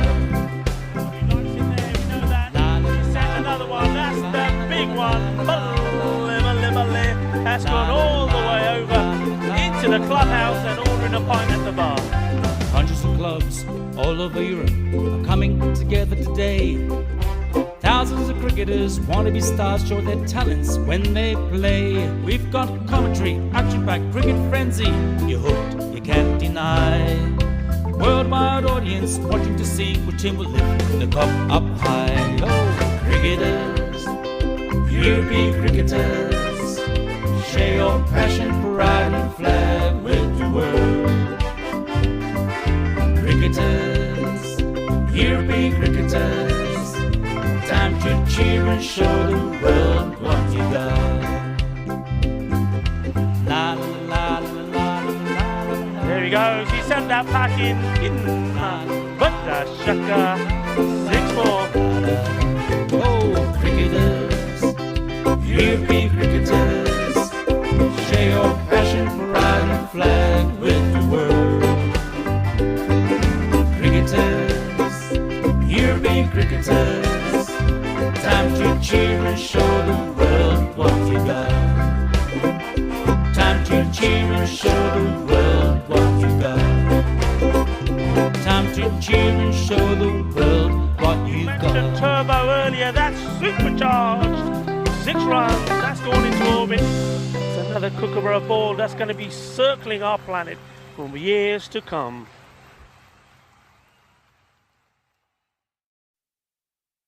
Lower ball, but he's picked that up beautifully. He sent it all the way. Ginna, but the shaka, that was nice. Cricketers, European cricketers, share your passion for riding the flag with the world. Cricketers, European cricketers, time to cheer and show the world what you got. 7 bits of wood and a tick ball taken to an open space. With a swing and a hit, the ball goes flying in the field and makes his chase. A community playing on the field of dreams, no matter race, sex, color, or age. Stars of the future of European cricket are ready to take the stage. Ball's getting quicker with the Kookaburra starting to swing. The keeper in your mind standing just behind, pressure is creeping in. Some give it flight and some give it grip as the ball really starts to spin. But our batsman's alert with the crack of a bat, the ball flies over for 6. Cricketers, European cricketers, share your passion for riding a flag with the world. Cricketers, European cricketers, time to cheer and show the world what you got. Master blasters turn on the style. Cricket's a beautiful game. Smiling faces and celebrations as the champions enjoy their fame. European legends breaking records, making their own dreams come true. Watched by millions, European cricketers show the world what they can do. Now picture this, 10 runs needed to win off the last over of the match. Fielders are on fire, sliding and diving, want to take that world-class catch. Tension building as the ball runs in. Will it be short, a yorker or slow?